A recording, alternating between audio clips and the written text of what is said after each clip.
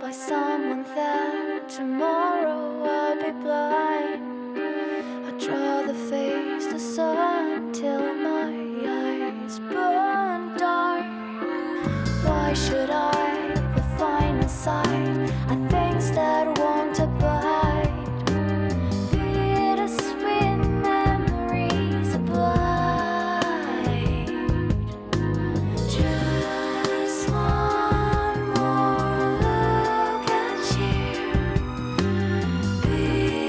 before I let go. I feel something dark's coming tonight. Spirits are out to claim back their life.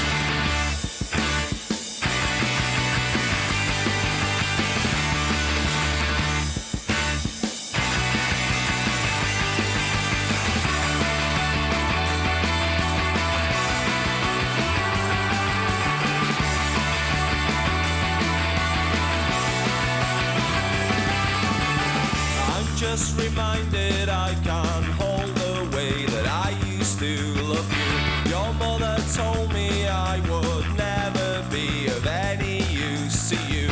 I just wish that you would pick up your telephone to me. I just wish that you would pick up your telephone to me.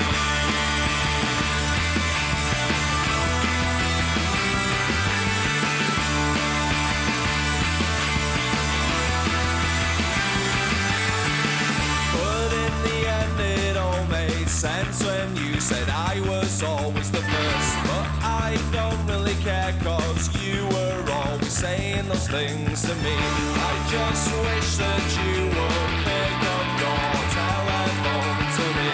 I just wish that you would pick up your telephone to me. Because she's gone.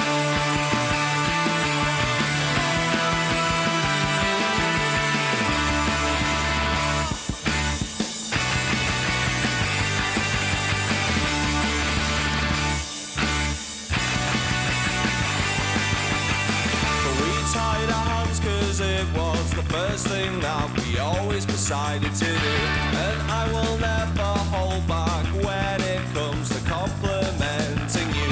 I just wish that you would pick up your telephone to me. I just wish that you would pick up your telephone to me.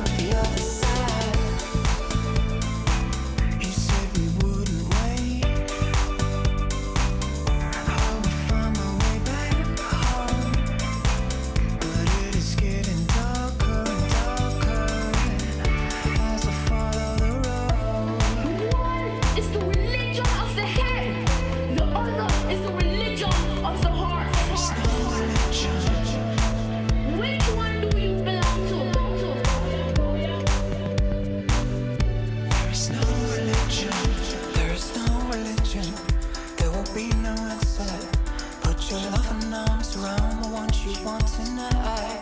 We could stay together if we just come closer. I will be your window out through the other side.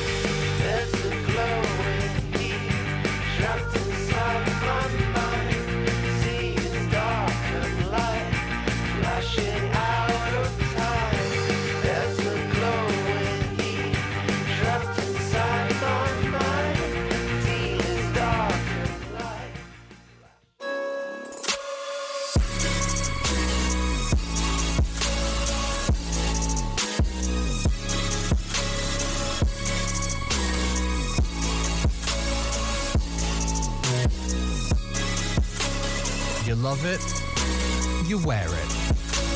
What's your style? Get your merch at shop.eslgaming.com.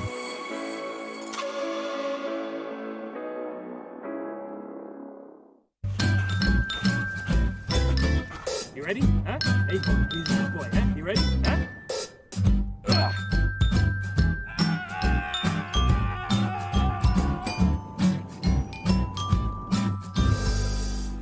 Start your esports career now at play.eslgaming.com. My name is Jordan Gilbert, aka Nothing. Hi, my name is Sue Lee. My handle is Smix. I think it's important for these initiatives to happen. Empathy really, really goes a long way, and it always means so much to us, and I think that's where initiatives like this really help. I encourage everyone in the community, anytime they see bullying, anytime they see someone getting called names, I encourage you to step up and say something. Good luck, have fun. Good luck, have fun.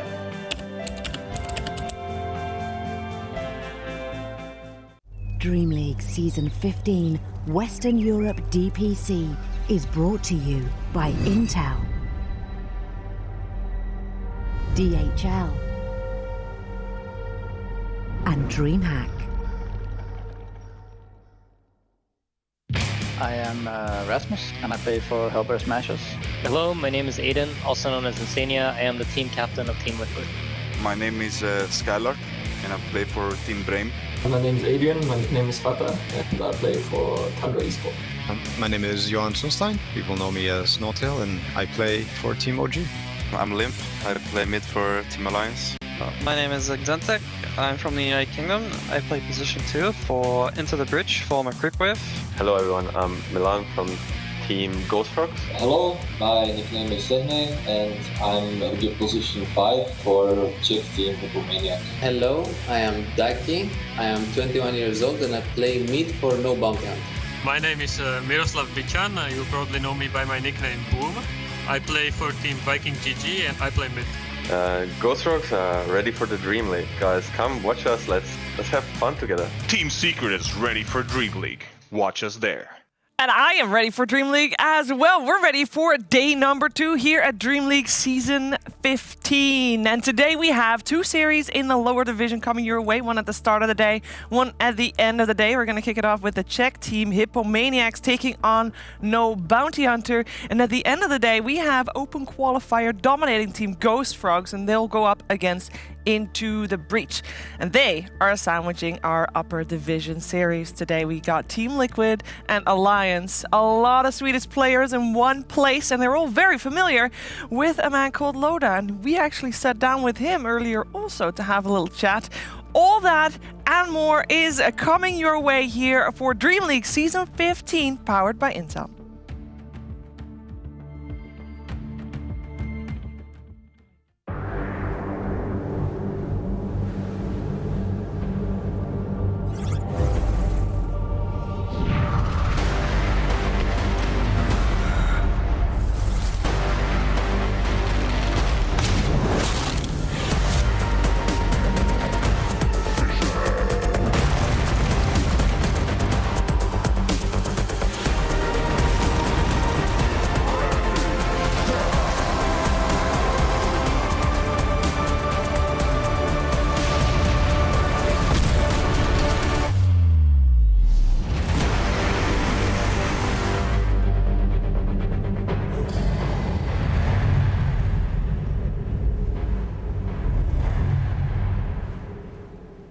I hope you are just as excited as I am for all the games today, or even if it's just a fraction, that means that you're still pretty excited for the games today. And I know 2 guys that will join me that are definitely very excited. It is Cup of Tea! What the? I tried. No, you tried. Can I? Sorry. Ah! Jesus, you broke my thing! No more. I can't talk now. No, you can. That's actually just your ear. You just can't hear us. I don't want to. And you can't hear our lovely audience. I got so Thank you, audience. Thank you, everybody. Awesome. It's always great to have you. I know all the cheers are for me and Cheever and not for Robson. So. Do you like it? Cup of tea, or is that not good? Because I'm butchering Cap's name most. I used to be called Cup of Tea like 6 years ago, but then a guy pronounced it as Capati, and I was like, Can't have that. I don't know what that is. Exactly. Yeah, I don't know what it is either. So I just didn't like it, and that's why I'm called not. You say that like it was super offensive. Yeah.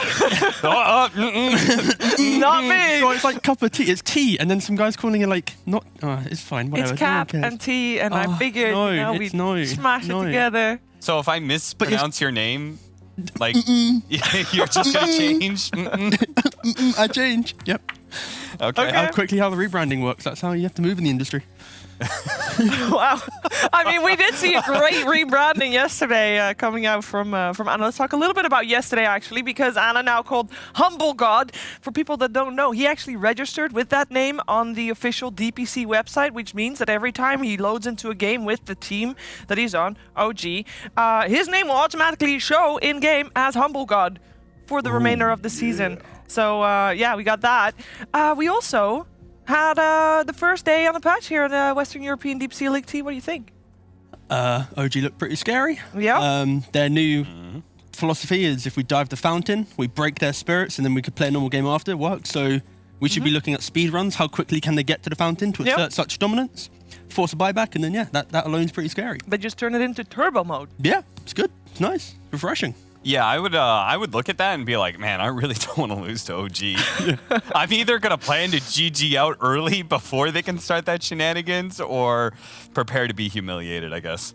Yeah, we I actually thought Brain was going to do one of two things.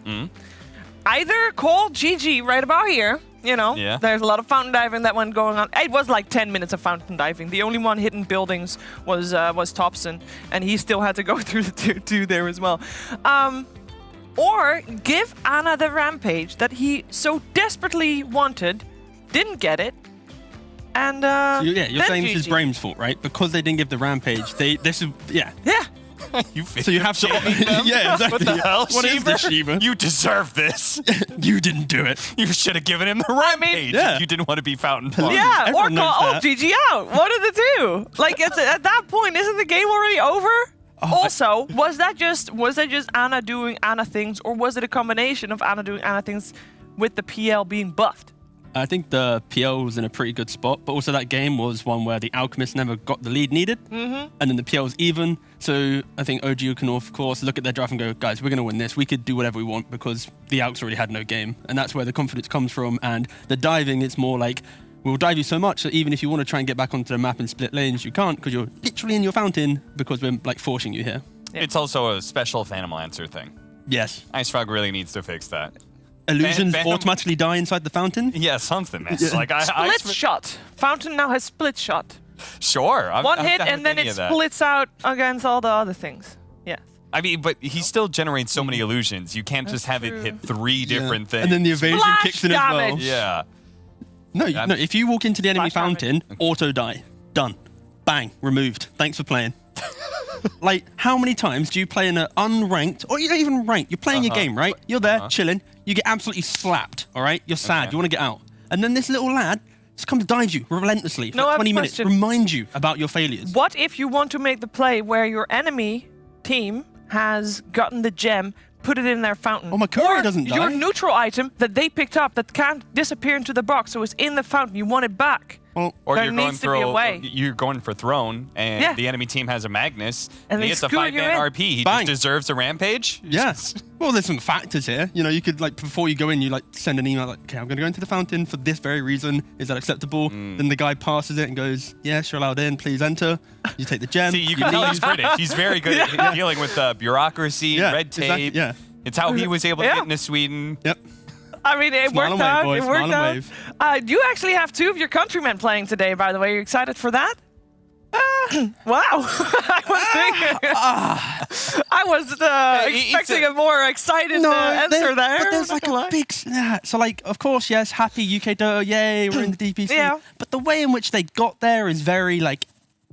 That's fair. That is fair. I think, you know, the fact that the captain leaves the team, plays in a qualifier, fails miserably, sorry, Chief, then goes back to a slot he already owns because his mate owned it. Like, that alone, this team is very, like, they have to prove themselves this season because if they come bottom 2, the rules that we have in place to allow this type of team to form, it is a big joke. Yes. But again, they are 2 UK lads in the team. Happy to see UK Dota in the team. Woo, let's go. But yeah, just not the real UK team he was dreaming of, though. No. We watched the lower division qualifiers together. Yeah. And there was an all UK. Was it all 5? It was 3 and 2. So it was 3 and 2. 3 UK, but all like, yeah. So it was primarily UK. Exactly. Team. 3 of the top UK players in it, supported by a UK organisation that obviously then left when they failed. But this new stack, which has had like the tainted entry into DPC, is now also picked up by the same organisation, and they're getting supported. So I am happy to see UK Dota pushing in the right way. But again, it's just like you did get here a bit of a way. But yeah. The rules are rules. They used them well. And speaking of nationalities in the tournament, we have, of course, upper division, lower division, 80 players total. 32 countries total. You want to take a little bit of a guess which couple of countries are in the top 5? Like a couple of them, perhaps? All I know is there's a guy from Mongolia. There is a guy from Mongolia, our first one. Yeah? There we go. Cool. It's definitely not the United Kingdom. Definitely not. Definitely not. Or America. Not. There's only one American, it's Snaking. Yeah, well, it's not in the top 5. I'm going to say Czech Republic. Germany. There's one very obvious one, still, that you guys think at least... Swedish? Yeah, Sweden. That's the one that you should get. Yeah, but we're leaving that to last, I feel like there's...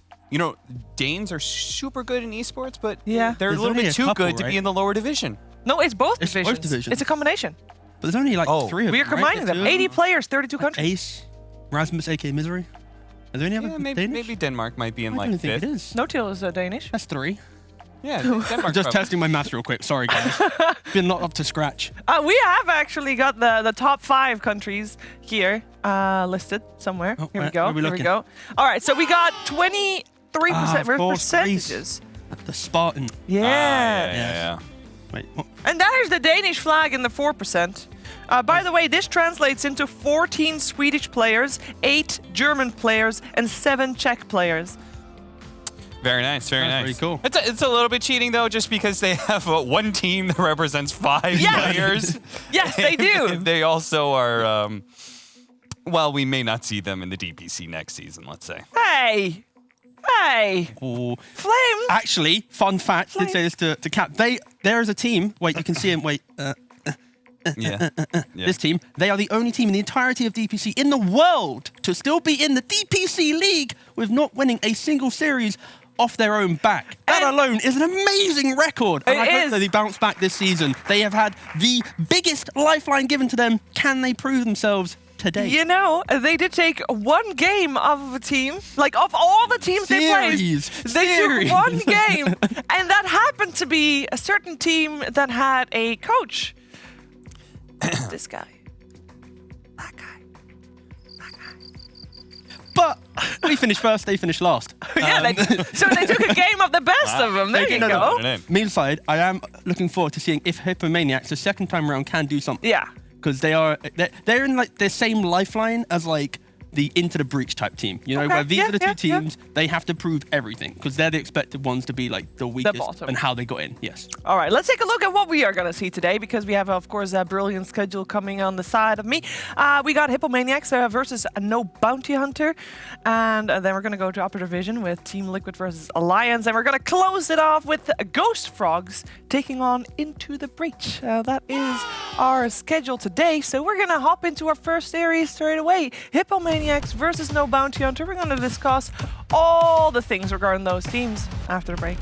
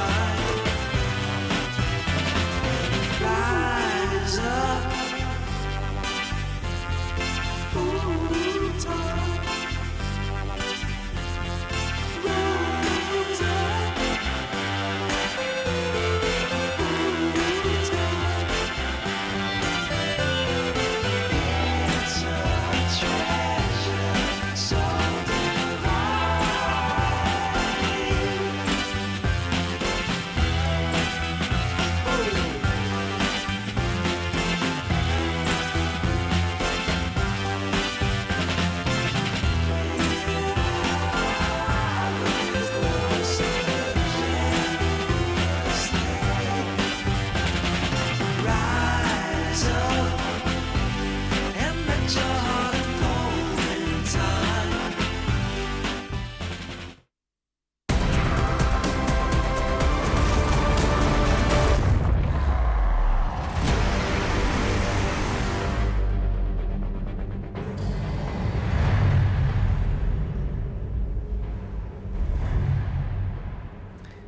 Our first series of today is in the lower division here for the Western European DPC League. You're watching DreamLeague Season 15, powered by Intel, and you are about to watch Hippomaniacs take on No Bounty Hunter in a best of 3. I'm here joined by T-Gov and Cap, otherwise known as Cap T. No? Still not? No. The more you say it, the more I like it. Because if he's got a good brand and I can still better that, then I'm going to do better. So the more he likes it, the more I dislike it. So now we are Kappa T. Oh. No. I like it. Oh, unfortunate. Oh. We got some time to work on that. It's all good. Let's take a quick look at the standings. I know there's only been one lower division series so far, but this will give you kind of an idea of what's happening, which teams are in there. And so far, we've only seen Level Up taking on Team Viking, and obviously Level Up did not level up, and Viking did do well. So we see those at the top and bottom. But High Coast and, Hippomaniacs and No Bounty Hunter, those are the two teams that we are going to watch. Let me just say, I feel like lower division is going to be super fun to watch this season because I think the field just got more competitive. With some of the switch rounds that happen, Into the Breach looks like a pretty solid team. We have, there's literally only Hippomaniacs that I feel like has a predestined slot in the bottom 2. Everybody else, I feel like, is super solid and could, the fact that, say, Team Bald, for example, is, somewhere lower on the list for me, that's filled with, really talented players. That goes to show, how competitive the field is. That is true. I do think you're selling Hippomaniacs a little short. Let me tell you something about Hippomaniacs. Yeah? People don't know. Please. This is a team that was made specifically to grow the Czech esports scene, and they did well, and then they got into DPC Season 1 lower division, and they were very happy about that. However, out of their 5 players, I believe 3 are going to school, and 2 work full-time, and a lot of the games were during the exams period, and they couldn't really commit, they didn't really practice, but this season, that all changes. So I actually think they have a better shot this time around. What's up, T? I don't want to be that guy, but they were invited to the first season. They didn't qualify. Well, they were very happy to be invited. Very happy about that. Because in European lower, we actually didn't have enough teams to invite, so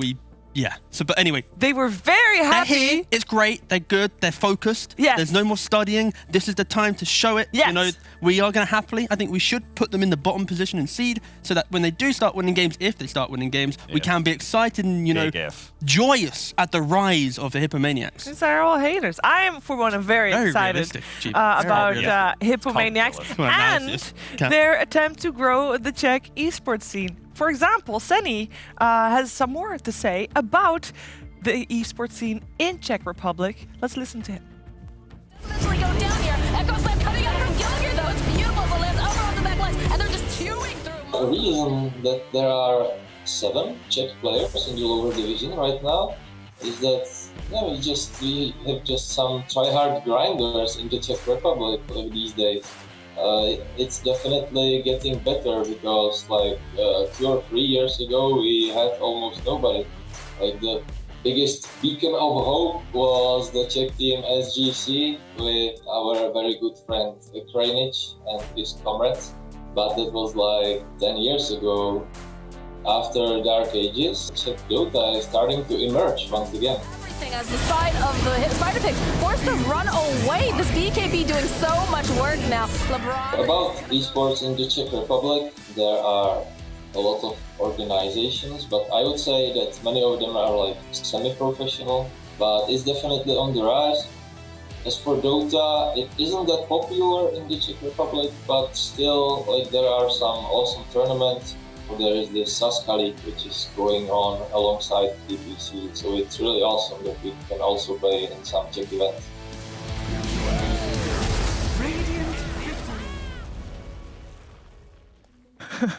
It will be very interesting to see how they do. this season around, after having definitely a tough season the first time around. They played against No Bounty Hunter, obviously, in Season 1. No Bounty Hunter was there as well, and they lost 0-2. However, No Bounty Hunter was a little bit of a different squad, or rather, they had a different player. We credited... Okay, so during Season 1, you guys remember we credited Desire a whole bunch, Cap. Yeah. He was before... amazing. Yes. Nothing short of it. I feel like this is one of the rare teams that got worse going into the second season. Not because I really doubt Hustler that much, just because there was such a stark difference between when Desire was there and when he wasn't.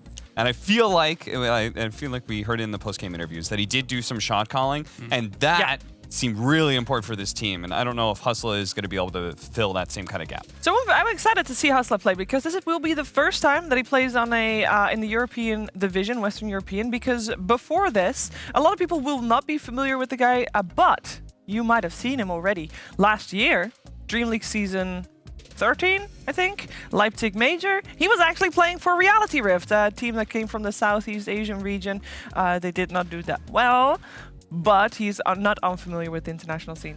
No, yeah, I think for No Bounty Hunter, they need a player that can turn up to everything. Yeah. If they're scrimming, if they're playing officials, it doesn't matter. Like, sure, Desire had some flashy moments where he was able to pop off on some Earth Spirit or do something, but when you can't turn up to everything, you can't really expect to be pushing higher. So I think for Hustler, of course, he has the competitive experience, because everyone they used during that season, they were just kind of like pub players. So the fact they're able to find a player who's had the experience before, that alone should be an upgrade. So even we're missing the flashiness of Desire, maybe the shot calling, the consistency and the experience from what Hustler brings in should come into play. He also played in the online tournament that you were casting. Yep. So, and like when I was looking at Twitch chat, there's a lot of people that support him as well. Like there's actually a lot of Hustler fans. So hopefully there's actually a big kind of community around him that also helps kind of No Bounty Hunter kind of improve as an image as a team as well, and kind of outside of the game. So yeah, it's interesting to see. A very small Southeast Asian tournament that they did lose.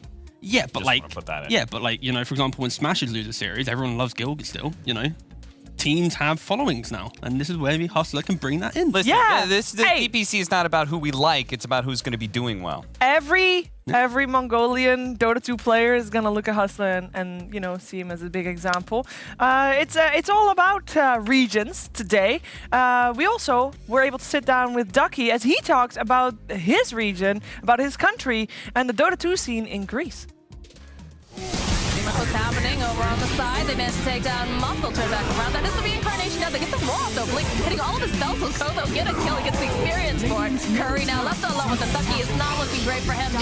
Ducky gets a triple kill. The reason that No Bounty Hunter is a good team is because we've started the first qualifier without any practice, and we're coming to the second qualifier with 2 months practice, and we have a sponsor as well, so I'm looking very forward into how we're going to do this season. Back around, they have dust for this TA. She's just going to get pushed back. She is being manhandled right now as Ducky just clicks away, and it's an ultra kill. I think Greece as a country is very behind with esports, but I'm very proud of my friends in Bream. Spartan, Focus, they made it into Tier 1. I'm very proud of them, so I'm glad that there are some Greek teams up there. I'm hoping that Greece one day becomes at least close in being as cool as Sweden, but I doubt that it's anytime soon. But I'm really hoping that Greece can reach any level close to Sweden or China or... To the soil. No Bounty Hunter is ready for DreamLeague. I hope to see you there. I hope to see you there too, which, if you can't hear me say that, you're obviously already here. Hard. But what we did also hear him say is that No Bounty Hunter has had 2 months of practice. And that is good news. Are you okay? Yeah. I don't know. No, I don't know. Robson, I was just a little I had to sad. turn some faces, because 2 months of practice, that's a lot of practice, Cap. Yeah? But practice can also be bad. No, what? I don't know. I'm just trying to pivot from that for meme reasons. All right, we're very close to starting our first series. Can I get a quick, insight on what you guys think is going to happen? Is Hippomania going to get destroyed by No Bounty Hunter? Oh, no. They're going to get smashed. Wow. 2-0. Easy for No Bounty Hunter. No Bounty Hunter are going to pick Grimstroke first pick, as they've done in 7 out of 9 of their recent games. Surely he's going to get banned. The only other game one of the games they didn't do that was because the enemy team took Grimstroke first, so they picked Oracle as a counter to Grimstroke. They think this hero is the shit. It is really the good. shit. But no, I think it's going to be like a 2-1 to No Bounty Hunter. Okay. Hippomaniacs are going to surprise us with one game, but then No Bounty is going to be like, no. We can pull out something better and be more consistent on the third game. On the third game. On the third game. All right, well, going the distance according to T, but let's, take one step at a time, one game at a time. And to get that one game, we need to take a quick break, but when we're back, it is drafting time for Hippomaniacs and No Bounty Hunter.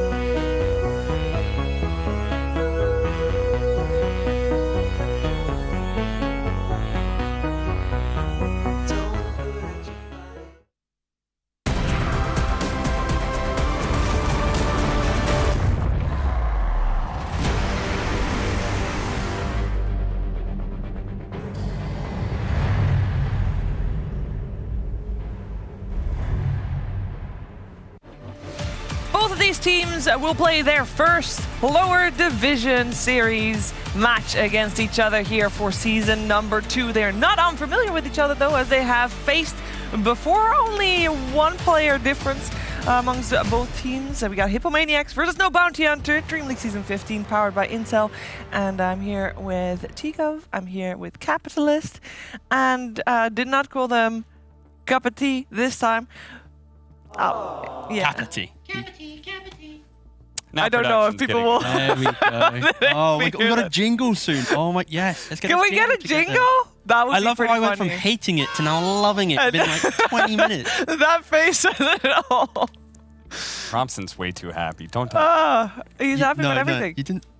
Okay, it's fine. We'll wait until after the panel and then we can talk about it. Okay, let's focus on the game at hand because you guys mentioned the Grimstroke as one of the highest contested heroes, or rather a hero that you think No Bounty Hunter is going to pick every single time. However, surely that's some research that is easy to be done by Hippomaniacs as well. And they're going to ban it out. We're moments away from the draft, by the way, don't worry. Or maybe they think they can counter it. Like Oracle, right? Yeah. Oracle is a really great answer to Grimstroke in many, many ways. I think the key thing here is in the patch we had drafting changes. Yep. But that was simply second pick now picking back to back. Yeah. Rather than it being like pick, react. And the fact we only have 2 bans, No Bounty Hunter, Season 1. What we remember? Earth Spirit, Desire, Puck on Ducky. All right? Yeah. Hustler, he's an Earth Spirit player. Therefore, kind of the core philosophies of No Bounty Hunter are always going to be around Earth Spirit, Puck, +1. So you have to pretty much decide, are you playing up against Grim, Puck, or Earth Spirit? And teams so far against No Bounty Hunter, as Caps mentioned already, they're giving away this Grimstroke. And I think that's the key thing we're going to be looking at. And Well, we have the draft in front of us. We have Grimstroke and Oracle banned out. It's still Puck and Earth Spirit banned against No Bounty Hunter by Hippomaniacs, though, which, just proves your point as well. Still, Ducky and Hustler respected in that one. First pick goes the way of Hippomaniacs, and they'll open up with an Abaddon.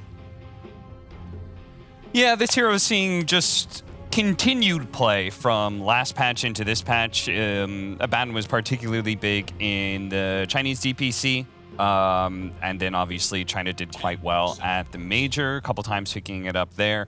And there's really not much that has changed about this hero. It's still really value for the lane. Its shard has gotten better. So I've seen more and more people pick that one up.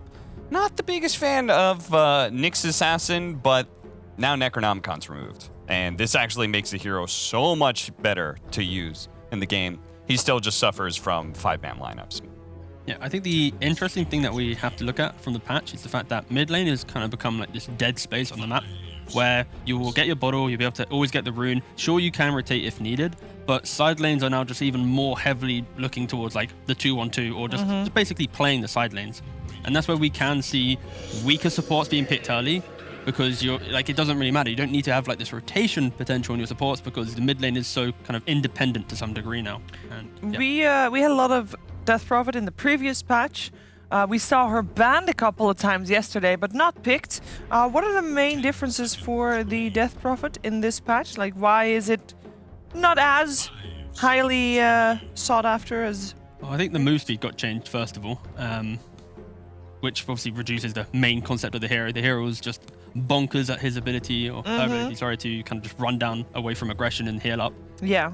15 movement speed nerf is pretty hefty, so that affects her as a 5 position, and then her damage is also worse. So like a lot of these weird heroes that you could play both mid or maybe potentially carry and as a support, the biggest reason they're able to make that flex is because of stats. If you are a statty boy or girl, you're able to kind of be a decent support because you just use those stats to affect people. And Necrophos has been seen more and more and more. This hero has been played mid by Hippomaniacs. I think they actually lost that game, but... Yeah, they played it twice. So on this patch, Hippomaniacs played 1 series, and it's been literally 2 Necro games. They won 1, lost 1. And Necro is one of the heroes that had all 4 spells tuned up, right?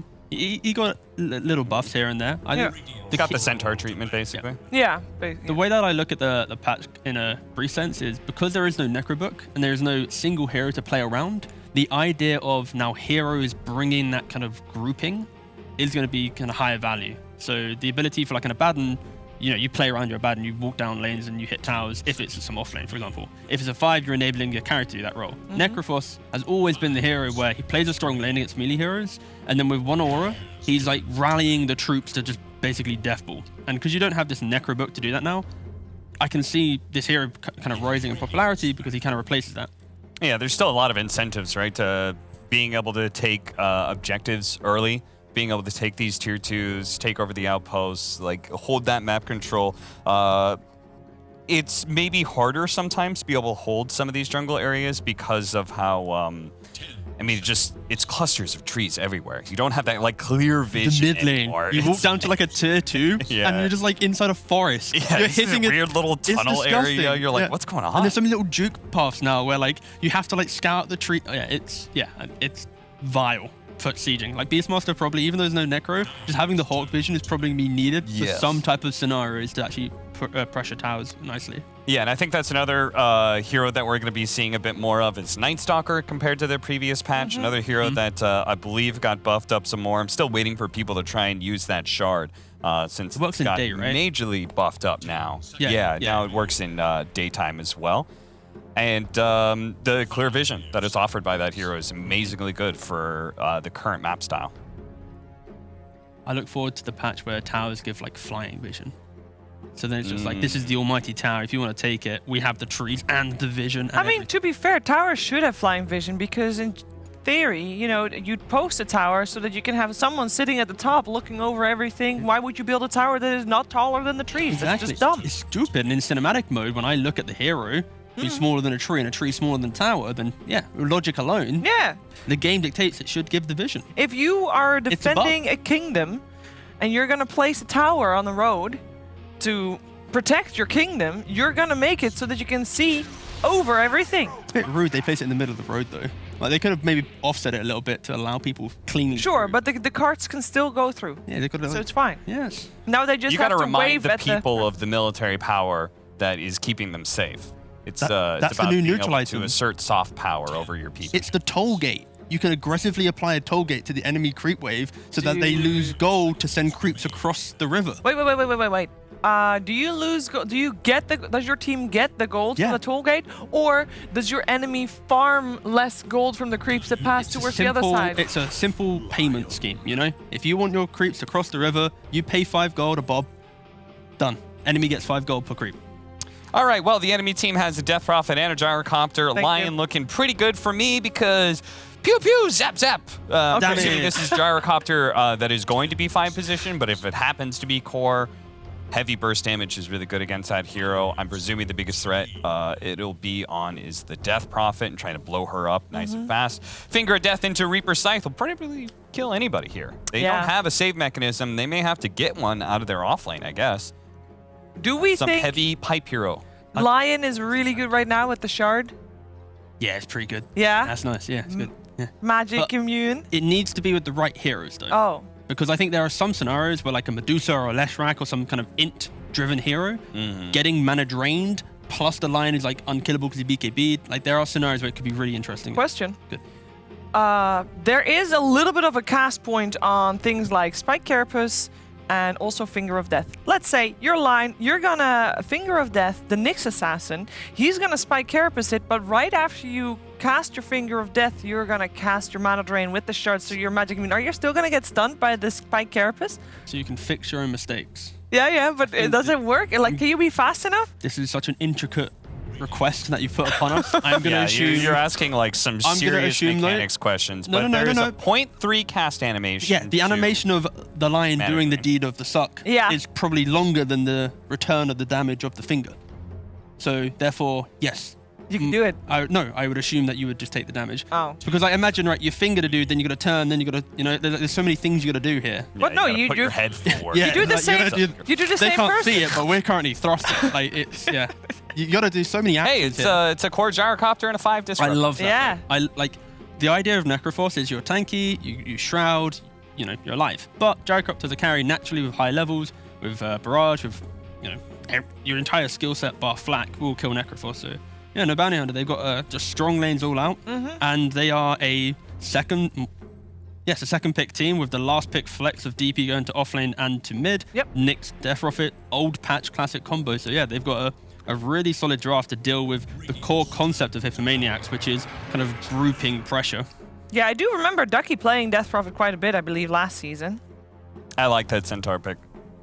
The Centaur, I've only played it once, but it felt very good. All the little buffs that it got, you could definitely feel that in lane. You max out the Retaliate in lane. You are beginning to be that old Centaur where he had the active Retaliate. You were kind of like just a lane dominator. It feels really good. You get a bunch of farm, and then it's nice disengage or a fast way to be able to get on top of some of these heroes like Death Prophet and Gyrocopter that are a little bit squishier. So this is I think quite nice. My fear is simply damage right now for Hypomaniacs. You know, you exist, both your cores are like existing cores, right? They can blow up if there's finger available, but like there's not this way in which they take constant skirmishes and fights within the jungle. If they move towards like a tower together by pushing the lane out and reacting to a fight, they'll be great. But if they're proactively looking to kill someone, it's quite clunky before they have like a blink on center or something. So But they can fix it with their I mean, I'm more 5-0. concerned about their initiation than their damage. Yeah. You know, like Double Edge is a hefty amount of damage, but I'm just concerned that,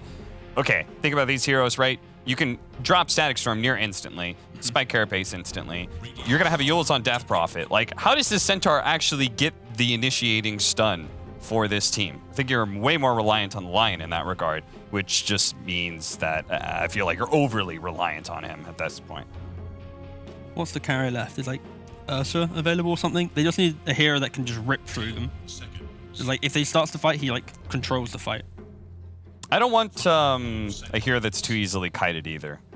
Just because the movement speed of Gyrocopter and Death Prophet, that's the advantage that they both have. Oh yeah, and Abyssal Blade is Abyssal Blade is nerfed, so kind of bad now. Ursa would have been good previous patch. Yeah, I'm not that's sure true. if he's good enough anymore. But you can clearly see from No Bounty Hunters bans, they're like, well, yeah, you're not going to get any of the top tier carries. Yeah, the super mobile heroes, Phantom Lancer and Morphling. But this is the exact same draft that Hypomaniacs had in the series they played in an online tournament. The only difference is they're not going to get the PA to round out their draft. So this is clearly a strategy that they like playing before, the idea of that kind of play strong lanes, because, you know, Lion Centaur, it's a potent lane. It's a very classic lane. Of course, the Chinese region popularized this many years ago. And yeah. So what is Curry going to play? The Wraith King. I'm never always the biggest fan of Wraith King and the Death Prophet. I feel like you get kited and that first slide quickly becomes a second death with Exorcism just always there. But yeah, and for Hypomaniacs, they're banning out mid lanes because they're scared of a hero being able to match up against this mid Necroforce, but then also apply more kind of map pressure. Because no one on Hypomaniacs rotates right now. They all play their lanes, they exist. Maybe Lion can pivot into mid with a quick Earth Spike into a Necro kill, but there's no one who's like setting a high pace to the game until they hit 15-minute timing where they can group up and really play some Dota. And for the Bounty Hunter, I'd love to see Death Prophet offlane, pick up an active style of mid, apply some annoying pressure, and just get on top of them. So what's left in that regard? Quap? Like, yeah, I was gonna say Quap is Quap, I think. Tiny. Storm's available. Tiny. I don't want too many tanky boys, yeah. Hey, Void Spirit's still available as well. Again, but they go for Invoker. Okay. Yeah, I like Invoker. Some nice little Quaswack situation. Get rid of some mana, anti-aggression. It's another hero that's annoying for Baden to deal with, right? He wants to be able to like be slightly behind whatever hero is being gone on, be able to provide them the Aphotic Shield. Static Storm is really annoying for you in that regard, and now Invoker, when he tornadoes through and he hits the EMP, it feels really bad playing that 5 at Baden. I believe we might have had a little bit of a change in Hypomaniacs where Curry and Mambo switch roles because it is Wraith King for Mambos. Was there a scenario last season where they swapped based on like a hero? I don't think so. Can't remember. But yeah, either way, sure. They've had several months to prepare for this. So if they're going to swap with their players from role to role, why not? If they think it's better, then I'm all for it. Yeah. It smells desperate to me. Weakness. It's game 1.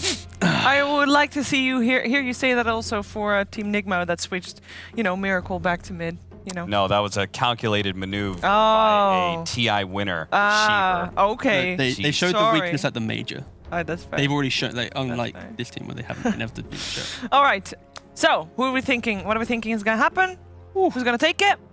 I like No Bounty Hunter. They have the answers to the early grouping that you want to see from Hypomaniacs, and I don't see them kind of scaling to a happy point. Okay. I also like No Bounty Hunter. Oh, the Capity on it together. That's the start of the jingle, by the way. Yeah.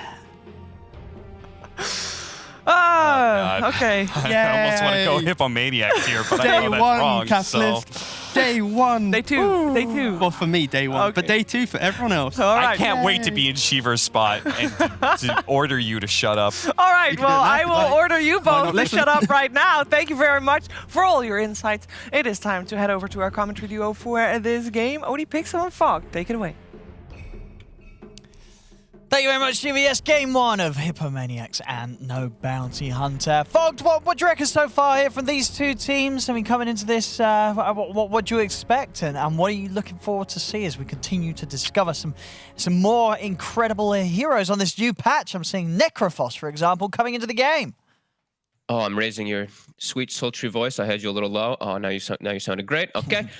Yeah, they've also picked it into Nyx Assassin. Yeah. Right? Just they right must think off it's the that bat. good. Not only just into Nyx, but also to Death Prophet. Two heroes that can traditionally be pretty good versus it. And because also the Death Prophet, sure, you have like the Abaddon who can shield off stuff like your silence and even some of the annoying stuff from the Nyx, but the silence from Death Prophet usually blankets the area of where the Abaddon can actually come in to protect the Necro. So I'm really liking this No Bounty Hunter draft. I think it's got everything you need, and I think this last pick, honestly, this Invoker, it broke the game for me. I look at this Hippomaniacs draft, and an EMP coming through just devastates every single one of these heroes. Oh yeah, it's. I mean, maybe the Lion can work some magic, you know, draining mana, giving it to his teammates, you know. Gotta get level 20 for that one. Yeah, if they get there, but it could be rough, as you said. But we'll see, you know, Hippomaniacs we'll see. Must have an idea, you know, feeling that the Necrophos, you know, obviously as a hero conceptually with the buffs, it is very strong, but they obviously saying, you know, we think it's strong enough that we don't care about these hard counters. So we'll see what they're able to do with it. As the panel says, you know, there's a bit of a change up. You know, Curry's going to be taking it to the mid. Yeah, I saw that. As I believe, because especially with the Wraith King last season, Curry Wraith King was pretty much what they were going for every single time. But bit of a role swap. We'll see how it works out for Hippomaniacs. Yeah, that is definitely a curious one. Maybe, like we said, like I know T was saying it at the end, perhaps there's just a hero-specific one where it's Curry just loves to play Necrophos. Maybe he's the only one who played it so far, and they've really wanted to play it this draft. So sure. Perhaps, maybe. It could be to the point that maybe they felt towards the end of the draft, they're like, well, actually, we can't have Curry play this Necrophos as position one because it's too tough. You know what I mean? They sort of demoted it to the mid, which is obviously still a very high priority role, and got a different carry because they felt that it would have been a very hard game to have the Necro in that position. Yeah, there's just, I mean, every single hero has an overwhelming amount of magic damage, right? Your Ghost Shroud is not going to be a viable save for you at pretty much any instance in the game. So I think maybe that is one of the reasons. I'm mostly just going to be staring at mid matchup. I've just been wondering how Necrophos is going to do at laning versus most heroes since you got those projectile buffs. Sure, your abilities aren't really going to make that big of a difference, but it's all just about those projectiles that got increased. I know everyone's sort of no bounty hunter. I mean, any sort of particular heroes that have some changes that you think we're going to see the effects of this game? I mean, we're getting the Disruptor back in action. I mean, this hero already very good, but some pretty significant number buffs, right? The Glimpse cooldown going down a lot as... Or is he all right? He's all right. He almost died. I mean, that's a little spooky. I mean, top lane is what Tipek also getting a bit of a beating here from Flash and Khan. Must be able to come in and hold the two of them with the stun. And also on the Disruptor, the new talent, right? 275 Glimpse survival damage. It's going to be pretty big against the Blink heroes. Yeah, no, I've been waiting to see people get this talent. The thing is, though, you do sacrifice 2 seconds on Static Storm. You know, it's a pretty crazy strong talent that you are trading up for it. So I mean, we'll see when we get to those points. But Disruptor is an interesting one. I'm curious just to see, honestly, Invoker. It's like one of my favorite heroes for a very long time. And he's gotten this weird change where his abilities are kind of nerfed, but he gets stats at the least now. So maybe it makes up for some of his lack of actual like damage dealing and stuff like that inside of the middle of the game. But I will see. I'm not too sure how I feel about this because I see a lot of players were complaining about it because you're nerfed. You are strictly nerfed as an Invoker in a way besides those stats. I mean, we're seeing the pros picking it. You know, we've had Stormer picking it the other day. Daki here, he wants to play it, so definitely still feeling it is strong enough and it has its strengths here. We'll see. I mean, I know you were saying the other day you're not too fussed about the shard, right? You think it's air. It looks great. And we did see Stormer pick it up. He picked it up in his game, but the triple meteors. I mean, it looked good, but it didn't. It looked good, but it didn't look good. You know what I mean? It looks good, but it doesn't look good. Yeah, so it's like they're all over the place. People it's were like first using it. Everyone's just whiffing the Cataclysm, whiffing these meteor. I mean, that one's he's crosswhack, so we don't have to worry about that anyway. He won't go down that. Not yet. Down that route. Well, you know, mate. And we are seeing game. Yeah, maybe. We are seeing Hippomaniacs right now. Like, you know, their lane setups, that's the one thing. Like, maybe their heroes overall, what they're up against, might be a little bit difficult as we get there. Their lanes are strong, though. Centaur versus Gyro has been like a tried and tested classic. You have this amazing animation, amazing base damage. You're able to just get the last. It's great up here, Tipek. We see how well he's doing. And same thing for down bottom. Maybe a little bit of a tougher lane because it's first Death Prophet, but there's been nerfs. And Nyx Assassin doesn't really apply much pressure to that Wraith King. But they do have level 3 now, so Mambos, that level 2 Siphon is starting to hurt. Ah, they've got the shield. That will be enough. Senny able to keep him safe. Oh, Senny actually went for the passive too. I think most of the times I'm just seeing the heal strictly done for these 5 position Abaddons, but maybe felt like he'd get some trading with the Nyx Assassin at some point. Yeah, and I guess, you know, laning against a hero like a DP that wants to stay on top of whoever they're going on with the Siphons, you're going to get the chance to get the hits into him.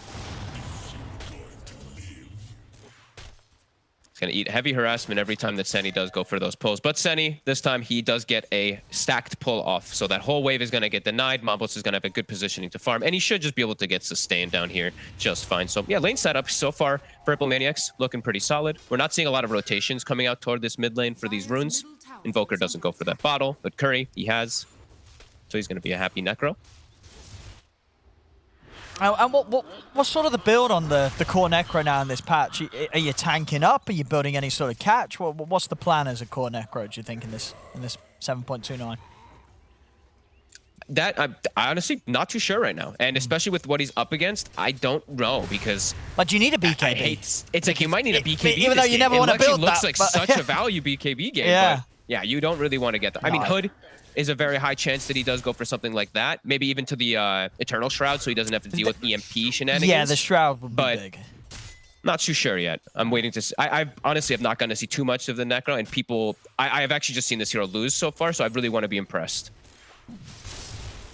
Well, of course, you know. And he's in a hard matchup, so we'll see how that's gonna go. So far, the CS is good. I mean, well, maybe not if you believe in bad luck if you check out the CS right now. We'll see. No, excited to see what's... Pumped it up. There we go. It's gone. that dangerous number. And we're seeing top continue to be a big struggle for Khan.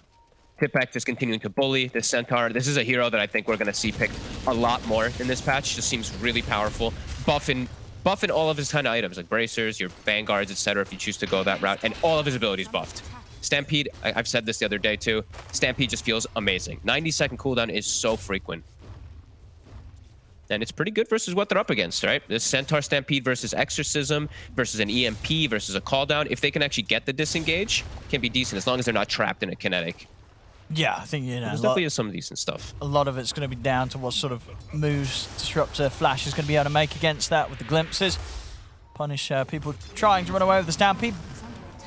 Bottom lane, trying to go in onto Blink. But with the 2 Siphons out, nowhere near enough damage to threaten this Death Prophet as Blink's going to continue to feel pretty safe down here on the bottom. Doing what he wants. Top lane Tipek. Should be fine here with the Ring of Health. Tanky. Fairy Fire, Bracer. Yeah, he's a tough target to go on. And now Muff's looking for the turnaround. Got the setup onto Flash. They'll be able to step in and get this one as Tipek goes in, commits his life for the kill. It is a first blood, so he'll get it. And he feeds his life away to Khan at the same time in the mid. In fact, Khan ends up getting both of them top. As no bounty hunter, they get the 2 kills top, and they also are able to get in onto Curry in the mid lane. So first blood for Hippomaniacs, but 3 kills straight away in return for no bounty hunter. I feel like he could have just right-clicked, right? I think he double-edged and he killed himself. He actually put himself at such a low margin, so it ends up being very beneficial for no bounty. And even Itaki gets set up. He has an earn charge now, and even starting to make rotations. So bottom, we see the Invoker TPing. And as we've said, this is an excellent Quaswex game. He's playing versus, like, actually some of the best heroes that you can EMP burn out. Wraith King, Abaddon, Centaur. Like, these heroes just... all these like strength melee heroes just really suffer versus these EMPs early on. So Mambos is going to connect. He's got stick charges. They've got the lead in. See if he's able to survive here. They're under the tower. They've got him. As he'll go down. See if they can find anything more here as Hustler and Daki are trying to get in to help Blink. Blink silence for now. Senny continues to stay on top of the Death Prophet. Will manage to bring Blink down. But Muff goes out, and Hustler and Daki, they've got the cleanup. As the Aphotic Shield will buy some time for Seni. Hustler will fall. Daki trying to find Seni, but Seni's into the trees with the Jukes. Daki, has he got anything else to throw out? He has the Tornado. Another Juke for Seni. He's off to the side, and Daki, he's not quite sure where he went. As Seni's able to hide in the trees, he's going to live, and Daki's now got to back out. They've got the scythe. Another stun. Daki, they've got the damage. As those Jukes from Seni causing a lot of issues, as nearly looked to be a pretty clean dive for No Bounty Hunter, but the slippery Abaddon allows Hippomaniacs to turn that one around. That was beautiful by Seni. Just little Jukes around. Now he's up to level. He's almost level 6 on this Abaddon. He's got boots. Like you're richer than most Abaddons are in later stages of the game. We've seen some very poor Abaddons when they do end up 5. This is the dream. And also Tipek. He looks like he's going down. He looks like he's in trouble here. As he can run, but he can't hide here. Another kill for Khan. So after a laning stage in which the Gyro was struggling in CS, of course, against the Centaur, now pretty much 3 kills back to back that have been handed to him. So Khan's going to be very, very happy up here. Over towards the mid. Hustler looking to make the move here with the level 6. He's in and he's there with a follow-up to Daki's initiation, as they will have no trouble, of course, blowing up Curry. And that will continue. God. Good call, actually, too. Hustler's almost level 7 on the Nyx, and he's going for the max mana burn build. So these heroes, as we said, that really suffer versus the Invoker, it's very similar versus Nyx. And that's why I was very surprised that they did pick the Necro into this, because now it feels even better that he can go for this type of build rather than prioritizing any Spike Carapace. He's just going to be all aggression. Yeah. It's mid. Seni. Yeah, Seni should be fine. And in terms of the item build as well, you're a fan of this, or the Brown Boots Falcon Blade on the Nyx Assassin. He got it so early, why not? Yeah. Like that item is just super valuable if you're ever able to get on these 4 positions that need mana. Now they're going to get the bottom tower, so they're going to be able to make a lot of moves on the map. Now Blink as well as Hustler can just constantly be aggressive and play around Gyro as Muff. It's going to be another one here that they're able to get involved in, get Khan over for. So Hippomaniacs, they will try and run down mid, get this tower whilst the attention have been drawn elsewhere, but TPs are coming in from No Bounty Hunter. They're ready to try and hold this. Already on the side, Daki trying to control Curry.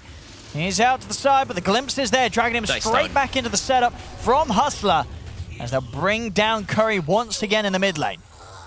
Dude, wow, No Bounty's moving very quick in the map, too. Like, look at these TPs. Both bottom laners just instantly TP mid when they see an opportunity. Looking like they're probably going to actually just pressure the tower here with this catapult wave, too. And at the same time, Khan is now farming some stacks that he had set up. Some really solid stuff from No Bounty Hunter early on here. 9 kills to 4.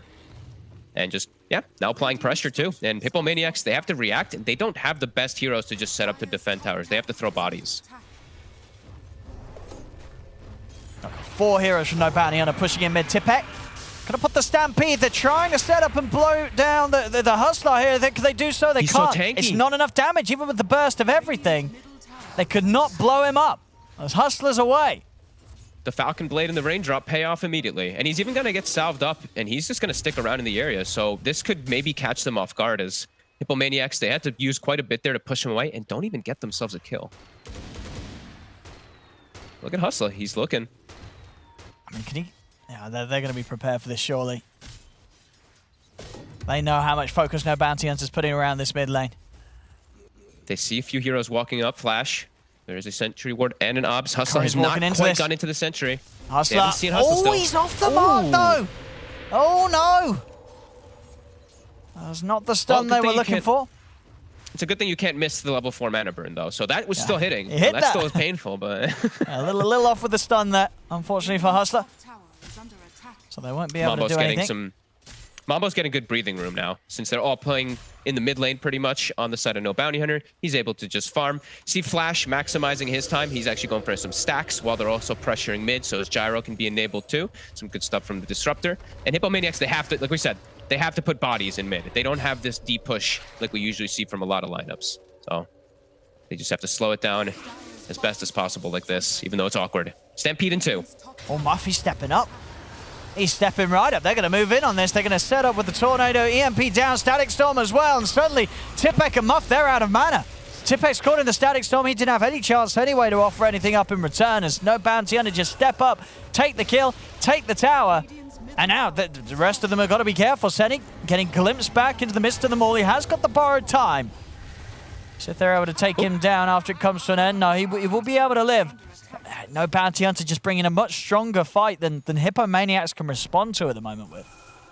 And we're really seeing the, what we were mentioning in the early on of how strong No Bounties draft is versus Hippomaniacs. These blankets of silence, Death Prophet silence, Static Storm.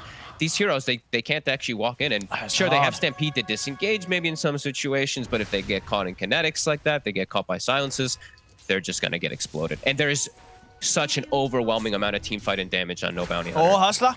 Hustler. He gets a little greedy here coming in. This time they're prepared with the sentry. He's probably like, there's 4 there? Why? So I'll give some information. We see Khan, as I was mentioning before, the Disruptor was stacking Ancients as well as Hard Camp. I feel like a lot of these camps actually now, they benefit Gyro a lot with Flak. I was looking at the Dire Triangle as well around the outpost. You can Flak all 3 of them just like with almost no vision. It feels pretty decent for the hero now, so I'm wondering how much Rise we're going to see in Gyro carries. Just because your farming patterns just feel easier even now. Oh yeah, Gyro is definitely on the up. Yeah, the little changes, I mean, the extra on Flak, I think it's absolutely enough to... I mean, teams were already trying to make this hero work. Now it's definitely in the spot where this hero works for sure. And I think definitely with the way that Dota seems to be being played already in this patch, heroes like Gyro are just fit the bill perfectly. Yeah. I mean, me and Brian were actually joking around like when we were on our way over here. We were just looking at the cooldowns of Flak. Remember 7.25 where it was a 40-second cooldown? Yeah. Now it's 18 seconds. Like they've made some leaps and bounds of progress for Gyro. Well, it's sort of been up and down because it used to be a pretty ridiculous ability, right? And then it did get heavily nerfed.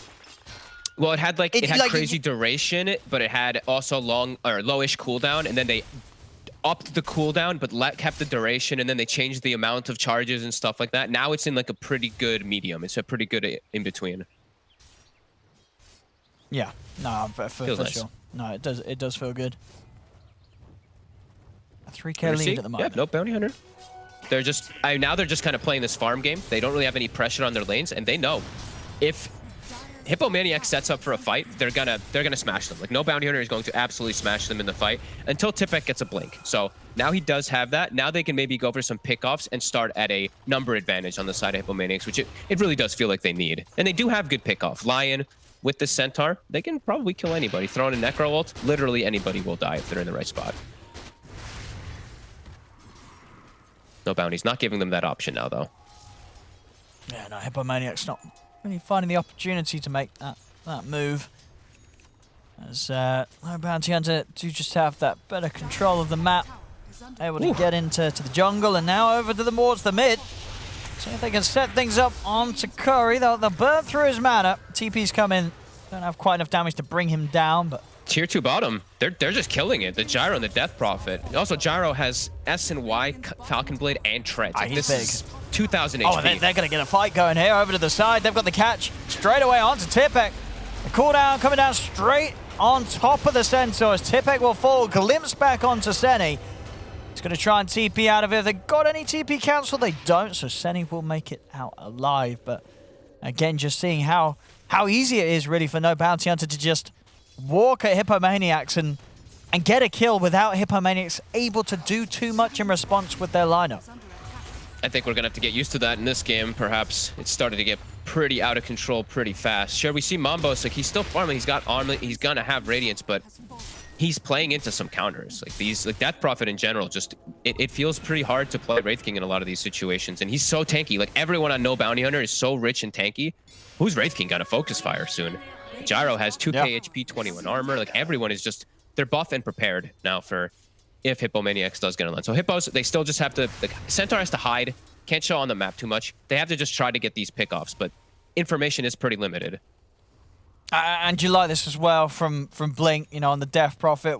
This is one of the heroes where you will see that the Medallion Solar Crest get bumped up in priority for potential items on this hero. Yeah, I think every team should have a just very early Solar Crest buy. It's so cheap, build-up's amazing. Either if your 4 can't build it, your offlane builds it, 100%. If your offlane can't build it, your 5 builds it. Like, somebody has to pick up this item now in the game. It fits everything for Death Prophet, like armor, mana, etc. It's great. And look at this. They just set up the three heroes around the mid lane, make sure that there's no push going to be coming in. Nobody's going to really get caught alone by any means either. They're all playing like buddy system, I like to call it, just in case those blinks do come out. Oh, here we go. And they're finishing up BKBs. We get the jump onto Flash. Oh, Flash is going to be fine. So they're all here, though. And they're going to turn, and Tipek, he's going to die. Oh, boy. It's tough. It's getting tough here for Hippomaniacs. Invoker has BKB now. And Gyrocopter's getting close to his. This is accelerating too fast for Hippomaniacs to do anything. And 2 times now. Centaur got Blink Dagger. He's died twice immediately after showing it. So they're not able to even get the pickoffs that they wanted to get going with the Blink. And now they have to go for a head-on fight into a incredible team fight lineup. I mean, can they try and steal this? Roche said he's going to try. He's running in, but he's going to get glimpsed out. Roshan and the Aegis taken by no Bounty Hunter. As Hippomaniacs, they're still looking like they want to try and get something going here. But into an Aegis, definitely very risky. So again, still at this point where Manboss has not quite got the money for his relic. This is looking rough. I'm not sure who they can actually burst now, because it seems like every time so far, no Bounty Hunter is just, they're prepared. They're playing as a unit. They're never... Now, I mean, they've identified the fact that the Centaur got the blink after those 2 kills they got on him, so they're not giving the opportunities now for any pickoffs either. And I mean, they're just so huge. Like Invoker, BKB, he doesn't even have to worry now. Hippomaniacs, they're smoking though. They have to try to get some type of kill, something back on their side with this blink. Maybe they can get the jump on Dak. Maybe. This could be a big one. See if he's prepared for this. Where's the jump? It's all up to Tipek. They're stampeding in. Daki gonna get the invis off. They have the dust, but he's able to get the chance to put the BKB. He's going out with the TP. He's away. Maybe that's the buff that Necro needs again. Be able to Reaper to the BKB, because you just can't. So he just is able to, yeah, and that's a 5-man gank, 5-man rotation from the last minute that they were making the moves, while no Bounty Hunter continues to farm. And look, I mean, all 3 quarters, right? Triple BKB now online for no Bounty Hunter. How the hell do you fight into this for Hippomaniacs? Yeah, especially when your lineup is so reliant on blowing someone up. I mean, they've got to get that initiation. You know, obviously they're trying with Tipek on the front, but that hoof stomp's not going to be instant. Muff's got to somehow get in position to get the Hex off. He needs that blink. He's still 600 or so gold away from it. They've got to have some way of jumping before those BKBs are off. Dude, the thing is, too, is like, do they even have the damage? They'll maybe have the damage to kill the 1 target, but can they ever kill another one after that in the fight? It's going to have to be some perfect situation for them, because I feel like, yeah, no Bounty Hunter, they might lose 1 person, but then they're going to kill all 5 of Hippomaniacs with the rest of their lineup. Yeah, and you're right saying, you know, will they even lose that 1 person? Because they are tanky. Exactly. They are tanky on no Bounty Hunter. And they built careful. Like we said, they built like their 1 first item build-up, maybe a 2nd one because it's like the Gyrocopter had such a good game, and then straight into BKB. They know it. They're identifying exactly what they need to do, and that makes, honestly, that even makes the Wraith King a lot less impactful. Like your Radiance, you get it online, and then all 3 cores just turn golden and don't care about the Radiance damage or anything. Radiant's top tower is under attack. Map quickly closing in onto Hippomaniacs. Tipek shows his face top, and Exorcism's online.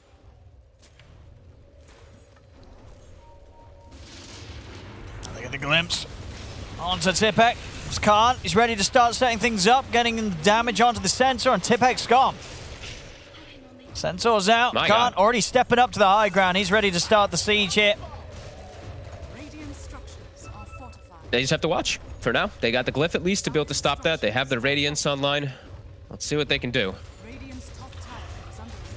It's not going to be easy. No Bounty Hunter fully geared up to step up for this objective. And Manboss has to be careful. Like he can actually just get chain stunned without him getting a stick off, and then he's just dead with no reincarnate because of the amount of mana burn that there is on the side of the Nyx as well in the Invoker. They're going to play it safe. You know, they know there's no need to take any risks here. No Bounty Hunter with the position that they're in. Still got tier 2 to take in the mid lane. And just a minute left on the Aegis. We will have a smoke from Hippomaniacs. I mean, as we've seen, high ground defense is not something that they truly excel at. If they're going to make things work, they've got to find some of these heroes split off and alone and try and burst them. Khan's just gonna run in. He has Aegis. He's like, all right, Go on me. There's still 50 seconds of it left. So not really here they can jump. Stampede's going to come out. Muff comes in from the side. They get the stuns out. Nice impale as well. As long with the finger, they're able to take down the Invoker. They turn towards Blink. They're able to bring down the Death Prophet as well. Hippomaniacs somehow managed to find the play that holds them in the game. Great chain stuns from the Lion and the Centaur. They actually perfectly synergized that one. But now... So Tipek come in with another jump. He's able to burst down Hustler. A second buyback coming out from No Bounty Hunter. As they really don't want to let Hippomaniacs get away with this fight. Khan's in trouble. He's getting low. They're able to bring him down. Khan's gone. He's dead for a minute. Okay. They're chasing on another stun. Tipek's able to get it on the turn. The flash is gone. Double kill for Manboss. Over towards Hustler. They're going to be able to find the Nyx as well. That's a dieback. As Hippomaniacs Tipek just bossed. Against the odds there in a game where it looked like it was slipping completely out of control. They make that move around mid. And the game's shaken up completely. That was, we would have to just look at this again. Look at Tipek. It was honestly perfect from him. Perfect from the Centaur. He finally gets it off. The 2 or 3 times he died before with the Blink Dagger without getting anything off, he makes up for it in one quick go. Gets like a 2 or 3 man stun, bypasses the gyro perfectly, gets the connection on 2. Muff gets a 2-man stun afterwards. They blow everything on it. And then he goes for the next kills, which is the big thing too. He's just looking for the further catch-up since now they're feeling like they're actually winning the fight. Beautiful stuff from Centaur.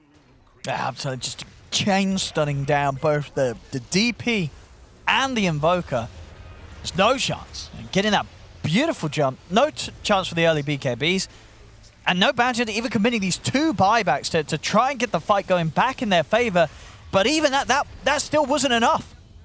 Nope. That was absolutely massive. And Tipek now he has a full solar crest too. I did not see that one coming. Some great plays coming out with the blink action that they all did go for, right? The triple blinks that they do have on the Hippomaniacs team. It paid off in that situation. Yeah. No bounty hunters maybe having to give a little more respect as Manboss is now top net worth somehow. Very impressive stuff. Again, considering that they're making that happen with a draft that, on paper, this is not an easy game for Hippomaniacs. No. And Manboss, BKB is going to be done. So the mana burns, all this control, he's going to be able to stick on. It's quite a bit easier. And the Gyrocopter, we were mentioning how tanky he is and how much magic damage and stuff like that he does. Sure, his physical is like decent, but it's going to negate a lot of the damage coming out.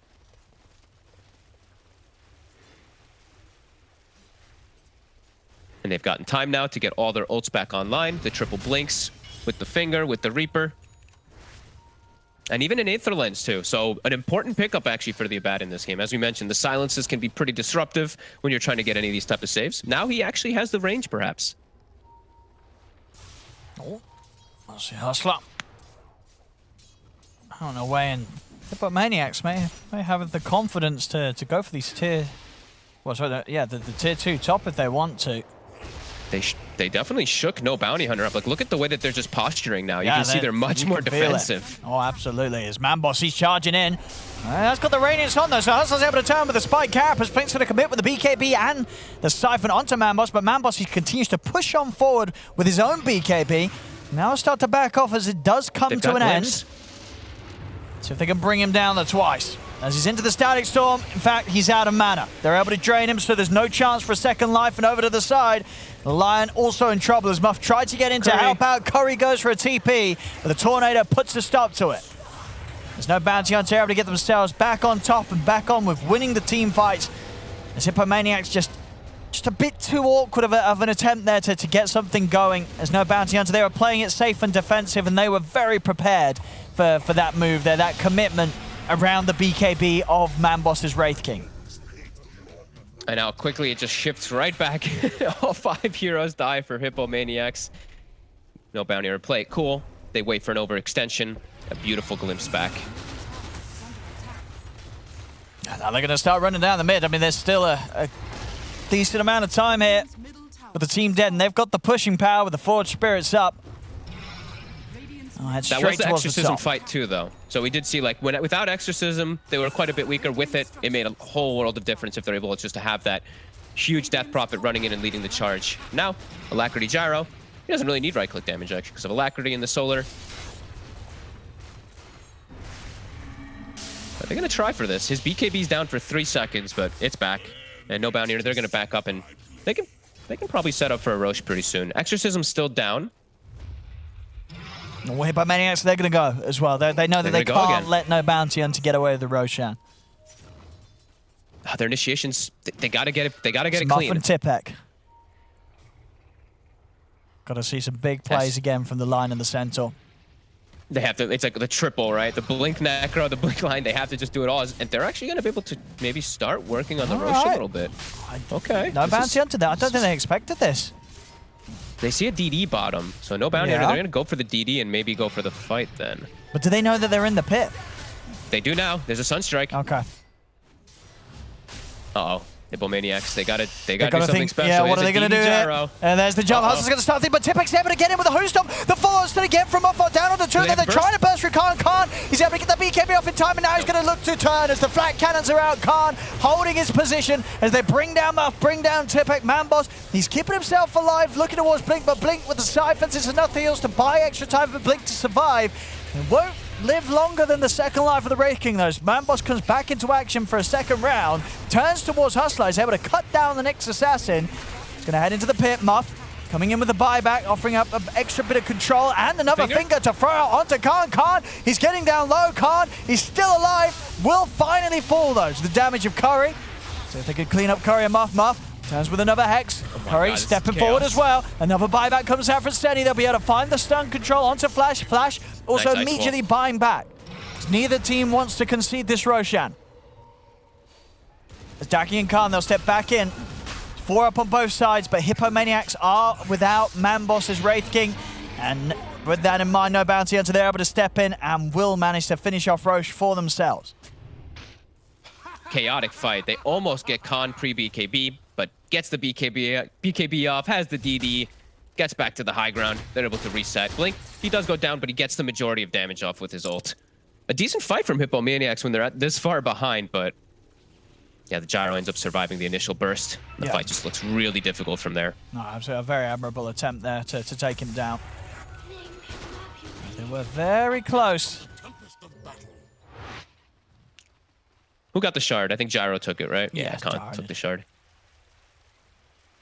What? He doesn't want to get buffed by his Thunderstrike? I mean, you could definitely... That got buffed as well, right? The Thunderstrike, I believe. It's a lot now. Yeah. 75 attack speed, 50% movement speed. I buffed a bit. And we'll see again this jump. As we said, you can't getting low. Close. And he's able to get that BKB off and, of course, just do so much damage with the DD. Those flak hits certainly hurt. Still a strong effort from Hippomaniacs. Yeah.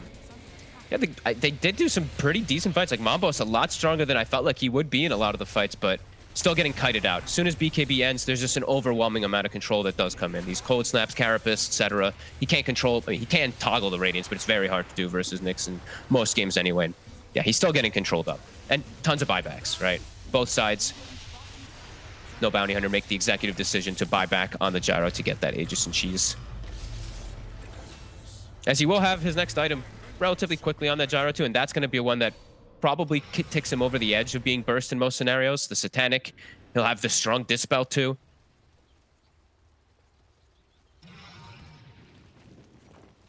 No, still being careful. My bad. Just despite sort of the last fight, you know, they are in a position where they've got a few of their own buybacks that will be on cooldown for a fair few minutes. Oh, that's right. Paladin Sword is... I know it, but it's just like you forget for a quick second. It's the spell lifesteal too at Gyro. That's actually it's super nice. It's the dream hunt for Gyro. He has bought his own shard now for the Disruptor, so he is going to be buffing him up. So Solar Crest, Alacrity, Disruptor Q. This Gyro. This Gyro is just going to be slapping people. And who's it going to be? Oh, the blink! They whiffed? Very nicely done there by Curry. He was ready for that. I mean, that, you know, as I said earlier, if he had taken the Glimpse Arrival damage talent, he'd have to kill. That's not true. that it matters. Not that it matters. And as you said, the Static Storm is... Well, Owen, maybe if he knew that he took that talent, he would have popped his hood first, and then he would have been able to blink anyway, because the hood absorbs it. That's true. That is true, actually. You would be able to do that. And he may have just done that anyway. So, you're correct. Maybe the talent wouldn't have mattered anyway. As here we go, Tipek, he's going to try for another jump, but he can't get in. The Ghost. They're going to catch him. Yeah, he can't get in. The damage stopping the blink. As the sun strikes down, Curry He's going to be able to live a little longer there with the Yules. Still alive here in the static storm. In fact, Khan, he's dying. Khan's getting pretty low underneath the tower here. In fact, Khan, he's got the watts. Manboss also protecting the reincarnate here. He's still ready to go with 2 lives. Khan immediately with the BKB runs back up, looks towards Muff, but Muff's into the shadows here with the Glimmer Cape. He'll avoid the flat cannon. But it is a defense. A defense against the Aegis that Khan was sporting. They're able to push him back, and they'll keep that mid-tier 3 and Rax alive. Yeah, not bad. No bounty hunter. They have a lot of gold to spend, though. They're going to go back up, finish up quite a few items here. We've seen Taki finished up Lincoln's before the fight on his way to Hex. Satanic is done for Khan. So much tougher target what's going on here, Senny? Senny. Oh. Well, he's gone for a good time here. Tipak tries to jump in with the stun, but he's not actually going to catch anyone when they turn over towards Hustler. Curry coming in as well, but the BKBs are out. Blink staying on top of the DP. They've got the stun control onto Khan. Do they have the damage, though? This lifesteal is just keeping him at full HP, as they cannot bring down the Gyro. Gyro more than happy to keep on fighting through, taking down Tipak, taking down Muff. Triple kill for Khan as he's ready to run Manboss right back to the base. The homing missile into the Sunstrike as they'll be able to bring down the Wraith King. Turn over towards Curry. He's looking for the Rampage card. Can they get it for him as Curry's healing up? He's making him work for it. And in fact, with the blink out, Curry, he's maybe with the cold snap. They can still chase in on him. He's still got time to make it happen. Another buyback coming out as Khan's in with the BKB. Silenced out as well. He's looking to bring him down. He's got it, but it's... Oh, no, Daki! Daki stole it on the Invoker. Manboss, he's now going to turn and fight onto Khan underneath these towers. It's Manboss. Can he do it on his own? It's him against the world here, Manboss. He's going to get glimpsed back under the towers. They're diving in on him. They'll bring him down the once. A few seconds and Senny will be back up as Manboss still doing his best to try and hold things off against No Bounty Hunter. Senny stepping over. Can he save him? He cannot. As he goes down, GG well played is called as No Bounty Hunter. They'll take this first game. As Hippomaniacs, they made this one a challenge for themselves. It was a difficult draft to play. An early Necrophos pick certainly got punished. But they did give it a great fight. We really did see them bring in some excellent efforts. Despite what seemed to be a rather hard draft to play against No Bounty Hunter. I don't remember the exact time that the Centaur got the blink, but those 6 minutes right after he got the blink dagger was probably the most devastating period for Hippomaniacs. He kept getting picked up. It was like 2 or 3 times in a row that he died. They weren't able to get anything going for them. If they have a little bit of a smoother mid game, we could see a little bit of a different game. I think all in all, though, No Bounty Hunter's draft, it heavily countered what Hippomaniacs was going for this game, and I really did like what they were doing, and I loved their early aggression, how they played around these quick movements, checking runes, and just even applying pressure to that Necro mid with some Nyx rotations. He hit 6 at what? He was like level 6, almost 7 at 8 minutes on the Nyx. Really good stuff. No, that's had a brilliant start. And, well, as you said, definitely fixable things there for Hippomaniacs coming to the second game. They tidy up the draft a bit, maybe try and keep hidden some of these sort of bigger picks like the Necrophos that can be so vulnerable to as many counter picks as was here. They could pull it together in the second game because they definitely have the play to do it, as we saw in this one, giving some good fights whilst behind. But there we go, ladies and gentlemen. Game 1 will go the way of No Bounty Hunter. It does indeed for Hippomaniacs. Not all bad news. Fixable things is what our casters say. We're going to find out if they can fix things and force out a third game, or if No Bounty Hunter will take this one 2-0. We're going to discuss game 1. Prepare for the next one after the break.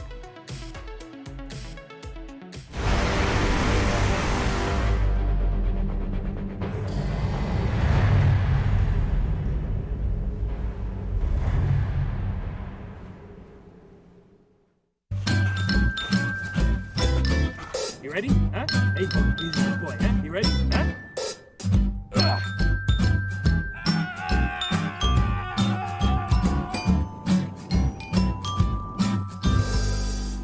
Start your esports career now at play.eslgaming.com.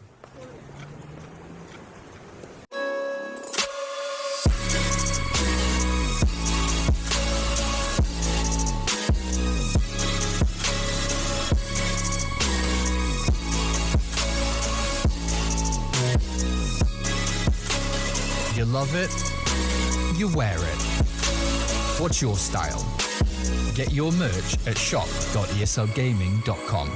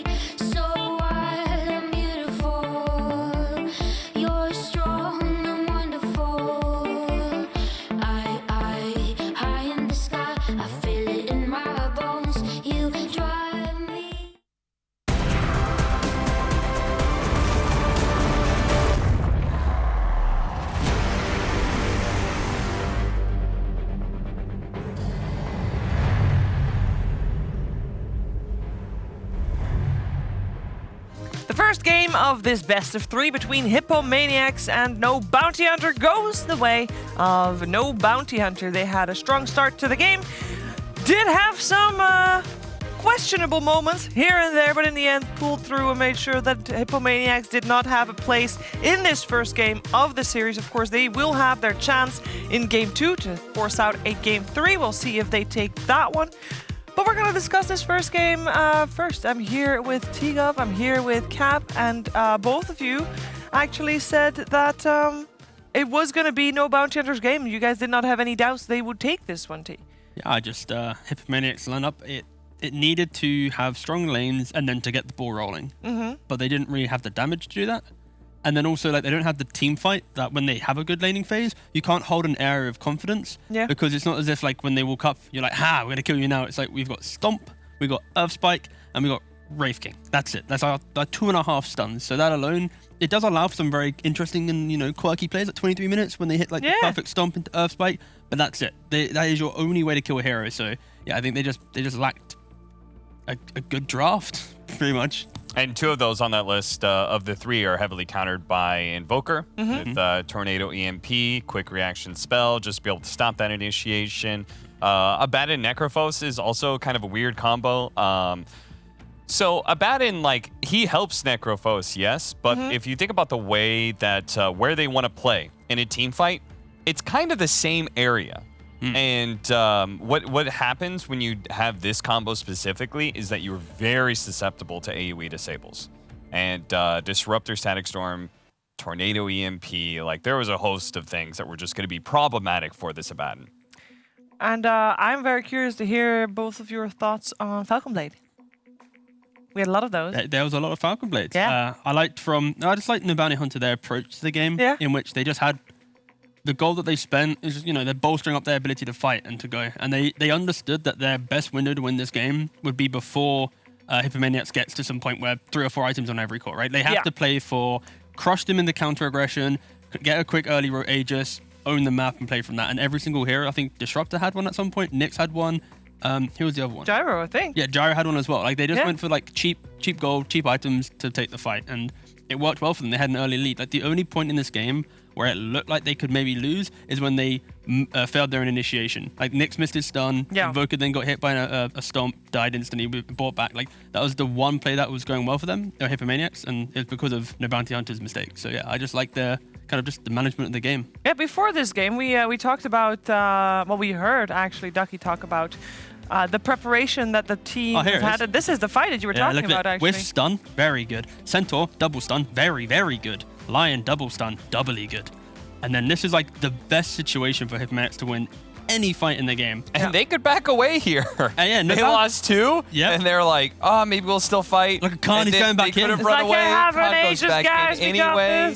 It was pretty wild that they just openly, like brazenly was trying to take a 3 versus 5 essentially. I will give props to Hippomaniacs though, because like you can, even though on paper, 1-to-1, draft to draft, Hippomaniacs does look very underwhelming, you can see the merits of what they're trying to bring, right? It's the fact that they have this kind of, we can survive your initial jump, and then we'll out-sustain you, and then we'll slowly run you down. We don't need to have amazing team fight because we'll just kind of live through it. Yeah. The issue is they never had a grasp on the game to hit this timing, so then it just became tanky guys, no damage. But you can see maybe if they tweaked a certain pick or draft order, maybe put the Necro in like position 4 in the draft rather than position 2, you kind of surprise them, get better matchups. Yeah. This type of kind of philosophy of the game, it can work. It's just simply they show their hand with have a Necro first, and now it's suddenly counter.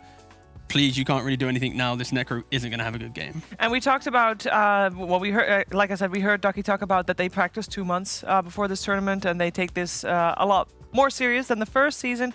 Kep, did you feel that in the game? Did you feel like this team, we were a little wondering, like, okay, they don't have Desire, they're playing with Hustla instead, and we thought that that was going to cripple them a little bit. What was your thoughts after this game? Well, I would say that what I'm usually expecting out of practice is just cleaner play, and I felt like that first game was a little messy. They lost control of the game just ever so slightly for a moment there off of that one team fight we just highlighted.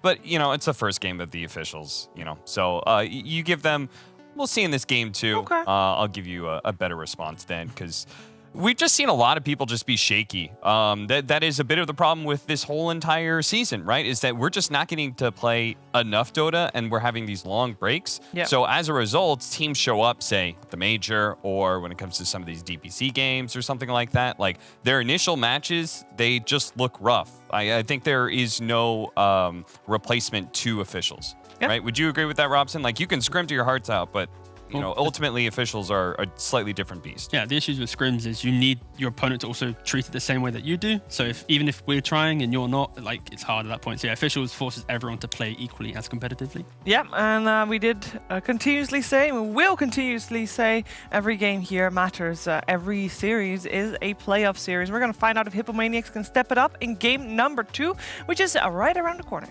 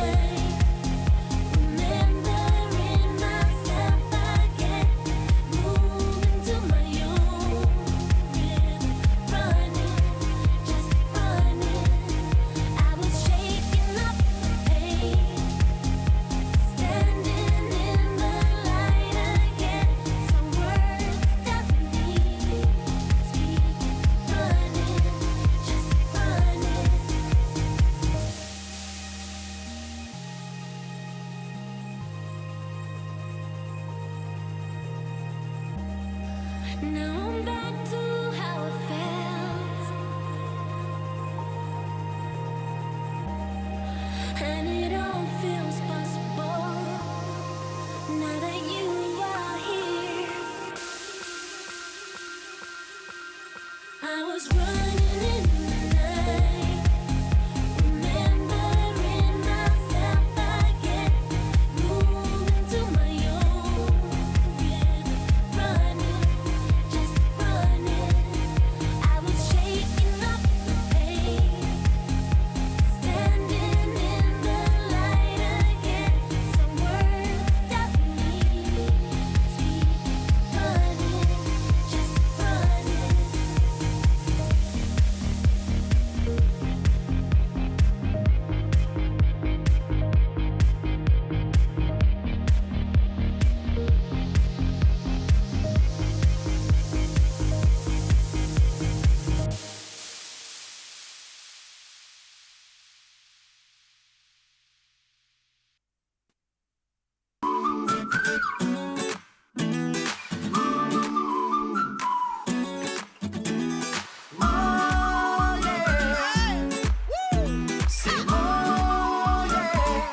When the sun goes down on Friday, come on, and the air is getting by.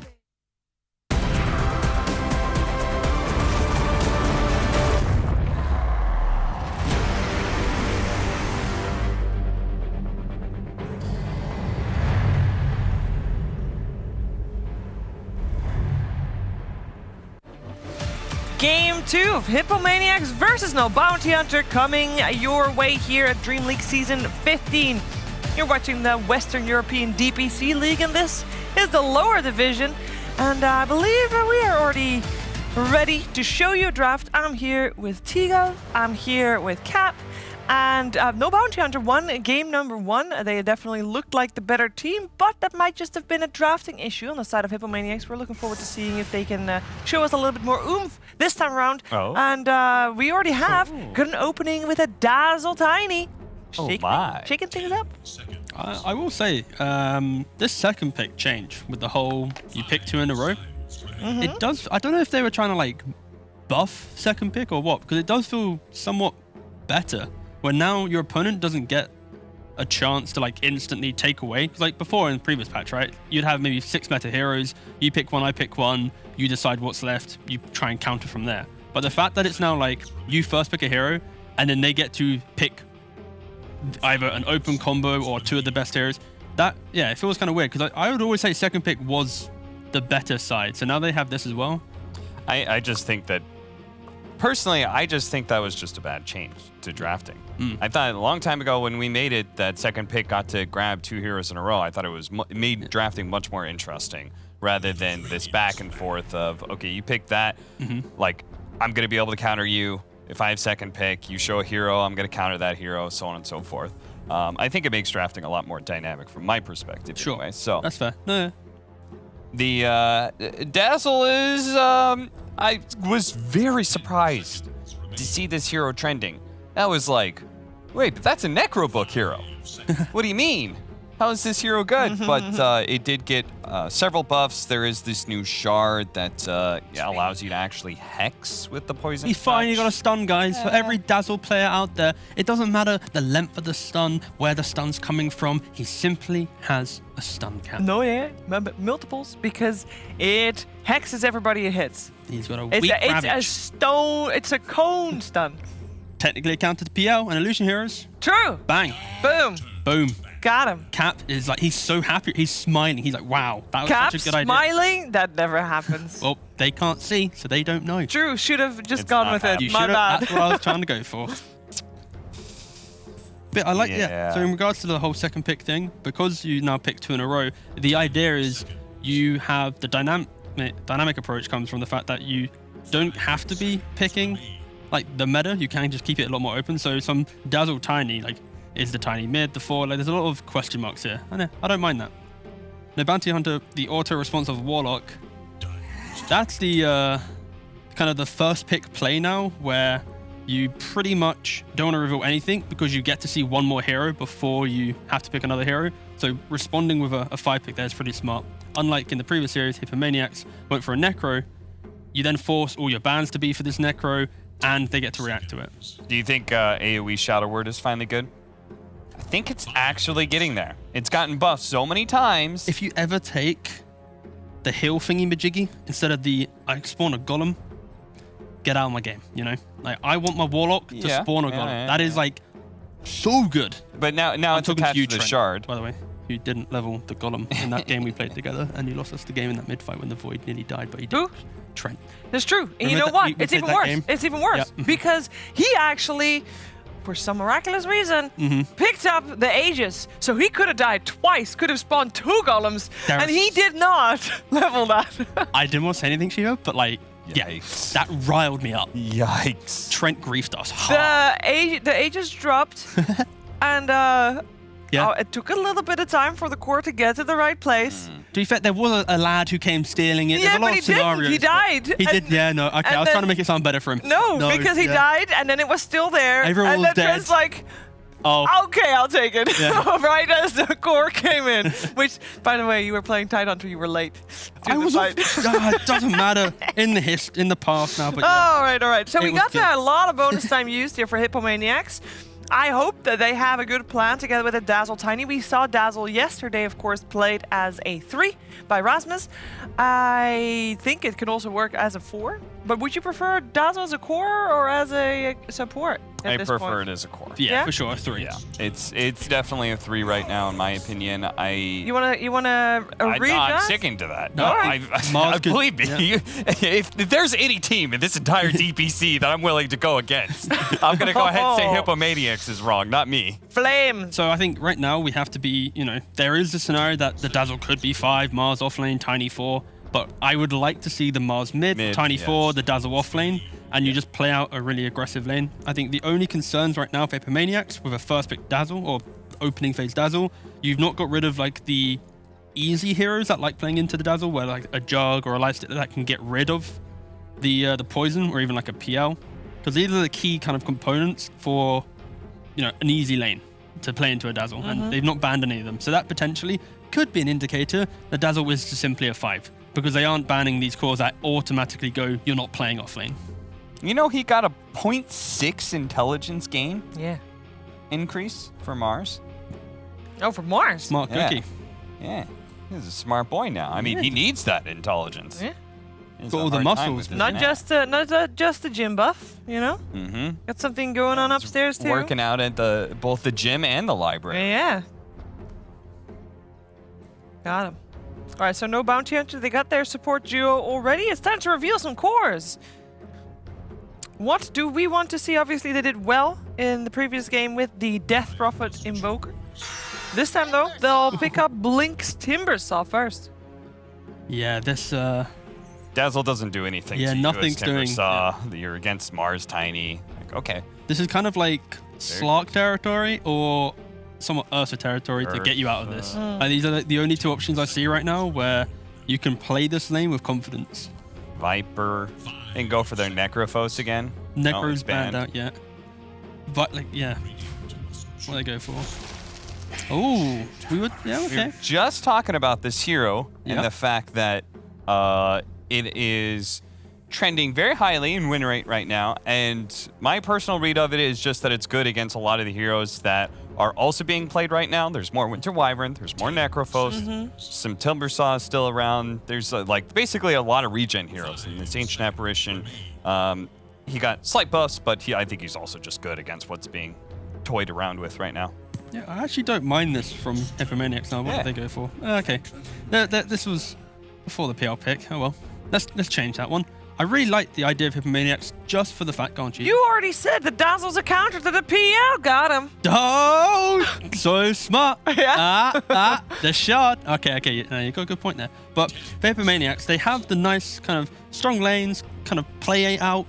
We still need to see a way that they actually, you know, win the game, because there's no hero right now that hits buildings with confidence. I think the whole Dazzle shard to kill illusions is a bit of a gimmick, because, you know, they are going to spawn pretty quickly. When PL gets his shard, he can just, you know, create new ones.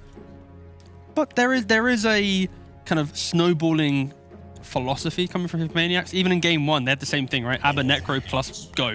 Same thing here. They're going to have lanes, group up as 5 and apply that pressure. Timbersaw doesn't normally play into that well. Warlock, Golem or no Golem. If he has no Golem, no fight. PL needs 2-3 items. So there is a big window in the game right now where Hypomaniacs can exploit the weaknesses of the Bounty Hunter, but it's about execution, and they didn't really kind of play strategically that well in game 1. No. So I fear like that PL will find a space to farm, but if they can pressure the map correctly, they do have the heroes to kind of get themselves into that winning position. No, the draft is not even done. You're already saying that Tiny has got what it takes. Maybe, yeah. Tiny core? Tiny 1? Yeah. I know BSJ was trying this. He said I think his games did not go that well, but he said he felt okay. Yeah, he said that the level 20 timing was the key timing he was talking about. Just being a big tanky boy, because you do get the status resistance now. So you just become potentially unkillable, but against these heroes, I don't think that really is a thing that we're kind of praising the Tiny carry for, if that is to become a thing. Yeah, I was just looking at this, I was thinking like, okay, maybe something like Ursa, Battle Fury hero that also helps put pressure with the Ancient Apparition, good against the Timbersaw. They're banning Leshrac and Storm Spirit over there. Yeah. They think the mid's still open. Well, I think the main thing is with the Lesh ban, you have to ban that against PL. Yeah. Because the timing that I described for Hypomaniacs, if they had a Lesh, it's like, boom, it's like GG for sure. Type of play. But you know, like Lesh is a side lane hero.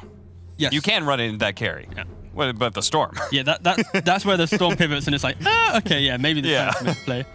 Okay, no, I really like this pick from the Bounty Hunter. They needed a way to kind of just round out their drafts with some kind of additional team fight, because you can't rely on Warlock for everything. If he's everything, then the pacing of this game is really hard.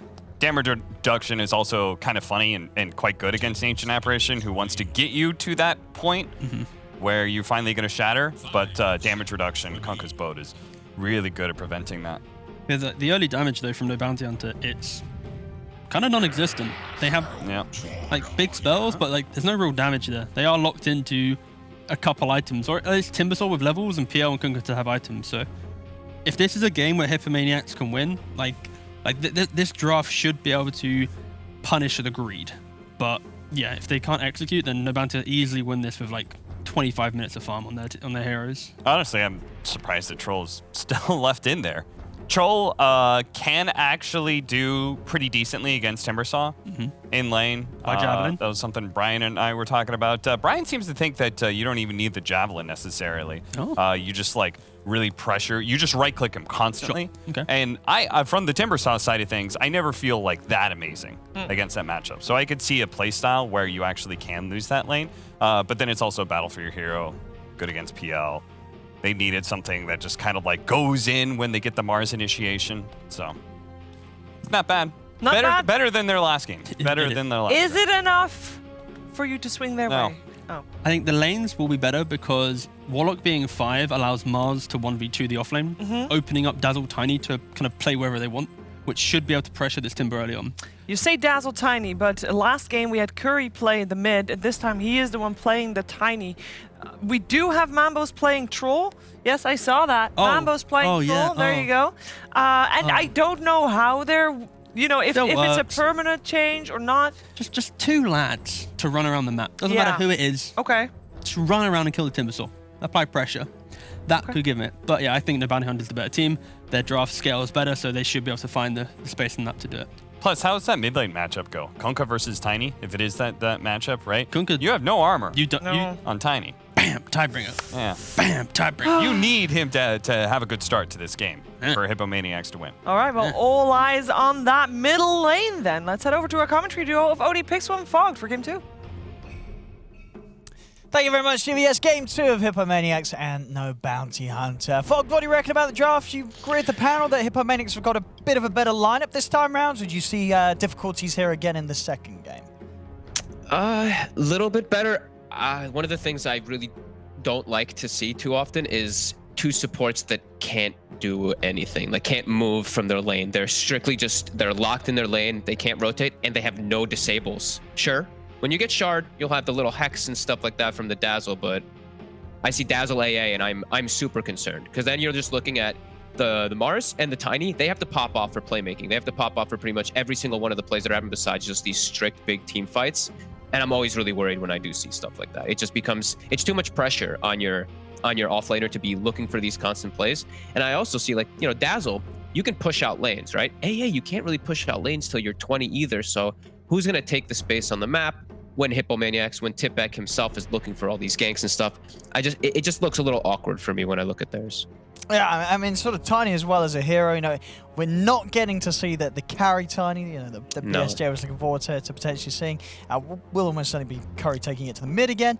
I mean, any of the changes sort of affect the potency of this hero when it's being played from the mid? Like, is it enough to sort of bring it back into being strong enough to be thrown out there as this core Tiny?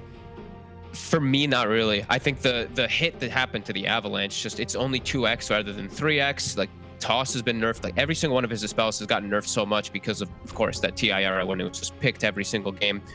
I don't know. I'm mixed on this hero. I saw the carry one. I actually like the carry one, I'll be honest. It's like 1-1-4. You go stats, you get like your treads and your shard, and you just actually, I think I saw Mask of Madness. I saw Arteezy doing it and a few other pros doing it. Looked decent. He's into Timbersaw. So it's already a very tough game for the Tiny. I think maybe that's why they just full out decided it to be as a mid-roll rather than carry, because you don't want your carry just getting destroyed by a Timber all game. Yeah, I don't know. It looks tough. It looks really hard because I don't really see heroes that he can just 1-2 combo either, right? Like sometimes you see some squishy Crystal Maidens. Warlock's tanky. Earth Spirit's tanky. Everyone on this side is pretty tanky. Does not look easy for Curry. No, not for sure. And sort of outside of that, the overall carry matchup, Troll against PL, Troll, very much one of the kings of the carry hero pool from last patch. May definitely still hold a chance of being that hero again here in this patch, but his top spot could definitely, if it's going to be taken away from him, PL may be that carry hero, right? PL, arguably, would you say it is the strongest carry of this patch, or is it still too early to say, or you think you can say it?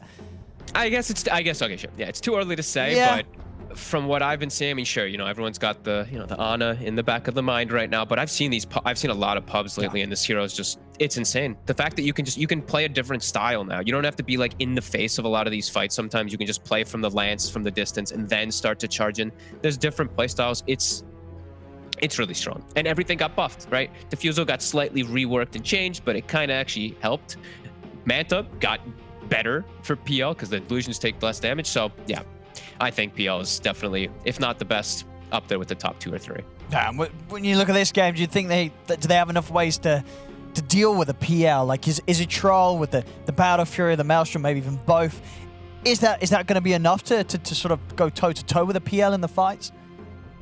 If it gets to too late of a stage, no. I think Hippomaniacs, they have to smash the first 20 minutes. If PL gets honestly, PL gets the heart. If he gets like Diffusal, Manta, heart, or Diffusal, heart, etc., +1, like it's over. I don't see their heroes being able to deal with it unless this Troll is just absolutely enormous. Because the other thing is too is Mars used to be an okay, not amazing, but a decent way of like clearing some illusions and decent way of applying pressure because you had this good damage. They nerfed Mars's damage across the board.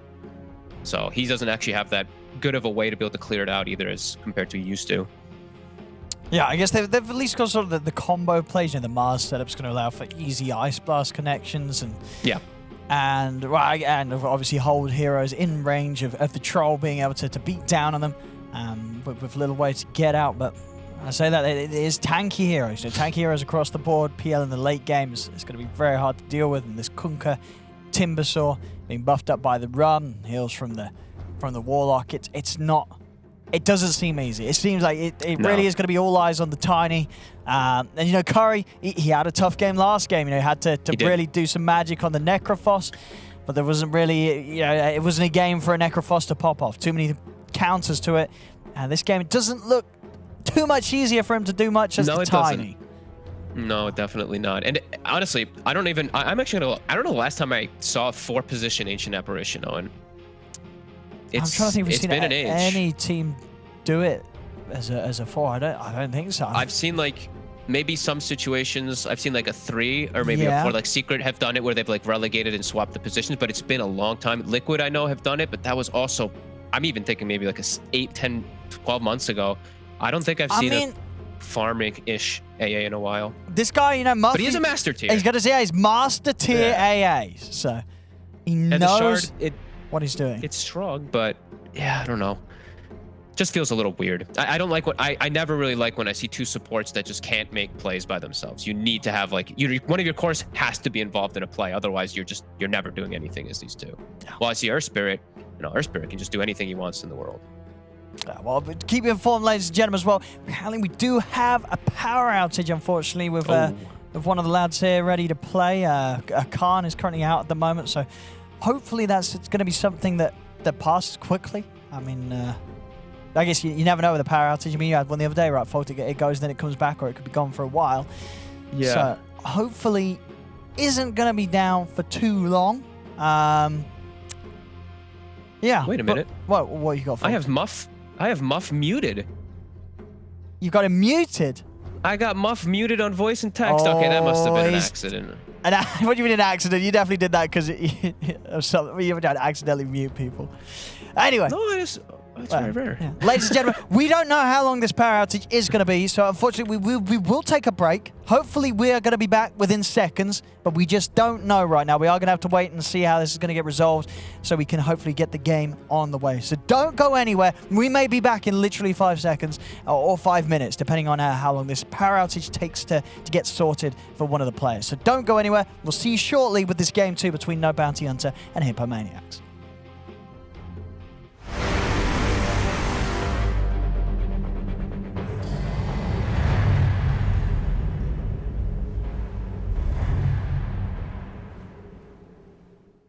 My name is Jordan Gilbert, aka Nothing. Hi, my name is Sue Lee. My handle is Smix. I think it's important for these initiatives to happen. Empathy really, really goes a long way, and it always means so much to us, and I think that's where initiatives like this really help. I encourage everyone in the community, anytime they see bullying, anytime they see someone getting called names, I encourage you to step up and say something. Good luck, have fun. Good luck, have fun.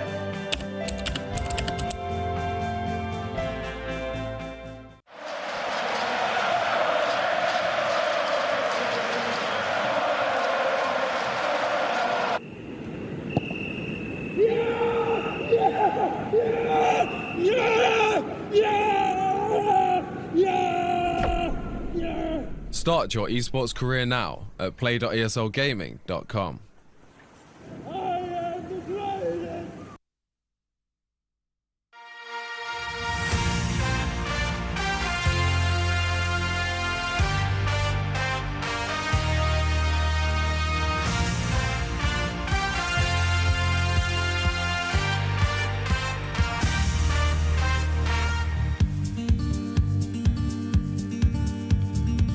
We're so connected, even though oceans apart.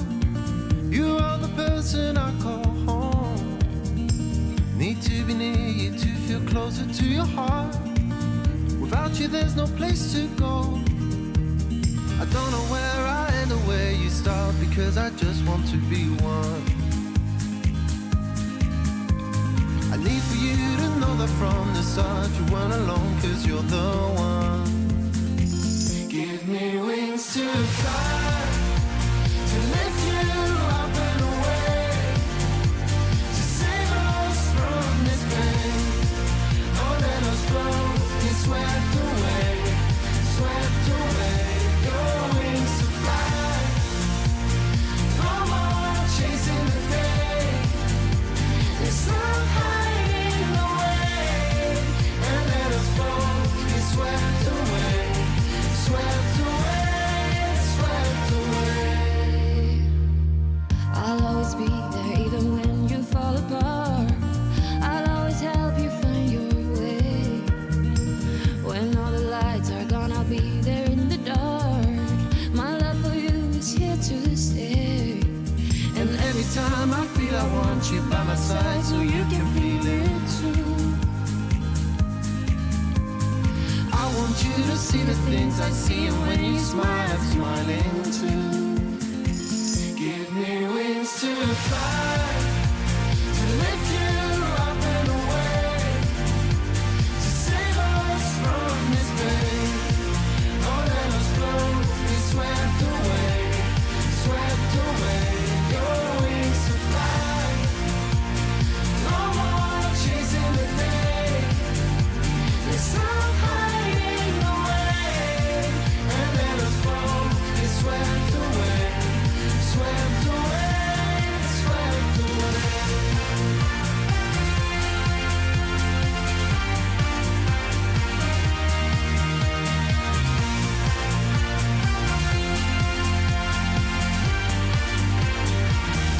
Your wings to fly, no more chasing the day. There's no hiding away, and let us both get swept away, swept away, swept away.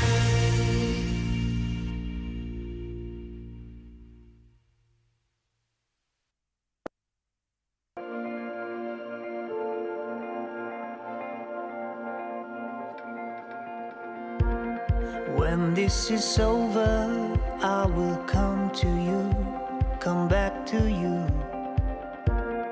When this is over, we'll be free. When this is over, we will touch just like we did before. When this is over, you will see. Yeah. When this is over, I will run to you, I'll run to you. When this is over, we'll be free. Yeah. When this is over, I will hold your hand, I'll hold your hand. When this is over, when this is over, no more hide behind a wall. Can hear the voice of freedom call. When this is over, I will run to you, I'll run to you. When this is over, we'll be free. Ooh. When this is over, I will hold your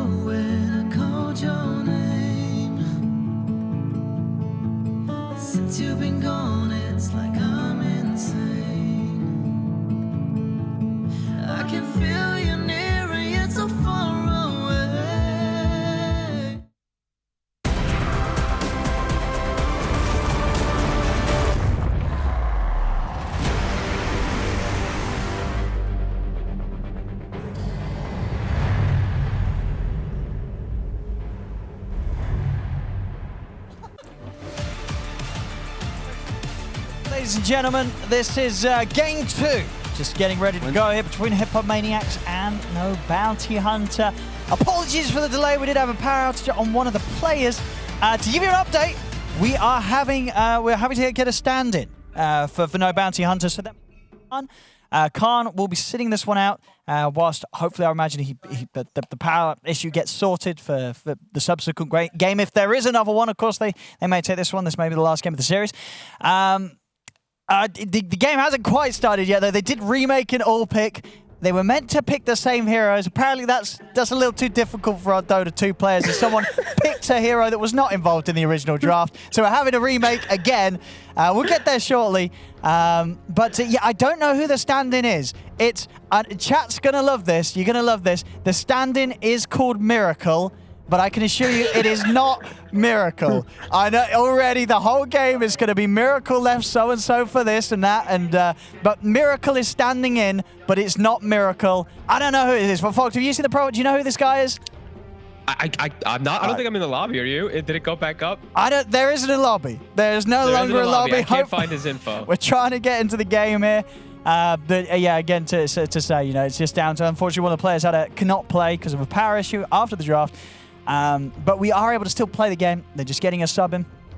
Of course, subs are allowed. I can't remember what the sub rule. How many subs can you have in a season, folks? Is it 2 or 3? I think it's 2, right? 2 subs in a season.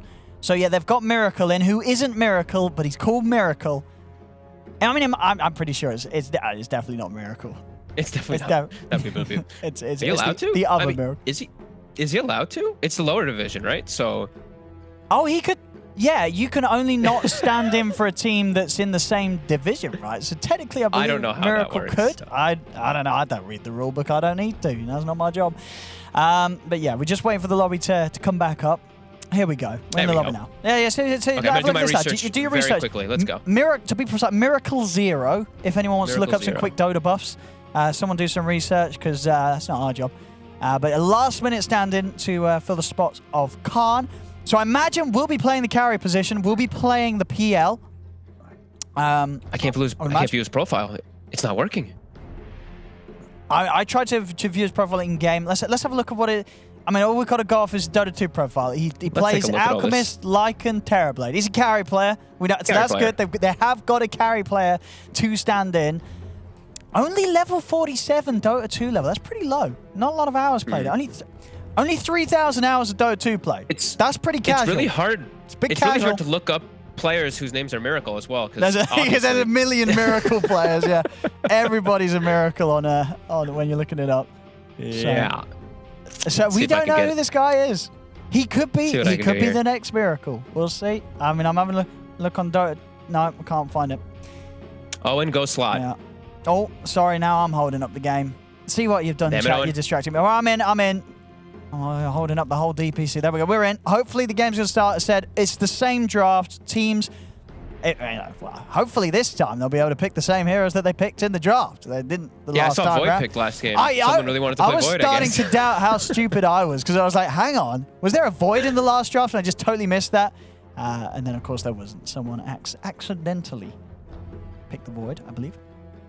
All right. T is telling me to. All right. T wants me to say like dumb memes. No, T just wants me to say, "Can you believe they found a sub in time?" Thanks, T. It's a miracle. It works with both of the names. Oh, but I mean, this could be. It's just a little spooky for No Bounty Hunter because game 1, you know, they had the win. They were looking great. You know, they were. Hippo Maniacs did put up a good fight, but No Bounty Hunter's approach with the draft and the overall play was better. Now they're having to do it with a last-minute stand-in. As last-minute as it gets. You know, draft's done. It's like, dude, we got to find someone to come and play carry. But you know what? Yeah. It's a good hero for it, though, right? Like PL, it's a hero where, sure, the first like 5-6 minutes you're very involved with your team, but then the next like 12 or so, you're doing you, sure, right? So maybe it's not going to influence them too much. Maybe in the later stages, perhaps. But hey, we've also seen this meta is extremely battle heavy. So even like the PLs are showing up to fights early on. So we'll see if it does have an effect. We'll see how they end up doing with this. With Miracle 0. Miracle 0. Should be pretty cool. I still can't find any info. I'm trying here. I'm looking everywhere. I mean, if you're Miracle 0, does that make you better than the Miracle, you know, the Miracle? You know, 0 is before 1, but Or maybe it means you are literally Miracle at the value of 0. You know, that's not good. You know, if you're a map, well, that's a lot of. Look at that hydration there. Very Beautiful nice stuff. Very important. Everyone stay hydrated. Look at that. All right, what's his profile picture look like? That's a lot of water. I think I got him. Oh, you found I him? can't tell what that is. I think so. Wait. You've actually found him. I bet chat's Oh my found God, him. I'm getting too close to my monitor. I'm Miracle like, hurting my back a little Zero. bit. Who is this man? It's a mystery. Dude, there's so many miracles. so It's many like miracles. 9,000 results. 9,000 I'm struggling here. miracles. I mean, he's Maybe got to I'm have just not another good at tag, this. right? Miracle Zero can't Yeah, be his probably. name. I'm sure he's got it. It must be. I mean, maybe it isn't. Maybe this is this lad's first debut in like a professional game. Has he got a professional tag? Someone's gonna be better at finding still this. Miracle I'm Zero. struggling. I'm struggling. There we go. So we now Alright, we have let's got the go. lobby up. Teams are picking their heroes. We'll make sure to check they're picking the right heroes this time. So Make far, sure- they haven't messed it up. And we gotta see who picks the wrong one if they do, and you know, make them feel a little bad at least. There we go. No bounty hunter. They've managed to do it. Oh, here we go. So actually, in game, he's tagged up as Bell. So. Oh, he is. Wait, how do you see that? I don't see this. Yeah, I'm seeing that on the draft screen. So unfortunately, the miracle memes, I'm afraid that they're not going to happen because you guys in game aren't going to see Miracle. You're going to see Bell. How do I spell the name? It's just Bell, B-E-L-L? Bell, B-E-L-L. And he's tagged up IMG or LMG. Is it? I don't know if that's maybe a team. Okay, let's see. Maybe so I can get some have a info look. with this. See if you can find Bell. Bell, the carry player. There's a lot of bells on. There's a lot of bells. Is there maybe just as many as there are miracles? You know, Bell. I believe so. Nice, simple name. Oh, I think I might have found him. No, I did not find him. I found another immortal player called Bell, but I don't think this is him. All right, well, we're in the game, so we'll see. We're in the game. It finally has happened. Sorry again for the pauses, the hold-ups, ladies and gentlemen. But we've managed to get it done. So again, to reiterate, we've lost Khan. Khan had a power outage for no bounty hunter. They've had to come in with a last-minute stand-in so they can still play the game. Same draft, but the players change. Khan's out, and Bell, he's in. And he is looking for a team. So it is, whoever this mysterious man is, he's a serious man. He's looking to play, and we'll see what he's got in him. This, it's the first time we've seen him. It's probably the first time most people have seen him. So if he's looking for a team, he's not going to mess around. You're going to see Bell at maximum power. Hey, maybe we could see Bell fountain camping, and then people be like, wait a minute. What the heck's going on here? We just saw this yesterday. Yeah, let's see what Bell can do. Let's see what Bell's got So going on. always So fun we're to seeing see. Radiant still just going for the top rune. Dire going for the bottom rune. Nothing too funky going on here just yet. 30 seconds. I want these battles, man. I want people to contest, go into the enemy high grounds. I want to see these insane 5-man battles, but not going to get it this time around. I mean, if it did happen anyway, who's got the better level 1? Probably Hippos? Is it level 1? Probably Hippos. Yeah, probably Hippos. I mean, Poison Touch is pretty brutal. Poison Touch should stand on top of a target with the slows. And yeah, I think they would be the ones to get the kill if they did go 5 versus 5. Yeah, No Bounty's got a whole lot of 0 ability heroes, it kind of feels like at the start. Yeah. Okay, we're underway. Oh, and look at that, actually. Still Which thing? pulling tangos to mid. What year is it?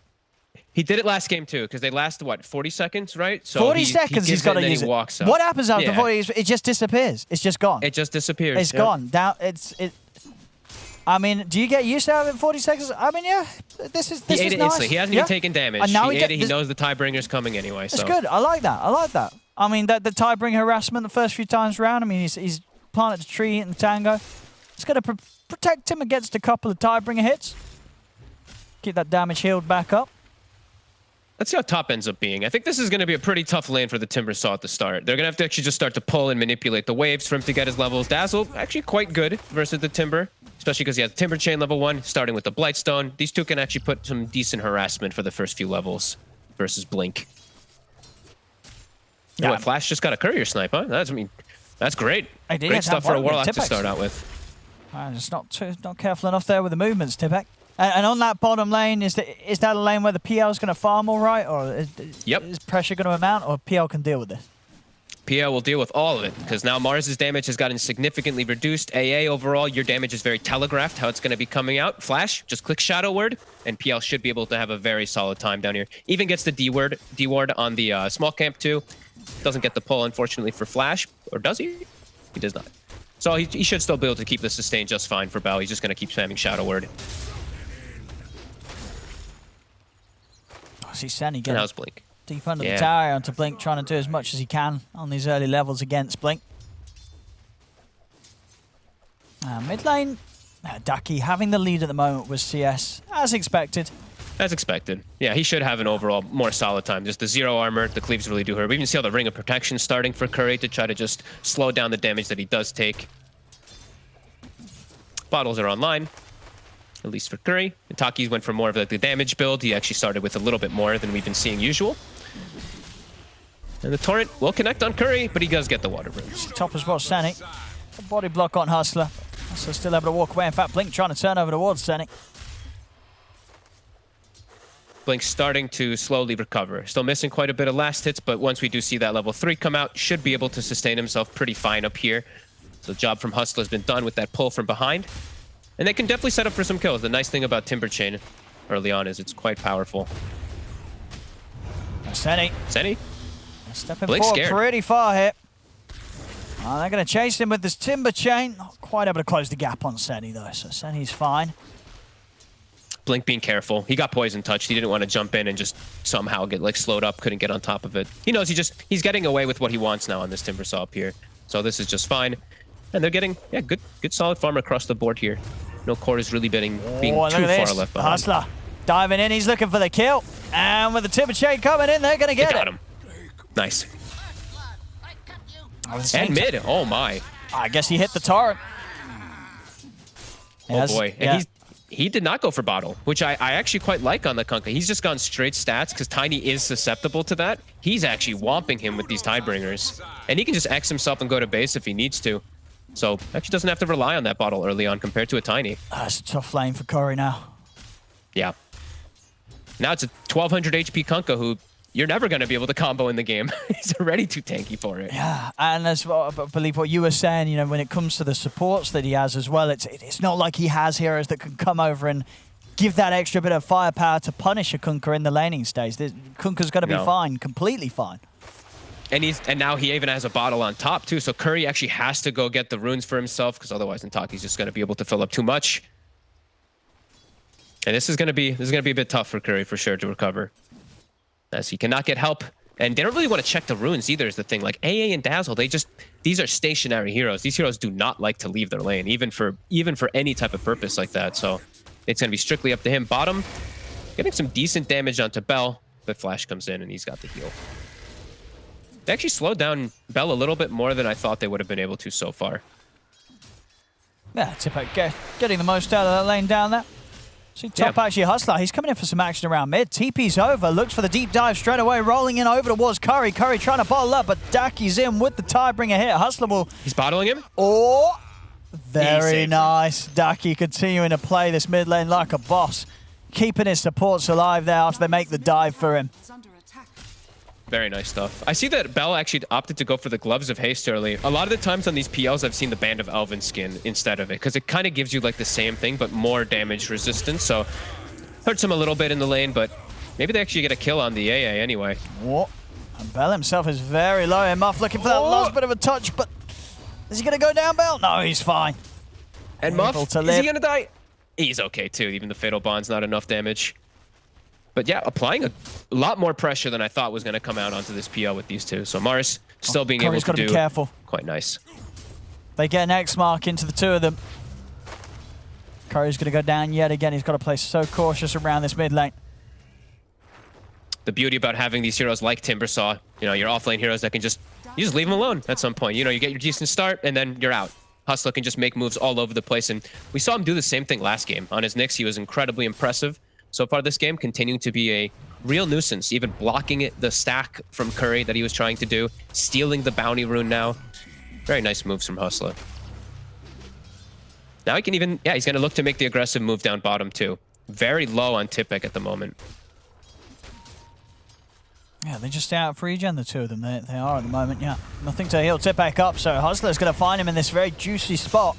Nice and low, and ready for the taking here as they jump in, take him down, secure a kill for Bell, and get this PL's lane looking a little bit safer for him to farm into without the threat of Tipek building up.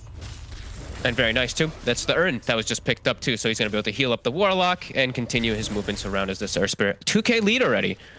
Really solid stuff coming out from No Bounty Hunter as Nataki. He's actually going to start making the aggressive move top. He sees Trolls to level 5. He sees Senni's pretty susceptible too to a gank. Blink, he can actually apply pressure. I like that we're seeing this a lot more. You know, Miracle, I think he was one of the few that debuted it last season, but first item Javelin. The way to counteract versus that Timbersaw is these Trolls. Yeah. So you actually have this damage to kill him. I like it. Oh, yeah, absolutely. Gives you that kill potential. Timber's got to be a little more cautious about how he plays, especially when it comes to diving towers when they hit the 6.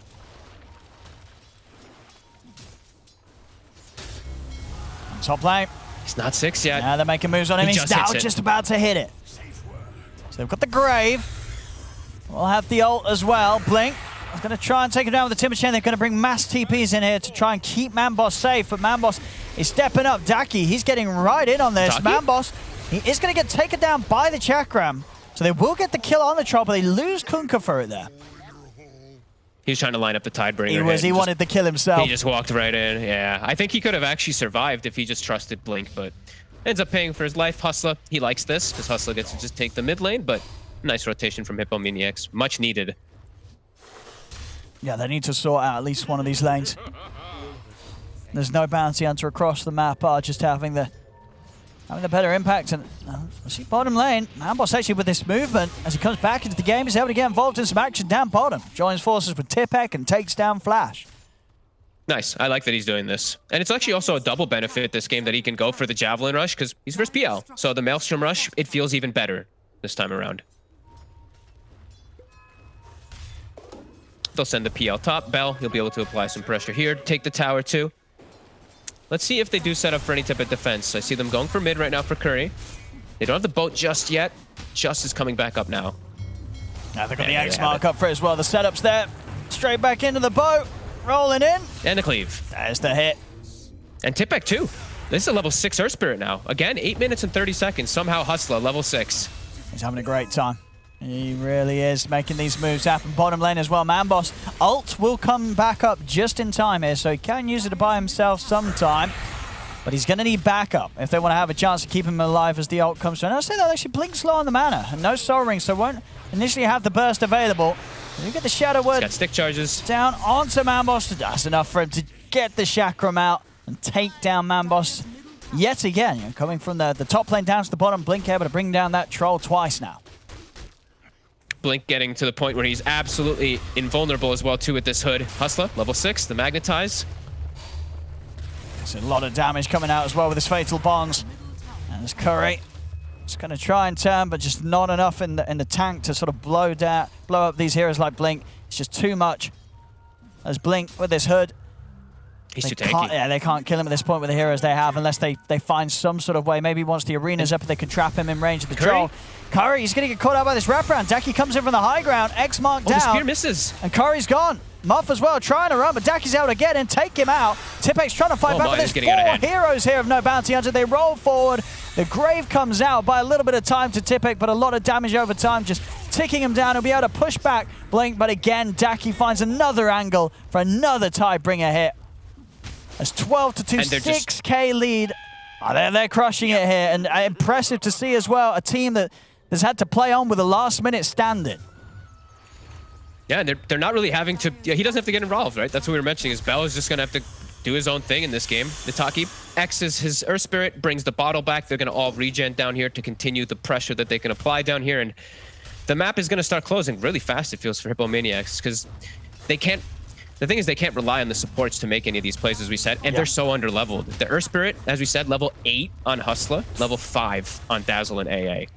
That's pretty crazy. Even the Warlock we see is level 6 and change also on No Bounty Hunter. So across the board, they're starting to run away with things.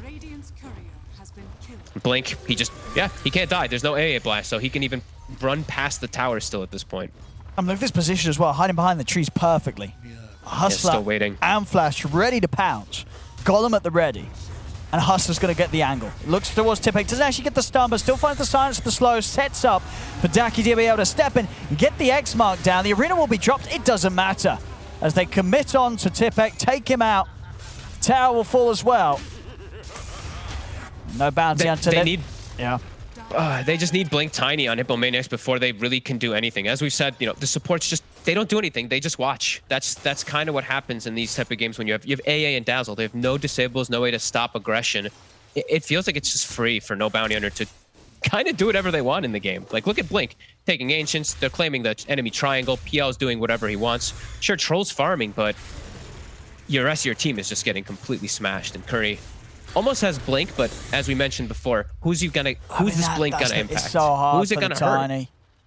Yeah, and he's gonna jump into a rock, into a fatal bond, and that bond, he's high HP. It's actually gonna hurt his teammates a lot more than probably help. I don't know how you jump into a lineup like this that's got as out of hand as it has already in this first 12 minutes. It seems almost impossible. It seems like you're going to get that blink and you're going to just have to use that to get around the map, continue to farm it your next time, because with the blink alone, the potential for playmaking, it just seems so minimal now in a game where you're down 8k. And they have, like, honestly, like, they have 2-5 positions, Owen. Like, this is why you don't really see, like, Dazzle and AA picked together in a lot of situations. Sure, maybe tough. In some it can work amazing, but it can just be super tough. These two heroes, they don't farm. They do not farm. So we're just seeing no bounty hunter again. Yeah, just on the prowl, looking for any types of plays they want. PL has no pressure, but now they're actually looking for a play. So, hey, maybe they do actually find Bell. They have the blink, they get the scan. Let's see. Well, let's see if they can find him. Oh, we have this beautiful mug here. Game over. Damn. I mean, he's probably not wrong. This is looking very rough here for Hippomaniacs. There's 2 dead. Perfect read of the map. Yeah. This is brutal. Yeah, I mean, AK, 13. I don't know. I really don't know what that they can do. I'll be honest with you, I'm not sure what Hippomaniacs can do with their draft. It's like the blink with the tiny. He can just constantly run around looking for stuff, but. I mean, what would you say this game has been for you sort of the biggest difficulty they sort of gave themselves with the draft? Is it the sort of the support duo, or is it the tiny mid just can only really be made actually work in very particular situations? I mean, what sort of hurts them the most? Just the it really is just, it's the combo of the two. I don't think tiny mid is very good in the current sense. Sir, like you said, in some situations perhaps, but I don't think any situation I feel like AA Dazzle is going to be a good duo of supports. And I don't want to be super critical versus them, because, you know, it sucks to be in this position, but you can just feel it. You see these two heroes and it's just so limited what they can do. You throw an AA Blast, you throw a Dazzle, you know, Grave and whatnot, but they can't make any individual plays. They just need their cores to do pretty much everything this game. No, it's Tipek trying to make his way towards the blink dagger. Amboss trying to get some space down bottom, but 14 minutes in, we have no bounty onto taking tier 2s. And continue to actually off the mark there with the boat. He didn't X them. He had X up. He just didn't cast it. Maybe now they can turn it. There's a boat down. This is actually a small chance here for Hippomaniacs. Dive in under the tower for sure. Actually, TP is going to have to come in for no bounty hunters. Manboss is starting to push it onto Daki. Got the ice bars coming in as well. Daki's looking pretty dead here. Arena's down. They'll get him. As the 5 of them run down the Kunkka, Manboss is taking tower hits. But he's able to walk away safely. Hustler's going to go. He wants to go. He wants to get straight in on this as he comes in with the Magnetize onto the 3 of them, keeping it going as well with the bonds. Is so much damage as they may have taken down the Kunkka, but they've lost at least 3 lives for it, maybe even more. Here's Muff's trying to get away. He's going for the TP out, but they've got the cancel here with the Yule Scepter from Blink. Curry. As Hustler, he sees a perfect opportunity to just set things up. It doesn't, you know, with the lead they have, they don't need the full squad alive. Doesn't matter if their mid goes down. Hustler, he's just able to get in there and continue to just have a brilliant game. 3-0-14. He's the MVP of the series for me. His first game, his rotations, his Nyx were flawless. This game, the man's level 10. He's got a Veil. He just dove into 5 heroes, got a full, I think, wait, it was a 3 or 4 man silence with the Magnetize. Look at this. it was beautiful. It was picture perfect.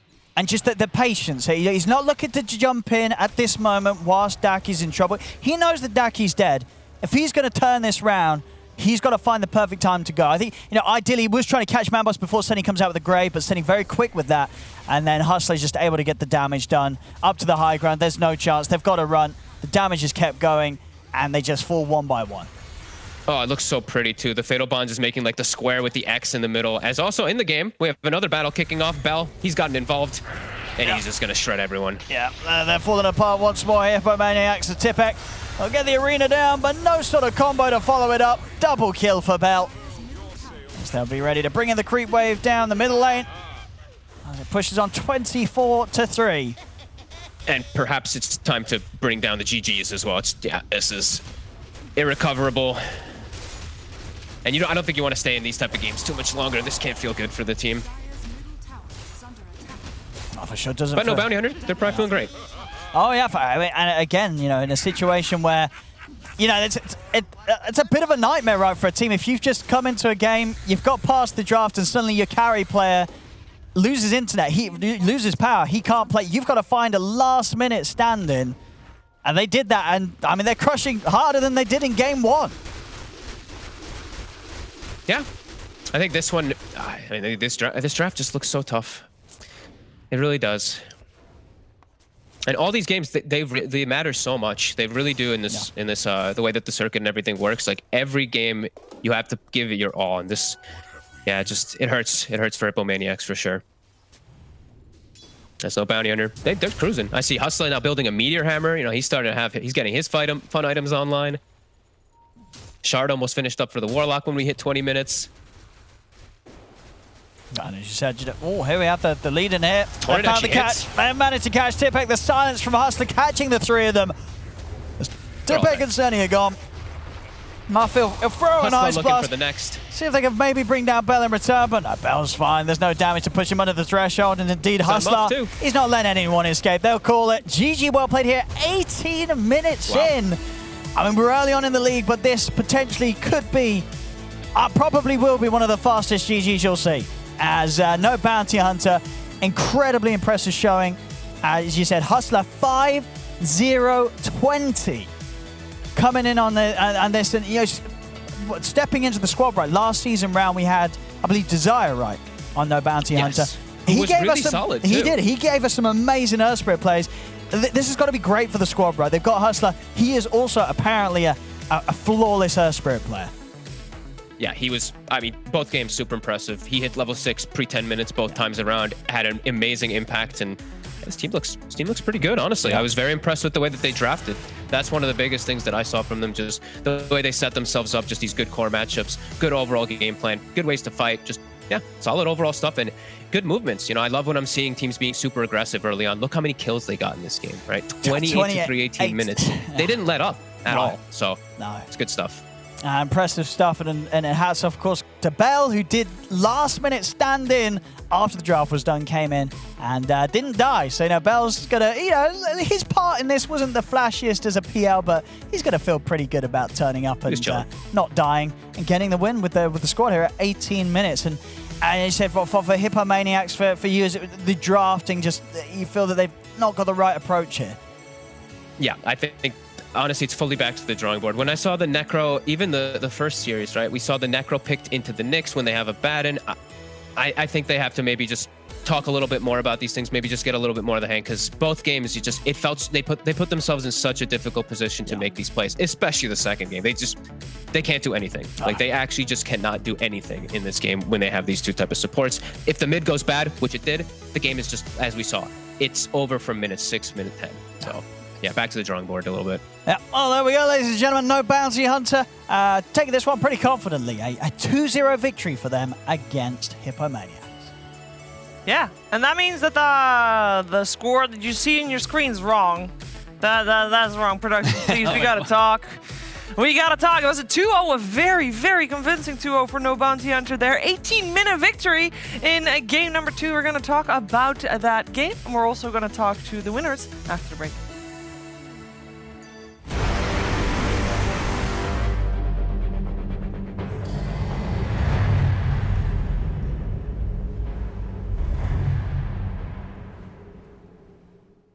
My name is Jordan Gilbert, aka Nothing. Hi, my name is Sue Lee. My handle is Smix. I think it's important for these initiatives to happen. Empathy really, really goes a long way, and it always means so much to us, and I think that's where initiatives like this really help. I encourage everyone in the community, anytime they see bullying, anytime they see someone getting called names, I encourage you to step up and say something. Good luck, have fun. Good luck, have fun.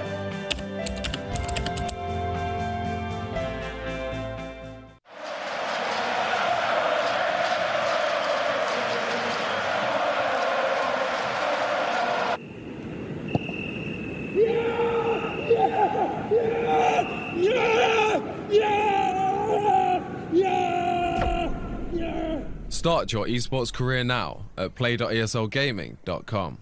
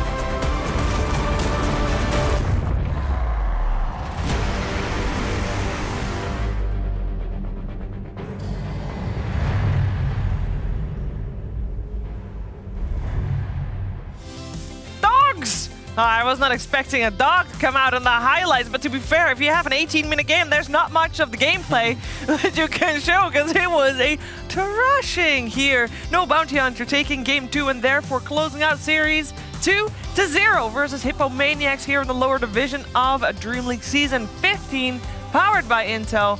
What a game. Standing in for 18 minutes on a game. Draft's already been done. All you need to do is just play Phantom Lancer, you're good, and he was good. Game over indeed. Smiles all around here with T and Cap. No smile. What? No, it's just a kind of content, you know. They've done it. They've won. And I will say, I absolutely love the old dog? classic. Oh. No, I know. We're here for the Dota, not for the dogs. No. What was I saying? You train a fort. You absolutely love Earth Spirit. I'm back. We're ready. I just love when a game's so easy. You do the old Fatally Bonds, the old Slowy Roo, and then Earth Spirit ult. So much damage. Love it. Favorite clip of that entire 18-minute game. That's it. That's all I have to say. I just like those two heroes in conjunction. I'm sorry. What is his ability called? Warlock's E? Upheaval. Slower Elu or something? Yeah, mate. Slower Elu. Okay. You go slow, Aru. There you go. Okay. Yeah. No, I think Warlock has been long overlooked as a hero. I think Upheaval is actually kind of a broken ability and has been for quite some time. It's just a question of whether or not like Shadow Word is actually worth it as an ability. It feels like it's one of those where you just level up once or twice for the laning phase and then call it. And then it just like, okay, can you actually have a fight position that has a really long cooldown that doesn't provide a stun for you? Right? It's like, okay, the Golems is really nice, but he doesn't have a disable for you or a straight up stun outside of that. And in this case, anyway, when you have Earth Spirit who offers a plethora of disables, also gives you initiation, and you've got Fatal Bonds mixed with that AoE damage, feels pretty nice. It also helped that, like Hustler just went off on the game and destroyed both top lane and bottom lane. I mean, we saw that Earth Spirit being banned first game, and Hippomaniac should have probably done that again because Hustler definitely had an amazing time on his Earth Spirit, and someone who also had a great time. Hello, Blink. Congratulations on the series. Thank you. I have a question first because last season you guys were playing with Desire. This season you guys are playing with Hustler, and I am very curious how that came to be. It was actually super random because I personally didn't know Hustler before. I've met, like, I saw him in pubs like long time ago when he was playing WEU. But yeah, Khan and Daki and I think Flash, not sure, they made a stack at some point, and then I don't think it went that well because Hustler started playing C. Yeah. So, but yeah, somehow the DPC was over in C as well, so he was like, let's give it a shot, and it's working out super fine now. Yeah, it was working out great. He absolutely crushed it. I believe he also got one of his fellow countrymen for you guys to stand in after Khan lost his power. Yeah. It was super unfortunate, and I hate it when this happens. But yeah, I'm very happy it could have been handled very easily with like a stand-in and like restarting the match and not having to forfeit it. Yeah, that was a big thing, of course. I also curious to hear from you about how you guys prepared. We heard Ducky say in an interview earlier that you guys have played for 2 months, practiced a lot more than what you did for the first season around. And yeah, how are you feeling coming into this season compared to previous season? Way more confident. Even though this season I think is way harder than the last one. I think like last season we had exactly 1 scrim. And yeah, and we have way more practice right now, and we know how to talk, and we know how there's a better chemistry even though we have a new player. Because yeah, we can all commit to this schedule now. I'm glad you said something about that, just because I felt the same way. This field of competition for this second season is super tough. And I was wondering what your thoughts on some of the tougher teams going into this. I mean, obviously the upper division teams are looking scary, but I feel like Into the Breach is coming in here. They're looking pretty good. What are your thoughts? Yeah, I think obviously the hardest teams should be Viking and High Coast. But apparently Level Up gave good games yesterday against Viking. It was Viking, right? Yeah. I don't remember. And yeah, I was super shocked. I didn't think they would take the game off from them, but they stomped them. So I think that shows that it's gonna be pretty balanced, this group, and it's gonna be like all the games from now on are gonna be super balanced and super. I don't know. They're gonna be fun to play and fun to watch, I think. Yeah. So last season, Blink, you played the series, your entire season with a broken headset. Oh yeah. I think you've got a brand new one. Am I right? Hey. Yeah, I did. Ta-da! All right. Wireless. Ooh, very snazzy. Oh, see? Yeah. That was you were the one that promised him to get one. Well, he lost the series, didn't he? Oh, he did. That's not my fault. He had to get it himself. Well, no, he had to win the series to get the headset. Yeah, I was supposed to win the series. There we go. I was just going to ask, is there anything else that you've treated yourself to with your your winnings, or is it just simply, you know, one headset and then, you know, back to work? Nah, I'm only buying the essentials basically. I don't really care for anything else. Well, Like, do you need any more essentials? I actually bought a PC. I forgot about it. I don't know how it slipped my mind. There we go. Yeah, I got a PC because before I was playing I had some fights where I had the 60 FPS, and that's not really fun to play. No, that's not. All right, second question. Your team, season 1, Lycan, you know, big component. The hero, you know, it's now a bit different. Necrobook's not in play. How upset is Khan on a scale of 1 to 10? 10 being very sad. I think it's around 7 to 8, but I think we're happy because even though he liked Lycan, and I think I liked Lycan as well, and as a team we liked it, we kept losing with it, so it's not that big of a deal. Well, you guys have made a great start here to the season up against Hippomaniacs. Did you guys feel that confident? Like, especially game 2, you guys won in 18 minutes. Were you that confident already going into it after the draft? Or did you like already feel like, okay, this is one, we got this? Yeah, I for one was super confident we stomped this game. I was supposed to have a free game, and I had a free game, so I don't think they can do anything to me, to PL, to actually nobody can do anything to us. It showed. It looked absolutely strong. Thank you for taking the time to talk to us, Blink, and yeah, keep it up. We'll talk a lot more. All right, see you. Have a nice day, and thanks for bringing me here. Yeah, thank you. And yeah, thank you to for No Bounty Hunter for putting up a great show. This was their opening series. They nailed it. This is promising, right? Because we were a little worried, considering, like we mentioned at the start of the show, Cap, you said Desire played a big part, but now they're coming in.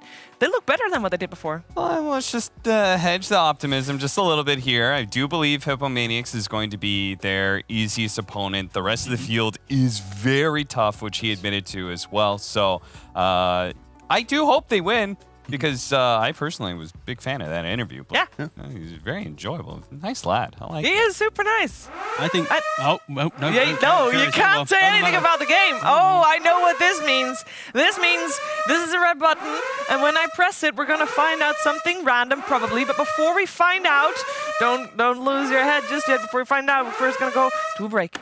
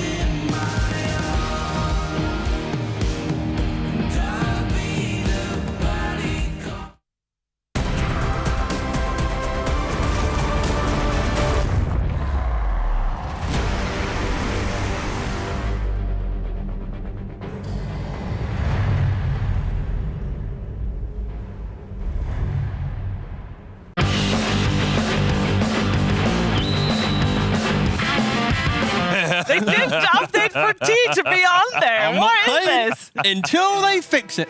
All right, welcome to Red Button Time, DreamLeague Season 15.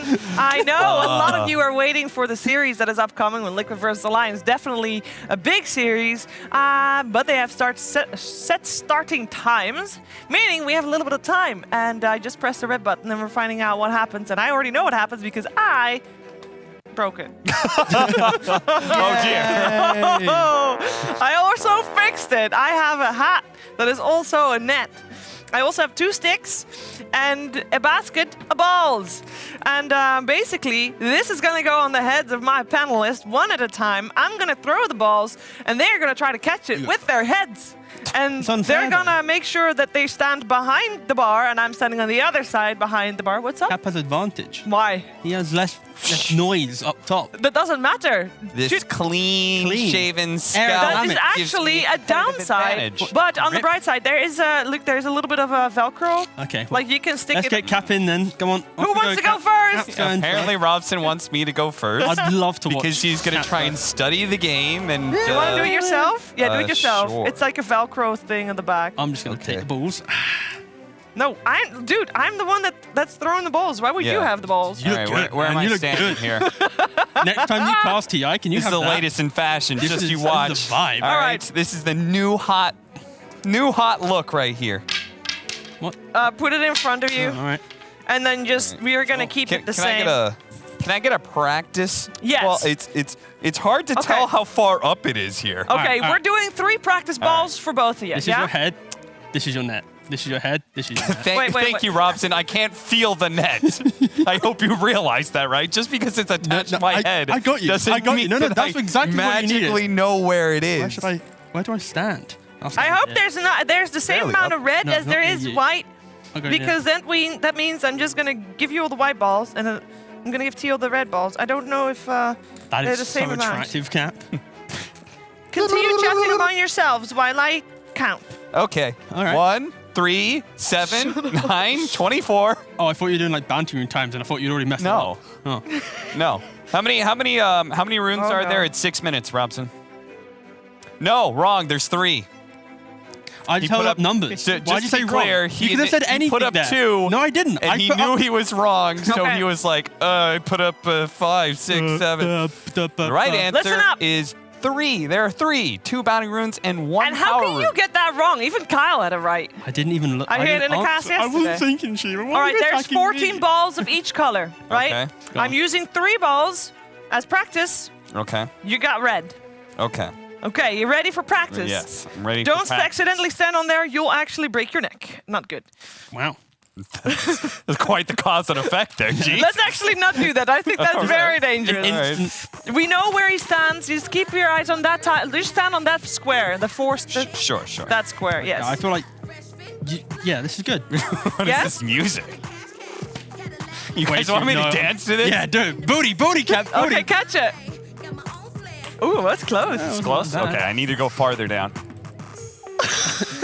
I will Did he say- go in? No. No, he went through. I felt it hit my head. I was like, form is.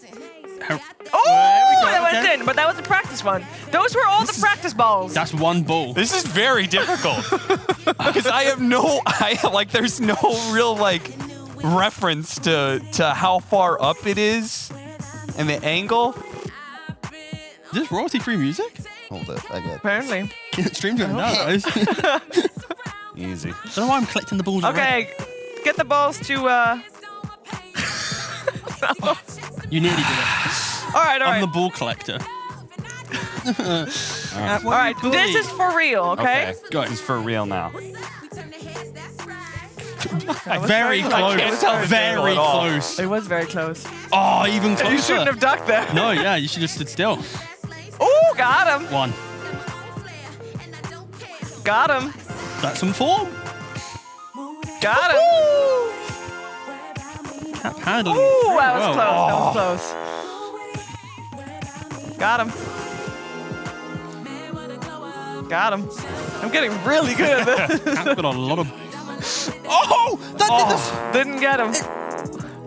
Oh my god. We have that. Apparently, HR. I'm being too nice, Okay. Cap. All right. Good luck. What the? Whoa. I can't tell how far it's gonna go. No. Okay, I did 2 like that. That was all you got. How many did he get? He got a plenty amount of 5? balls there. I think you got 5. Oh, wait, sir. wait, How many did I get? Yeah, you got 5. Wait. 1, 2, ow, 3, 4, 5. Hey! All right, great, amazing. 50%, not bad. Not bad, not bad. All right, Robson. Give me the hat for all the balls. Yeah. Dude, what are you doing? Yeah, what do you do? What? All right, Robson's already disqualified. He Could you lost. please put Thanks, Steve. It's good thing you're short. Coming at me from Otherwise, behind. I You couldn't need me do to stand this. on a step to... Dude, otherwise I couldn't do this, okay? This is good. Oh, yes, being short helps. Yeah. Good. You got 3 practice rounds. You got 2 high balls at the end. Oh, look, I can feel the net. I got an advantage. Oh, man. Or a headache at the end of that's it. true. All right, let's go. All right, 3 practice Rare balls. times. Fuck. You can set All the right. whole square. Ooh, thank you. 4 start. I got him. All right, he's got it. And a 3rd. No. See, it's hard to tell like how far back it's gonna go. You have no like. I want to get this. You have no read of the Yeah, It's situation. gone. All right, we're good. All right, you ready? Sure, as ready as I'll ever be with a net on my head and balls being thrown at me. Thank you. This is peak life right now. Sorry. All right, might have been needed to be a little bit taller for that one. I'm so short. This is hiking. I'm a man. Look, go. This is difficult. This is very hard. I feel like I'm getting. Got him. All right. Oh, I can feel it. 1. I can feel it. Good try. Good try. Thank you. Good hustle. Yeah. Booty squats. Got him. Oh, all right. 2. Oh, Close. right off the rim. Ah. You gave good effort for it, though. Why did you? All right. So, I don't you're know, not I- supposed to headbutt it, Robson. This isn't. You gotta move the net towards British it. football you're talking I'm about hoping here. that you've got the perfect angle. Bit you of know? footy. Bit of footy, yeah? Oh, you ducked to left. I but don't know you- what's it was to happening the here. right. Got him. Oh, Okay, that let me was tell you good. something. That I've was got 2 good. balls left. You have to hit both of them, All right. otherwise you are losing. The last 2 balls that I did for Cap were the high balls. Now, it would only be fair if I also do the high But I'm balls. short, you know, so my height is just normal, Oh, you know? Cap, your call. He makes a compelling argument. What? High balls There we go. or try to be nice. Hey, you could be Go nice for, to go him. for the big ones. You could be nice to him. Watch Robson choke. Dude, I think Got him. that's kinda That was really high. Watch Robson choke. All right. You asked yesterday, maybe it was today, would you play better under pressure, yes or no? This is the answer for T right here. 'Cause there's Robson's one a ball coach. left. I already know the answer Oh, that's is fair. no. He will not play better under pressure. All right, one more ball. Oh! That's pretty good. That's pretty good. Well done. Yeah, well 5 done. balls for both. Does that mean that we don't have a winner? Also, No, what I would a will winner accept get? the draw. Oh. I don't know what I'm doing here. What is that? I've now got like a... You know what? I think a draw sounds pretty good. Yeah, I mean, it's can we a- still have more tea. time? Can we actually? I mean, we have...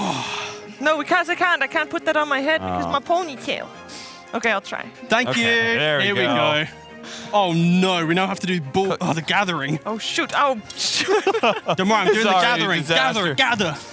I will say though, It's like Easter. That was not too bad. Fine. There is a chance I actually won't be able to put this on my head, but I will give it a good shot either way. Okay. If I have gone squirrel and All right. collected. We've got more than 10. You want to watch me juggle? Go for it, man. I taught myself how to Clown. juggle a long time ago. To impress the lady. No. That was 2 Not balls. Impressive, lady. All right. Can I get a 3-ball action going? Sorry, it's been a little bit since I've done it. Don't All step, right. you'll break your neck. All right, I'm getting into it a little bit. Oh, I have got to net. Amazing! Hey, Yay! there we go. I get Can 3 I just practice wanna hold balls, them for you, please. okay? No, we can both throw them. Oh, I'll allow you, Robson. all right. I was actually thinking we would just start Yeah, pelting her all at the same I time. would like you know? to have 3 practice balls, please. But again, I'm short, so I really have to. Because like for you, you're basically just throwing it in. All right, What? here we go. No. No. All right, all right. No. All right. Oh, close, yeah, that was- close, yeah. close. I have Robson. no idea how to do this. Hey, there you go. That You was got it. it. You got it. Good head movement. Oh, that That was one's sorry. a That little was too me. far. That was me. That was Robson. He has to look so far up Yeah. to be able to look Like- you in the like- eyes, so it's like really overestimated Yeah. the trajectory there.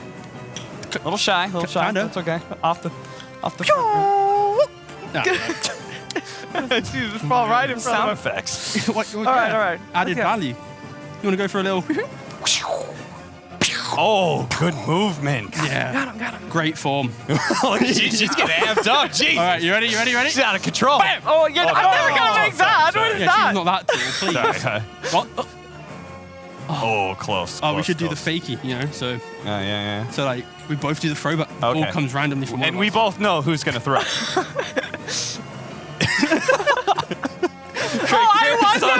I wonder who's gonna throw the ball. All right. Yeah. All right, 3, 2, 1. Did I get at least one? No. One was too far, the other one was too shallow. Our synergy is not on point. All right. There you go, sir. All right. What is that? Ready? Nailed it. Last one. It's a doubly! It's a doubly! Oh. I got at least one, right? No, you got none. It's off the backboard. How many did you get? You got 3. I No, request a I sure didn't montage have of more. all of our catches, please. No, I got 3. I mean, you also had 2 different pitchers. And I don't think we did a very good Yeah, job like, of being Sorry. accurate with our tosses. No, yeah, we were. Yeah. There was no helped you. consistency. I got You helped us sabotaged look on. good. We just, yeah. Yeah. We made ourselves look better with our poor throwing. True. Don't know if That that was is planned.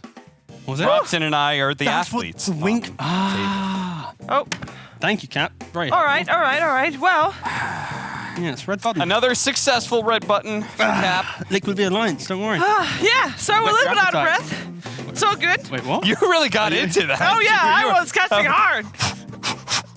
I got 3 balls. Very good. 3. Yeah. Very good. Just the same amount of bounty runes as a 6-minute rune. I think that's 6-minute mark. Runes, not bounty. Runes. I just said bounty runes. Yeah, because there's only 2. Oh, my bad. Same amount of runes, yeah. See, out of breath. Need to catch my breath, and that's good because I will have the time because we will have a short break. We're back. We are talking about Team Liquid and Alliance and their poor results of the major and their results against each other in the series upcoming. Jace!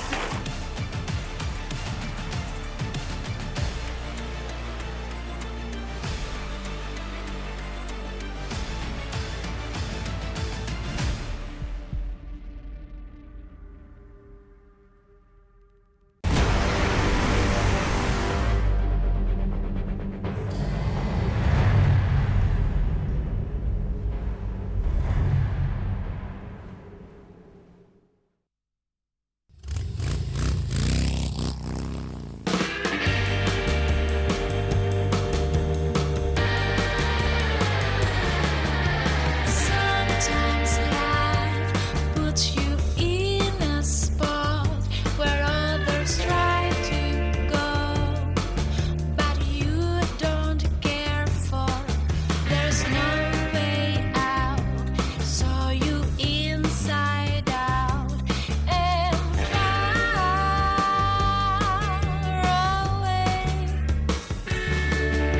Sometimes life shows you what to do to try to change the rules, tear the skin of you, but there's no way out.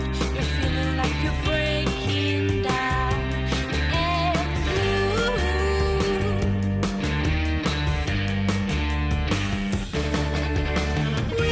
Wisdom is the key to change your life, to broaden your mind and open your eyes.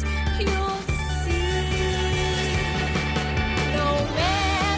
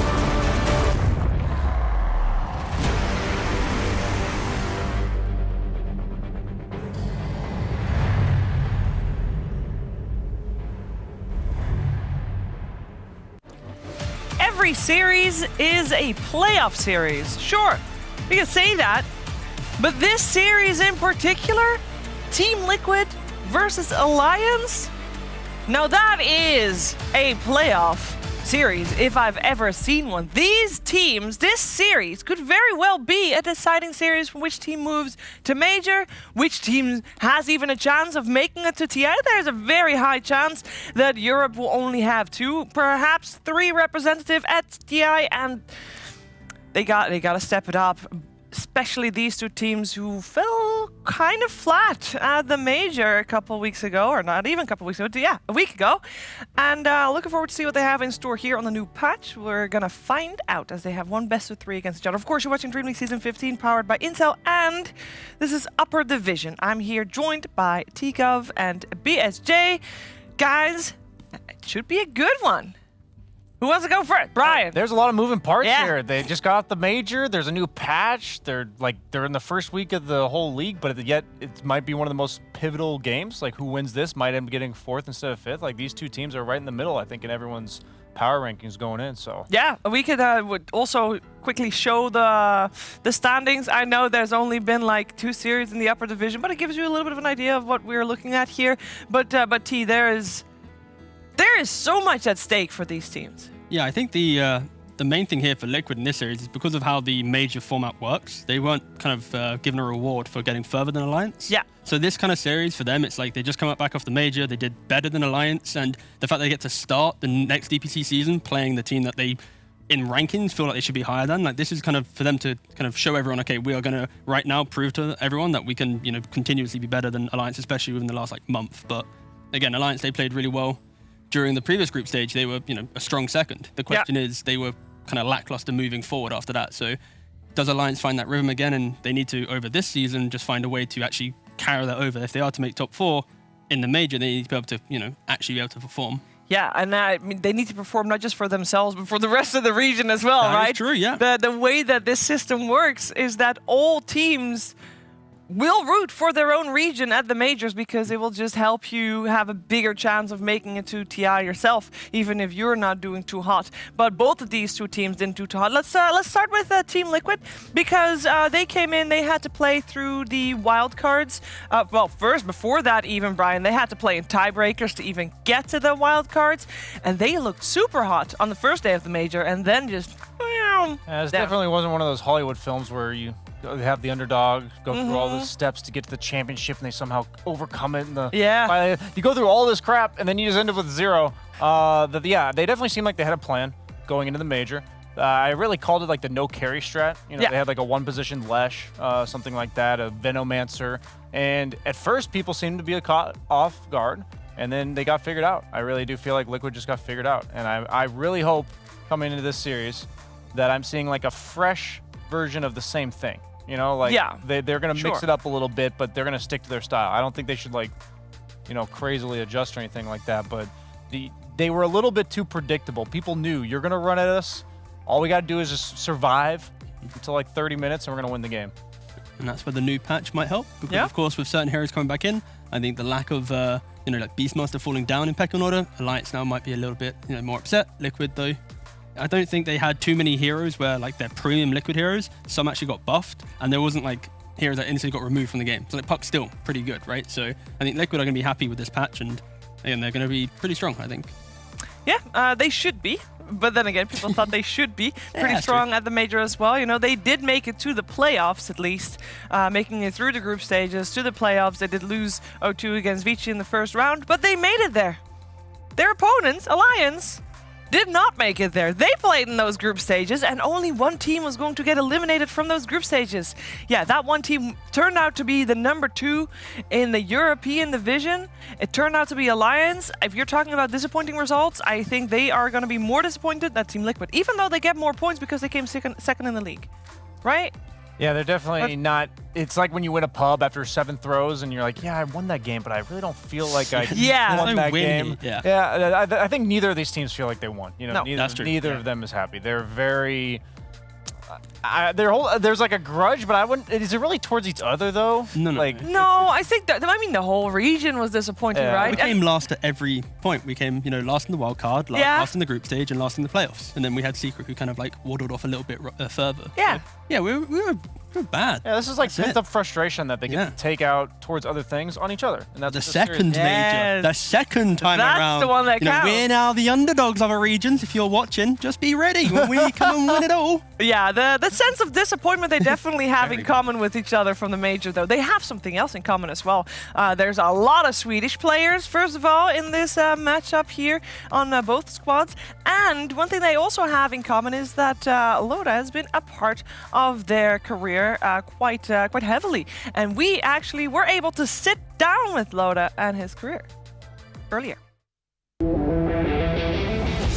I think probably because it's so cold in Sweden and there isn't really that much else to do. It ends up with like a lot of us sitting in front of our computers when we're growing up, and yeah, I think that's probably a big reason why there are so many like high-level Swedes. It's just cold, you don't really have that much else to do, so you just spend a lot of time in front of your computer, and Loda definitely has had an influence over like the fact that so many players chose to play Dota. I think Alliance winning TI3 probably is like a huge thing because it's brought up in media, it's presented to you everywhere, and you find out about Dota and you hear about esports and you find out that Sweden's good, and then you're like, all right, I'm a Swede, I like esports, I want to be good too.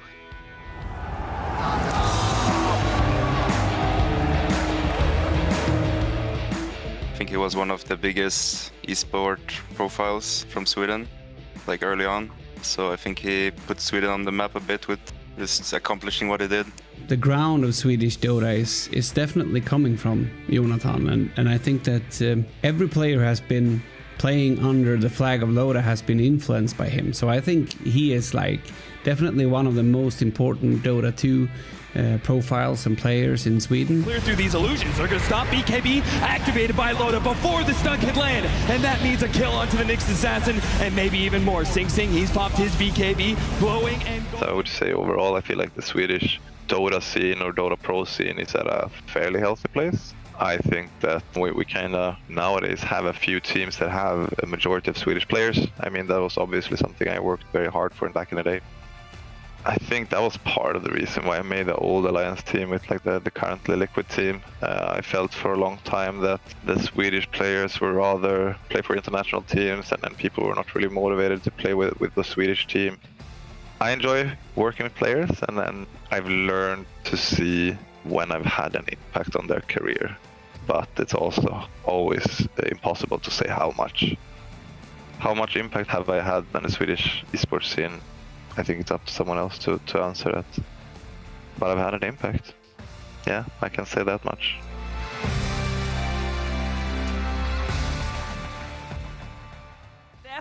Definitely had an impact. I mean, of course, winning TI was a big part of that as well, but his career has been going on for a very, very long time. And yeah, we might just see some of the players here today wouldn't be there without Loda. We don't know.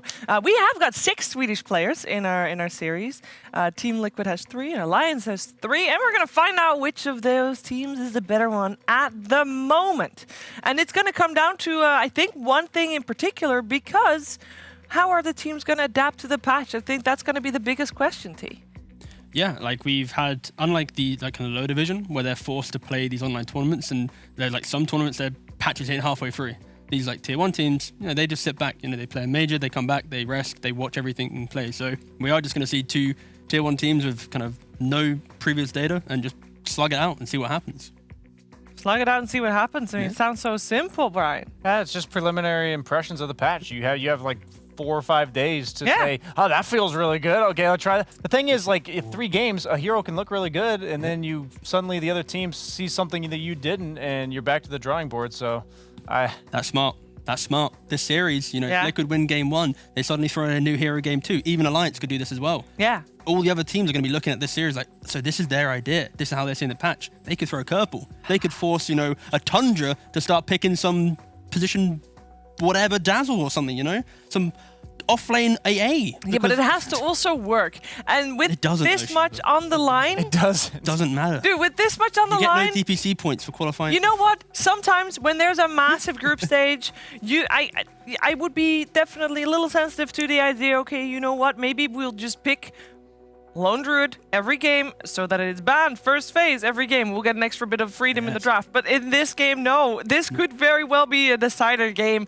Which team will go to Major? Which team won't? Which team go to TI? Which team doesn't? There's so much on the line. Every game is a playoff game. And this game in particular, as said earlier, I mean, they have to win it. Both teams kind of have to win it. And last season, Brian, we saw Liquid have a very slow start, actually. Yeah, they ramped it up. I think it was almost why they did so well at the Major going into the playoffs. You know, before the playoffs, they were looking really good. So what I'm looking for both these teams is that I think it's really easy at the start of a patch to just lose games in the draft. Like you kind of get caught up in an idea rather than focusing on the game plan, and just stick to the fundamentals that you know about drafting. Just draft all the pieces to the puzzle. That's the biggest part for me.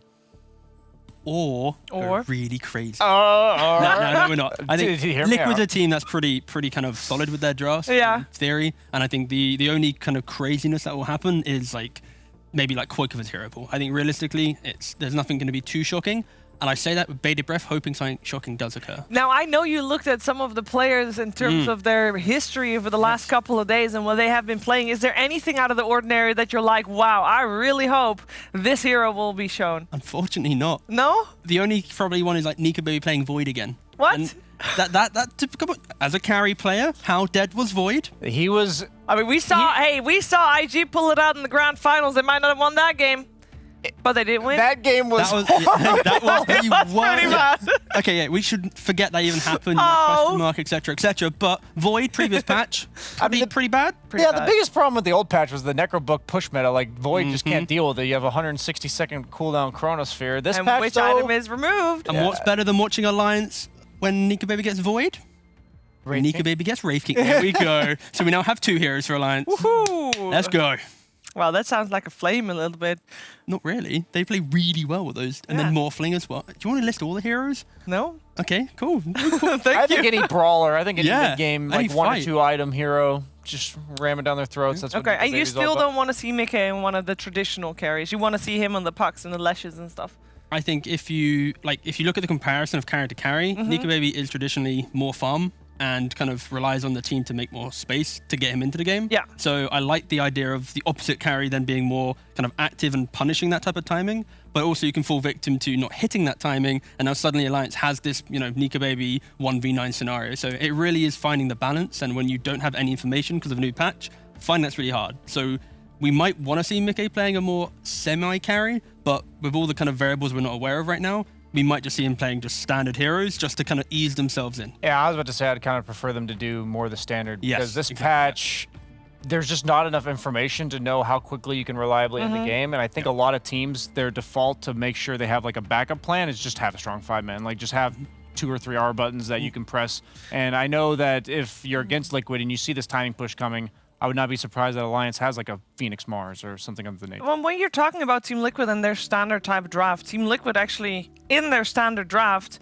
have got the Broodmother, have got the Huskar Oracle, have got the Lone Druid. Are all those heroes viable at the moment? I know Huskar's been banned out quite a bit, just like Oracle, so I would imagine that's still on the table. But did Lone Druid get even changed? Are we going to see Quake for Lone Druid? He got his shard a little bit buffed. I think the main thing for Liquid, and for like pretty much like half a year now, if not longer, they've not relied on those heroes to do well. Yeah. So it's nice knowing that when a new patch comes out, every team goes, oh, we have to think about them again. Yeah. Because they kind of they fall off over time, right? So I think that's the main thing. And I just want to see maybe Alliance look towards Liquid and go less about heroes, but the playstyle. At the Major, Liquid fell short because the whole make a lot of stacks, let's just utilize the map, that got picked apart. Jungle invasion, pressure, fight, take it away. Now Liquid has no fallback plan. Yeah. So I'd like to see Alliance maybe look towards that, kind of copy what teams did against Liquid at the Major, and now suddenly you don't get Insania having this free game of, look at my jungle, it's overflowing with Breach. That's pressured as well. But yeah, a lot of stuff to look at from the Major, and then copy that into this game, and then both teams should be on a good level playing field. So I've been saying that because of PL, a lot of these range carries aren't looking too hot, like the Lunas and the Gyros and the Drows and such. But I think these heroes are gonna make a comeback. I'm telling you, one of these, I think Liquid might be the ones that try out The Drow team. They're Yeah, the the Drow Drow team. team. Yep. I want to see it. All you need to do is ban out PL. Sounds very simple, and we are going to find out if they're going to do that, because we are very close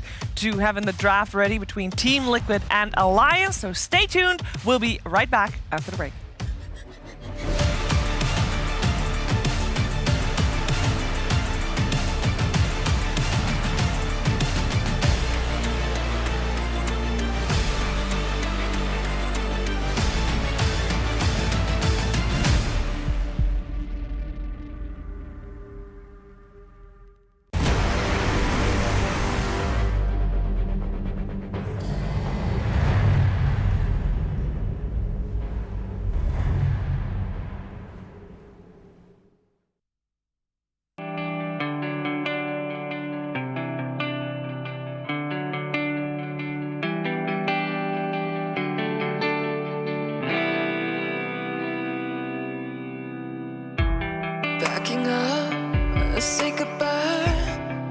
and take a chance at a better life. Memories left behind. Closer now, almost tasted. Hand in hand, we can make it. Oh, we risk it all just to survive. Try to build a wall, but we break free. Oh, wow. Shatter all the glass on the ceiling. It's how we survive. Try to build a wall, but we break free.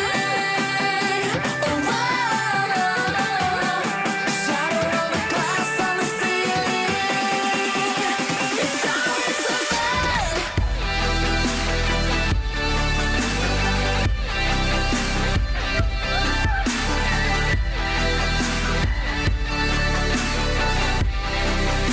It's how we survive.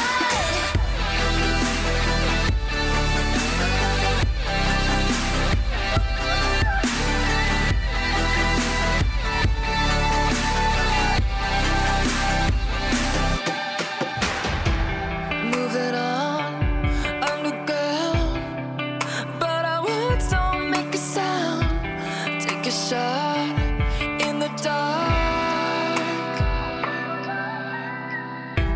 Standing on the border like a bullseye. Are we all the same in God's eyes? This is not a game, it's our life. Try to build a wall, but we break free. Oh, wow. Shatter all the glass on the ceiling. It's how we survive. It's how we survive.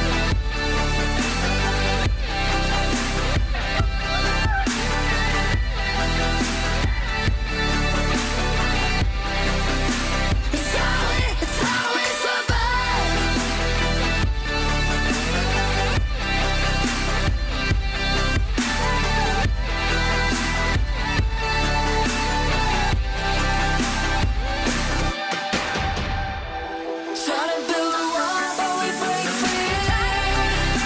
Oh, wow. Shatter all the glass on the ceiling. It's how we survive.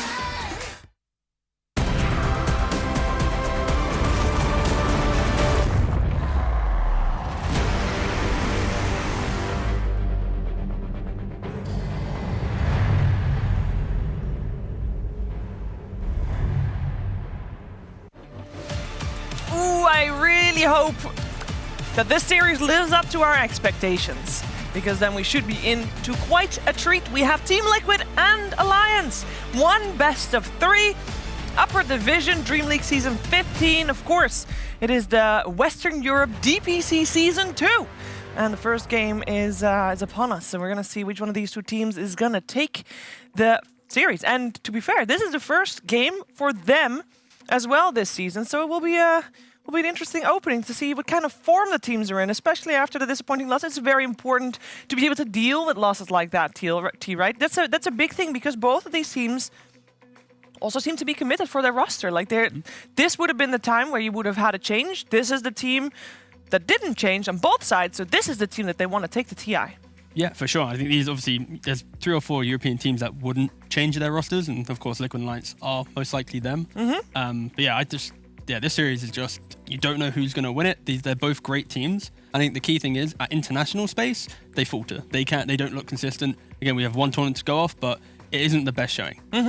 When they're in their own region, they're easily arguably top 4 teams, both of these two teams. So the fact that ignoring the changes, like Nigma and OG from previous season, true. They're like, no, here, my right? frown was not because of that. Oh, what's the frown? Because you mentioned consistency, and I do agree that is super important for these teams. That's the story of the whole major, like which teams were consistent, which team weren't.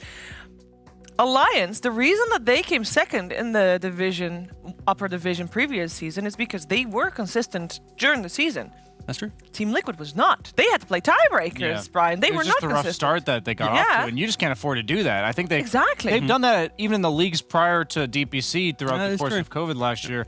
I will say for Liquid that I mentioned it the other day already, that I watched Insania's stream, and he literally said, a Chinese team wouldn't allow them to farm here or whatever. Yeah, so what I'm exactly, saying is they clearly came from this major with like a humble, okay, we got beat. Maybe like we did not put on the showing people expected out of us. How can we quickly learn from the people that one-upped us? And this is beautiful. There's the Mars Phoenix. I literally said Mars Phoenix. You know, yeah, but this, okay, so... This is the second pick thing though, right? So Yeah. because we have the return of pick into double pick, right? Yeah. The combos are really Combos. strong. You either go combo or you go flex support, you know? Yep. And this is Alliance's bread and butter before that change. It was like Centaur +1, Mars +1, sometimes Tide +1, and yeah. Guys, this opening, Phoenix Mars, it was the same opening done a couple of times at the major, but mostly during the group stage, because guess what? What? You buy a BKB, it's over. And they don't even need to buy a BKB because they got a Juggernaut, so he's fine either way. I thought this is, like, I'm disappointed. I'm seeing a drop from the previous patch. Well, the thing is, though, the heroes are still very good. And I think you have to look at Mars Phoenix in a way where they are very good teamfight heroes, and they have really strong laning because, of course, the spirits plus the rebuke, the spirit, it's so potent. The issue is simply, after laning phase, you're kind of slow around the map. You react to good engagements, or you pressure objectives really well, but you're not like taking skirmishing the entire time. And that's why heroes like Juggernaut, for example, is one of the best against this, because he's really good in lane. He can get rid of the spirit damage, the healing ward helps you through, but he's also a skirmishing carry. We saw that with OG when Anna played it, or Humble God, sorry. Sorry, yeah. Yeah, sorry. I was gonna correct you there. Yeah, sorry, Humble God. Come on. It's his ability to play fights with Little Farm, and I think that's where you now have Oracle and Jug. They're going to be able to deal with this combo pretty well, but it's not that bad from a... we got the cow. Yes. Okay, this is your personal favorite? I love Spirit Breaker. But is he good at the moment? Oh, he's always good. Well, we saw him yesterday. He definitely lost. All right, I think he went up in value because of all these heroes that got move speed caps. Yeah, I think he went up. Exactly, and no disrespect to Snaking, but that was not a Spirit Breaker performance. He was charging literally to his own death every single time he pressed the button. The S key does exist. That's a joke. I love you, Snaking. You can actually just right-click. You don't even have the S. That's true. You can stop a charge. Fine. With literally anything. Why is Spirit Breaker good, you ask? I like the fact that it's, like BSJ said, it's movement cap that you can get rid of. Not many heroes can do that right now. But it's also BKB piercing stun, and a hero that can start the fight really well. And against heroes like Juggernaut, for example, that threat on spin, you can always cancel the spin TP. Obviously, you can't charge the spin itself, but you charge through him, and then you can cancel. It's important to immediately address the Jug, because they banned out a lot of the carry counters, the PA, the Void, the Slark. I'm surprised they left the Ursa in. That's almost like a disrespect to the hero, I think. I'm now more leaning towards Alliance going for something like a Dusa or a Drow themselves, because these heroes go really well with Spirit Breaker in lane, and they also match up fairly well against the Jug. And I think for Spirit Breaker to have a good game, he doesn't like playing up against slows. Stuns are annoying, but slows are the worst thing, because status resistance doesn't really help you too much, because when you're inside a slow, it's kind of clunky, like ground slow, sorry. So when you already see Oracle, a backline hero that you need to catch as well, I like the idea of what Alliance is bringing. They do have two purges, though, already, with the Oracle as well as the Enchantress, who get rid of the Bulldoze. Yeah, what do we think of that support duo in general, Enchantress Oracle? It seems like it's not as mobile as a lot of the four. Could be a 3. Could be a 3 inch, yeah. Inch? Okay. I'll do the research, guys. See if Boxy's been playing it. I don't know about inch 3 after the Razor pick, because you are not slowed by Untouchable when you link somebody, because you're not your attacks will still you're not technically like the source of your attack. Yeah, however it's coded. But you are, as Enchantress, you are pretty speedy, so you can run away. Yeah, so it's like I think in lane it's fine. Yeah, but later on you're like, it is one of the heroes that does not have to itemize specifically in order to kill you. On his main account, Boxy has not played Ench off lane, so if it is, it doesn't seem like a Boxy hero. Can you right? check on Taiga? Maybe it's the last likely time it's he played Enchantress. He has played 2 days ago and 3 days ago. Yeah, this is most likely the 4. Oh, okay. But we've seen so many position 4s be super successful when they are able to be mobile, and Enchantress doesn't strike me as that type of hero. So classic old usage of Ench 4 and Chen 4 is the idea that you play a strong lane and then you're collapsing on mid with the creeps and you're forcing the objective. Yeah. I think the difficult thing here is simply when you're playing into heroes like Razor, Mars, Phoenix, these are heroes that basically don't ever get rotated on. Because if you're pressuring him, the turnaround potential of their survivability comes into play. And then you pair that with this global presence of Spirit Breaker, one misstep from an Ench or a misstep from one rotation and you're dying to these big spells. And I think the key thing here is for Liquid, they have really good fight and skirmish and non-stop aggression. And if they're calculated about it and can bait out key spells and then reinitiate for the second fight, that's when they're going to look pretty good. When there's no egg, when there's no arena, they're going to exploit the lack of damage that Alliance has. They have great control, great team fight, but the damage is not really there. It's slow over time. That's where Healing Ward might come into play. How do you feel about this Quap pick? It's like the classic I hate Razor, I pick Quap type situation. So that's what I was kind of thinking, because like with what you said Liquid's game plan was, I agree with, but on the map itself, like you can't run away from the Spear Breaker, Mars. Razor's also like a really fast hero that is good follow-up. He's not going to be the guy that sets up the kills, but the problem I have with Queen of Pain is I'm under the impression she's really bad at mid against Spear Breaker. Like I thought Spear Breaker really punishes this hero throughout the course of the game because you have no natural way to interrupt the charge. Your escape mechanism isn't like effective against the guy that just keeps chasing after you. If they were to pick like a last pick Viper or something that beats the Queen of Pain in lane, is that not possible? Are they 100% sure this is a mid Razor? No, I think the Spear Breaker Quap idea is Spear Breaker doesn't like ganking heroes that have their own mobility spells, because if they're like able to be used, they just disconnect and you can never get the kill, right? Quap's also a Yule's buyer. A Yule's goes through status resistance, therefore you can kind of get rid of his rotation straight away. And you do need a hero that can potentially play up into this Razor. Alliance with last pick, he can be in safe lane or mid, right? And I think if it's mid, and Quap's gonna be pretty happy. And if it's safe lane, now suddenly Quap's playing into a counter. So I think that's where, they just need to pick a hero that can at least survive the Spirit Breaker, and then also maybe play into a potential counter down the line. Okay. So what is that? Because Centaur, Sand King, both removed. Do we need one of the real tanky offlaners They coming need like out a for boxing? Slardar or something that amps Slardar up. is definitely a boxing hero. Yeah, boxing hero, frontliner, it, like amps up the damage they have. I feel like they have underwhelming damage output right now. Oh. They go for a Void. Okay, DK right now. I'm pretty sure it's DK mid. Like you have two elusive cores. I assume the Void Spirit's a core. It matches up well in game against the Jug. You need like a point-click stun because all you have right now is like a bunch of AoE teamfight stuff. I think they would be heavily outdrafted if Alliance were to pick DK right here, but maybe they're just committed to having Razor mid despite the Quap pick. I mean, they can swap it out as well, right? They can put Voice Spirit mid, or is that Yeah, very I guess they terrible? could side lane the Quap, maybe like mix things up, like just in case. If they really want to, then there's that option. Alliance still has the full 2 minutes left in their bonus time, by the way. They had a plan coming into this series. I like that, even if I don't like the Phoenix Mars opening. I like that they come with a plan, and apparently they've been able to get everything that they wanted. Yep, so right now, again, like we mentioned already, Liquid, it's about they're currently being kind of cute with the flex of the Void and the Quap. Most likely, Quap will just be mid, Void will be off lane. But unless there's like some big glaring pick from Alliance which forces that to swap, then that's the case. And Nico baby got targeted hard, huh? Honestly, I'd love to see like even like an anti-mage, just like just super hard carry here. Like you literally have no cares in the game about your towers being taken early. Ench is annoying, but you have Mars Phoenix Razor. Yeah. Jug's annoying, but you have Spirit Breaker. And the lockdown is not that convincing on the side of Team Liquid at all.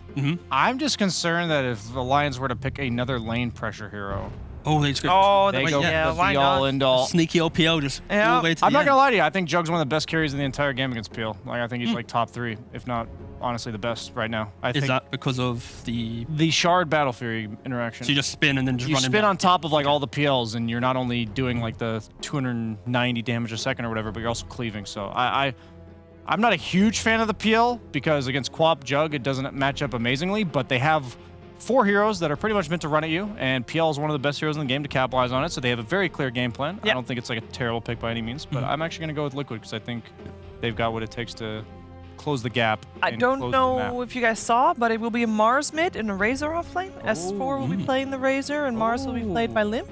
That still doesn't do very well against Quap. No. As far as I know. I think the key thing here is Liquid, they have the resources to break down a map quickly after laning phase. Yes. And to punish a PL who has to farm 2-3 items to even enter the game safely. And that's where, again, if Liquid can execute, sure.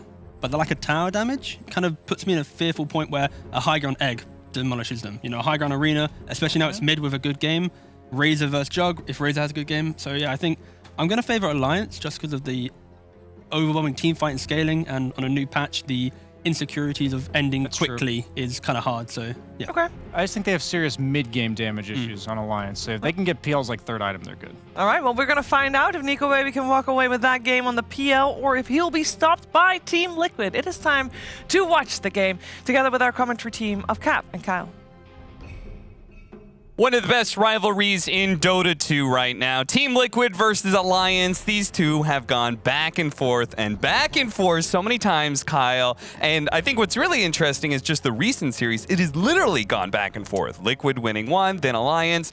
The most recent, of course, being at the Major, Kyle, where Liquid did actually, even though the series, quote-unquote series, 2-game series, went 1-1, Liquid did ultimately knock Alliance out of the Singapore Major. Indeed they did. And I mean, both of these teams, I don't know how any of their fans have any hair left, to be quite honest, Cap, because they're the definition of volatility. I have no idea what to expect from this series. I think more than any other, really any other two teams in this region, it's all about which Liquid, which Alliance shows up. Because at times they'll look tier 1, like, damn, this team could beat Secret. And other times it's like, man, you're never beating anybody. Like, what happened here? But love the draft. I agree with BSJ's analysis, though. The PL pick last is a bit odd, considering there's both a Quap and a Jug. Not ideal matchups, but if you look at the bans, you know, no Slark, no Void, no Morphling. What was left for you to pick Nico Baby?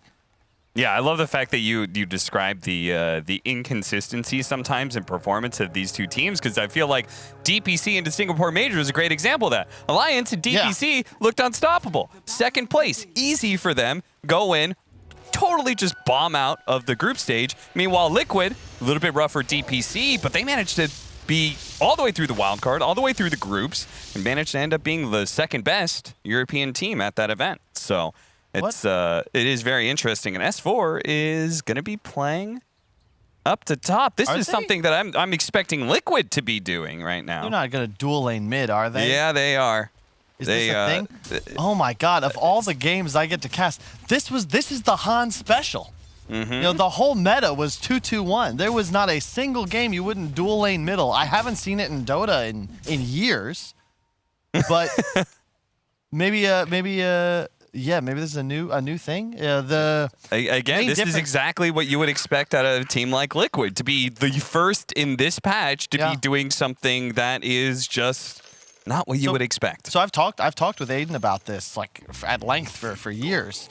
The big difference between Han and Dota is that Hani had a lot more space in the mid lane. Okay. There also weren't as many benefits to being under tower, whereas Dota, you get the health regen, you get 3 armor near that tier 1. So it's quite easy, typically, for any solo mid laner to ensure they get full experience. They're going to CS pretty well. And if the waves are on your hill, you're going to pretty much ignore Insania. So we'll see. Maybe he's just here to start. You will be forever. Low FPS. And I also want to make a point. If there's any other team, I think we'd be questioning the decision to put Limp mid on the Mars and offlane the Razor. But Limp, as a player, he's a killer. You want him on the initiator, the guy buying a blink with a stun, and I think that it's the right move in this scenario because really he just seems wasted on a hero like Razor. No, absolutely. I would totally agree with that. And S4, he's got a lot of experience with hero like Razor, so he's going to be in that matchup against the Quap in the top lane, which is part of the reason why Liquid is doing this, right? They did not want to have Juggernaut versus the offlane Razor. That lane's really going to suck for you. They're going to put a little pressure onto Limp here, but as you said, the mid lane is kind of small. There's not a whole lot of distance to chase here for a Juggernaut. Yeah. It's so cool to watch mid because, for a lot of the fans at home, maybe this is weird. You've never seen this before. This, Limp mid against Mickey and Insania, I saw this live at LAN numerous times. This just goes back to 6 years before. That they did this at a LAN event, so it's just cool that you see this adaptation, but these players understand very well how this will go down. The solo lane up top for Koifa, though, it is a bit curious because, like the panel said, you think Quap is probably favored against Mars, and instead he's up against a Razor and a Spearbreaker. But to be fair, you just blink away from the link as he just did. Yeah, they definitely needed to have an answer to that somehow, and Quap was their only hero that could do that, right? Yeah. Like Void Spirit in a side lane, you dissimulate, you're not going to get far enough away to be able to break that static link. So you're just ultimately going to have to do something a little weird. Koifa immediately being charged and bashed by Hanskin, being forced away, and this may be part of the problem with this dual lane mid, is that if Koifa is being shoved out of lane, if the lane is allowed to be pulled back into Alliance's favor, and then Hanskin solo zones out the Quap, then we've got ourselves a bit of a problem. This has always been something S4 excelled at, going back to his time as a mid player. You know, guys like Sumail, maybe, they're pushing lane. They're trying to kill you under tower. They're trying to destroy you. S4, much more of the veteran style. He controls the wave, he gets every deny, he maximizes his game, and he slowly whittles out this advantage that becomes incredibly huge over time. And they've done a great job, because if this is up in Quap's tower, he has a base damage advantage. You're going to be just fine 1 versus 2. In front of his tower, yeah, S4 total control. Now, we've seen the laning phase. What about the overall strategy here? It feels like the both is very picture perfect in this regard. Alliance versus Liquid. Alliance opting for the hard carry. Probably one of the best carries in the game right now. Phantom Lancer. I think this hero's pretty crazy right now. While Liquid, much faster lineup.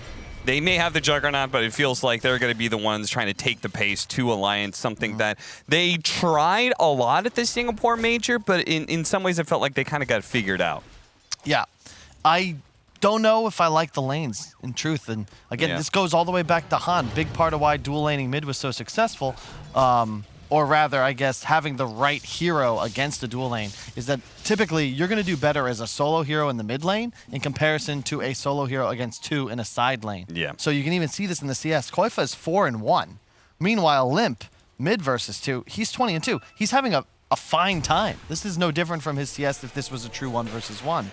And Insania, he's free to stack, so he's definitely spending his time here wisely, but Koifa is not having fun. No, he's not. We just watched the huge difference as Limp, thanks to the extra water runes available, he's able to get himself a decent bonus in regen and stuff very easily, and poor old Koifa, he doesn't have those same kind of options. Managed to snipe the Courier at least. Courier snipes happening a lot here in this bottom lane, but still no first blood. Looks like Insania is finally going to be giving up on that mid lane, and we'll start playing the top, but it could be just a little bit too late for that. I mean, Koifa's 4-1. Indeed, and you're also out-leveled. Taiga in some trouble. The Icarus dive lands right on top of Taiga. Now, he did have a Fairy Fire and managed to get himself into the trees. It's S4 managed to pick up the first blood. Then they managed to get the kill onto the Enchantress as well. Traded out is the Phoenix, so ultimately support for support in the bottom lane here, but that first blood goes to Alliance. Lanes continue to be dominated by them. Oh yeah, you got to feel very good about how this game has played out so far, because we've talked about Quap as a hero concept. You have to snowball. You don't feel good when you're this far behind, especially when you get those early points in the Shadow Strike. He's level 3. You need 4 points in Scream to start shoving lanes effectively. He's so far from that, and because of the laning setup, Insania top helps keep his Quap alive. They're not going even in this lane no matter what. Meanwhile, Limp, because he was 1 versus 2, he's already 6. He has a huge level advantage, and he actually forced Mickey out of lane. Instantly. Break in the link before Hanskin can connect with the charge. And yeah, I can see what you're talking about. Maybe this is Liquid. They are giving solo experience basically to Boxy, so he's going to have a fast level 6. Maybe that's where they're going to look to kind of change things up, as I don't really think Mickey at the mid Juggernaut is going to be running around making moves, so maybe Boxy is the one to try and help Koifa out here. Well, it's coming. You can even see in the net worth. Like, this is Mickey and Boxy's time to shine. They're going to need to just get their supports into the game in a way. The big issue you have as Liquid here is that this PL pick hard counters your support duo. Enchantress Oracle do absolutely nothing to Nico Baby, but try to run away. They need Mickey to be enormous with that Battle Fury build that BSJ was talking about. S4 is actually a little bit low here, so they don't feel that comfortable going for this dive. They are going to be able to get a lot of damage on this tier 1 tower. The Siege Wagon's still alive, though. Be careful, though, Hanskin. Yeah, seriously. Oh, trying to catch him. FNG is able to dive away just in time. He would have died otherwise. Yeah. Arcane Rune for Mickey mid. He'd probably love to use that with his Omni Slash. Trouble is, like, I'm terrified of giving Limp this kind of game. Like, he did not feel any extra pressure from the support of Insania. Now he's just, he's got upgraded boots, he's got Bottle 1, level 7, and he's free farming. Big kill here as Hanskin actually That's huge. leaves the lane, and they do manage to bring down S4, which I think more than anything, the experience for Koifa is really important there. Boxy is going to see this one coming, easily dissimulate, dodges the charge. Yep.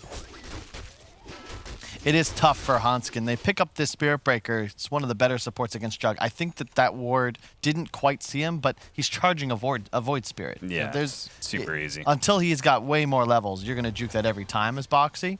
The thing is, later in the game, charge ulti into the Jug, very effective to try and take him out, especially if PL has Diffusal. You can him in that time. And it can make things awkward for Queen of Pain as well. So there's still definitely ways for Hanskin to be effective in this game. Even if his laning phase, he doesn't have the best options for roaming, eventually he'll still be able to shine. It's excellent against the Oracle, too. We've praised Insania many times on these heroes. His pools, typically, the Coddles, the Oracles, the Grimstrokes, way in the back of the fight. Now, if you can just catch a glimpse of them, open the fight with a charge, it makes it so much easier for the rest of your team to play. Suddenly, Limp and Nico know exactly how to initiate. First step, goes for another. They're going to be able to catch him. Pull him right back in. FNG does throw out the spirits and goes for a TP out. He actually makes it. No way. Oh, man, that was close. Insania, meanwhile, he's going to be found by... Oh, managed to get off the Fate's Edict there. Dodge the magic damage. Now, he's still going to die, but at least he gets off a little bit of spells there before he goes down. The first rotation here of Limp is a success, getting a kill and probably getting the tower as well. Indeed, I am so, Limp, this is the dream. And whenever I see him at the top of the net worth chart, especially on a hero like Mars, you gotta feel good if you're an Alliance fan. He's gonna go for the Yules build. I think when you're ahead like this, it's better than Blink. We've discussed this at length, but Blink doesn't give any stats. It's a positional tool, but it doesn't actually help your game accelerate. I don't think he needs one. It's so early in the game. Much better off getting a Yules, which is still set up and helps you find kills, but the mana regen allows you to stay on map longer and thus spend more time making plays like he is here, just farming a casual hard camp before he continues to try and find someone else to kill along the course of the game. They also get that top tower, first one to die. It also ruins Void Spirit's game, most notably, right? Like that is why kind of they picked it up. They were like, all right, we're going to have the matchup. Yep. That's a really good point because you can actually spear as the Yules lands. You can't spin it. You might be able to spin it, but you can't blink it and you can't dissimulate it, that's for sure. I don't think 10-minute runes coming in, just power runes. No bounties. FNG really trying to hold on to this tower and get some experience while he's here. Betting the tomes coming out to him, so he may actually have his level 6 with this, and they can choose to take this fight. They actually just got vision of some of the stacks that were going on. No, they're not going to take the fight. Just give up on the tower. They're focused on playing the other side of the map right now, but S4 is going to be caught by the rotation up. Boxy. Oh, that scream. It's not quite enough, but S4 is still going to go down as Boxy is able to finish off the commitment here. Hanskin will be able to TP out safely, no problem. But Boxy, his rotations are beginning to change the game a little bit. The net worth is even. And a big part of that as well, Insania had so many stacks in the jungle that Mickey just helped clear up. That's why he's now top of the net worth chart with a bit of a lead. Really well played by Koifa, though. He ulted primarily to interrupt the charge. If Hanskin lands that, I'm fairly certain Quap dies. Yeah, we'll see that again. As it stops the charge, Hanskin's left with nothing to do there but to be able to TP out. Yeah, I am still quite concerned for Koifa's game, though. He's going, he went 3 points Shadow Strike, so he needs this time up top. In fact, he's probably a little grateful that tier 1's down because he's allowed to just static farm this lane up top.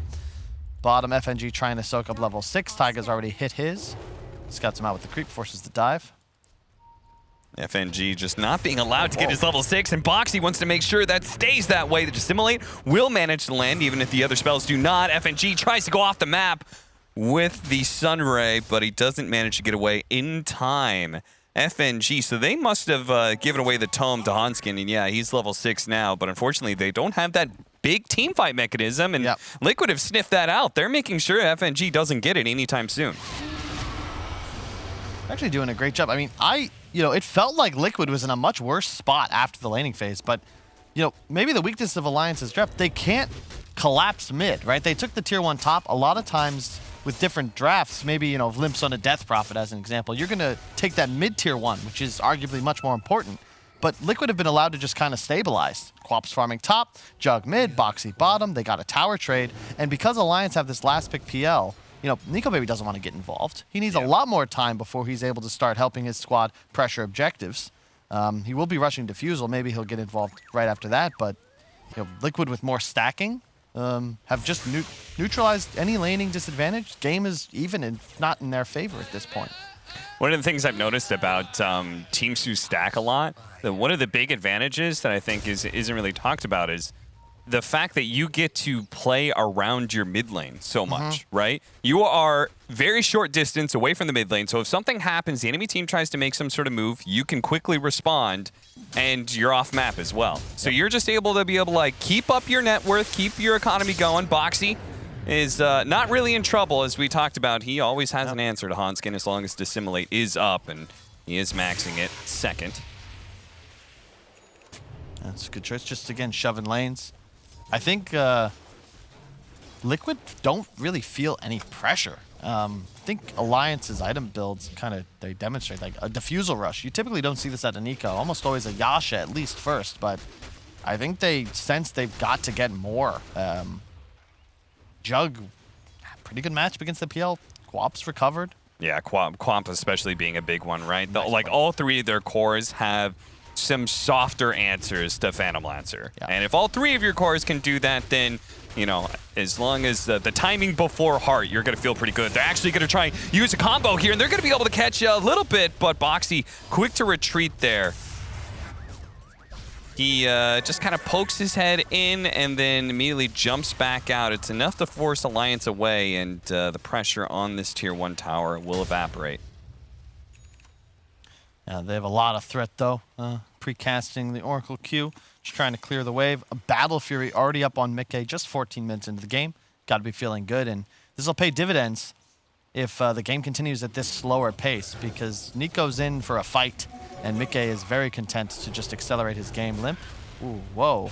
Yeah, that wasn't quite what he was hoping there. He does manage to get off the Supernova. They're going to go ahead and pop the ultimate onto Boxy, but he's immediately bumped up by Hanskin. They take down the egg. Oh. What a big wave coming out from Koifa. It's a huge one. They do have the Omni Slash. It bounces between the heroes. Doesn't stick on a single one until S4 is finally one caught inside the river. And with the dagger on Limp, he's not able to retreat either. It's only the support in Hanskin manages to back out. Nico Baby limps away as well here, but Liquid, they defend their tower. And Kyle, one of the worst things, when you're the ones trying to put pressure on enemy tower, you lose that team fight, then all of a sudden you've lost your tower instead. Wow, what? That felt so forced. FNG initiating to dive onto the high ground. You have a Mars with Arena, you have Hanskin, and the initiation was stun free. Really well done by Liquid, though. Excellent spellcasting. Was that a 4-man Quap Bolt? Mickey got a Omni off to clean up. You know, no complaints, but still, like, just really biting off more than they can chew there on Alliance. A little discombobulated. Definitely felt like FNG jumped the gun a little bit there. The Void Remnant will not land. Hanskin is hit by the Centaur stun, though. Limp, look at him setting up on the tree, but it actually goes to the other side, and look at that! Taiga gets in front of the spear. He says, "Get down, Mr. President." Boxy will make it home safely, and it looks like our Enchantress is good as well, because S4, it's a right-click hero, so he's going on to an Enchantress. He can't output any damage. Yeah, we'll watch this again. Like, where is Nico Baby is top, first off. The whole point of this move is to make a play with Defusal. Now you have an egg, the charge off, but you know, Nico Baby TP'd in. He wasn't there. He arrives, immediately gets Quap ulted, and then walks away from the fight. Yeah. Just, you know, for this to work, it had to be set up with that smoke move. Alliance, they had the right timing earlier, and that's how you wanted to make that happen. Push the mid lane, charge comes in, you pincer from behind, but you're taking this initiation without the hero that just hit a big timing. Your top net worth hard carry. I wonder where Koifa was during that time. Because, again, we talked about that rapid rotation. If the enemy team tries to do anything mid, he was there in an instant. All of a sudden, he just blinked in, and that's a big reason why the Supernova died. He hits that huge sonic wave, which also makes the fight super easy. And things may begin to snowball as if Limp gets caught here. Liquid going for this 3-man smoke. They finally spot him for a second here. Limp very likely to die.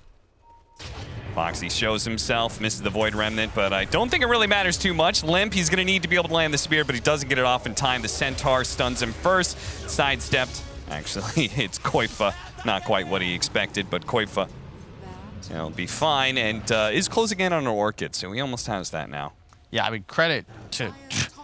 I mean, Mickey is going to get a lot of love if Liquid take this game, but credit to Insania for the insane amount of stacking done. It's a big reason that Battlefield came online so quick. But Koifa, I mean, this is kind of nuts. This guy, Max, he's developed into such a great, complete Dota player. You look back to his time, pre-TI5, like Team Tigger, he had a certain style. He would play a lot of farming heroes. He's excellent at Lone Druid, don't get me wrong. Now it feels like Liquid are comfortable giving him the keys to be the win condition and also just sacrifice the throw to the wolf, and he still does just fine. Unfortunately, Boxy, not quite as fine. Yeah, that was a little bit unfortunate because now it's a free push onto the mid lane. Something that Liquid are not going to defend. They're going to just focus on.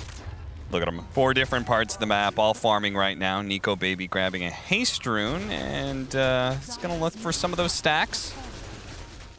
He finds them. So at what point, are you concerned about Phantom Lancer as a carry if you're Liquid? Is there any time? Like 3rd item, like Manta Scotty, but okay. I'm not sure. You have your Jug that half an item ahead. Yeah. And he went Battle Fury build, so you really only get spooked once Nico is capable of just going toe-to-toe, or versatile enough that he's on top of your Ench, on top of your Oracle, and they have to blow all spells or die. Yeah.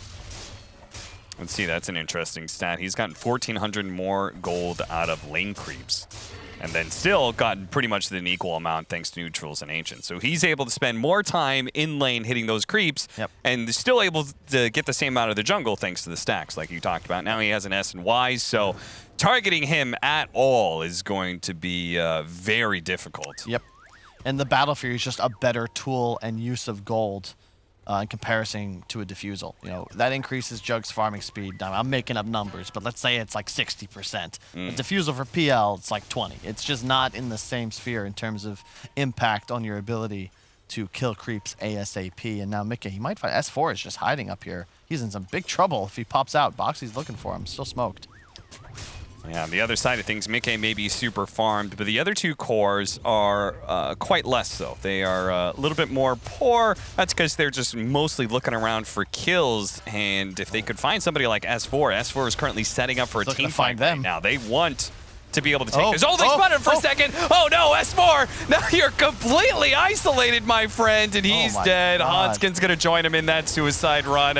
And oh dear, this is gonna get even worse. Yule Scepter into the Void Remnant onto Limp. Limp's got the arena if he wants to try and throw it down, but it's not gonna happen. I think he knows he was dead as doornail. And yeah, Kyle, you're questioning this?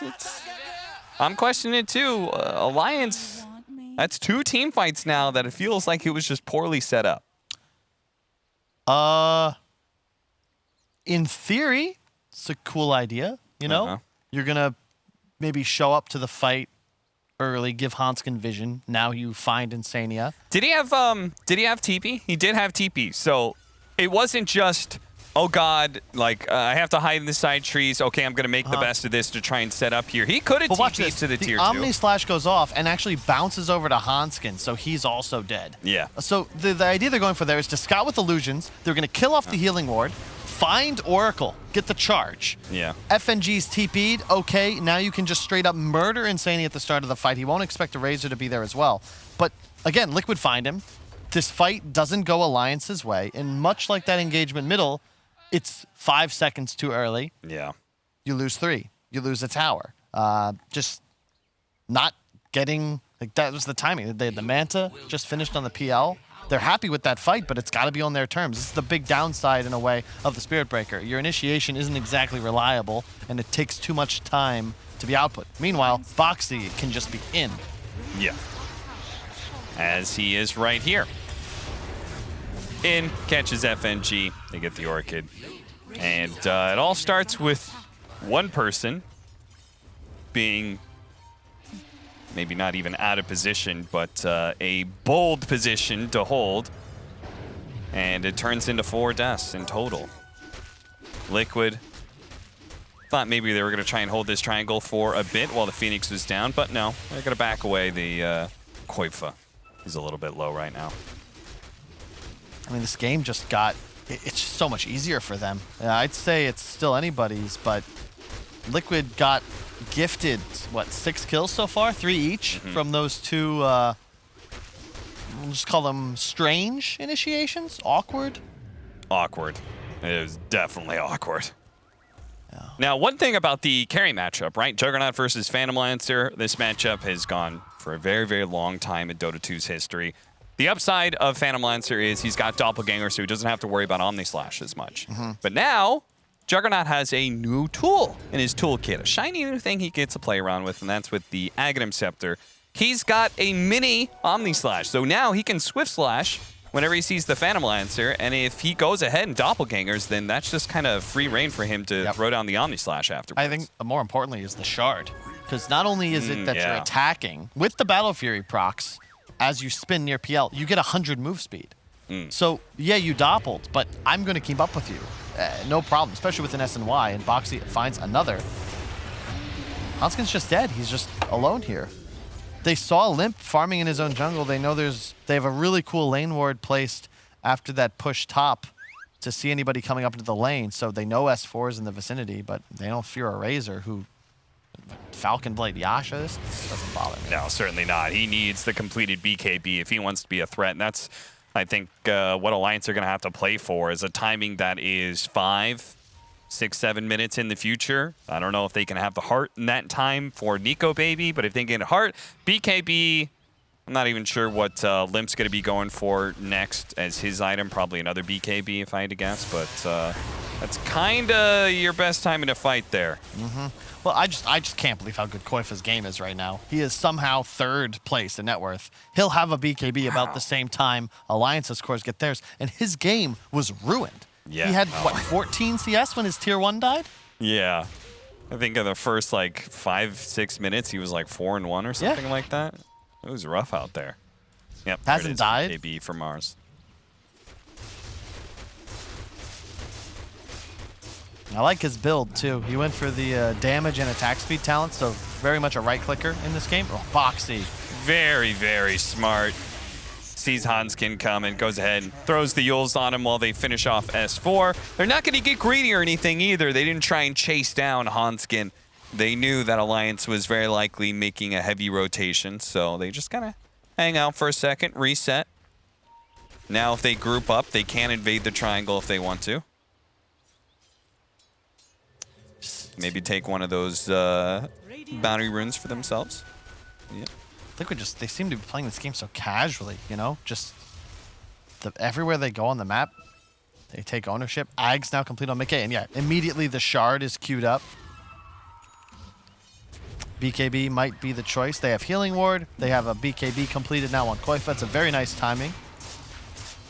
Now, Roshan fights are slightly scary here because the enemy team, they do have Mars Phoenix as a combination, and Phoenix is also, in particular, he's good around Roshan fights, all these high grounds and stuff. So they're going to lead off an initiation. Orkin stops him from being able to get that. Limp pops his BKB, but it's a little bit too late. He managed to get the spear up into the Juggernaut. Maybe it's okay, but oh, another big Sonic Wave comes out as Koifa does it on 3. Doesn't actually get a kill on anybody, though. And Nico Baby, very healthy on the front lines here. He's going to allow Alliance to be able to back up.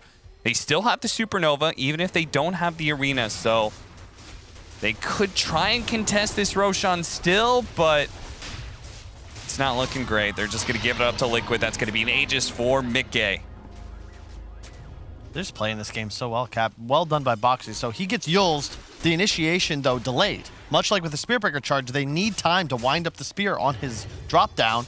And in that space, Koifa gets Orchid off on Mars. Yeah. If Limp pre-BKBs, maybe this fight goes a little differently. He does not.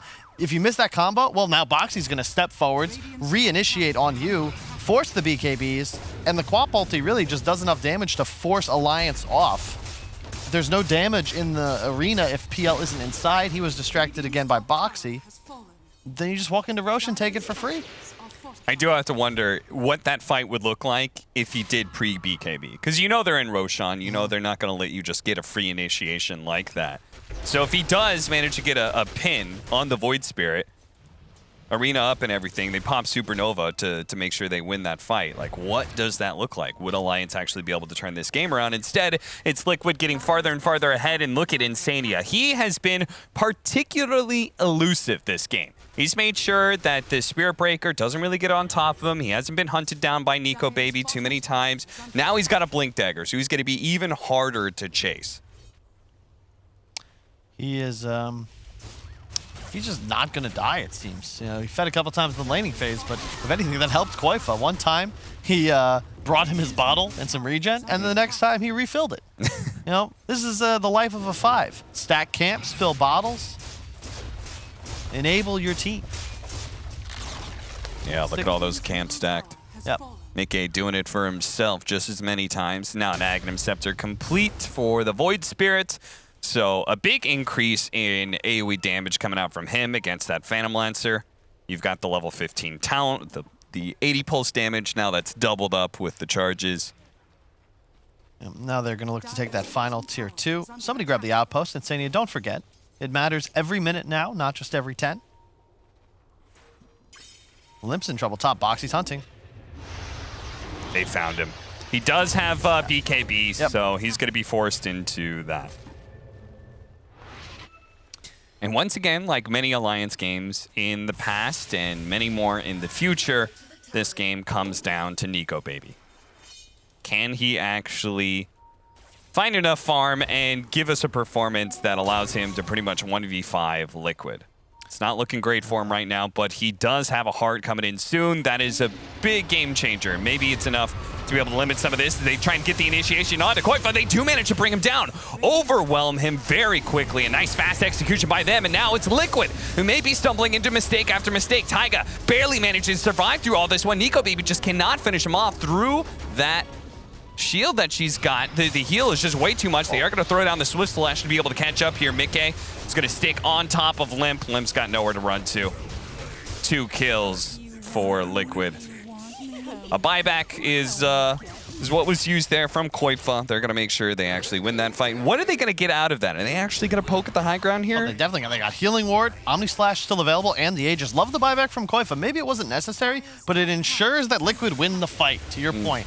And they can continue to press forwards. BKBs are now down. You got to be cautious.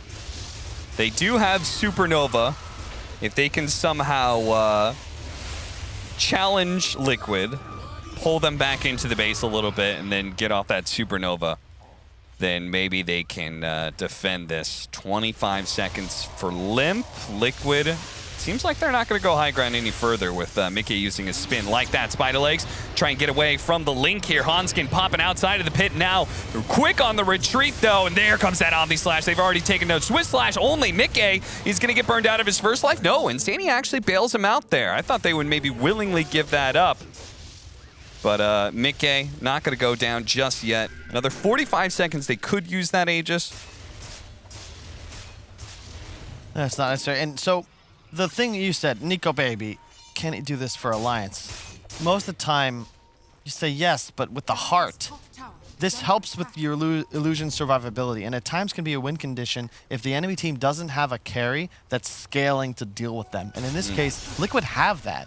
You know, look at the item build. A Mjolnir to follow the Ags and the Shard. Mickey, you can't actually contest his spin now with these P illusions. No matter how strong they are, that's a big concern for Alliance. Yeah, that is actually very interesting. And again, like how important that one Roshan was, right? Because he gave them the shard they were able to pick up. They have this Aegis they've been using to poke at the high ground. It's just a lot of pressure that's been put on Alliance.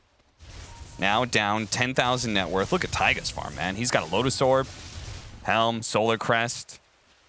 That is one thing, like, Enchantress may be a single target hero, might not have any offensive answers to Phantom Lancer, but Phantom Lancer also can't deal with Enchantress because of Untouchable.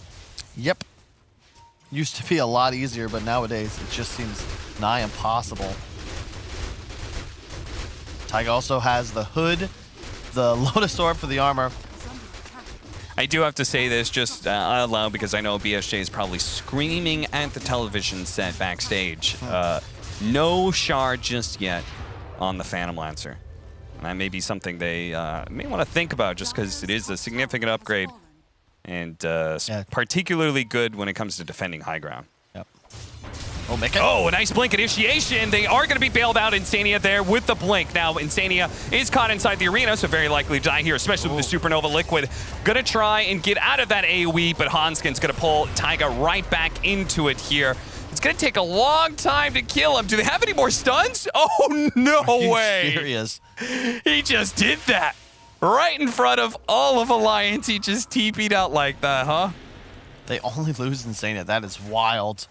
So, yeah, that fight, really well done. Limp gets that immediate blink initiation onto Mickey. That's the name of the game for Alliance. Because, yeah, sure, Jug can certainly deal with Nico Baby. But if you don't have him, or if he doesn't have damage, S4 got nearly a full drain off, that's it for Liquid. They do not have any damage to fight you with, and Alliance are certainly going to win that fight. Mickey goes ahead, uses the Swift Slash to be able to bring down Hanskin. Now FNG. Oh my god, the move. Does he have a dive? Oh, he doesn't have a dive. Okay, he's dead too. This is so spooky. He's just so fast. Yeah. And he's about to be level 25 as well, so talk about stat increases there. So many of these Juggernauts I've seen taking the 475 health on an agility hero. So naturally your armor is really high, and you get an increase like that. He's getting the Omni Slash duration. You think so? Yeah. Okay. I've just seen so many Juggernauts go for the health, so. I think if you don't have an Oracle, I mean, maybe you can make an argument for both, but I think he's feeling himself right now. Yeah. We're going to go Butterfly on the Phantom Lancer, which means we will need an answer out of this Juggernaut eventually, but he's got plenty of time for that. Yep. Scotty first. It makes sense. It means oh, never mind. You switched it up to Basher now on the Phantom Lancer. Afraid maybe the MKB. I mean, part of the problem with some of these heroes, right, is they are so mobile. Gives an opportunity for further lockdown. Another great blink initiation from Limp. Managed to bring down Boxy, and Mickey, with his spin now down, has to full out retreat. He may have to leave Taiga behind here. Using Spider Legs to be able to get away once again. It's tough to be able to bring down this Enchantress, but surely they've got it this time, right? Yeah, pushed great. away. No, Hanskin actually gets wiped out by that. Mickey is going to be bailed out by Insania. Gives him the ultimate, still being drained down quite a bit. All the BKBs being used by Alliance to be able to stick. Oh no, the Omni Slash went off. It goes onto the illusions though. Nico Baby, he's going to be fine there, and Mickey actually does get burned out. Now Insania is going to be run down underneath the tier 4s, and all of a sudden Alliance is back in the driver's seat. It has been a hard game for them for the last 30 minutes pretty much, but now they're inside of Liquid's base. It's just one good team fight, Kyle. They don't have a creep wave. Oh, Nico might have a courier. What? Okay. Okay, no, He's doing his best Ana impression. Maybe all you got to do is reach the fountain, call tag. Oh, S4 almost got soloed by Taiga. What a wild game. It's like Liquid just got caught sleeping. Like that was just a straight up charge into Boxy, and they end up taking him down, then pursuing Taiga. Now they're catching Taiga once again, but they're not doing any damage. Yeah, they couldn't kill him before. And this time, surely they've got him. There's nowhere for him to run to be sure. Man, if he gets Sproink or a Force Staff though, that's what's queued up. This gets even harder. But yeah, just Liquid, you got to be a little more cautious, my friends. I mean, Boxy especially, right? This is second or third time that now Boxy's been caught out by that blink initiation by Limp. Limp doing an amazing job with that. But Boxy has got to respect his own life a little bit more. And I have to wonder maybe if reconsidering the Spirit Vessel and going for like an Aeon Disc just to prevent that kind of initiation would help.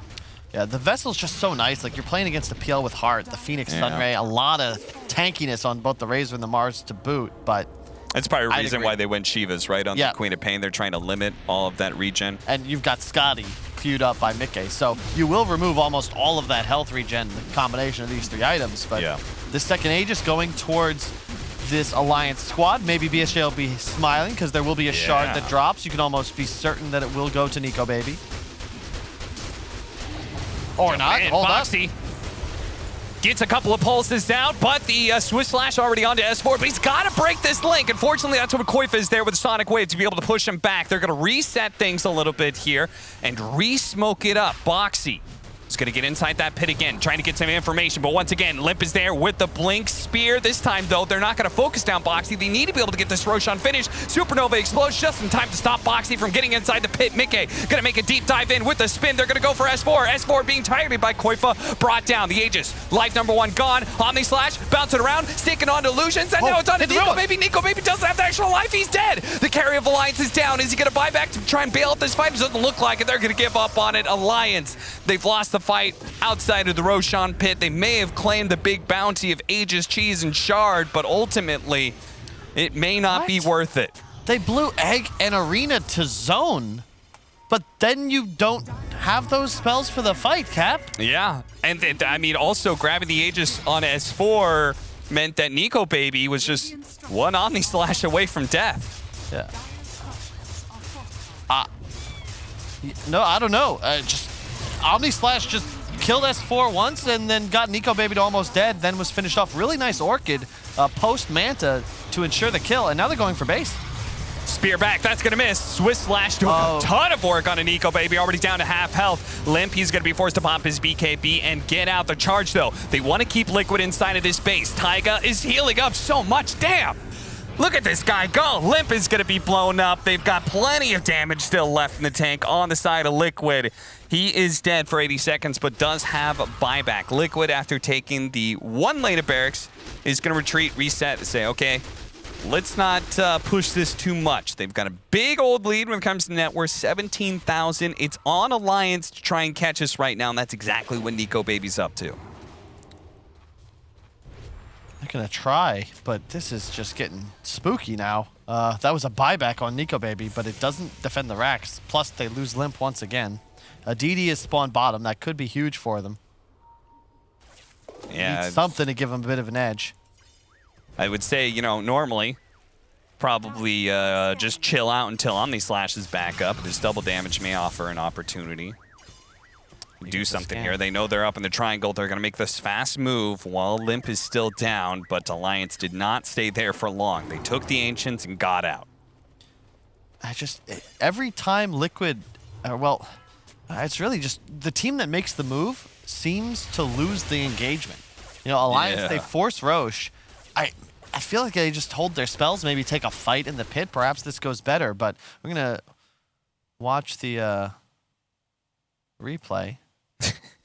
Maybe not quite the replay that we were hoping for. I'm sure we'll get another view on it at another time, but for now. We just wanted to give the Alliance flag more airtime. It's fair enough. It's a good-looking flag. We have some tier 4s going around. Boxy, he's now got a Trickster Cloak. That evasion's going to do some serious work. They actually went for Stormcrafter on Koifa. Of course, Mickey still holding on to that value Spider Legs. Such an insanely good item. Yeah. Alliance sitting up here. Liquid's going to crash into him. Mickey has no problem leading the charge with 4,000 health on him.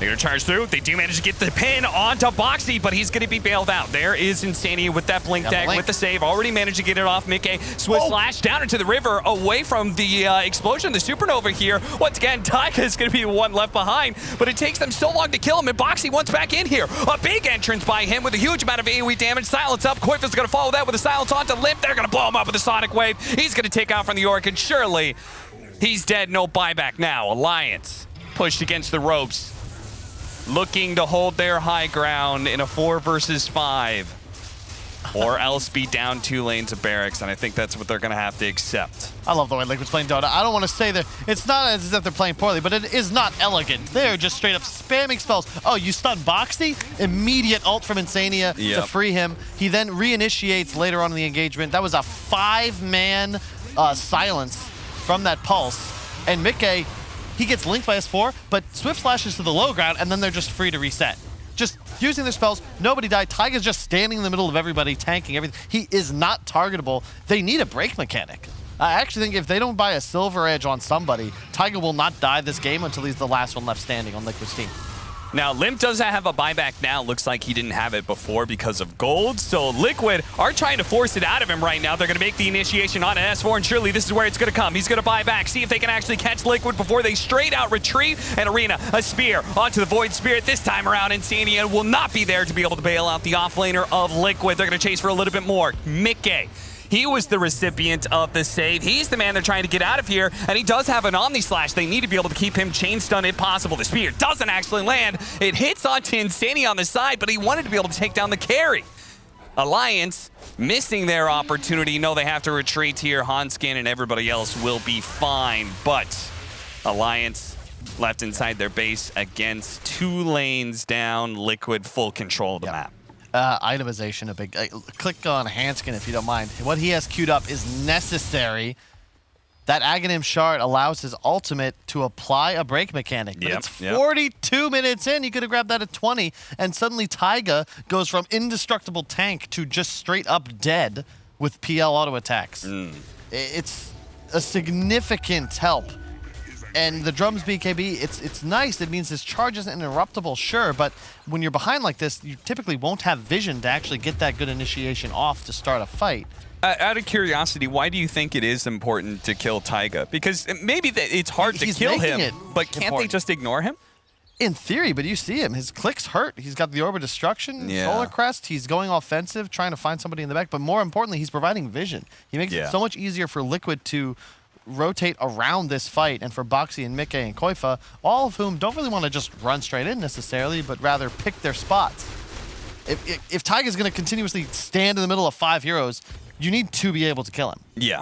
You can't ignore him if he's the only one you're clicking. The last half of that fight that we just saw, it was like they kicked Liquid out of there. All that left was Taiga, and they're like, all right, well, I guess we'll just try and kill this guy. And that just allowed Boxy to show up and hit like 4 people with his initiation the second time around. Yeah, you're also now starting to have damage issues on the side of Alliance. It is the Nico Baby show. He does not have the Rapier queued up. I thought he might go that route. Instead, it's going to be a Swift Blink. Okay, so he's going to try and catch the Oracle. They just haven't been able to kill Oracle at the start of a fight. He's always getting off the False Promise. Yep. He even has a Shadow Blade now. Insania, Blink, Force, Shadow Blade, just all in for escape. Don't, really not even escape. He cannot be seen. Yeah. If he is seen, he is charged, he is most likely dead. The key for him is to always be outside of vision, and unfortunately, now that Alliance have fallen behind, they don't really have the luxury of placing some deep wards anywhere to get that advantageous initiation. They're looking for it now. Do manage to get the spear. Mickey going to be stunned up for a while. The challenge also going through him now. S4 looking to be able to keep on top of Mickey, but the link is going to be broken once again. The Sonic Wave going to push them all back. Nico Baby is... Oh, he got the Lotus Orb bounce back. So Nico Baby is going to be okay here as he gets out of the Omni Slash, but still... Oh, Boxy actually still managed to chase forward. Nico Baby kind of stuck around trying to help his team, but now he's going to find himself run down by Mickey and Boxy as a duo. Triple kill from Mickey, and that's going to end things here. GG, well played. Comes out from Alliance as Liquid win their first game here in the second season. The Major may have been a disappointment for them. Just shy of getting into the money, just shy of getting some points, but they have to instead make a stronger run in the second season. They're starting it off the right way, Kyle. Oh, for sure. I think they can do better, I'll be honest. That was solid Liquid Dota, but they weren't really challenged, it felt. If anything, for this to be a competitive series, we got to see Alliance step up. That was, I think, an entire game without a move that Alliance made and executed properly. Now, what do you think is that part of the draft? Did they limit themselves in playmaking potential, or was it them not actually just making moves? Was that on Limp? Who's it on? Weird timings. They look discombobulated. You know, we talked about their underperformance at the Major. It still feels like they've got a bit of those jitters. I would love to see them recover and make this a competitive series. This is probably my favorite series to watch in Dota. You know, a lot of history between these two rosters. But yeah, you know, credit to Liquid. They did play great. Don't get me wrong. Shout out especially to Koifa for somehow making a game out of the disaster that was top lane. But yeah, Alliance, you got to turn it up. All right, Alliance. See if they can shake off some of the rust here and wake up for the second season of the DPC. It's now or never if you want to be able to make it to TI. You got to be able to show up here and now. So it's just game one. Let's go ahead and talk to the panel, see what they think is going to happen for the rest of this series. Thank you very much. Yeah, there's going to be a lot of stuff happening for the rest of the series. At least I hope so. I hope Alliance force out that third game because we know they can do it and give us a full competitive series. But first, let's just start by breaking down Game 1 of this best of 3 series. We're going to do exactly that after the break.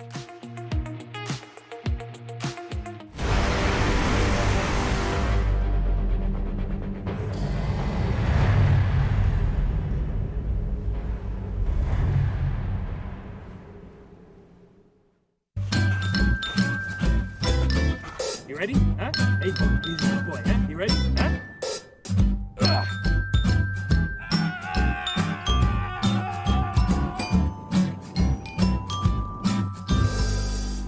Start your esports career now at play.eslgaming.com.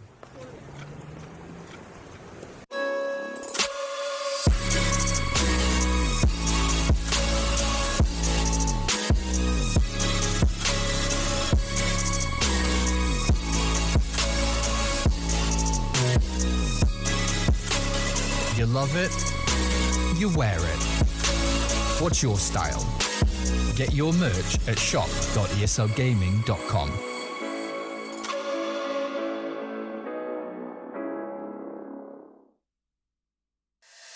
I got a feeling, damn it, feeling something new. So if you're feeling me, say, because I'm feeling you. I got a feeling, damn it, feeling something new. So if you're feeling me, say, because I'm feeling you. I'll be feeling you, I'll be feeling you. So if you're feeling me, say, because I'm feeling you. I'll be feeling you, I'll be feeling you. So if you're feeling me, say, because I'm feeling you. I got a feeling, damn it, feeling something new. So if you're feeling me, say, because I'm feeling you. I got a feeling, damn it, feeling something new. So if you're feeling me, say, because I'm feeling you. I'll be feeling you, I'll be feeling you. So if you're feeling me, say, because I'm feeling you. I'll be feeling you, I'll be feeling you. So if you're feeling me, say, because I'm feeling you.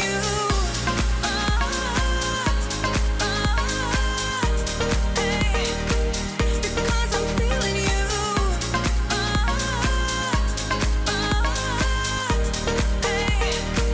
Because I'm feeling you. I got a feeling, damn it, feeling something new. So if you're feeling me, say, because I'm feeling you. I got a feeling, damn it, feeling something new. So if you're feeling me, say, because I'm feeling you. I'll be feeling you, I'll be feeling you. So if you're feeling me, say, because I'm feeling you.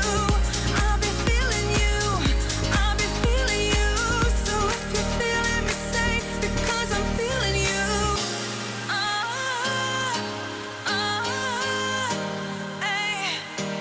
Because I'm feeling you.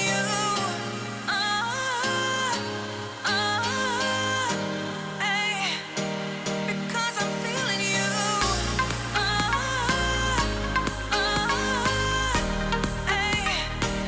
Because I'm feeling you.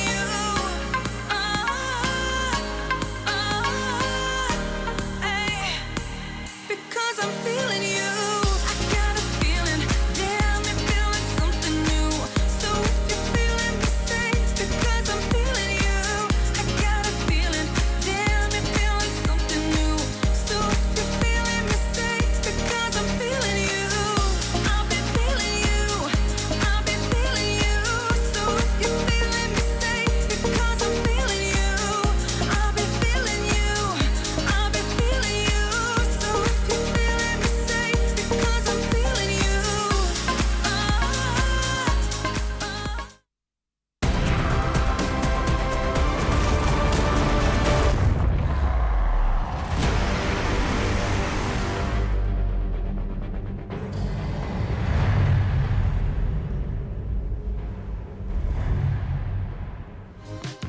Team Liquid take game number 1 here against Alliance in the Upper Division Series. here at Dream League Season 15. And, I mean, it was a great game from Team Liquid. There were a couple of hiccups here and there, sure. But overall, it did look like they came in maybe a little bit more prepared for this game than Alliance did, and it showed. I'm here with T-Gov and BSJ. We're going to break down the game as we prepare for game number 2. Hopefully, Alliance can bring a different plan, a better plan, or execute their plan better and force that third game, because we do love watching these two teams go head-to-head, T. Yeah, I'll start by that first highlight, the 13-40-minute fight. That is basically when Alliance decided we are probably not going to win this game. That one move into mid, you have the egg, the arena. Wait, Alliance decided that? Yeah, they did. Oh, I was like, okay, you know what, we're going to do this. Anymore. Yeah. They're done. No, no, because unfortunately, I think that type of fight, that team fight construct, pretty much showed that they weren't really kind of up to scratch, and it felt like every single fight they took after that, it had the same issue. Where like you got Spearbreaker charging in, but the guys aren't ready, or like you've got an egg, but it's not protected. You've got like that's not protected. Yeah, that arena was just poorly placed, honestly. And the issue here is simply when you lose this type of fight, where like your PL's TPing into the fight but not ready, and then you die there, and then you die in that top engagement, you're giving away the first Aegis. And a lineup that like Liquids, they're built around map pressure, first Aegis, pressuring tier 3, keeping you away from farming the entire map, and never allowing PL to have an item advantage. When your Jog's the one farming the entire map, he does the build like BSJ mentioned, suddenly you don't really care too much about the PL. Your Ench is an absolute tank and can soak, I think we checked the stats, it was like 53,000 damage tanked, 2 deaths. Like, Tiger's an absolute unit. And that alone, it just, Alliance has nothing to win this game with. They have no damage.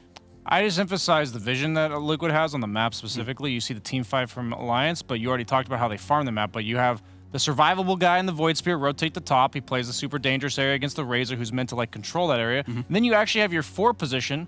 I was talking about it in the green room. He just farmed bottom for like 5 minutes by himself. And everyone who showed up, he's like, here, you have an impetus. Here's a creep running into your face. I'll take the spot. He was controlling an entire area by himself, and he ends up having like these really impactful items, and you just think like, what does a 4 position Enchantress do in the game? And somehow Taiga finds it. Taiga makes it look great.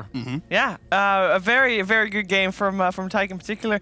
The whole team was definitely prepared for this one. We actually saw for the first time in a very long time, we saw Team Liquid go for the dual mid with the Juggernaut Oracle, and that lane setup, that is exactly what Purge wants to talk to you about. Thank you, Shiver. There's some really obvious things that Team Liquid was trying to do. They picked Juggernaut pretty early on in their draft, and what they wanted to do is dodge the Razor matchup. Razor is a lane-winning carry or semi-carry hero, so laning against Juggernaut would have given them a really nice advantage. So the dual lane mid was maybe less about some new meta thing, more so that they wanted to make sure that Juggernaut had a good game. And by putting 2 heroes mid, it limits Limp's ability to pressure as the Mars. And while he's still got lots of last hits, he's forced to get Bulwark at level 2 to make sure he doesn't get outzoned by these 2 guys. There is really solid rune control at various other points as well, and that's going to make it harder for him to go crazy and punish Juggernaut. And even though he did get a level advantage on the Mars, it wasn't that big of a deal because Jug has a built-in BKB. So as long as Mickey isn't asleep at the wheel, he's easily going to be able to spin when the arena comes down. So as a result, Limp doesn't get any free acceleration from his normal laning stage, and he doesn't get any free kills. And then it makes it harder for Alliance to even pressure the map as well. And on the opposite side of the map, Quakefa obviously did fine the first couple waves, but Spearbreaker ends up pulling the camp all the way, or the next creep wave behind the tower. As a result, Quakefa loses a full wave of experience, and then after this, he gets basically solo zoned by the Spearbreaker, which isn't a good thing by all means, but what they do with it later is he doesn't feed, and they go for some very crucial kills on the Razor. Here's one rotation by Insania going to the top lane. At the same time that Quap jumps in, they end up killing S4 and making up some of this disadvantage. And this happens a second time a little bit later at the 10-minute mark. Quap here only level 6. Her net worth is pretty far behind the Razors at this point, still about like 1,500 behind. But a nice rotation from Boxy leads to S4 getting killed. Quakefa almost dies here, but great ulti to interrupt what Hanskin was trying to do. And they basically make up for this laning stage. So even though Quakefa had a poor start, and they did this like slightly weird dual lane mid, it made a lot of sense, and it positioned Liquid in a place where Jug could get the farm that he wanted to stay on top of the board and ultimately counter the PL. Yeah, great game indeed. And yeah, we talked a little bit in the green room about how Queen of Pain seemed like she was not going to get getting anything top. And she didn't get that much top, but the team rallied around and they made it work. Great start for Team Liquid. Alliance, I hope they got something better up their sleeves for game number 2. And game number 2 is very close. We'll take a break and then we'll be right back with more Dota 2 here.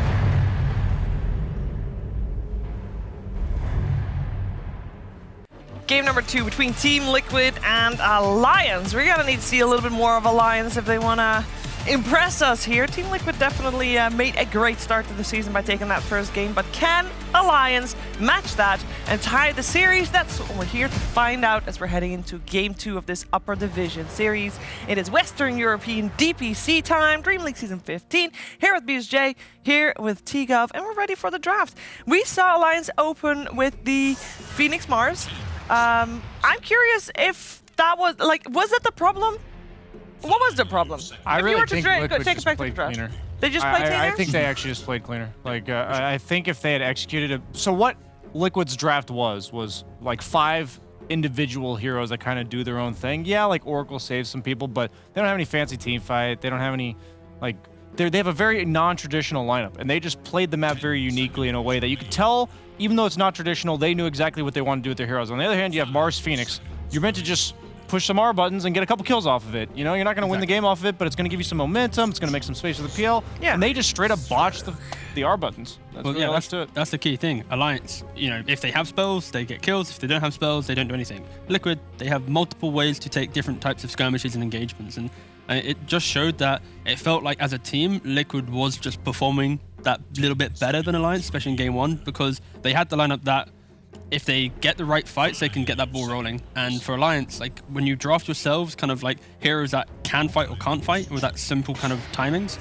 they never really hit any timing. They never hit any fight which went their way. And I think when you draft like this and you can't execute like that in the game, it is worrying. And I hope they can bounce back into game 2, because if they perform like they did in game 1, this could potentially be a quick series. Yep. Is there anybody in particular that you felt like was just playing off? I think just the beats of Alliance were just kind of going wrong, right? Like we weren't seeing the cores that aligned themselves with the right fight. They kept trying to go for the co-op. Technically, Spirit Breaker was forcing a lot of fights and trying to get those jumps, but The synergy was a little off. yeah, it's just I specifically think Limp, I never really thought of him as like a Mars player. It's not like a Flame saying he's terrible at Mars. I just think that like a much more experienced Mars player would not have missed that arena. And sometimes like when you have an ultimate combo like that, that can be kind of the backbreaker. And I also think that Spirit Breaker leaving Razor alone top around 7 or 8 minutes in to charge a Void Spirit was just so weird. I didn't know what else to think about that. Like you're not ganking a Void Spirit, and your Razor ended up dying when he was level... S4 was level 6 when Quakefo was level 4. So when you die like that, it's not only just like a normal death. You're now giving the guy who previously had no game a game. And this Necrophos, a hero we were kind of expecting to see in the DPC after literally getting every spell he has buffed. We saw it earlier against Nyx in Division 2. I thought, you know, that's not exactly the support I would have in mind to pick Necrophos against. I kind of put Grubstroke in the same boat. You Ghost Shroud, you just give him the Phantom, and he can't hit it. I don't know if that's really a great matchup. I don't know what you think about that, Tio. No, I agree. I think Grim does do really well against Necro, but I'm just thinking kind of like, think about Alliance game 1 to game 2. What do they need to change up? They need to find a new kind of, that kind of new approach, and this is a completely different style, it feels, from game 1. Yeah. And Necro into Grim, it's still, of course, like the 1v1 spell usage, Grim kind of comes out ahead in that regard, but just the idea of Alliance grouping up and applying pressure. This time, they're not going to be waiting around for Nika Baby to farm up. I'd expect them to pick a more active carry, play out their strong lanes, because like they were ahead, right?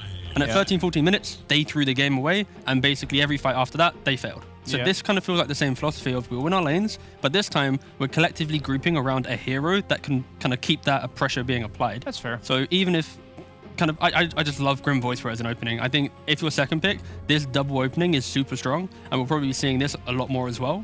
It's like they're so flexible, right? Yeah. Grim plays multiple lanes, Voice plays multiple lanes. I want to see some Gyro. That's my #1 carry against Necro. Yes. You got mixed damage, and then you have like enough physical to bring him down eventually, but in the mid game, that Ghost Shroud is not the invincibility that you're looking for. I think Liquid's either going to go for the Gyro or the Lesh. Those are like the 2 heroes that really stand out to me. You may say, oh, they already have their mid laner or whatever. You know, we've seen them have drafts where they have literally 3 mid lane cores. So, like, meaning like obviously they all play each lane, but you could argue to say each one of those could be their mid laner. We haven't mentioned this at all, but there's ET. Do you think Drow's very possible. Drow is very good against very Necro. fighting, yes. Yes. The Brood first phase ban. We haven't mentioned that at all in the second game now. We had not, but I mean, it's against Team Liquid.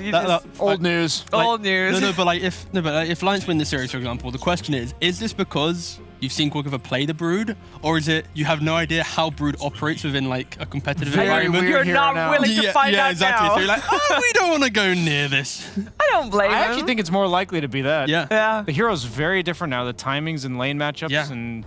Yeah, I mean, it used to also be one of those heroes that you would just ban because it just changes the way that you want to play, right? Previous game, you said Juggernaut was great against the PL in terms of carry. Juggernaut now banned out. Is PL on the table for Nico Baby? I know you didn't really agree with his lack of shard building earlier in the game. Humble God went for a minute 21. Yeah, Humble God. Come on, go follow him. I can't take it seriously when I say that. If they were to pick like a Drow on 4th for Liquid, then I think Alliance would be very likely to pick up the PL. But if they go the Gyro route, which is probably more likely now that I think about it, just because you always have to consider what their follow-up pick's going to be. I'm thinking of range carries because you have the ET. This is where you just go for like a casual Warlock on Alliance. You have I'm down for that. The strong Necro Earth Spirit lane. Okay, they go for a Lich. That's interesting because it's a similar idea to Warlock where you go on the Necro and you punish, but he has the Frost Shield. And they go for the Drow. There you go. But the ET Drow, but then the PL. All right, the question is, does Alliance just go for like a Spectre? You know, we're in new patch vibe. You know what, Spectre's we saw it in low division. I actually like Spectre better than PL here. Yeah, Spectre's really nice. You have like the early tower defense of Lich, Necro, Earth Spirit. Kind of those three play the game, plus some active mid lane.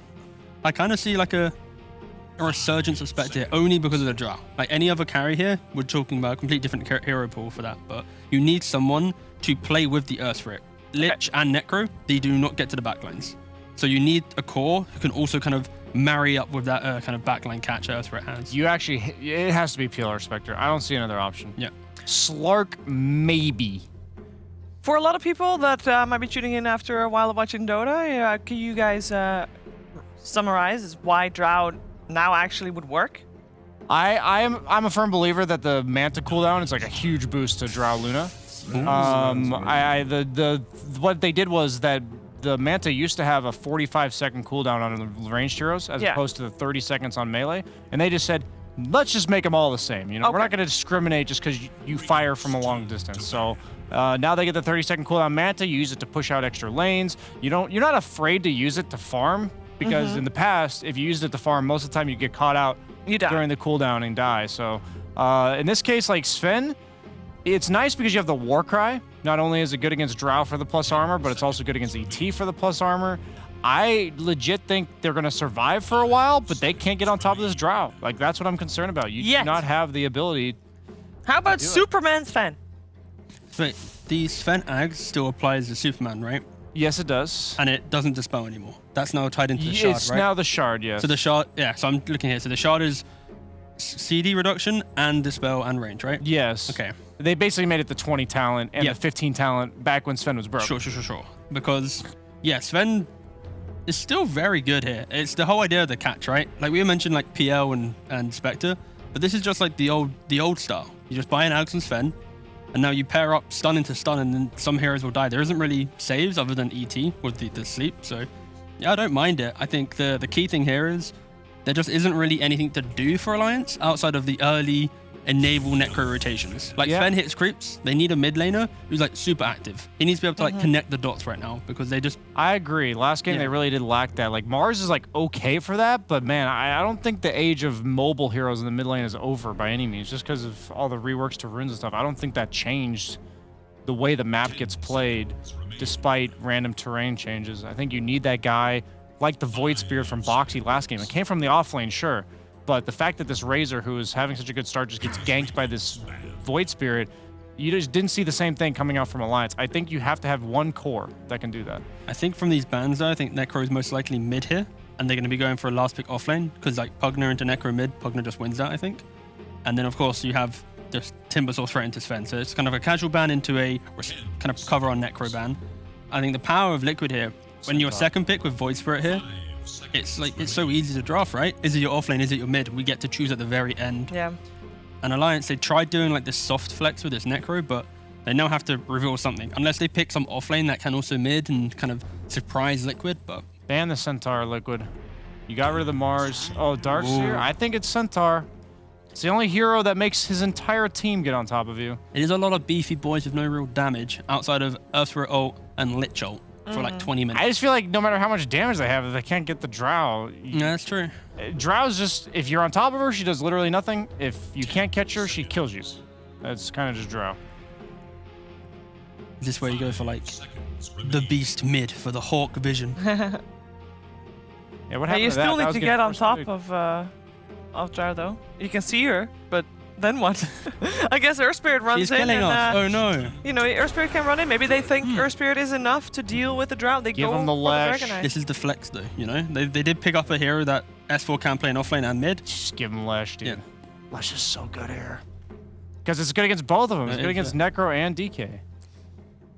Yeah, I think, if Liquid just goes for like some type of tower push or some type of just map pressure here, they're in a really good spot to emulate game one. You're handing them the perfect Lush game. Liquid knows it. Insania is just... this is just posturing. This is all just posturing. He's just wondering if anybody, needs to get a drink of water. Yeah, a little bit of a snack. Quick for plays. Stretch. Quick for plays Lesh, right? All right, and now when it's not Lesh, we get to see why Brian thinks the next hero is the best hero. Viper would be reasonable. They have a lot of damage amp. If they wanted to go offlaner, I still go with the Slardar, just because an anti-carry would be really good here. Yeah. To disable the Sven. What if Liquid goes for the Centaur? And then they have their own beefy boy. I mean, they already got like the guys that go in. All right, just picture it. Sven Stormhammers onto Drow. Centaur ults. Drow then runs all the way back to the fountain somehow. Magic. Yep. Magic.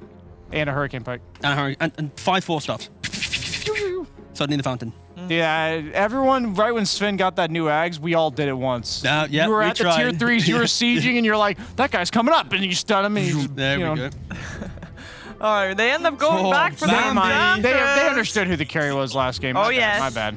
And they will be Taiga again for the end. Wow, last 5 ET. Yeah. What is this, a core Grim? Yeah, Yes, looks like it. Quick Fight Grim. Cool.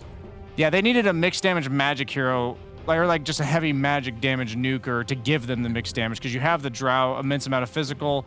I'm surprised I guess there's no gap close really, so they're not afraid to have the Drow Grimstroke cores. This is kind of just the same as the first game now. Alliance has a position of early rotations are enabling an offlane, and then eventually Nika Baby needs to get into the game.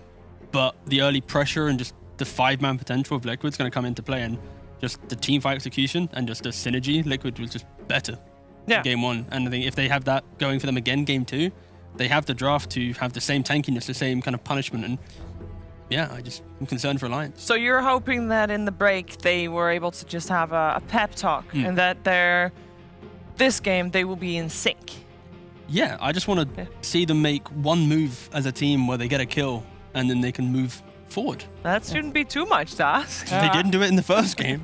This game kind of looks like a zombie horde movie to me, where you got Alliance who's like trying to swarm in and swoop and take down the stronghold that Liquid's got, while they got all these like guys with snipers. You know, they got Enchantress, they got Grimstroke, they got Drow all in the back. It's like, can you get on top of them and gobble them up? I don't know. I don't really believe they can. I think Liquid's got it. All right, well, let's find out if Liquid can start the season off with a 2-0 or if Alliance will force them to a third game of this best-of-3 series. We're heading off to our commentary duo of Kyle and Cap. I don't know about that analogy. Zombies versus the stronghold, is that how you view it? I feel like T. Governor was pretty on point with the whole concept of, we're kind of repeating what we saw from last game, right? BSJ hasn't watched as much C and B tier movies as we have. I don't know if he's quite up to date on the styles, but it's true. He is a movie snob. I can attest to that. Yeah, if it's not well reviewed by the intolerable. He's anything below 90%. He just won't even look at it. We'll see. I get the assessment, though. The thing about it is that Liquid's damage output is pretty absurd. The ET Spirit removing all the magic armor from range, combined with then what'll likely be an E-Blade rush on the Grim. However, the one thing they're missing this game is that get-out-of-jail-free card. There's no Oracle ultimate to save anybody. And I look at this Alliance line and think, damn, that's a lot of stuns. If they get on top of the Drow, they get on top of really anybody. They're all incredibly squishy. Where's the peel? Where's the save? It doesn't exist. So if Alliance get momentum, it's going to be a hell of a lot easier for them to close out this game and find openings. Yeah. Not having a save mechanism against somebody like Necrophos is also pretty scary, right? Yes. It's like if they've got all these stuns, they've got nice initiation. Okay. It's okay initiation, let's say. Yeah. But if they do get that initiation in there, that person's just going to get Reaper Scythe. The team fight's going to end up 5 versus 4 real quick. So we'll see what Insania is able to do in a very different style here with the Elder Titan. See if he can just dominate the laning phase with this hero, or if the Necrophos Earth Spirit is going to be enough to repel him. This is a pretty... It's not the easiest 5, I'll be honest. You see, I think SVG over in NA is the one person I've seen really play this a bunch. No Tail does as well, I suppose. But definitely not the same as an Oracle by any means. And I think that the bans from Alliance this game made a lot of sense. Just opening with the Oracle ban. Do not give that to Insania. It just kind of makes Liquid just look better. They can play with no fear. Whereas this game, they're going to have to be a lot more hesitant against this massive stun combination on Alliance. It definitely feels like not only is Insania good with that hero, but they have a strong understanding as a team. Yeah. You know, there's so many times where Boxy is just kind of like fearlessly diving in because he knows ultimately if he did get speared in that last game, he's going to receive a false promise and be okay. It's going to be a very tough game for S4. If this bottom lane can go well, which is easier said than done against an ET, but it'll set them up for success. Well, I feel like it's already kind of okay, right? The fact that whenever you're matched up against an Elder Titan support, it helps to be able to have a ranged core, right? Mm-hmm. Most certainly. Of course, the interesting matchup is this one right here. Core Grimstroke for Koifa against just a good old classic for Limp, the Dragonite. I like this for him more than Mars. I think Alliance also play much better when they have an ability to take towers. The previous game, yeah, sure, Limp was ahead. Thought he played a pretty solid first 15 minutes, but you know, ultimately as a Mars, there's nothing you can do to actually apply tower damage. You know, you're just sort of running around the map. He's farming, like, you know, it wasn't as if Liquid were giving too many opportunities for easy kills. Whereas now, oh, you want to give me some space? I'll just click this tower. He can actually take matters into his own hands now. Why do you think he struggled last game? Because Limp has shown in the history, like, for example, as Lina, like, he does play heroes that operate purely off of hunting heroes and not necessarily putting tower pressure. The thing is, Lina scales. You know, you're going to be a source of damage later on. When you go this Yul's build, I mean, look at the items he had at the end of the game. It was Blink, Yul's, Vlad's BKB. Yeah. That is not those are not two-position items. That's offlaner style. Right. So, you know, if he's got some Deso Daedalus, by all means, it can be a little different. You know, he does play a hell of a Magnus too, but again, that's what? Echo Saber, BKB, Daedalus, maybe a Blink in there somewhere. He's a true carry. And I do think that this team looks better when Limp is able to actually dish out damage. Surprise, FNG! Maybe chasing this Enchantress wasn't quite what you had in mind. FNG ducks back, but it's going to cost him his life here. First blood goes to Taiga. Well done. Really tough to play Lich into Enchantress. The shield can get purged off, and even if it isn't, the creep, big issue, the chat spam from Liquid. If you don't have him on Mute Alliance, you might want to get that handled right away. And now Nico Baby, while the support is gone, is going to be pressured quite heavily. Might even die here. Whoa, whoa! Did he what? What was that? He was asking for whatever items I was heard supposed to be able to passed over, but yeah. Did he? Maybe we'll have to see a replay. I think FNG salved him and he just stopped moving. Well, bottom lane, Insania is in trouble here. They don't even look at him as he falls to the ground. Hanskin and S4 already focused on their next victim. What in the hell is going on? I don't know. Nico Baby just kind of... FNG came in and he was like, hold me. Just cuddled up next to him and... I'll watch it again.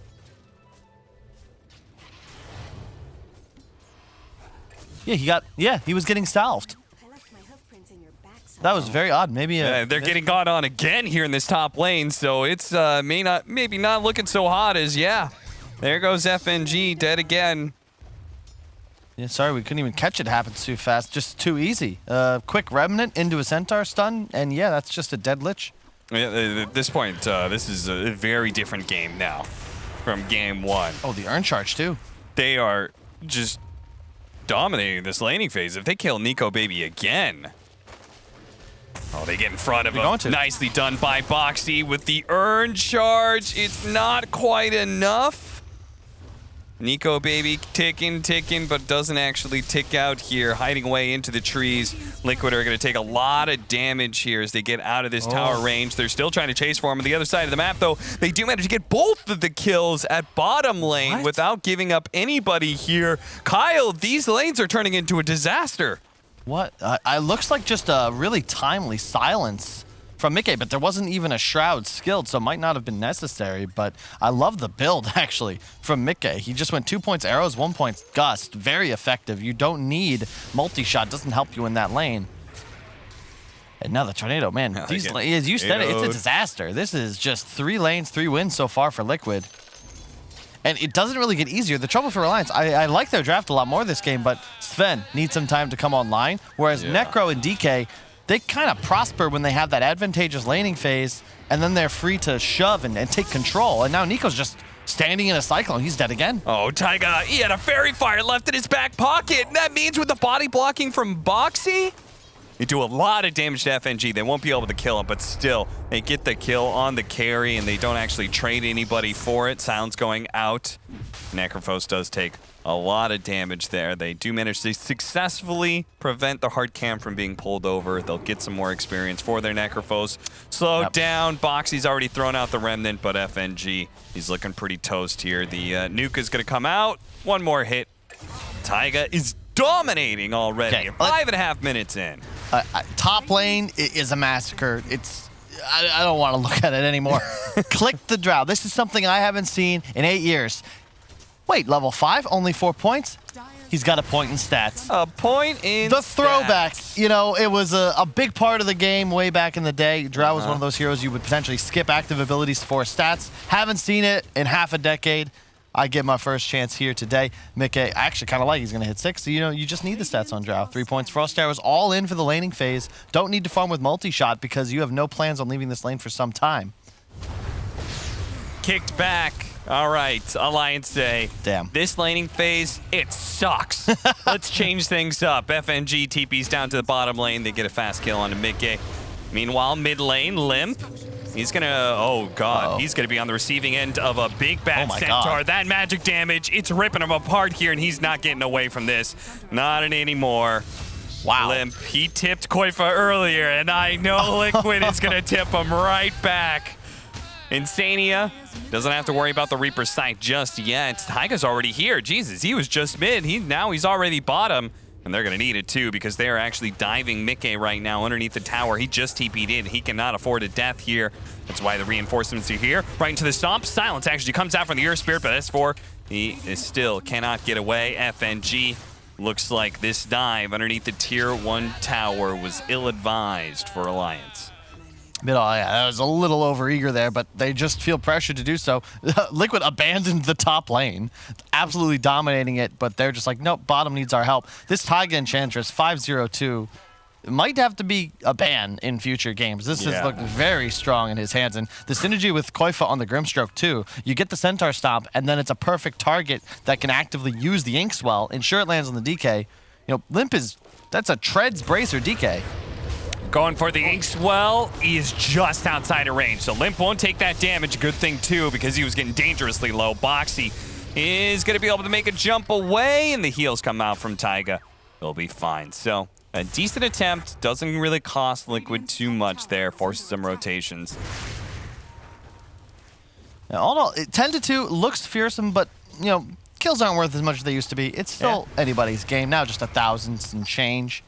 I think you're all right if you're Alliance, but you got to be cautious. The bottom lane got spooky now that Mickey is level 6. S4. Oh, that's unfortunate for a Liquid, but very nice. As the level 3 Heartstopper aura takes that last hit on the Satyr. And that is one of the things that got buffed up about Necrophos is the regen that's coming out from Heartstopper aura. So when he does claim some of these last hits, he's getting a decent chunk of regen across the board, and he may need it here with this rotation coming in from Liquid. They're on both sides here. Nice two-man silence. Box is going to show himself as he jumps in with the Inkswell onto 2, blows up S4, and well, Mickey still alive through all of this one. He's going to TP away. Limp's going to try and do the same. They do not have a stun to stop him, so very smart read by Limp, but ultimately another disastrous team fight for Alliance. Kyle. It's just, you know, the downside of the Alliance heroes. It's a big difference between kits that provide like damage based on experience gained or gold gained. You look at Alliance, their 3 cores, they need items. Yes. Otherwise, they just don't have damage. Liquid, every single level that you get on a Grimstroke, on a Void Spirit, on an Ench, on an ET, it's just more damage immediately into spells cast. So when you take these sorts of fights under enemy towers and you're outgunned, like Grimstroke alone represents more spell damage than DK and Necro combined at this stage. Yeah. And that sort of thing, that sort of lineup can snowball really fast, right? Because you're winning fights, you're obviously getting more experience, higher level spells come in, and yeah, look at this. Boxy's so patient, really. You can see him calling for the Inkswell. Give it to me, give it to me. I'm not going to jump in until I have it, and he finally does. And boy, does it make it quite the splash. They explode. You know, that was both teams got full rounds of spells off. They couldn't even get a drow below 20%. Meanwhile, just Boxy and Inksquell and a little bit of a stroke. S4 exploded. I don't even, the Inksquell hadn't popped yet. He was still dead. And now Mickey, you're gonna just chill, go farm woods. Everything's fine. It's 13-2. However, net worth-wise, it's not. It looks worse than it is, actually. This is just fine for Alliance thus far. They'll get one of those fights eventually. Blink is the next item on Limp. I like that. Just get stuns off, get kills, hunt with the Earth Spirit. Have a Scythe from S4 come in. Anybody will die, as we mentioned. There is no save whatsoever on Liquid. Bots on Koifa, so more of the farming build. Which is kind of cool in this game because we'll just be able to follow up on Boxy, as we'll see here, where Boxy will actually TP to Koifa this time. Yeah, they're going to want to be together as a pair, as you're going to see. Inkswell, at least that one lands, but silenced up and actually stunned. S4 can't get any spells off. He couldn't get off the Reaper's Scythe. Hanskin tried to give him whatever time he could, but ultimately Liquid are just bringing more players to these fights. Yep. But notably, there's no Nico Baby. We haven't even seen him on the screen until we check him out as he right-clicks creeps. He rushed the Mask of Madness. He was top. He was jungle. He is ignoring the game and just farming and playing for himself, reflected in his net worth. Not bad considering he's 0-2-0. Meanwhile, Koifa 2-0-4, Boxy 3-0-7. And yeah, as you can see by the heat map, that river, he has no plans on crossing until much later into this game. I was super curious coming into this series. I was like, which one of these two teams is going to show up? Is it the team that got swamped out of the major super hard? Oh, Reaper's Scythe. That's not going to be enough damage. Boxy, he's like, okay. That's a long cooldown. Yeah. 120 seconds. I mean, S4, I guess he really thought there was going to be more coming. I guess he thought there was going to be the ultimate from FNG as well, but he didn't have the mana for Chain Frost. Even then, I think it would have been kind of an unlikely kill. I like this from Nico, though. He went for the Warcry duration instead of the attack speed. It's minor, but I don't know. I nerd out over these level 10 talent choices. It's just for that increased move speed. Get on top of the drow, find the ET. You know, it's going to be very critical in this game as we extend it. Oh, finds him. They got to make a little bit of moves here, and they're going to try and punish Taiga for being on their side of the river. But again, they don't have nukes to throw at an Enchantress. It's part of the reason they picked it up. I also know it's really good against Dragonites. So Taiga is in a Dream Enchantress game after a super successful game 1. You actually can't kill him. Yeah, the Untouchable was buffed last patch. Shout out to Ice Frog. It's now 120 attack slow at level 1. That is an absurd amount. You can see even with Mask of Madness popped, Nico hit him twice. And again, this looks grim. I just hope Alliance stay composed. You know, win or lose, yeah, they're down 16-2. Like, this can take a toll on your psyche. But net worth-wise, timing-wise, it's not over, and Limp has Blink. Limp gets on top of him, and he's got Hanskin as well. Okay, very big kill. And let's not forget, Liquid did rack up a lot of killing streaks across the board. So if they start getting some of those kills, they'll get a good amount of gold, a healthy amount of experience as well. Like, that's part of where the comeback mechanism still is in the game. I would take Alliance's position right here than in the previous game at this timing. Even down 16-3. It's just a question of whether they can just keep it together, make sure they stay focused. Good silence. Will that be enough? Do manage to land the Void Remnant to keep him back. Meanwhile, top lane, they do have a bit of a fight going on. S4 is still dead, though. A trade out in a way on the other side of the map for the Elder Titan is still favorable for Liquid, though. Yeah. So far, so good. Nico's going to go the really greedy item build. Phase, Mask of Madness into the Echo Saber. I like that choice. You really...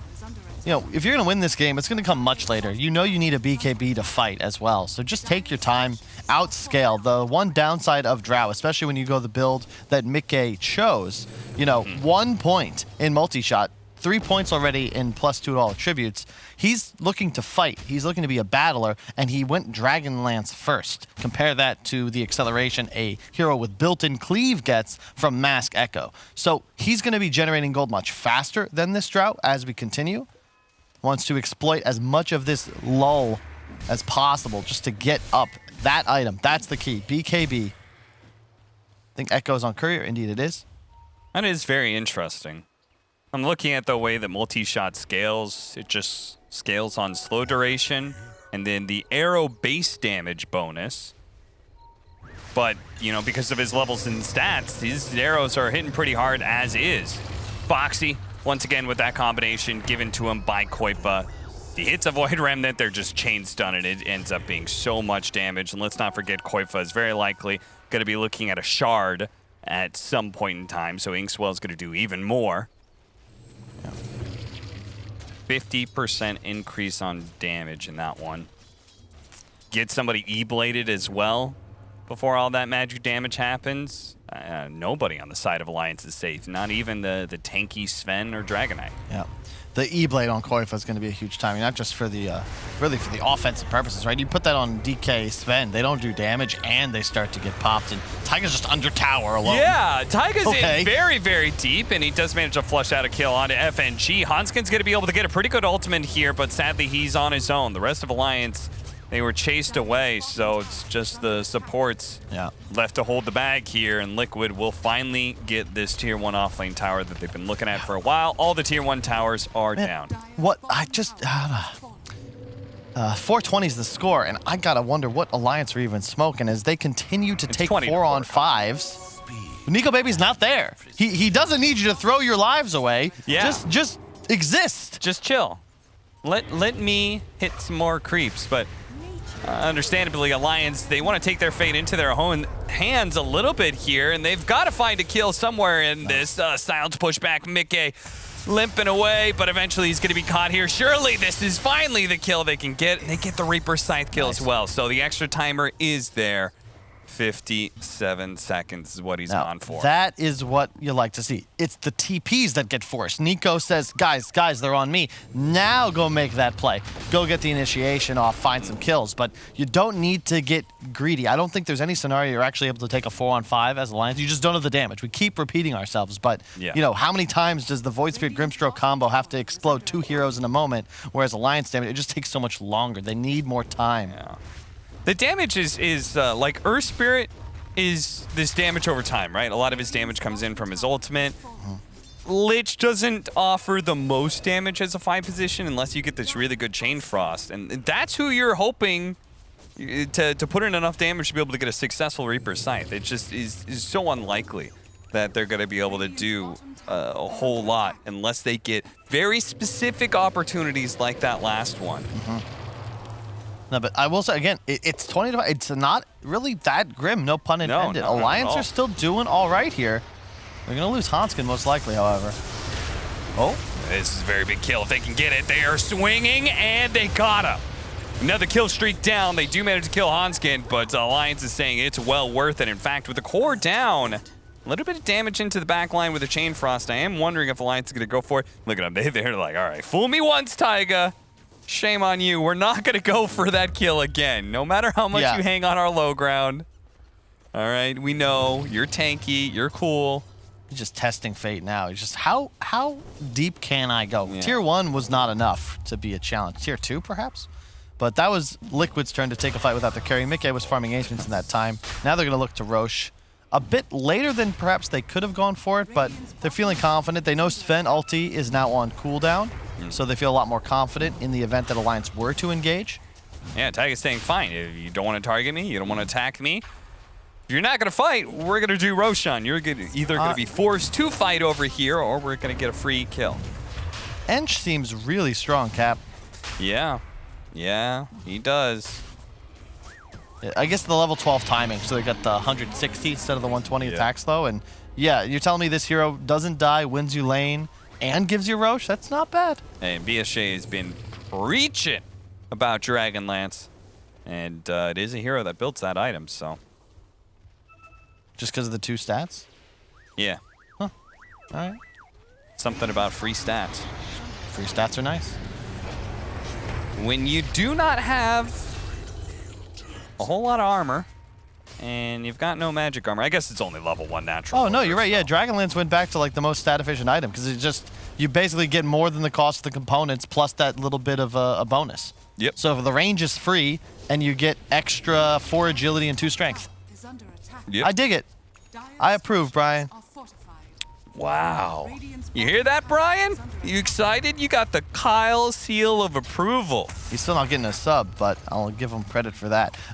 Let's see. So now with Aegis, can you close is the question. Nico has BKB, but he's still down to chill. If you want to give him more time, he'll buy a blink, and then this gets a lot easier for Alliance. He'll have the double blink initiation factor. Hanskin can follow up. There'll be the Lich Shield. There's still no real save. So if they can find specifically Koifa, there's no counterplay unless he's able to defensive E-Blade right away. Got to be careful right now, though, because he has an Arcane Rune and E-Blade prepared. So no fights, please, Alliance. Be cautious. You see the line drawn. They got the tier 2. Now they want to sweep across the map to the area they don't have vision and look to find a fight. The box has been drawn. There's 3 Alliance heroes in the vicinity. Another box has been drawn. There's a lot of Alliance heroes there. Boxy's saying this is the area of the map they're playing right now. And let's go get them. Yeah, I was gonna say, are they gonna invade right now? They are. Boxy, he's gonna make his entrance while his team is still hitting the tier 2. They're gonna force out the BKB from Nico, baby. He is immediately gonna TP back. Is anybody else gonna be caught? S4, he would have been a good target, but looks like he's out as well. Clean retreat by Alliance. Still, though, this is the hardest part of the game for them, right, Kyle? As you were saying, like, they're not ready with those timings of, like, the blink you were talking about or the BKB on the Dragonite, so they gotta keep dodging for, like, another 5 minutes. They don't lose anybody in this next 5 minutes. Mission success. Yep. I'm happy. I mean, look, this game was real grim. I'm sure they're still a little rattled from that experience in Singapore. The fact that they're still in this game, their moves make a lot of sense. Like, it's still in their control. They've got a good shot here. I'm glad to see it. It would have been very easy to just crumble the dominance Liquid was showing throughout the early and mid game. But you're going to have BKB on Dragon Knight. You already have it on the Sven. And once they have that Blink BKB combination on both heroes, you got to figure they're ready to make moves. Taiga, he read the scenario. He said, are you guys going to be playing the right side of the map? I'll go ahead and stand in front of any smoke ganks or any movements that you do, and he spots not just 1 kill, but 2 it looks like with S4, Yule Scepter, but it's just straight into a stomp for him. And now Hanskin's gonna join in as well. Kick away, tries to go for a roll, but denied. Seriously, BKB turnaround. Okay, Koifa, that your team's busy right now, my friend. Well, at least Alliance was able to make a move on the other side, so good kill for them. The only downside is that Koifa does have BOTs. So yeah, Alliance will respawn faster, but you got to be careful chasing out a base because Liquid could always turn it around as Koifa respawns. Seriously, this is just ridiculous from Taiga. 9-0 and 6. He's using the heal to tank up a tier 3. They're in. They're in. And Limp, he's got his BKB. A 2-man stun comes out for the Sven. That's a monster one. Is they're going to be able to take down Boxy with a Reaper's Scythe. A TP out. Mickey praying they don't have the disables. But they do. They've got the Yules. They've caught Mickey. Liquid may have been a bit too ambitious going high ground at 23 minutes, Kyle. And they're going to pay a very, very steep price for that. Beautiful from Alliance there. They just didn't, I guess, expect the BKB on Limp, and also maybe just a bit overconfident because you're thinking, okay, Sven pop BKB, but he still had ult running. Got that double stun off and a double cleave hit. Suddenly, like, you're done for on Liquid, and they have so many stuns. There's no TP out potential. Really good job by Limp. Gets that initiated, but look at Nico, baby. Into the trees, boom, double stun. That means Insania dies almost immediately. Mickey has to retreat. The Scythe with the nuke from FNG just in time to ensure Boxy dies before he's able to dissimulate or astral away. And now you get the Aegis pop too. So suddenly this game is arguably equalized. And we're going mid.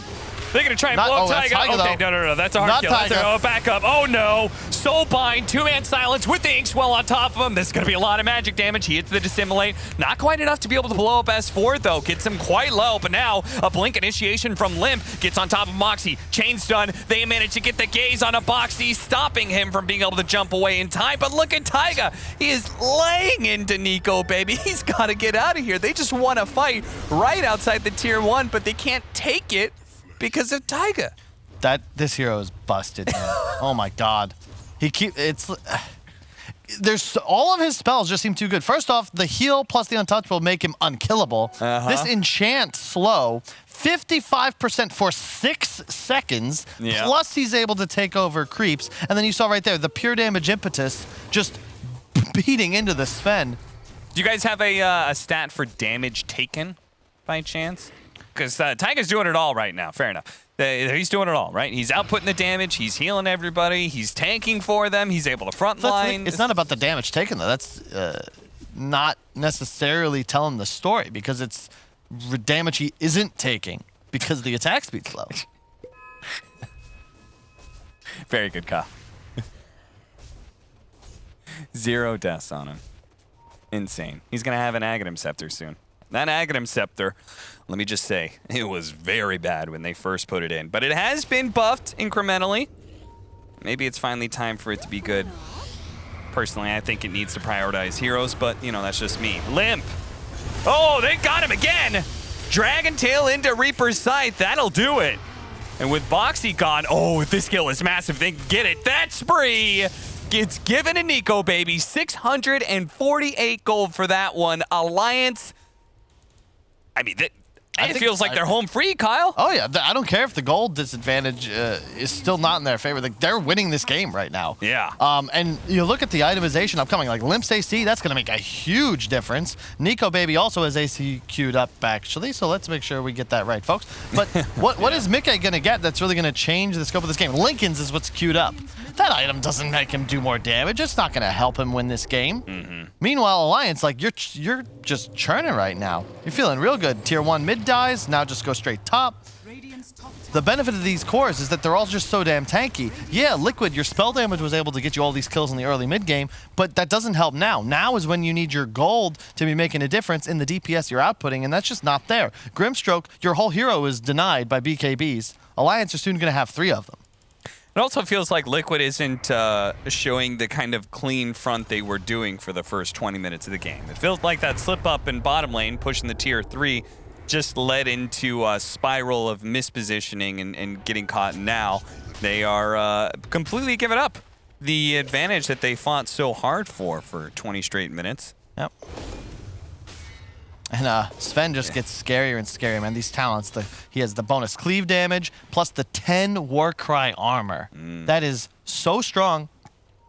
Sven has consistently been one of the best heroes against Elder Titan because of the plus armor you would get from that Warcry. In addition, really good against the Drow. You're just going to run at her. And Mickey doesn't have that luxury of standing still going toe-to-toe. You can't trade hits with the Sven with God Strength popped. It's just not possible. It's unthinkable. That is really interesting. So does Elder Titan takes away your base armor? Yeah. Drow Ranger also does that. Are you doing like minus armor damage with marksmanship if they're natural ordered? I don't know how that works because his base armor's already been taken away. No, it's actually somewhat anti-synergy. Yeah, that's what I was kind of thinking. It's kind of weird. Taiga, oh, can they 3-shot him? It's coming close. It's going to go for it. He's sticking on a Taiga. They're actually going to Reaper Scythe him. They said this Enchantress, he is public enemy number 1. What a Manta dodge, though, from Mickey. Can he actually get out of this? No, they can't stop Alliance from swarming in. The zombie horde is here, PSG, and the walls have been broken down from Liquid. Boxy will be a survivor for now. Nico Baby thought maybe he could catch up to him, but no. 3 men dead on the side of Liquid and Alliance. Now they actually do have the net worth lead, but it's so much more than that. They've got the map control, Kyle, and they are getting big and bad and bolder all the time. They're going to have an AC in a moment on their Sven as well. Like, this is just... I don't know how you kill them anymore. Limp, 3,000 health. Nico Baby, 3,000 health. They have all this armor, all these stats. And it's so easy for them to play. Like, Taiga, he's trying to do this bait. Like, look, they can't kill me. But, you know, Alliance, they can. He went down to 25%. That was an aggressive E-Blade. It's cute, but BKB on Nico Baby, he ignores it completely. And, like, Liquid, you just don't have team fight now. There's nothing you can do to stop the Horde. It's so obvious that nobody on a Liquid there felt comfortable fighting besides Taiga. Nobody really wanted to go in, and that is a bit of a problem, right? When all 3 of your cores are like, I don't really want to challenge this Sven when he's BKB, then Nico Baby's just able to kind of freely get in there. He's going to continue to do so now with that AC pickup. They're going to go for him, though.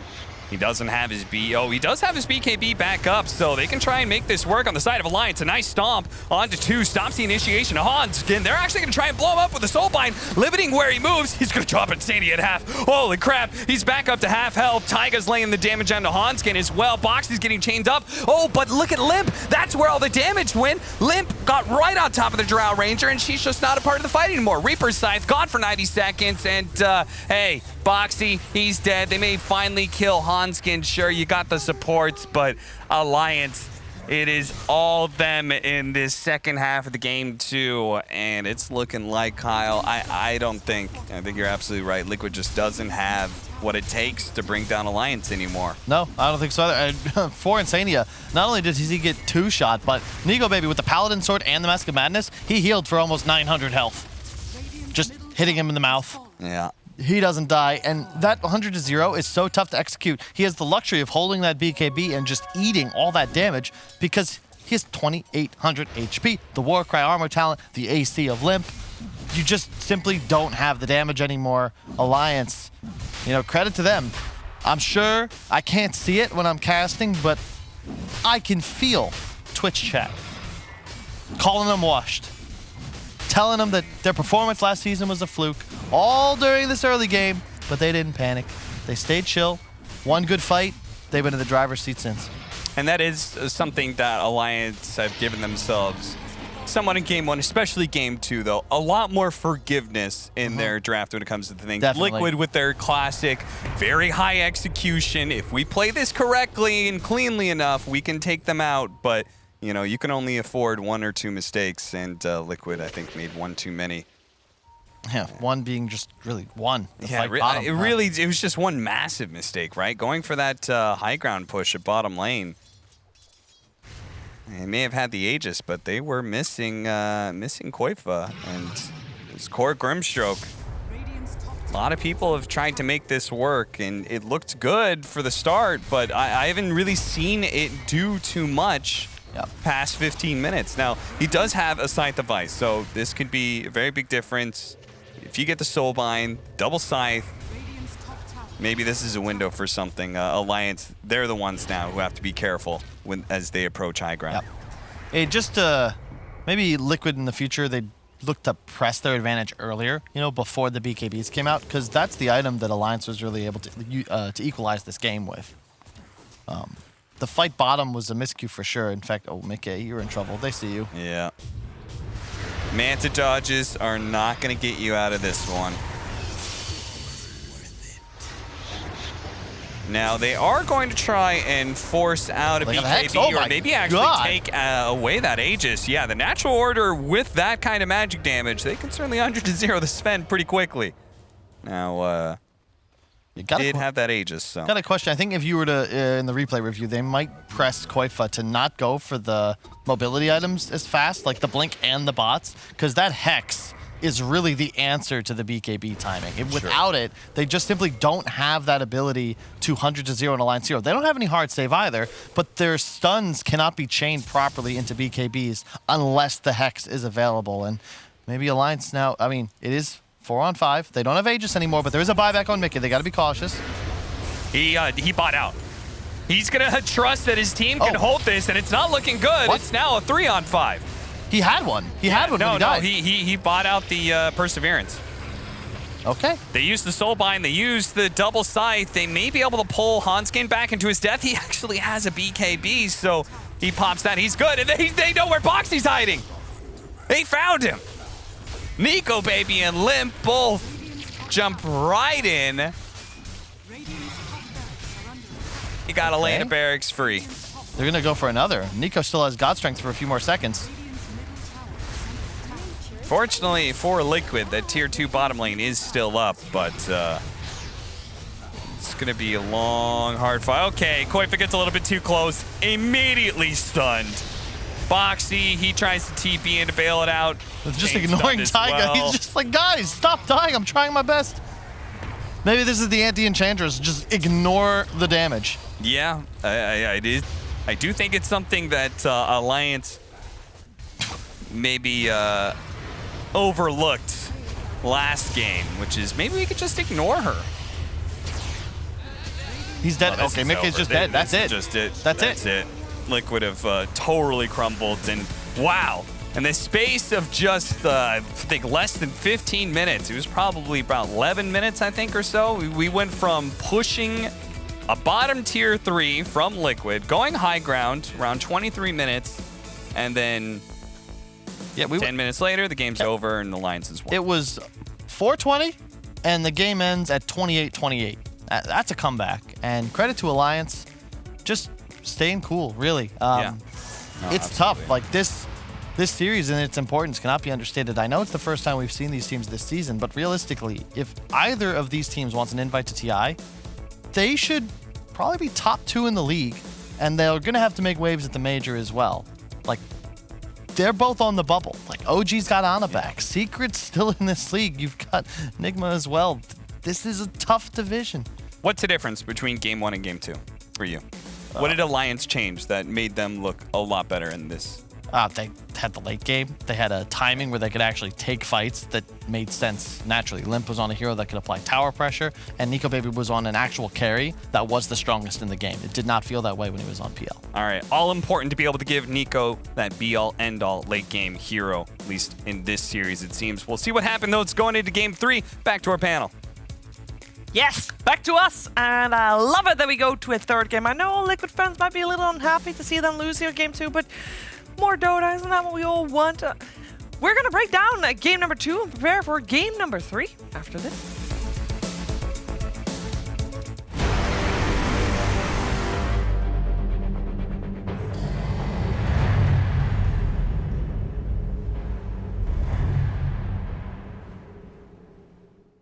My name is Jordan Gilbert, aka Nothing. Hi, my name is Sue Lee. My handle is Snix. I think it's important for these initiatives to happen. Empathy really, really goes a long way, and it always means so much to us, and I think that's where initiatives like this really help. I encourage everyone in the community, anytime they see bullying, anytime they see someone getting called names, I encourage you to step up and say something. Good luck, have fun. Good luck, have fun.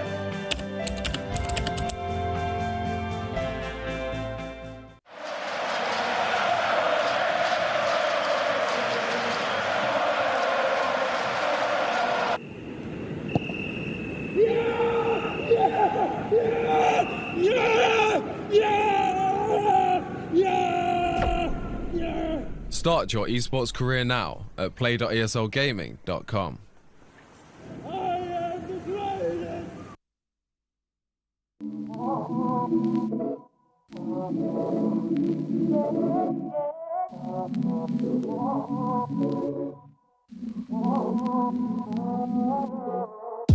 I know you're not happy there. You ain't happy anywhere. Tell me, did you even care? In case you didn't know it, maybe you should go and read between the lines.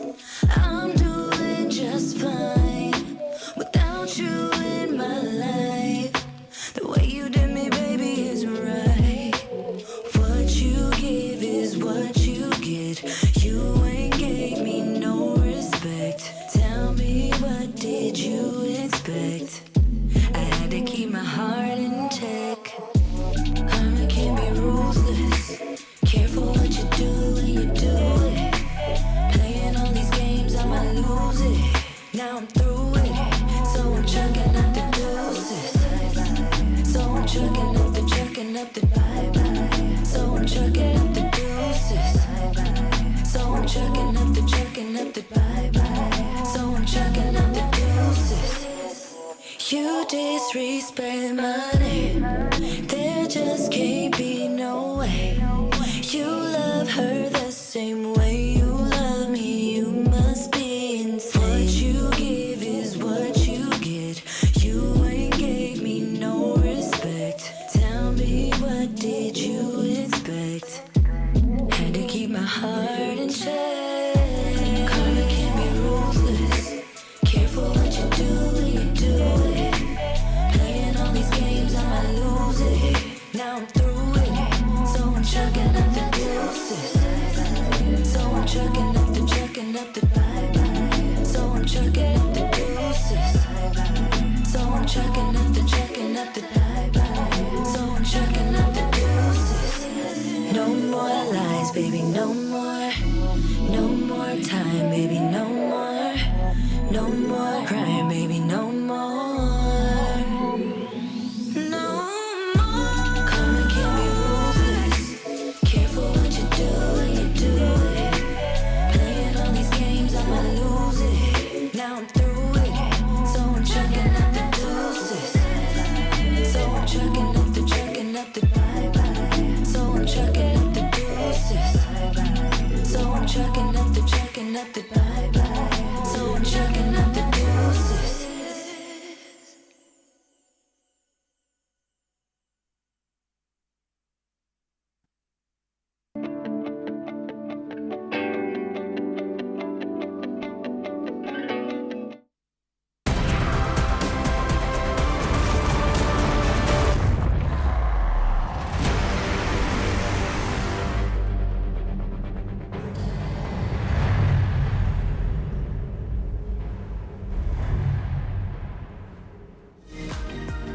Alliance take game number 2, and that means we are going to a third game of this best of 3 series between them and Team Liquid. Of course, you're watching DreamLeague Season 15, powered by Intel, and this is Upper Division, and there's a lot at stake. We heard Kyle talk about it just now.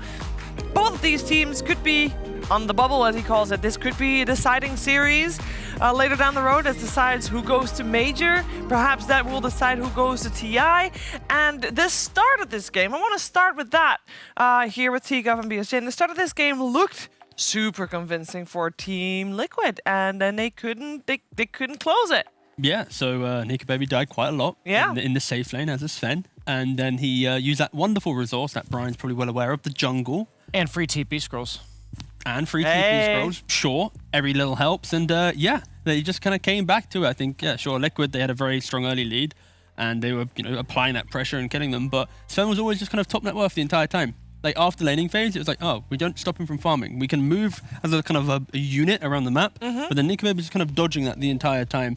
And then eventually, one kind of tier 3 siege later, you are just kind of falling victim to the kind of scaling of Alliance. But yeah, it's impressive to see Alliance bounce back after game 1 and have that resilience, because some teams quite easily after game 1 and this type of game in game 2, you could see them just kind of fall short and that's it over. But yeah, the fact they stuck out, it's a lot of props for Alliance. Yeah, because it was the synergy, Brian, that we were lacking in the first game, right? We feel like that's back? Yeah, I think the idea and the vision they all had, Blink Daggers and BKBs, everyone was thinking the same thing. And I also think that they were pretty reliant on Liquid to keep doing what Liquid did, where they just spread out the map a lot. And Alliance did a lot better job this game of punishing Liquid for showing too many heroes in 2 different places. There were random pickoffs that would lead to more kills, and it snowballed pretty quickly against Liquid.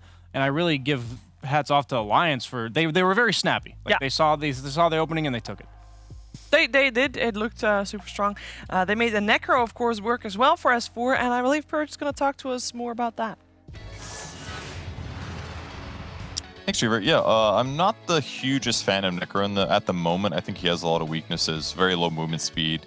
His raw HP is not that great. His armors are just okay. In the laning stage, he struggled a lot. He got punished consistently, not just in the laning stage, but also when Boxy rotated a couple times. You can just see it here. He's vulnerable. He can't really defend himself, at least until he gets a point in his second skill. But what it did eventually add, even though he's still vulnerable in the clip like this, the phase boots give him some nice armor. What it eventually gets him to is the point where he is kind of a pain in the butt to kill. And against the enemy lineup that he's up against, it's semi-effective here, and it also helps him get these really crucial bursts. So even though these early fights didn't go so well, like the panel pointed out, they got a lot of farm in the meantime. And the other really cool thing about Alliance's draft is they had so much physical survivability. They have Frost Shield coming from Lich, and as well as the Warcry from Sven.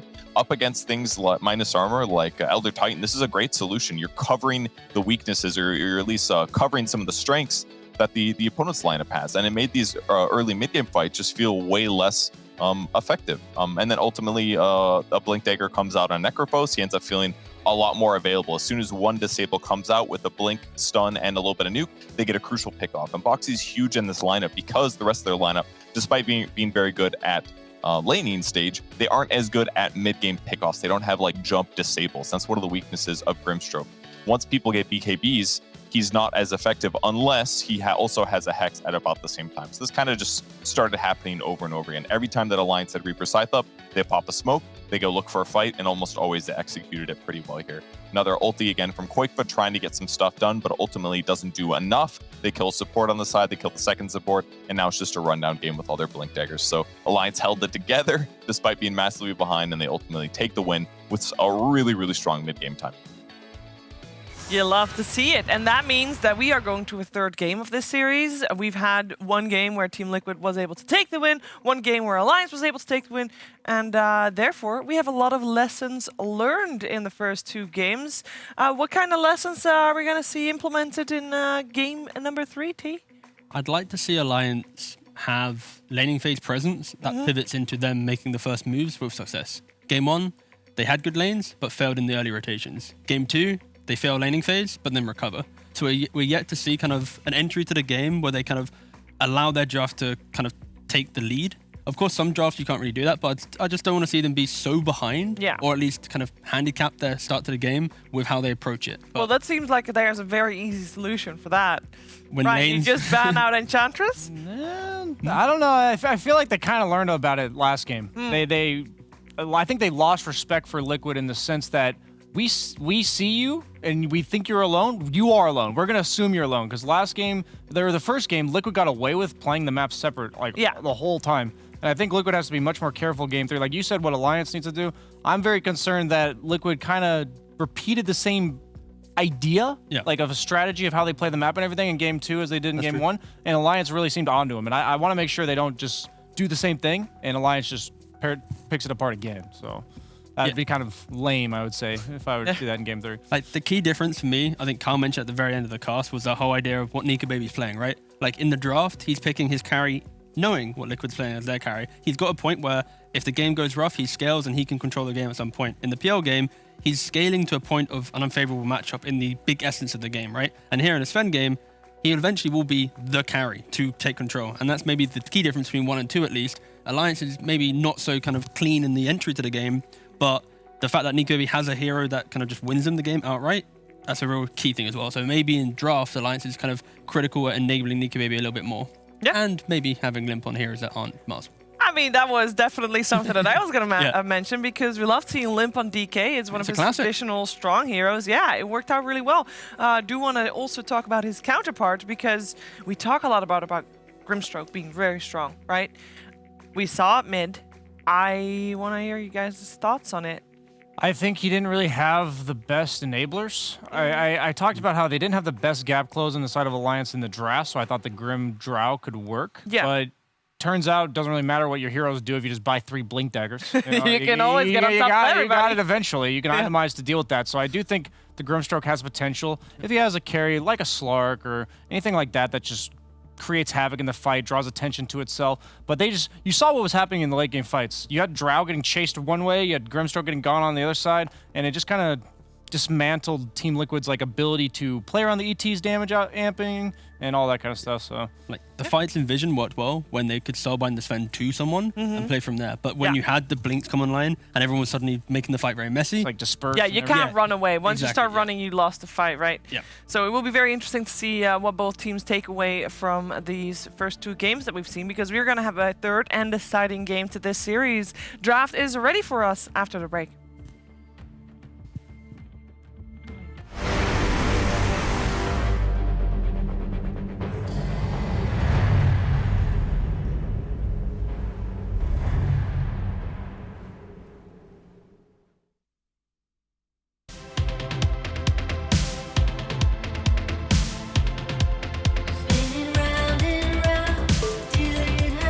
Now I'm falling down in reverse. You call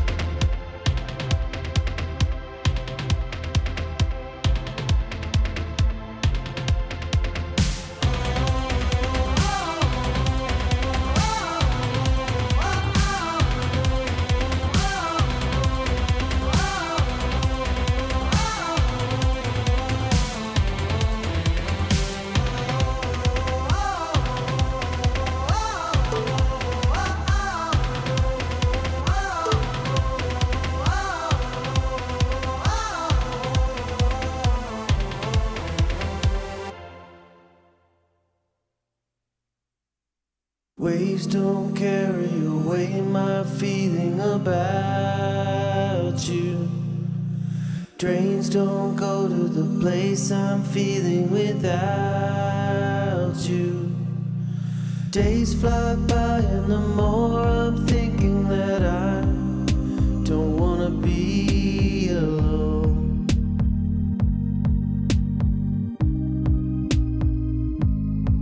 And I wait for something new.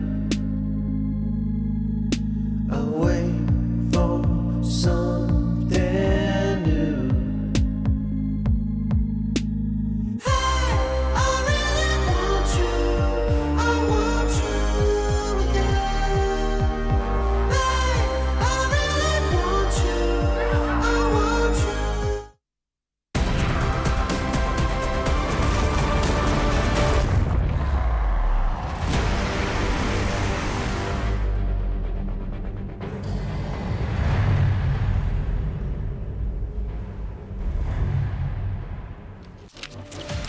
Will Alliance ban out Broodmother again?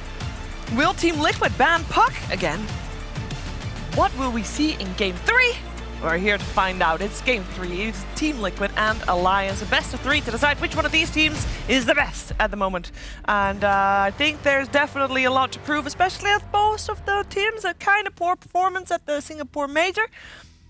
So there's I think there's quite a bit of pressure. I'm here with Team BSJ, and they're going to break down this draft that is already well on the way. Do we have a Brood ban? Yes. Do we have a Puck ban? Yes. Great. Liquid goes for Grimstroke again, though, but they also this time get the Juggernaut again that we saw working very well in the first game.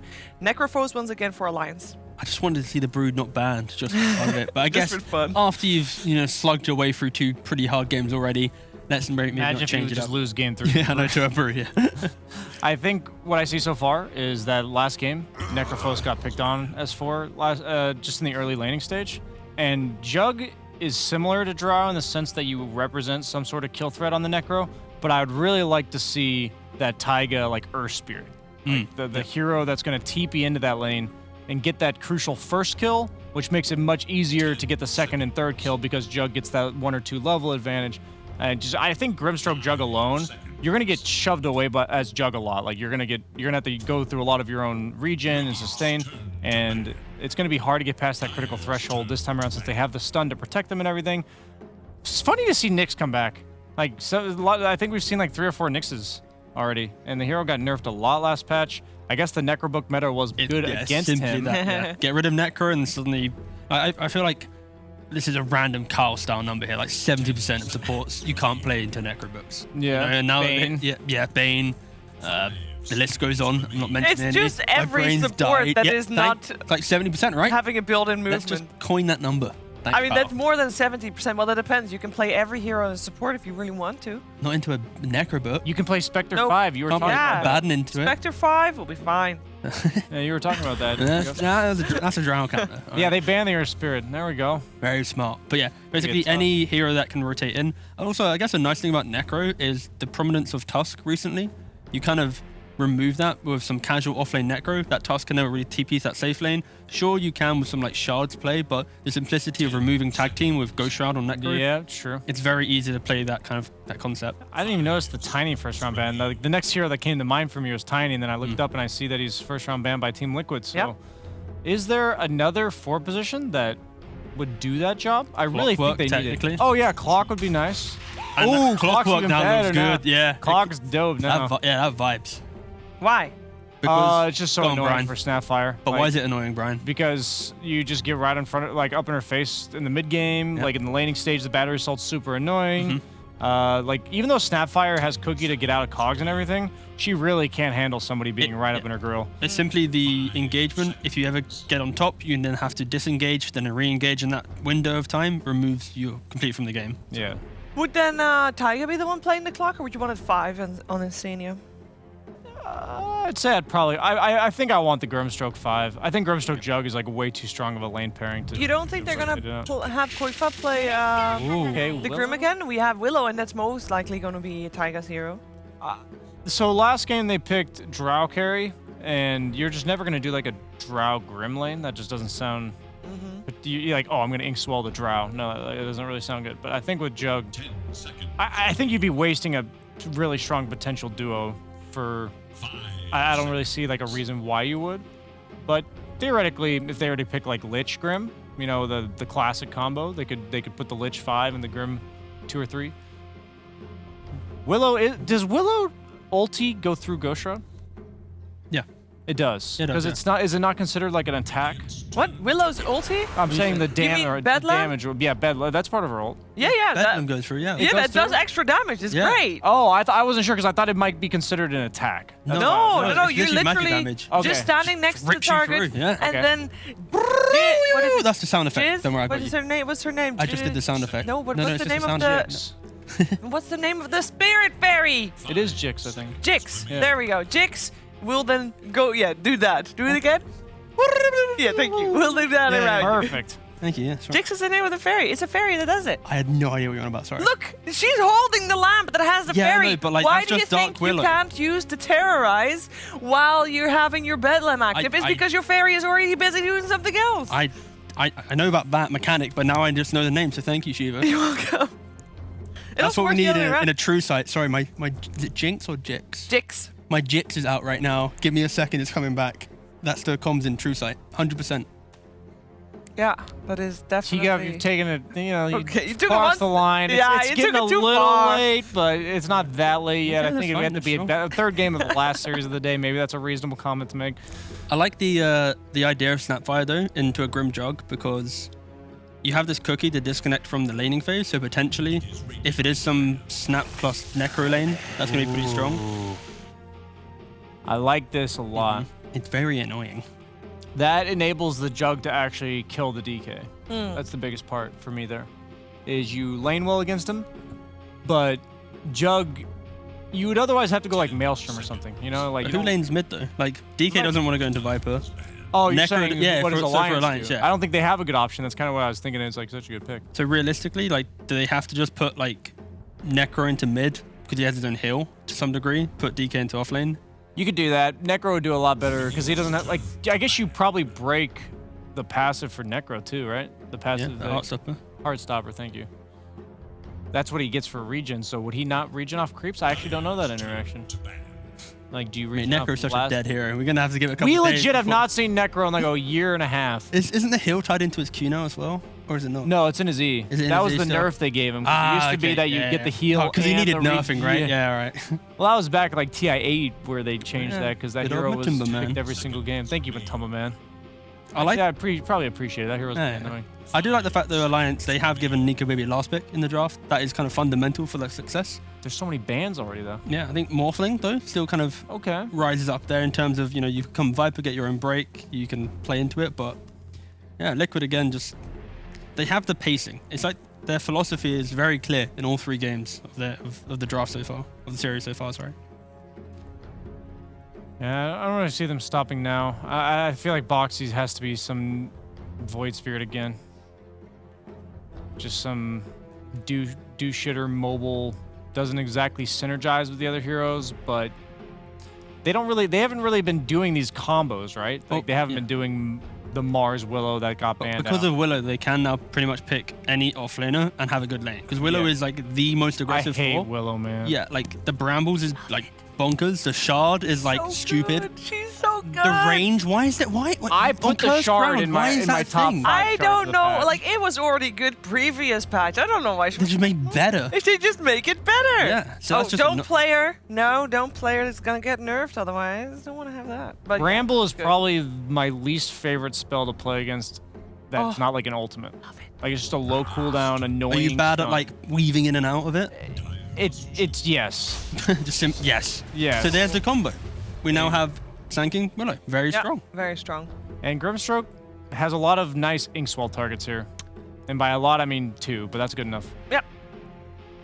Anti-Mage for Nico, baby. Yeah, we want The Nico Baby to classic have Sand the King strongest counters. hero in the game, right? It's looking pretty sweet, actually. I feel like that could be a bit of a bait though, because you don't have the 5 position to enable that. Because your supports right now in Alliance, be it Nyx or Snapfire, are kind of killers. And you don't want to have a carry that can bully but not play the lane defense. Like it's like Willow Sand King bullies so hard that you want to have your 5 enable your carry, but through sustain or through some form of like kind of tanking up the spells. And Alliance doesn't have that right now. It's Nico Baby. That is true. What else are you going to pick? That is true. It does. There's more thing. Sure. That was the only other option. Yeah. That you said earlier. Thank you, Brian. I remember that now. Thank you, Brian. Yeah. And you said that. I do think that Morphling actually got buffed in the recent patch. I think the change to his morph attributes was not enough mana cost to like. They gave him more int. They gave him more int growth. They made his other spells cost less. So as long as you're allowed to farm, you actually have more mana to spend on accelerating yourself. And I wouldn't be surprised if Morphlings start consider taking an early point in Adaptive Strike since they made it go from 80 to 50 mana. That's like insane when it comes to just securing last hits in lane. It matches up quite nice against pretty much all the heroes on Team Liquid. So I think Nico Baby's going to take this. I like Alliance for Game 3. All right. How about you, T? It feels like it's going to be a repeat of Game 2 where Liquid will come out ahead in lanes, will apply more pressure, and then it's on them if they fail the high ground siege or they fail some Roshan attempt and it allows Alliance to get back into the game, then sure, Nico Baby might be able to outscale them. But I do favor Liquid because of the pressure they can apply. Yeah. It's just don't make that one mistake to give Alliance that free Nico Baby game of I'm here 1v9. So you kind of feel like they're on the timer a little bit. The Nico Baby timer. It's a separate timer. Oh, okay. Because like when you have the carry player who's got like the carry he wants to play, yeah, that's like a separate timer of like the team timing. Yeah. That's how Alliance wins games right now. Just think of the Morph Willow. Love it. Yeah, sure. Still good. Still 20 good. items on Nico Baby. That's what you need. 20 items. Yeah, backpack and everything. Courier. Okay, great. Yeah, he just needs a couple of items. Words That's and very good. Let's items. find out how this Game 3 is going to play out. We're heading over to a commentary duo of Cap and Kyle. 20 items, that's what we're waiting on, I guess. And Alliance did once again secure themselves a nice big hard carry from Nico Baby. Liquid, how did they adjust from Game 2 to 3 here, Kyle? Not too much, I would say. Not too well, perhaps? It feels like you're very skeptical. Well, it feels like both teams are sticking to the identity, right? Yeah. Liquid, spell casting, early kill potential, combos, play fast around the map. But you look at their two side laners, you know, the Jug and the Sand King, not really much sustained DPS in the mid to late game. It's all about the ultimate usage. Alliance, same formula as Game 2. Very tanky tri-core lineup. Yeah. You will scale, you will have structure damage, and at a point, as BSJ said, this Morphling will be the hyper carry. Like, Nico Baby will win the game. And Liquid now, you've got to just play better, play cleaner, and have some timing you hit where you actually get the win. Well, one thing that they did change, which I personally am a fan of, Grimstroke support. Yeah. And not core. I don't know, man. I feel like Grimstroke core, it looks cool in pubs, but I just have not seen it win. Taiga sitting up on the high ground here as they are going to go for this contest, and FNG, he's going to have to level up the cookie and get up the river here to make sure he doesn't feed away First Blood. Does get a spin charge, though, so we're okay with that. Well, not charge with the mana. Taiga will not be playing Enchantress. That's the key. That's the adaptation from Liquid. However, if there were one thing I would change, it would not have been that. We'll see how this top lane goes. I think this is the one to key in on. You don't want to give Morphling a free laning phase. Dark, Willow, and Sand King, it's very feast or famine. You get early pressure like this, maybe things start off well. Yep, and they're going to force him, or try and force him, into morphing as much as possible. What do you think about the change-up here of Morphling? Nahavdo, okay, is he just straight up dead? He's dead. Koifa. All right. Immediately is like, I'm gonna win this lane. I've counterpicked the DK with a Viper pickup. It's on me to win my lane and just shut down Limp entirely. How did he that doesn't want happen? to start. I wasn't even watching. You just queued him. Okay. Gave him the queue. I mean, Limp also went for the, surprisingly went for Dragon Blood level 1. I would have figured he would get Q and just, you know, the damage reduction is not negligible, and at least you get the guaranteed archer, but yeah, well done, Koifa. This lane equalizes once Limp hits 3, but yeah, if Koifa can just kill him, yeah, he just clicked him. Yeah, you're right. Spam Q. Pushing the wave, I think, was most important. Yeah. You get the wave under tower, and suddenly you're left with nothing but Limp's shocked expression as he suddenly finds himself dead and in base, waiting to respawn. Just gonna keep going for it. Keep on burrow striking him. Keep on forcing him to bramble. I'm watching very closely his mana whenever he uses the attribute shift. As I think what Brian was saying is probably right. Unless you are specifically matched up against heroes that can mana burn you, Morphling may actually be stronger than he was before, even though they added the old mechanic of having to need mana to do this attribute shift. Oh, we'll find out, right? If Alliance win, he's right. If not, he's wrong. Okay. No pressure. Boy, Koifa's really pushing it, man. I'm watching him just constantly underneath this tier 1 tower, pressuring Limp more and more and more. Another hero that received a small little buff there with a little Shredder. Much stronger as you level it up. So it's not going to help you right now for FNG, but he is using it to try and challenge Taiga. Because he wants to be able to split that support away from the Sand King. Because as a duo, that's how they're going to be able to pressure the Morphling bottom lane. Meanwhile, they're going to go for the Inkswell spin combo here. Now, S4 actually knows he's tanky enough to survive through this spin and tries to get the kill, and he will manage to get it. Now with that extra bit of regen, he'll survive. Mickey cannot get this. What a read from S4. Nice turnaround there. Yeah, he might even die with no boots against the boots on the Juggernaut if he doesn't get... Oh my goodness, wait, Mickey, careful. You're actually going to get him as well. They'll just force him to get very, very low. Healing Salve is going to be given away by Insania. Trouble is, this mid lane is a unmitigated disaster. Koifa now just keeping lane control, and Limp is forced into the jungle at 3.5 minutes in. Not good for a mid DK, and it just gets even harder as the Viper gets more and more points in that poison attack.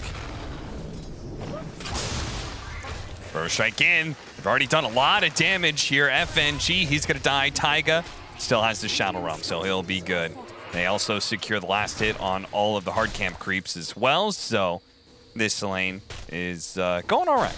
I love the decision as well. The Caustic Finale point is key here on Boxy. No Sandstorm early on. It's so powerful against melee or low range Oh, they go again. Oh, whoa. Oh, Deco Baby actually waveforms forward into another Bramble, but he's more in his strength. He's going to be okay. This spin will kill S4. The combination finally does do its work. Kill combos across the side lanes here for Liquid. Yeah, this bottom lane is super outmatched. In theory, Liquid safe lane will eventually force Necro out of lane. It's just too powerful. Jug runs in, Inkswell, spin. Necrophos just can't really play the lane anymore. The fact that they have that kill and 20 CS on S4 is actually a bit of an achievement already. Yeah, it's just the fact that Inkswell and spin early on don't do that much of a damage, but you start giving it to levels and you're going to see that damage starts racking up. S4 might be able to play the lane now. No. Oh, we managed to get the healing ward. Mickey. Gotta micro that a little bit better, son. Had them both selected. Hero plus ward, unfortunate. That would have been really nice for him, but 2 tangos, you should be okay. Mid is just, oh my god, this is just a problem. Yeah. A huge problem. He's doubling up on his CS. Limp is spending his life. Okay, so he gets level 6. What do you do? Like, because normally if you're up against, like, one of these roaming type mid laners, then, okay, DK gets his level 6, he starts pressuring the tower. What do you do against a Viper? I don't know. I love what Koifa did. You know, if this is a hero that can farm jungle more efficiently, maybe Koifa pushes the lane with the catapult. But this is so smart. Just keep the lane control. Chill. Yeah. You have wave on your hill. Limp cannot play the lane. No need to push. Just economically destroy him. Now we can push a bit. You've already controlled 2 waves. Yeah, and it's about time to... and it's for rune control. Get that siege wagon in there on top of the tower. Oh the my, bounty all runes the are coming runes. up. The power runes are coming up. Fortunately, Hanskin got the perfect rune. Haste. It'll get him out of danger. Get him to that bounty rune pickup. Nice read there on the ward location. Though that might have been more about dealing with the sandstorm, actually.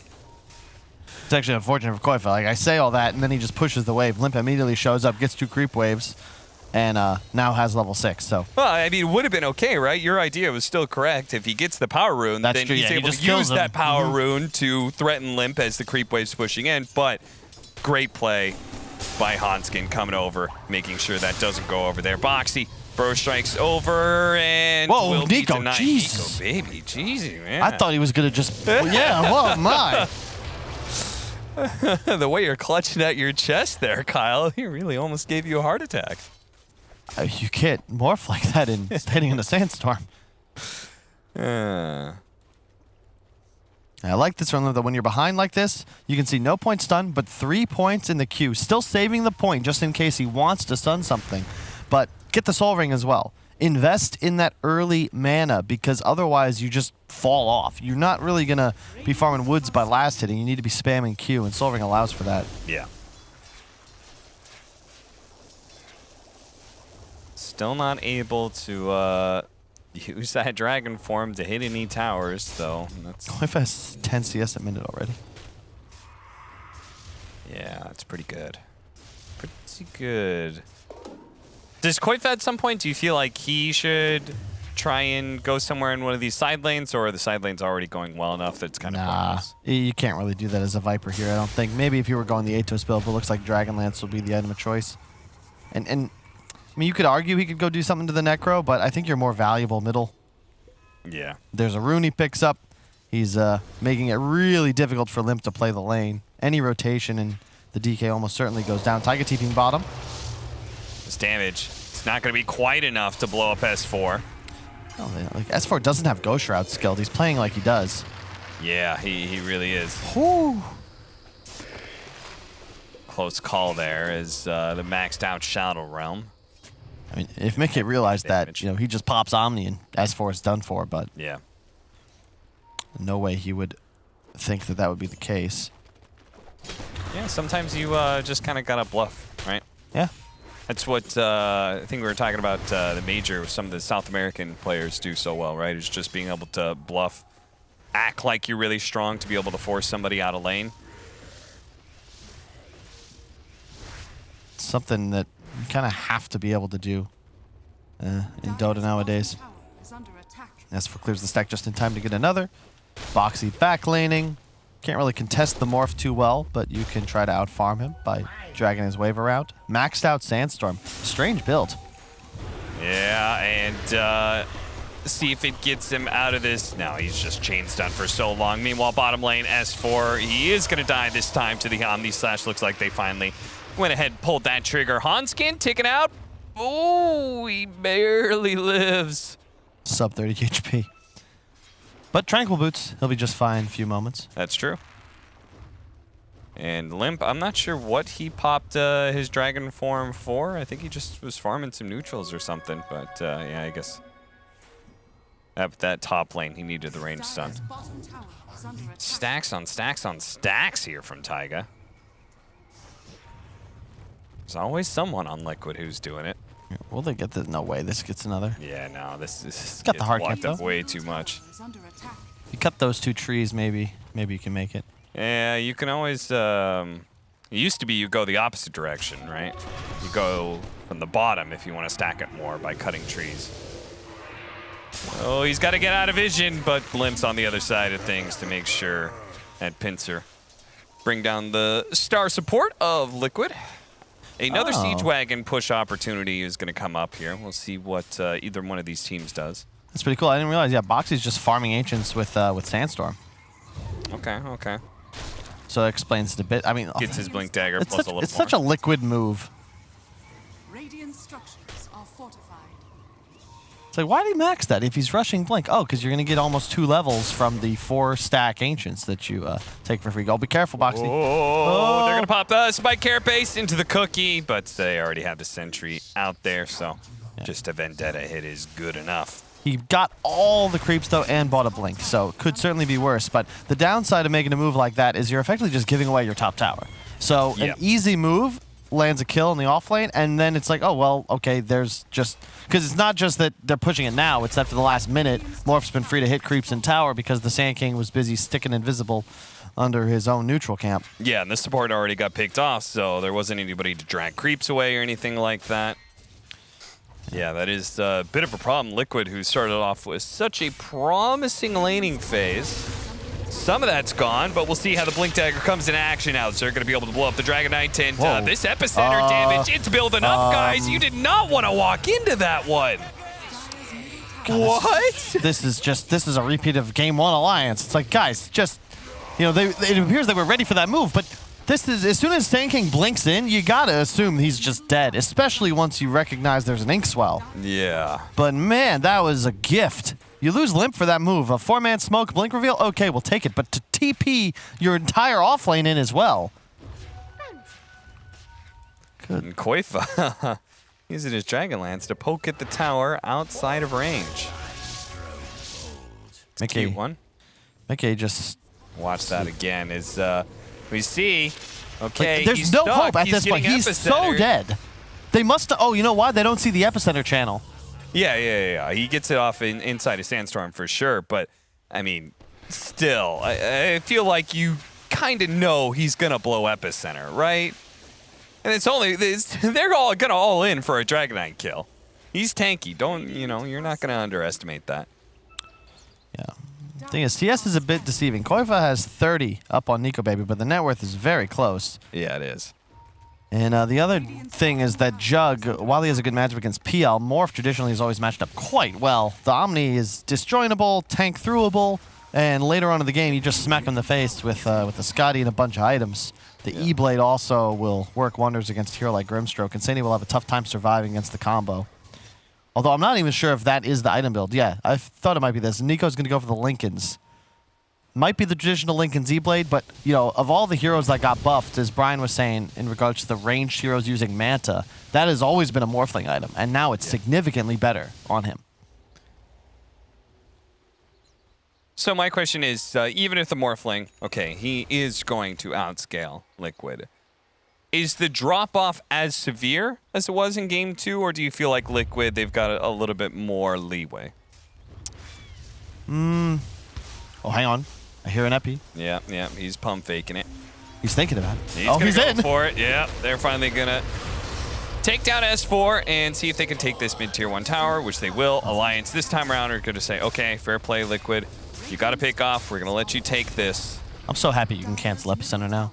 That was so painful. It's like, I clicked the button, guys. Sorry, we gotta go. There's no choice now. Looks like the carry just randomly decided to go hit neutrals, and now he's out of range. Whoops. Oh, nice move from Alliance. Chain stun. McGay is dead. Nice move. They may still get caught here. Koifa, they think it really went to the core, and they may actually still get him. Hanskin's certainly dead, and yeah, they are going to get this Dragon Knight thanks to Boxy being there with a Blink Burrow. Now this is the Liquid we know. I think the Grimstroke on Insania just seems to make so much more sense. He's playing with Boxy incredibly well. The damage output is still the same from the Ink Swell. Doesn't matter whether you're core or support. It's about the levels. So let Koifa be on something that scales a bit better. He is ahead of the game on this Viper. Unsure about the item build though. Dragonlance into BKB. I don't think I've ever seen a Viper going this 1-2 combination, but it must be new patch things, playing more for the right clicks. You don't believe in the BKB or what? It's certainly quite good here, don't get me wrong. I just typically don't see it early. We've seen the Greaves build, the Atos build, Veils. This is more the Viper of old. Which does make sense in this scenario, though, because it'll be really tough. Like, the entire Alliance team can't touch him if he's BKB'd, and it keeps him free to kill Nyx Assassin or Snapfire as an example. Until Limp has BKB, he'll be quite susceptible as well. He has the Blink, but, of course, BKB will be his next item. Yeah.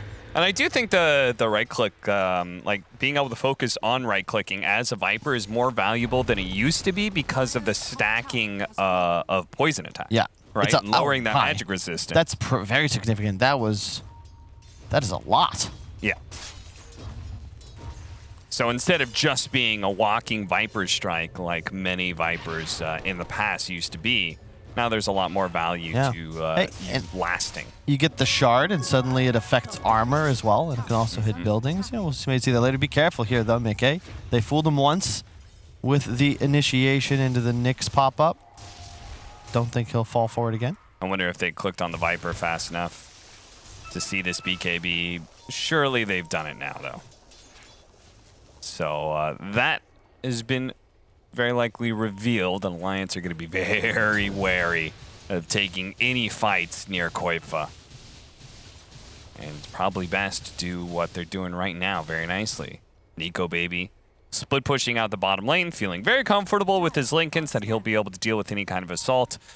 Also hitting top on the Dragon Knight, just staying away from this mid lane, which is where Koifa is. Probably just dodge wherever Koifa goes.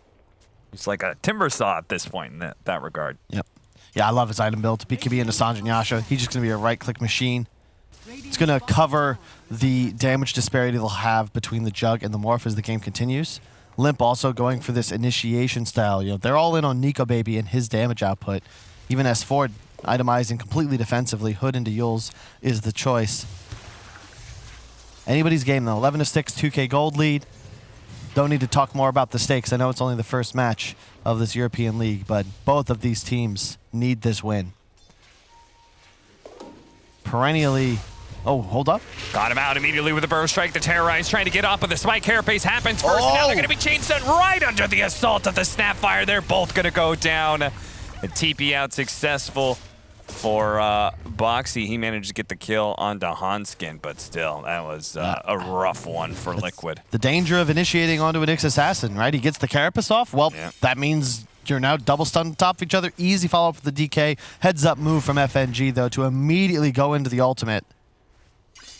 Rack up that damage, and you know, Koifa's BKB, you know, it's a great item and everything, even that Essence Ring to help him out, but you can't use them if you get 100 to 0'd, and that opens up Roche. Yeah, quite the change of fate. Alliance being able to pick up the Aegis here.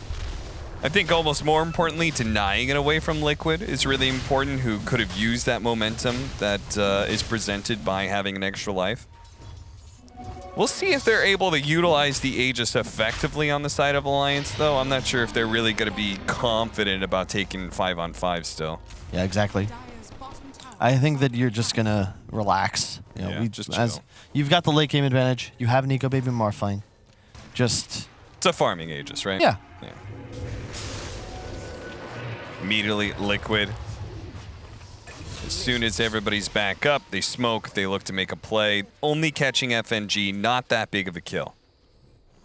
They're going to need more if they want to be able to offset the recent occurrences. Now S4 with the Yule's Scepter, so he is a lot tankier, especially considering the lack of hard stuns after the Burrow Strike, right? It's like they don't have anything to stop somebody from using some items. They may have a silence coming out from the Grimstroke, but ultimately that Yule's Scepter and the Hood of Defiance, those things are going to go off most likely. Yeah. It's Burrow into Terrorize. That's what they've got for chain stuns. Koifa, be careful. Koifa leading the way here, but he's immediately going to be targeted by Limp. The Terrorize comes in with a big save. The Soulbind double Viper Strike onto 2 with a silence there as well. Nico Baby taking a hefty amount of damage, but he's going to be okay for now. In fact, he's willing to go back in here as he's going to turn. And, oh, look at that Epicenter going out, but S4 managed to get off the Yule's Scepter, dodging a lot of damage. The spin, it's only going to last so long. The Reaper Scythe goes out, but Koifa is still surviving FNG. He's locked on a sniper, pointing his gun at Koifa. Nico Baby just needs one more shot. He's got him. Sport and the core now down. Nico Baby looks to play the outskirts of this team fight and see if he can continue his assault. Goes for the spin. He's got to be a little bit careful here as they're going to go for this kill on a Boxy. Wow, that damage was pretty hefty. They managed to take him down. Mickey playing into it. He's going to go for Hanskin, but again, Nico Baby is having a very free game, and Mickey, his spin wasn't quite enough to kill Hanskin. Look at Nico Baby. Just he went full on agility, seeing if Mickey would turn around. Yeah, this Aegis just wins the fight for Alliance because suddenly Morph isn't a real target. Nico Baby is playing with so much confidence, just making everyone on Liquid fear him, and you can't turn for him. You can't use Omni Slash or actually try to deal with him, because if you do so, the rest of Alliance survives and Nico Baby just respawns. So they once again get a really nice initiation. This fight is over for Liquid, if not for a 3-man Terrorize. But you can see here, damage wasted onto Morphling. Nico isn't even thinking about retreating. He's just considering, who do I actually want to target? Oh, Insania? Nope. Koifa?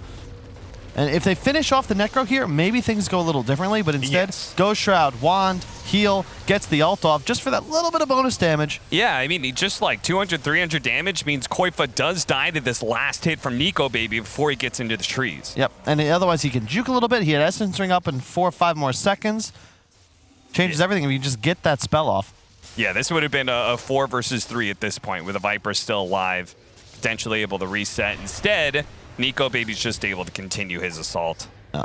And you were saying, you know, Alliance, or rather Liquid, have a significant lack of follow-up stun. That's going to be a big problem the later this game goes. I mean, Morphling, you feel really good when you're playing against a team without control. Well, back into it we go. An Alliance. They've actually finally managed to put the net worth in their advantage, but it's so much worse for Liquid than that, because Nico Baby is already showing how indestructible he feels in this game. It's a perfect Morphling game. Yep. Well, not perfect. That you do start to also see the Viper BKB early. It's not a bad choice, but it does limit his item progression. Well played by Insania to get that one up. Quick reaction. May still be in trouble here. Mickey, oh, the cookie saves him there. Nico Baby managed to kill Insania. They're going to go for this one, though. They underneath the tower. They can actually take away the Aegis quickly, but he just morphs too quickly, man. If they got that tower into tier 2, then who knows what happens from there, but... It just looks really grim for Liquid right now, to be quite honest. Nico Baby 2,000 gold ahead of the game, and you look at the drafts and think, damn, you're really not going to be able to deal with him. And Koifa, unfortunately, had a dominant performance in the laning phase, but his item is Dragon Lance, BKB Sanj. None of these items help you scale. Yeah. He is supposed to be strong now, strongest on the map if possible, and that's just not the case with Nico Baby in the game. Radiant's top tower is under attack. Thinking about pushing the tier 2. They have Aegis for another minute and 15 seconds, plus that DD. If I'm Liquid, I am not looking to take any sort of fight around here, and you can even see them scatter across the map in the opposite direction of this Alliance 5-man. Mickey goes ahead. Plays in the enemy triangle. He's trying to go for a Scotty to help deal with the Morphling a bit better, and also that'll help with, I mean, against everybody. They're all regen heavy on the side of Alliance. It's why we saw that item build from Liquid in Game 2. Shiva's, Scotty, Spirit Vessel. But Alliance, it's working really well for them. I almost wonder if we'll see some Ancient Apparition pickups against this team, because they certainly have a certain kind of style, Alliance. Yeah, you said it. And they kicked off last season as well, if I'm not mistaken, beating Liquid. Might not have been it was the first or second match. And I think it was a big part of what gave Alliance that momentum to ultimately finish 5-2 and take that coveted second spot in the EU DPC. Yeah, I believe they started off the week 1 beating Liquid, and then they beat like a higher profile team, OG or Nigma, I think. One of those two they took down. And that just kind of set them up for pretty easy second place for the rest of the run through. I know we talk a lot about major performances, but you get the brunt of your points from these leagues. Yeah. And with Secret already 99.8% qualified to TI, maybe they'll step off the gas a little bit. You know, give one of these squads an opportunity to fight for first, which would be a huge boon to their chances. There is a scenario, if you look at that DPC scoreboard, you know, let's say Alliance weren't to finish top 2. There is a real scenario where only Secret are direct invited to TI. And the rest of this league has one spot to play for, which would be just unreal to think about when you consider the expectations for the region as the season started. The pressure is certainly on Europe when it comes to this next major to actually get points. Because first major ran up a little bunk for them. Big smoke, no Aegis, but might not be necessary. Liquid gotta pick their targets perfectly. I'm not sure if they have the burst to deal with more, if he has the BKB complete as well. So suddenly Nico is nigh untargetable, but his damage output cannot be ignored. All right, we'll just keep on playing on this side of the map, it seems. Yeah. Really hoping that Alliance will stumble into them. Is there a specific timing that Liquid is going to hit that feels... I was about to comment on that. I don't know. Like Sanjin Yasha on Viper, that's cute, but not really that helpful. It's kind of okay. Boxy, I'm not a huge fan of offlane Sand King. He's played a solid game, but itemization-wise, you know, Blink, Hood, Yules, soon to have bots. Like, you know, S4's got the same items, but that feels a lot more formidable on a Necrophos than a Sand King. At this point, he's a Blink stun. So we're pretty much just waiting on the Scotty of the Juggernaut. That is going to be the high impact item, but it's, I agree with you. It's not looking good when your other two cores don't have an item that's going to make a really, really big splash anytime soon. You say you're not a fan of offlane Sand King, but is there any other kind of Sand King right now? I hope not. Yeah, it's just a hero that's in a bit of an awkward position right now. 2,000 net worth lead here at 26 minutes for Alliance. Looking good here in this game 3. Looking to once again start their DPC season out strong. Yeah, the big item that I think Liquid's missing, no Solar Crest. This has been a staple. Have not seen a series where a team didn't have one in this upper division. Yeah, that is kind of awkward. Neither Dark Willow nor Sand King want to build it. It's very good. And, you know, Snapfire rushed it for Alliance. It's a big difference when your carry suddenly gets huge attack and move speed bonus. Enemy does not. Morph will be able to oh, whoa. Nice Carapace. Yeah, Onskin, he is going to catch up to them here. Managed to land the Impale. Limp, he can follow that chain stun up. Boxy immediately intercepts with the Burrow Strike, but it may not be able to enough to save Koifa. Managed to get off his BKB. The Essence Ring, he's walking away. The Soulbind's going to hold back Nico, baby. But the Omni Slash, it's already been used by Mickey. Fortunately, he was able to take down the Healing Ward, and he will manage to bring down Limp. The Scotty put in some work here, but all that magic damage on Nico, baby, was ignored as he jumped up in the air with the Yules. Mickey, targeted by the Reaper's Scythe, is going to be okay, but now he's hit by the Cookie. Slowed down. That Inkswell's not going to go off at all. Nico, baby, just continue. As you said, can't be targeted, but also can't be ignored. Still, though, they escape. It's a 2 for 2. Was 2 cores to the 1-1 on Alliance, but it could have been worse. But I think the key is Mickey, dead. This is the guy who is scaling. This is the player that traditionally Liquid lean on to get wins in big spots like this. And meanwhile, his counterpart on Alliance, Nico Baby, is just getting fatter and fatter. Soon he'll have a Scotty complete and looking to just push down this tier 2. You can't stop him either. Yeah, you said very early on what Morphling eventually turns into in the matchup against Juggernaut. He gets a Scotty and just starts right-clicking you. I take that back. He swapped it up. E-Blade. Okay. What do you think he's making because I felt like the sustained impact of Scotty would have been quite nice. Think he recognizes one, maybe the Omni Slash is the only thing he has to fear. Okay. Could save Limp potentially from it as well. In addition, you will explode one of these supports. Sure. And they are high damage supports, right? Yeah. So they're particularly valuable just to blow up at the very start. The E-Blade is already complete. It's one of the more stat-efficient items for a Morphling as well. I mean, 40 agility. Yeah, no other item possesses more. They've already found the initiation here. They do have the Inkswell. Mickey's coming back. He's going to try and TP in, but it's going to be a moment or two before he's here. The Soulbind's going to be kind of wasted, and the Viper's already dead. Liquid stepped outside of the base 5 seconds too early. Yeah, they can't, man. They just cannot fight. These heroes are way too tanky. And with the double BKB popped, you know, you've got to at least wait for it to fade. If you're Liquid here, you need to poke a bit more. Maybe with Omni Slash up, you'll be able to make a move. Looks like that'll be the play. They're going to smoke out 4 on 5. Roche is up. They know it. Does Koif have a buyback? No, he does not. This is a YOLO play for sure. They are desperate. There's no BKB on Morphling. Alliance is going to read it. They're going to read Liquid like a book. They know they're here. They know they're smoked up. Boxy's still going to go for it, but he whiffs the Burrow Strike. Blind one inside the pit. He doesn't get anything. Limpy's going to be targeted by the Omni Slash. It bounces over to FNG as well. That may be 2 kills. Roshan's also very low, but now Nico Baby is still completely uncontested. The Reaper Scythe's not going to do that much. Mickey still on his way out. Can he get away?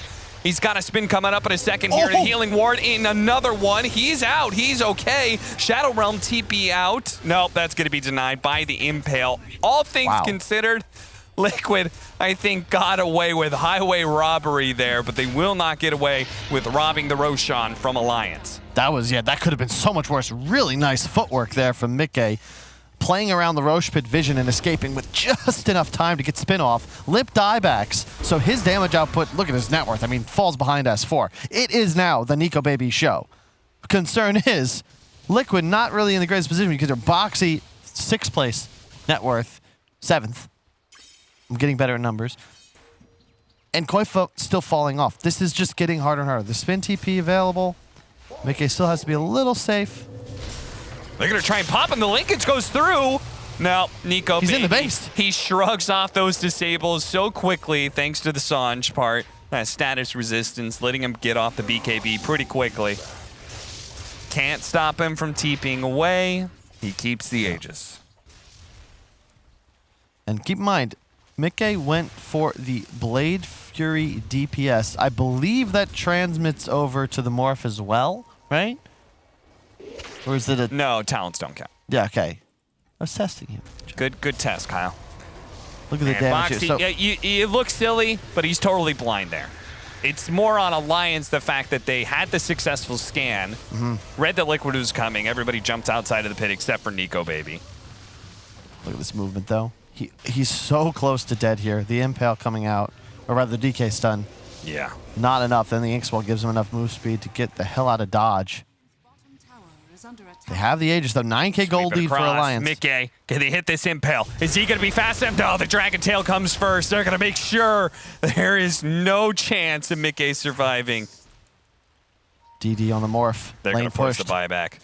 Nico Baby, he's going to go for it here. Epi coming in. The epicenter, they're going to go for it here. Oh, no! That's not what they wanted whatsoever. The big entrance of Boxy is denied by the Lotus Orb, but Burrow striked right back out of that epicenter. Nico Baby is in. Triple kill for him. He doesn't give a damn about your buyback, Mickey. He just killed everyone. Yeah, and he still has an Aegis to boot. Jumps in. He's going to try and kill everyone. Those are the tier 4s. Those are the tier 4s. Oh, but the waveform charge. Okay, he hit 25, so he feels a lot more confident. Second buyback being used by Liquid. They don't have anymore because of a lack of gold. It will be enough to keep the tier 3 alive, but they are crashing. Their economy is just dwindling here. 16,000 net worth for Alliance. It's booming on the other side of the river. I mean, he is so tanky. Fully morphed to agility. He still has almost 2,000. Well, he has 2,000 HP. Currently sitting at, how much agility is that? A lot. 321. Good mass, Kyle. Good mass. It's going to go up even more when he gets that Scotty. And meanwhile, we're looking at small skirmish items here for Liquid. Yeah. Mickey wants to get a BKB. They're looking and hoping at like blink daggers and stuff, but there's no late game items coming the way of Liquid. Nothing that's really going to change their fate. It is entirely up to them out executing Alliance, which is getting harder and harder as the minutes pass. Just Alliance need no damage, but Nico Baby. The other two cores, in fact, the whole rest of the team just focuses on survival and stunning so that he's free to right-click, and the only level 25 hero in the game as well. Damn it, Nico Baby, stop switching up on me. He's like, I'm getting Scotty. Never mind, it's an E-Blade. I'm getting Scotty. No, I'm getting a Satanic. It's here, though. Satanic's here. Now he's got a basic Dispel, so forget about, I mean, the Lotus Orb is there. The Spirit Vessel's not just going to last, and especially if Taiga's not even there. He dies almost immediately now. Nico Baby does expend his first life for all that. Hanskin comes running in. Spike Carapace into the Impale onto Boxy. He does not have a buyback. 3 versus 5 for Liquid as they try to hold. Certainly not going to be this lane of barracks. Koifa caught by the Spike Carapace once again. He's going to be forced into the BKB. Does do some damage to Nico Baby, but not enough to really threaten him. Alliance are just going to go right back to mid. He still hasn't used any of his tools. Still has both waveforms, a BKB, a Satanic. They might even look to go for Megas here. Buyback just earned enough gold by Boxy, but still no Taiga. Dragon Tail stun. Here comes the Burrow Strike. Immediately onto S4. They're going to focus on this offlaner for now, but they cannot get far enough away from Nico Baby as he targets Boxy. He's already dead. Omni Slash going off, but the damage is just pitiful at this point in time. He finds himself immediately stunned as he comes out of that karate dance, and now, without their carry, it seems near hopeless. A gigantic stun goes off, but no damage, Kyle. They've got nothing left. And they know there's no buyback on Mika. They've got to have a timer. Dead with the scythe for 150 seconds, and 15 have ticked away, but that's still more than 2 minutes. They're going to walk straight to the top racks. It is a 4-on-3. Nico Baby just can't touch him. I don't know what you do here. There's a cheese on Limp. This is Megas. And I'm not going to try and hold out hope for Liquid here. Megas against this lineup. I mean, late game is already just looks impossible against Alliance. Being a Mega as well. Comeback is just not in the cards for them here, but they're going to try and hold around these tier 4s anyway for 100 more seconds. Well, Mickey's not here. Koifa trying to show off his Viper as best as possible. The Inkswell doing a little bit of stunts, but there goes the Satanic. Immediately, Koifa realizes how badly he's outmatched in this DPS department. And Taiga, he's held before with his Dark Willow, but that was when he had the Aghanim Scepter. This is a very, very poor Dark Willow that will die and buy back and die again if needed, but Alliance instead hit the throne, force the GG out of Liquid. Alliance get the victory over Liquid, and they get revenge for the Singapore Major Group Stage. What a match. I mean, I would not have expected this outcome after watching that first game. You know, Liquid thoroughly just outplaying Alliance, misexecuting on a few team fights. Then they drop down, 4-20, 4-22 in the second game, bounce back, win that one, and come out and just look like the better team here in game 3. Well drafted. I think Nico Baby on the hard carry, a hyper carry rather, certainly the X factor, but in general, I think they found that identity, right? 3 really tanky, durable cores. They have the late game advantage. The support's also playing well, and good itemization all around as well. Yeah, absolutely. I can't help but thinking, when was the last time we watched this matchup where Liquid were the ones with the better late game? It feels like they always are taking the same pace against Alliance, and I mean, they just trade wins back and forth. And once again, first it's a Liquid victory at Singapore Major. Now it's an Alliance victory. It almost seems like fated in the cards that these two teams will be battling eternally. But for this DPC, that is all for Liquid. This is the series against Alliance that they needed to be able to take. They don't get it here. They're going to have to make it up further down the season. So we're going to head back to the panel to break down that series. Indeed. A great start for Alliance here, though, with the first series win under their belts. I'm here with T-Gov and BSJ, and they will not say a single word until the commercial has been had.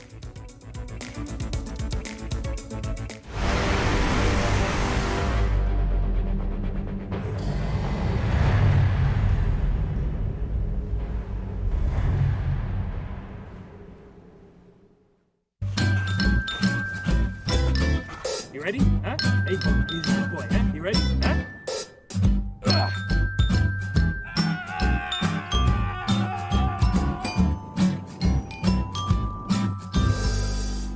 Start your esports career now at play.eslgaming.com.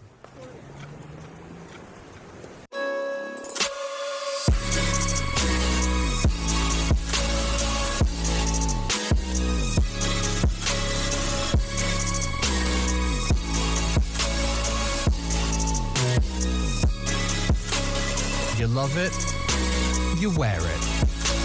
What's your style? Get your merch at shop.eslgaming.com.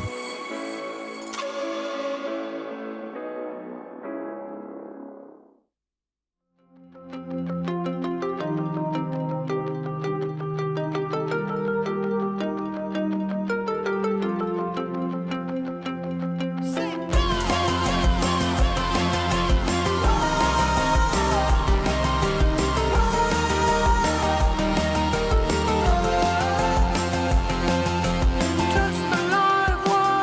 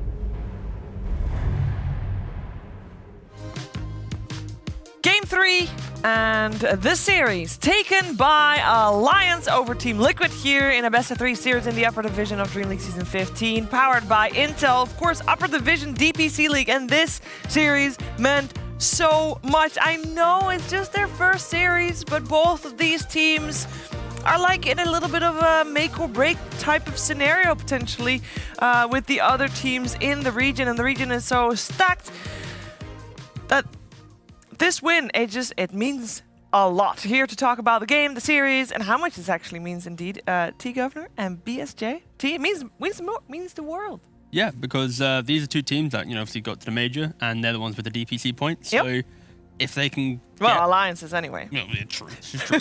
Have more. And they won this series now, so trajectory to get more as well. But yeah, it's so critical because these are the two teams that will be pretty much competing for the same spot, you'd assume, both kind of the second, third place team, if OG and Nigma are not really to have the momentum that people expect them to have. But yeah, it's a really interesting series. The fact they did go to 3 games, 2-1. Unfortunate for Liquid, but Alliance showed they have the resilience and can bounce back. Yeah, and they needed to bounce back. There was definitely a little bit of a shift, Brian, in between Game 1. If you only saw Game 1 and Game 3, I think it would be entirely different team play. Yeah, absolutely. I think the funniest part about that game that I learned was that, a hero's really good against Liquid's lineup? Jug. So Nico Baby just played Jug. Yeah. The entire game. He just kept turning into Jug.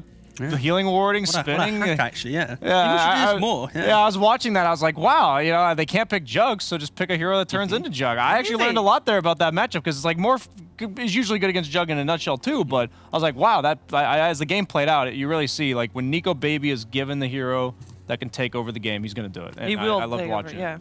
No, he absolutely crushed it. And of course, selecting Nico Baby's hero is the captain, S4. Congratulations on the series. Hello. Hello. Thank you. I have to ask you, not about the series, but I think a lot of people at home also are curious about the lessons you've learned at the major and the performance there from the squad. I think it was our first LAN together. It was. And it was a great start. I think we took it kind of harsh, We got last place, but for us it's kind of like a test, going forward. Like if we can handle that, we can just move forward, and improve. Yeah, oh, absolutely. From the bottom, what else are we gonna do from the bottom? Yeah. Just improve. And I guess it could be worse. You're still left with 300 DPC points, and that's not bad. Yeah, of course. That part is pretty good because we got second, right, in the qualifier. Feels a bit unfair, since some teams did really well in the major, while we didn't, but it is what it is. It's the way the system works at the moment. Exactly, you do. So the major was the first time that you got to see FNG actually in the same facility. Yeah. Guess what was it like meeting him? Was he different in person? Did it help the team, the aura? Of course, results obviously it's separate, but the team philosophy, do you think it got better with FNG being there in person? Yeah, he was really good looking, and That's the answer I was hoping for. He's a pretty boy. Yeah. That's what I noticed.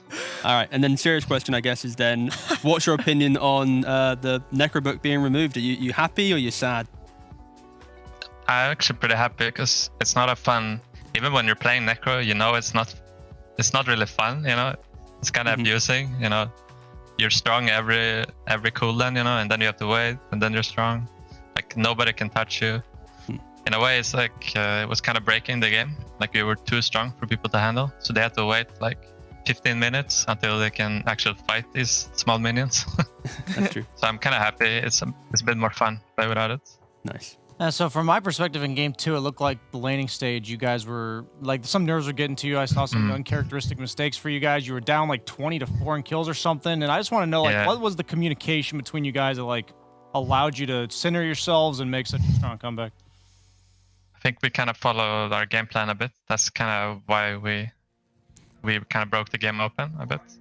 I don't want to talk too much about it, but the bottom lane, I think we got kind of countered, hard. So we had to survive it.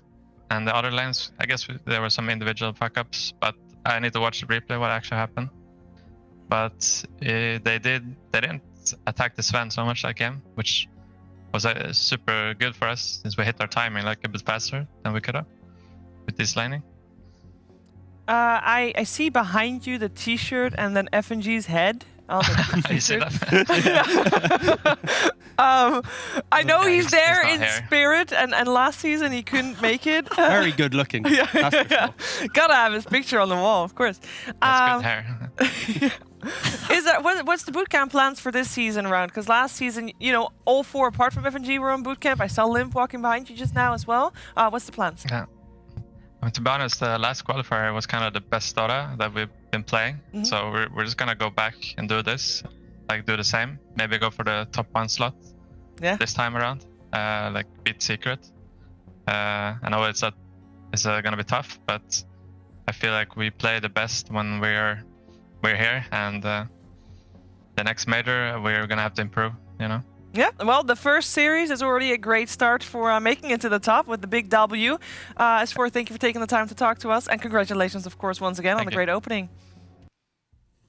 And yeah, I mean, Alliance are looking good. Sure, first game might not have been that great, but every team needs a warm-up game. If there's anything we've learned from the last 2 days, I know we've only been here for 2 days, is that warm-up games, especially at the start of the season, are needed. We're going to find out if our next 2 opponents also need a warm-up game, as we are heading back to the lower division. When we're back after the break, it will be Into the Breach, taking on Ghost Frogs. That's right. Let's go. See you after the break.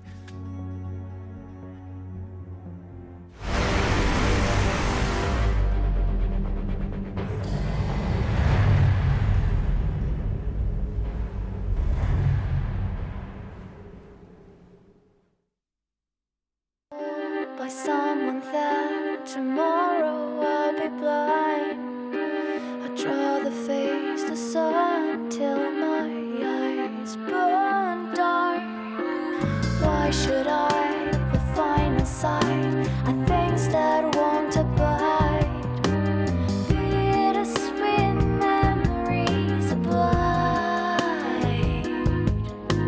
Just one more look at you before I let go. I feel something dark's coming tonight. Spirits are out to claim back their lives. The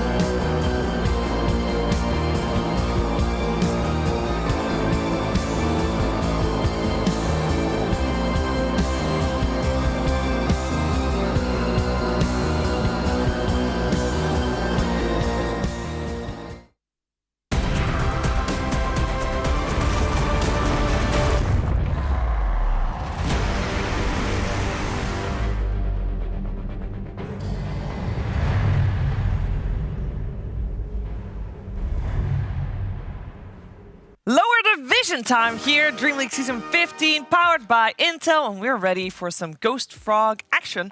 And they're going to take on Into the Breach. We're here with Kyle, we're here with T-Gov, and we're going to quickly recap what these teams are, who these teams are, because you might have no idea, even though there's quite a few familiar faces on both teams. So, first, standings, sure, we'll start with that one. Kyle, there's not that much to see here yet. We've only had 2 lower division series. How do you think it's shaping up? So far, so good. I mean, I feel for Hippomaniacs so much so that my mom actually texted me like, man, I really hope these Hippos get a win. They didn't get one last year. They made it. My dad bought the merch thinking that they're going to make it. Yeah, and then, it was actually so sad. Other than that, no huge surprises. I think that this is Ghost Frog certainly going to be one of the favorites. I'm looking to see how Team Bald performs. Then High Coast and Vikings, of course, you got to look to because they drop down and still look pretty damn strong. Yeah, and let's start talking about Ghost Frogs for this particular matchup, because Ghost Frogs is a team that came from the open qualifiers, but they did not drop a single game, T. They look absolutely amazing. Yeah, they look strong, I think. When you look at the players in the roster, right? You've got Toby, ex-Viking. You've got J4, who used to play on Vega, then coached Chaos. And, you know, Chris Borony and Milan. I think the weakest link out of all of it, if you want to say weakest, might be the young gun Crystallis. Yeah. But, like, they're all very good, and Chris now has the experience to play well. It is the kind of stack that you make. It's like the best of the rest. Yeah. You know? None of them got invited to any of these new teams. Like, no one's getting a call from Kuro. But still strong. The best of them. Still strong. And this team actually had a chance of just making it in here on the Creep Wave invitation. Oh, that's what they say themselves. We're actually going to hear Milan talk about that, and he is going to introduce his team to us. So Ghost Frogs are the team of the Tier 2 players from Europe and CS. We formed right before the Season 2 Open Qualifier with the vision in mind to qualify for the next international. In a way, we could have had a slot in a league from a creep wave if we kind of wanted it, but instead we wanted to earn our spot in the Season 2 lower division of Europe. The qualifier was not a walk in a park, but it wasn't something that we struggled with. It was a nice mini tournament, I would call it, and we enjoyed playing it.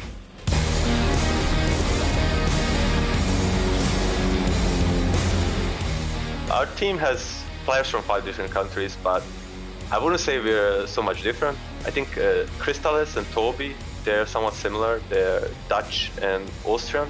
And then there's like a Slavic group, Belarus, Serbian and Bosnian. In the mashup with Toby and Crystallis, it's working great. Like, we joke in a same way. We look at the things similarly. Of course, there's differences, but we look at those differences in the funny way. It's a lot of fun.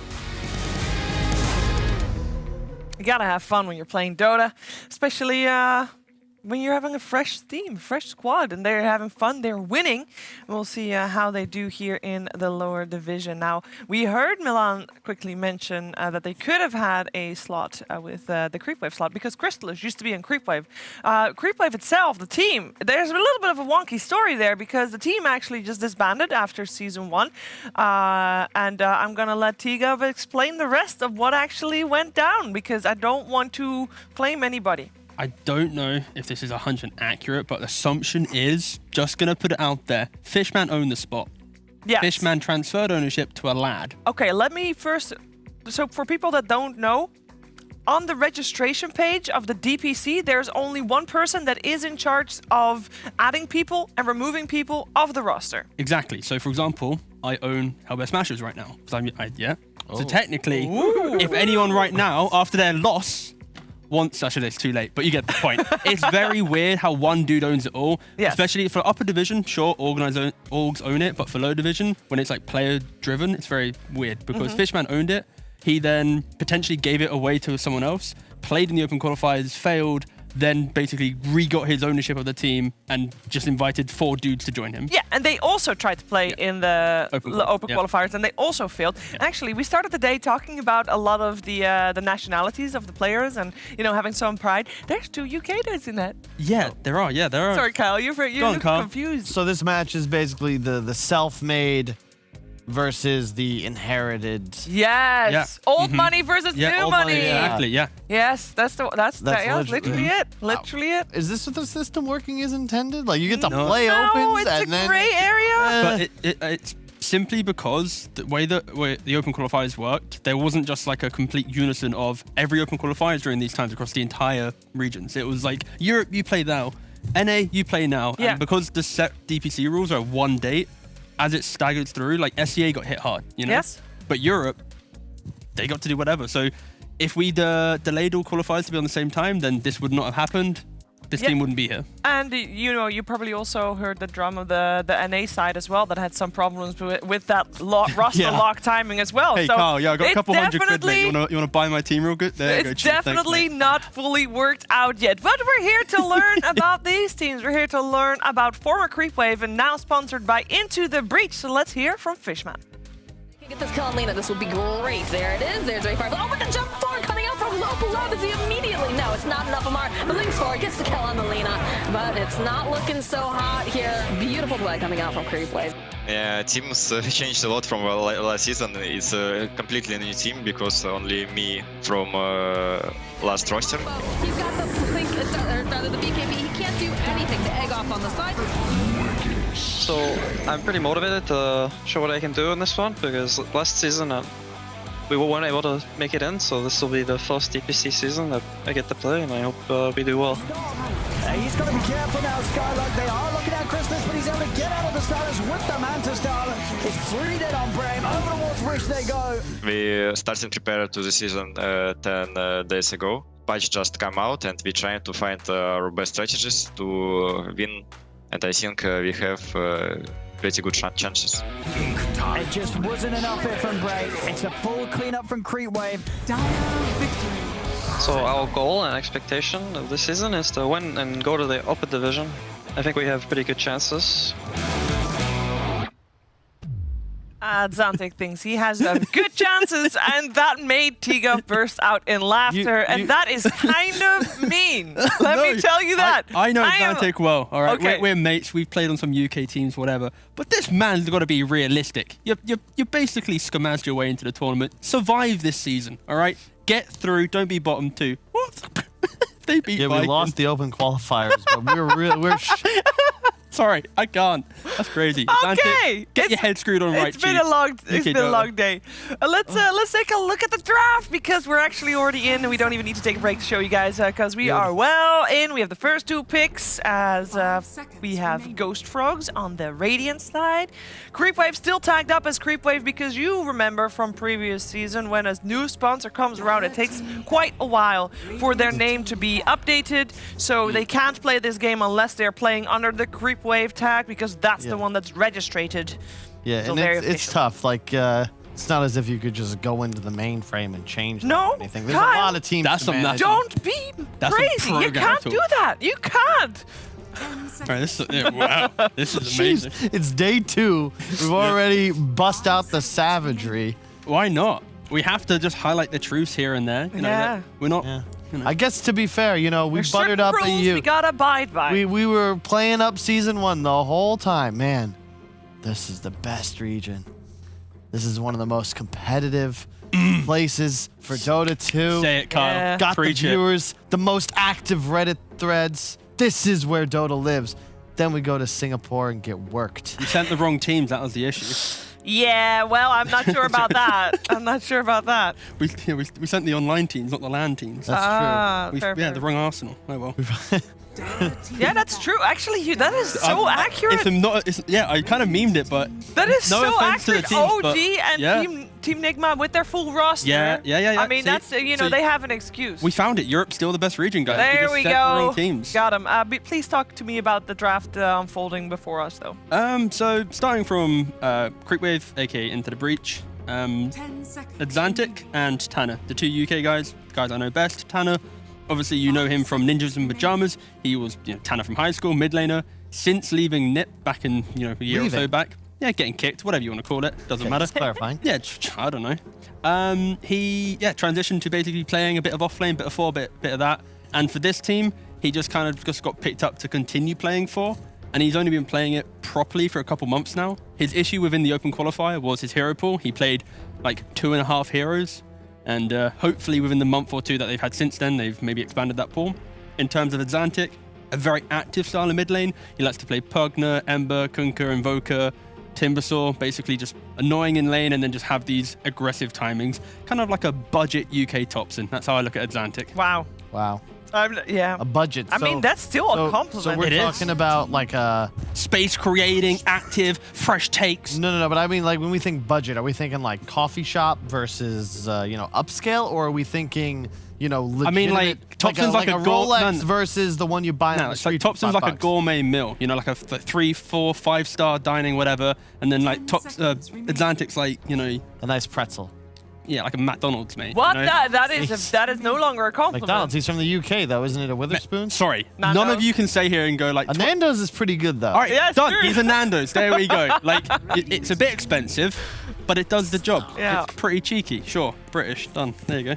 Slark. That's a little early. It's an okay match against the Jug. In theory, you can juke out the Omni Slash with your ultimate. But I gotta say, coming into this, I want to set expectations right. We're memeing a little bit. Ghost Frog's big favorites here. This is like they're like a solid third in this group stage, in my opinion. Like I'd say even more so. Second, third, then. Like I'd put they're Viking top 1. Yeah, that's what I'm Hang saying. on. That's what I just said, Carl. It's in my view like just like a B side of the Fada stack. When that came out, you're like, oh, is this Fada 3-3 originally with Baranya as well? I'd say Boromir and Milan. These are the two guys for Ghost Frogs that elevate this team from being just that lower division team to, if they have a good day, they could maybe contest getting a top 2 spot for sure. Just because those two players. They're not quite at a Tundra level, but they're like that. They're the B side. Like this is as close as you're gonna get with the players that were free agents available to you in this region. Love that pick. Really tough to play Pugna already in this game. Look at the reach potential, plus all the mix damage and magic burst that's just gonna blow up the disruptor as well.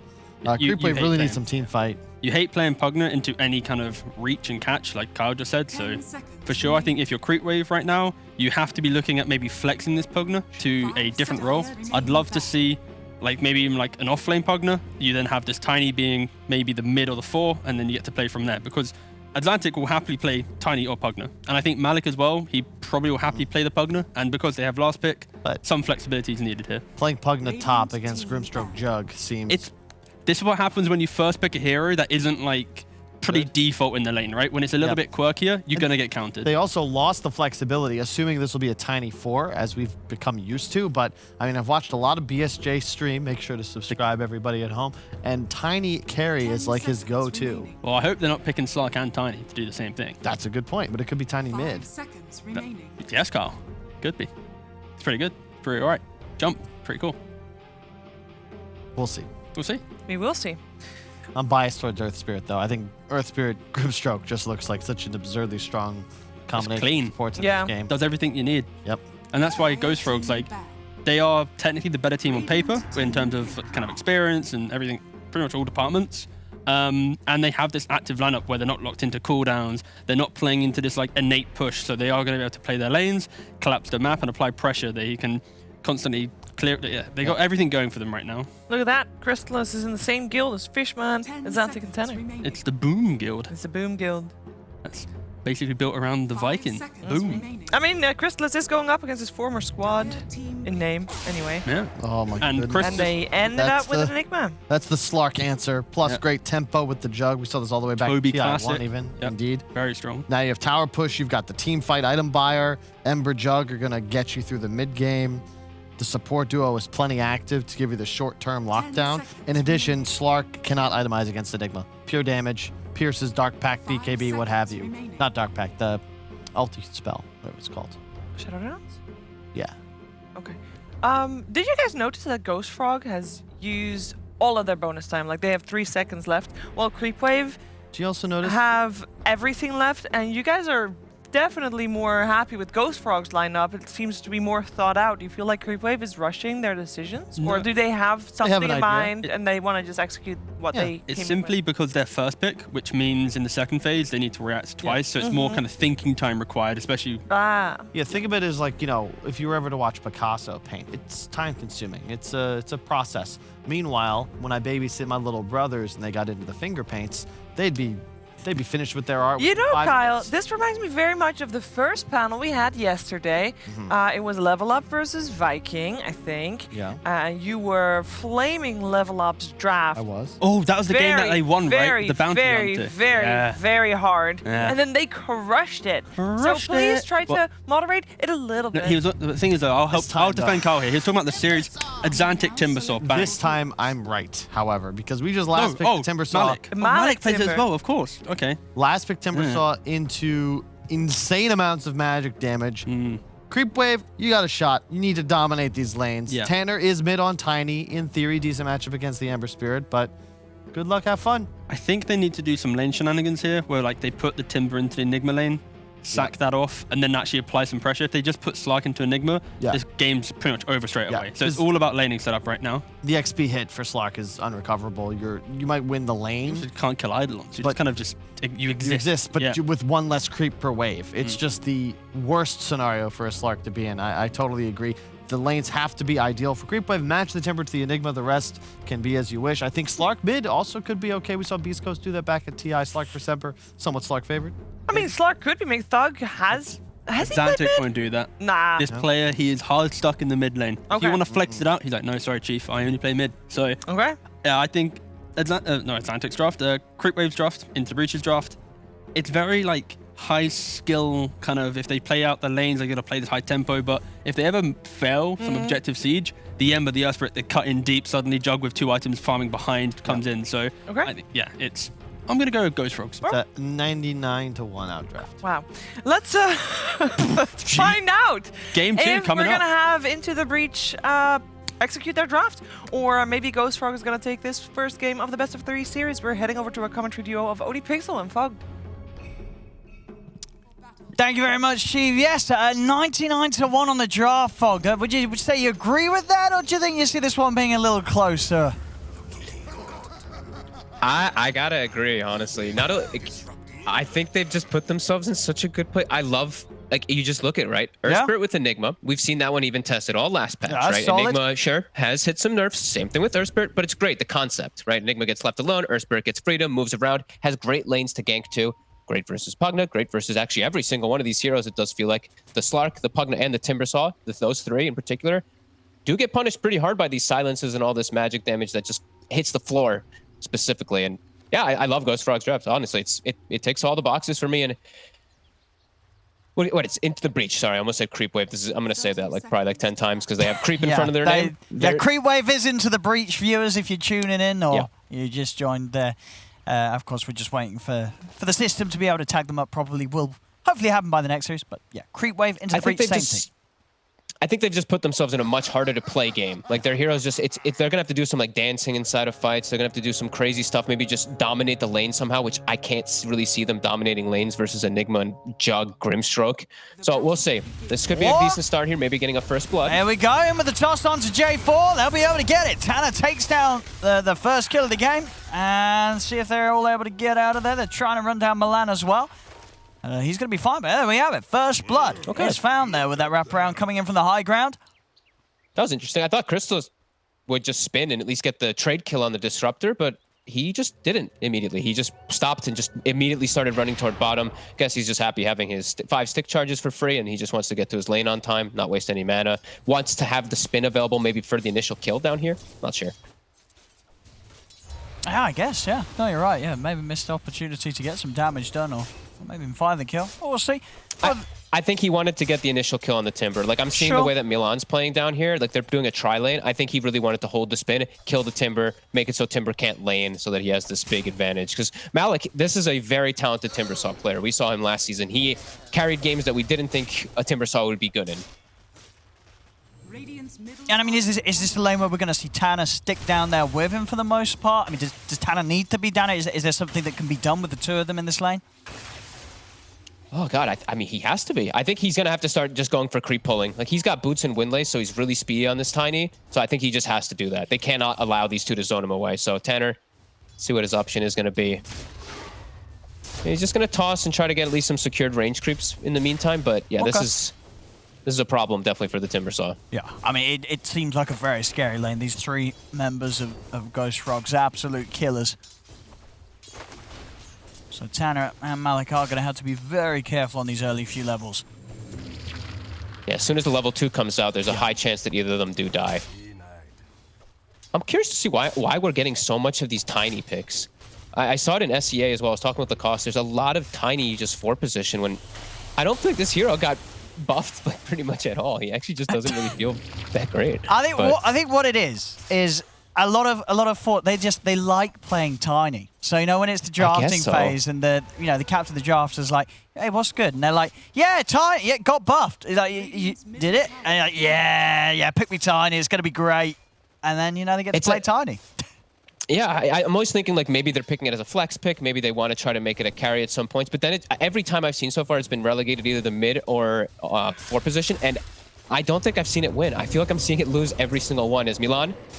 Oh, I do catch Malik with the stun, but not really a kill from full HP. Level 1 Blade Fury wouldn't threaten Malik, so he's going to be fine. Tanner? Oh, he's looking like in a bit of trouble here. He's going to get the toss back, but Milan's still got a roll available in stones if he wants to try and find the angle to commit on this. And either way, just pushing Tanner away from the lane, making sure that things stay nice and safe. And Milan actually going to head up towards the top. Let me see if he can find some action here with Toby. Sure. Enigma's already level 3, so he's got 2 points in the demonic conversion, so it's a lot stronger here. See the Midnight Pulse already taken early on as he was alone. Wants to be able to just annoy the Slark. And let's see, Milan definitely going to be able to help out Toby from any of this aggression, at least a little bit, but still not easy now with your nerf that has come out on those demonic conversions, as we see. It's still on cooldown. He doesn't have any. That's such a long cooldown. Yeah. I mean, unnecessary enough. You feel like Enigma's laning was a little too strong with the previous cooldowns. Yes. Yeah. Maybe right now, maybe it got hit a little too hard. 15 seconds on the level 1 really hurts, but I don't think Ice Frog likes the concept of just denying waves back. That's why we got rid of the Lich thing as Tanner. Let's get the toss back. Top lane, they're going to be able to get the kill as they take down Toby. We'll see down bottom. Even the toss back, Crystal is still going to be kept safe. So already, Creep Wave, aka into the breach, 2 kills so far. And see the farm across the board. It's pretty even right now. A little bit of an edge here for well, I guess especially this mid lane. I say pretty even. The mid lane just the mid, yeah. It's pretty rough. Boromir, 15 for 1 against Adzantix, 31-9. He's really been able to bully this Ember as the Pugner. Yeah, first, until you have the level 3 Flame Guard, he just can always break you. Even with level 3 Flame Guard, actually, I think he still can break it. Yeah, you're gonna blow it up, it's just an impossible matchup, actually. There's nothing really you can do. And I'm seeing a lot more Pugna, because you can just bully anybody as Bora. I mean, yeah, was back for the last hit. That was cheeky. He's denies as well. Adzantix level 6, Boromir only just about to hit level 5, so. Yeah, that's crazy, actually. Big discrepancy in the mid lane. It's top lane. See him set up on a Fishman, and with the kickback into the Malefice, and the Eidolon's beating down upon him. Fishman will fall. Nicely done. Wondering what build he's going to go for on Toby. That's all I've been looking at for these offlane Enigmas. What's the substitute? Looks it's just Arcane Boots a lot of the times, and that is going to be the case this time too. Could definitely see some value in going for just something casual like Greaves and grouping up with his team. I mean, and down on this bottom lane, do you think Ghost Frog's expected to get a bit more out of this? That they never really found the kills. Sure, Chrysalis is getting perfect farm. Is it enough to sort of be slowing down the Timbersaw here, or ideally were they supposed to be killing him? I think it's fine, everything that ended up happening. I know Kyle was the one who was touching on how much overwhelming magic damage, silence, control there really is on the Ghost Frog lineup, so I think that it was fine the way that they did that. I think it's actually perfect that Milan left at the time he did, because they did not want to be splitting that tri-lane XP anymore. Yeah, well, they felt. We are seeing the moves now, though. Breach, they're sitting around mid. They're using that catapult wave with how powerful this Pugna is. Maybe trying to get something out of it. Boromir is now 6, so a little harder to get the jump on. They get the rune, though. So they'll deny that one away from the Ember. Adzantix will continue to pressure this with the catapult. And Crystallis is actually getting pushed away from Malik now that he's lit level 5. They really don't want to lose the mid tower, though. That's why J4, even though he probably wants to be bottom, he has to be mid to try to stop this. But gonna get the toss back on J4. J4 stuck in the river here. Tanner also falling low, so they'll get the trade. Tanner giving his life to set up onto J4. See Boronier trying to run down Fishman, but not enough damage. And Boronier, I say that, he's actually going in with the chains. He's fully committing for the killing. He's got a Remnant set up to jump back out. Very neatly done there by Boronier as he's in and he's out. Very nice. They're going to refill the bottom mid. They're going to try to. Zantic, yeah, he drops it on time. Tanner does pick it up. So Catapult is still alive mid. They did not get that one killed out. So this tower very likely to drop. They're actually going to send the Grimstroke mid again. And Tanner's already in position to look for another toss back. Tanner might actually get gone on to himself as Bora drops a bit too low. Milan not going to be able to find the connection here with the roll in. Boronier will soon be able to reset himself. 10 seconds till TP. So go back to base, get himself remnanted straight back to the lane. Ghost Rock's still trying to just do their best to stop this tier 1 tower going down early to this quick aggression that can come out from the Pugna and the Blast. And even look at bottom too. Like the fact now, they're having to move the Grimstroke out of this bottom lane. Malik's got in so much space, near level 7. His Catapult's going to stay alive. He's going to be able to take this tower. And even Tanner's moving in for rotation to attempt to go for Crystallis. Crystallis, he's going to have to blame Forces him out. But that's time out of the lane and more time for Malik to just continue to skip the creeps and keep that tier 1 tower getting lower and lower.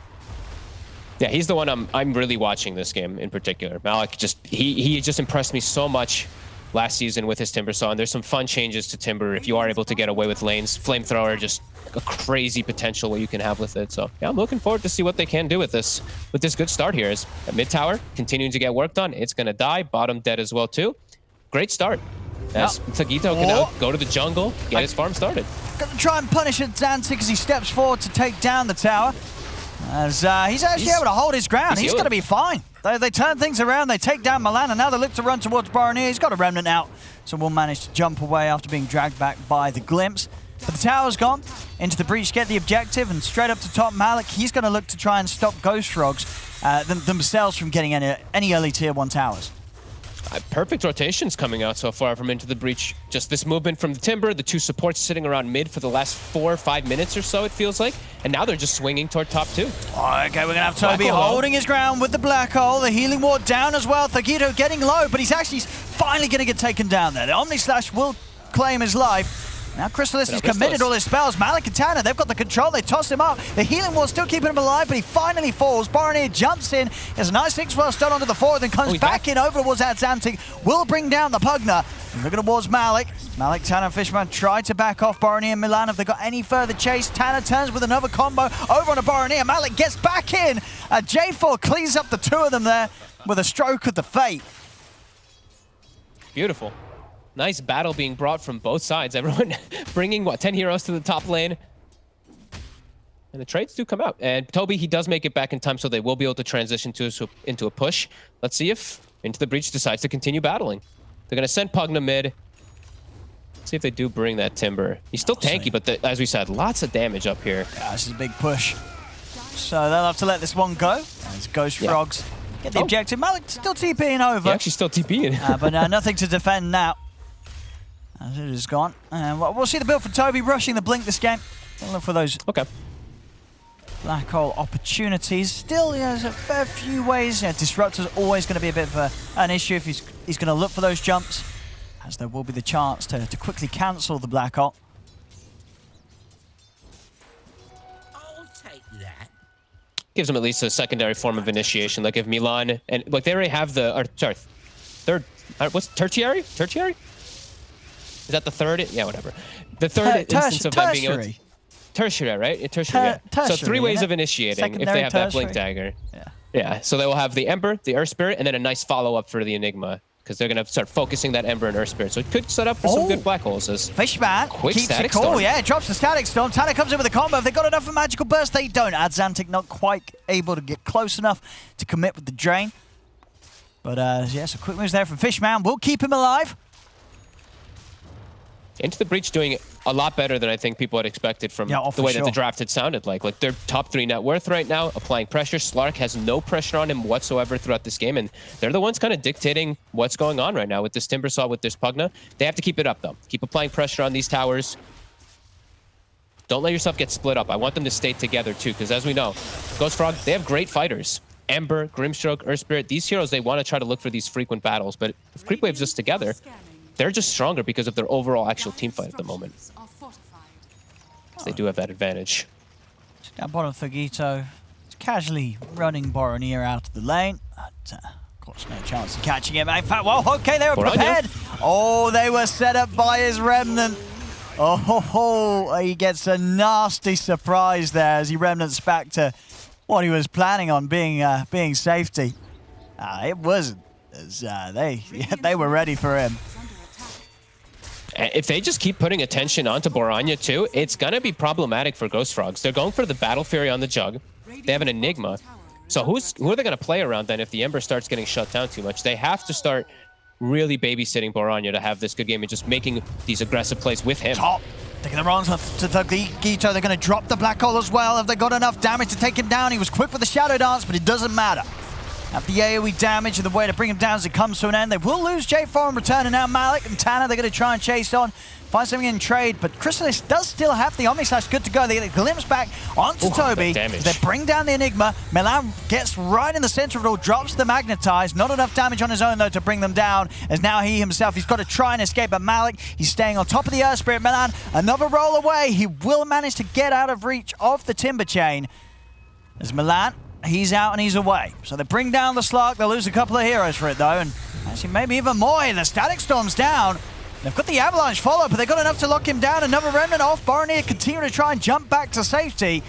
The Thunderstrike bringing him low. Malik chaining in. A little low on the mana, though. Nothing to throw at himself. Jump over to the side. They're ready. He only had one more Remnant to go to, and that Remnant happened to be back right underneath the noses of Into the Breach. Now, as Boronier gets caught again.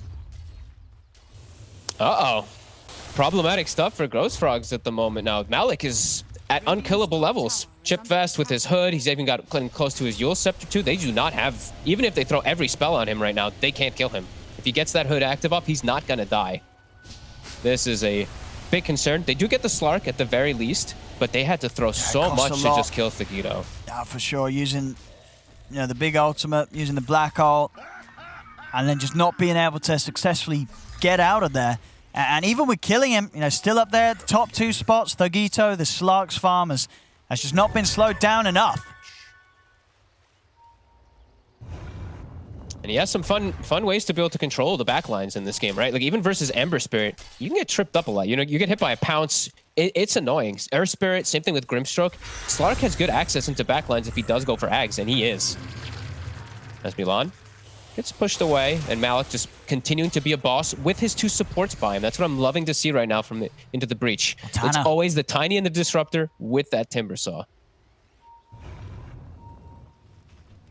And no doubt about it. Boranya's actually, he's queued BKB. He's going BKB first on Ember now because of all this. That feels bad. That's never the plan. Where you don't want to have to do this, but obviously with the way things are going, you can feel why he feels that he has to, but you never want to be forced into this position. You know it's a rough game when you're having to queue that up as your first item. Yeah, I mean, they're gonna lose a lot of map control here. And when you're playing versus Slark too, like they're gonna just be able, they're gonna farm super fast on the side of Into the Breach too, and yeah. Now your Ember's gonna farm slower. Sure, your Jug's got the Battle Fury soon, but oof. I mean, that's the thing, right? That's the way you can kind of get away with recovering as a team, even though your mid's been forced into this very defensive item very early on, is that they do at least have a carry that he's going to be hitting the creeps. He's got the Battle Fury build up. He's going to be able to scale. Boranya, if he could just build for this period of the game, make sure that he doesn't die, can get in the face of them and sort of make space enough for the Juggernaut, then it can work. But it definitely doesn't feel great. No, and they're going to need a lot of time for that Jug, too. Like, Thugito, he's going the Ags, so they're going to look, as soon as he has Ags on Slark, this Dire lineup is going to play hyper-aggressive, as if they haven't been already. They're going to be even more aggressive than that. So, Ghost Frogs, it's going to be difficult for them to find the space. It's going to feel in the next few moments. See what setup they can get here. Fishman waiting for the trees. Static Storm good to go. Can they get the opening? Crystallis committing onto the tower. He's going to use the Blade Fury here to stand his ground, get it. Milan actually rolling in aggressively. Gets the silence down onto the two of them. So if they've got the further control on a Fishman, he's trying to bring down this Disruptor, but by his side, Thugito keeps Fishman safe. Commits it onto Milan. Big Remnant jump from Boranya as he moves over towards Fishman, brings down the Disruptor, but they've lost the Jug. Crystallis has gone down, and now Boranya, he's got to run. He's been decrepified. Thagito trying to stay on target, and Branya, he's out of mana. He's got nothing else to help him get out of there as Branya will fall. J4 is able to TP out from the side underneath the trees. Once more. They're diving in for Toby. As they've taken down 3, they're looking for a 4th, and they're going to be able to find it slowly but surely as the setup's there with the decrepify into the drain. 4 dead on Ghost Frogs. Wow, they just smashed the fight. And I think what happened there was that as soon as Crystallis uses the spin, I think Milan in his head is probably thinking, oh my god, I have to go, otherwise they're just going to get a free glimpse on my jug, and then we're in a weird position. So he tries to make the move to go in, but they can't hurt these heroes right now on the side of Into the Breach. The 3 cores in particular, Slark, Timber, and Pugna, are immortal. Oh, they're just massive, and with these early timings as well. The Ags on Slark, he's got it done. Thagito here is 17 minutes in. Echo Saber, Ags. You know what I want him to actually buy next? Get the Shard. You're playing versus Enigma. You're not caught in the black hole. Shard and just make your teammates all getting the Shadow Dance for 3 seconds inside of it. That's nice. I think the Depth Shroud could actually be a pretty good counter to a lot of these big AoE ultimates that we've seen in the past. That would be pretty high. Milan, he didn't even stand a chance there. He was up in the air, and before he could even land, they were able to burst him. Map is shrinking. Look at even Baranya. Like, this Ag's now on this Slark. He's going to be able to hunt this Ember constantly. These and look bounces, at the backup. They're coming for you. As they're going to be able to get the catch on him. Static Storm's down. He's trying to get out of the side. Oh, he's remnanting out, but the Glimpse timing's perfect. Brings him straight back into the center of the Static Storm. As the tips are coming out, they know that Baranya, he's not having a fun game anymore. This is getting just quite out of hand here. Like, the Jug, he doesn't have really good places to farm. Look where he is. He's in the enemy side trying to just find anything possible.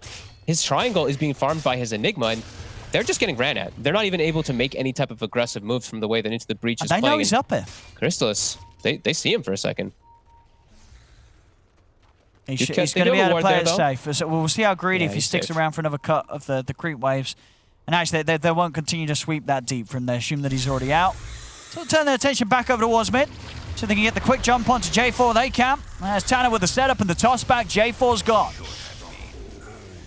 Yeah, you know what? I was giving some heat about the Fortnite. Honestly, Tanner is killing he's making it work. This game. Yeah, he really is. I'm still not a humongous fan of the hero at the moment still, but he's starting to change me a little bit, I think. Ooh, and look at this. He's done some great stuff with the team. There was some quick timings here with 19-minute Octarine done on Adzantic. Oh my.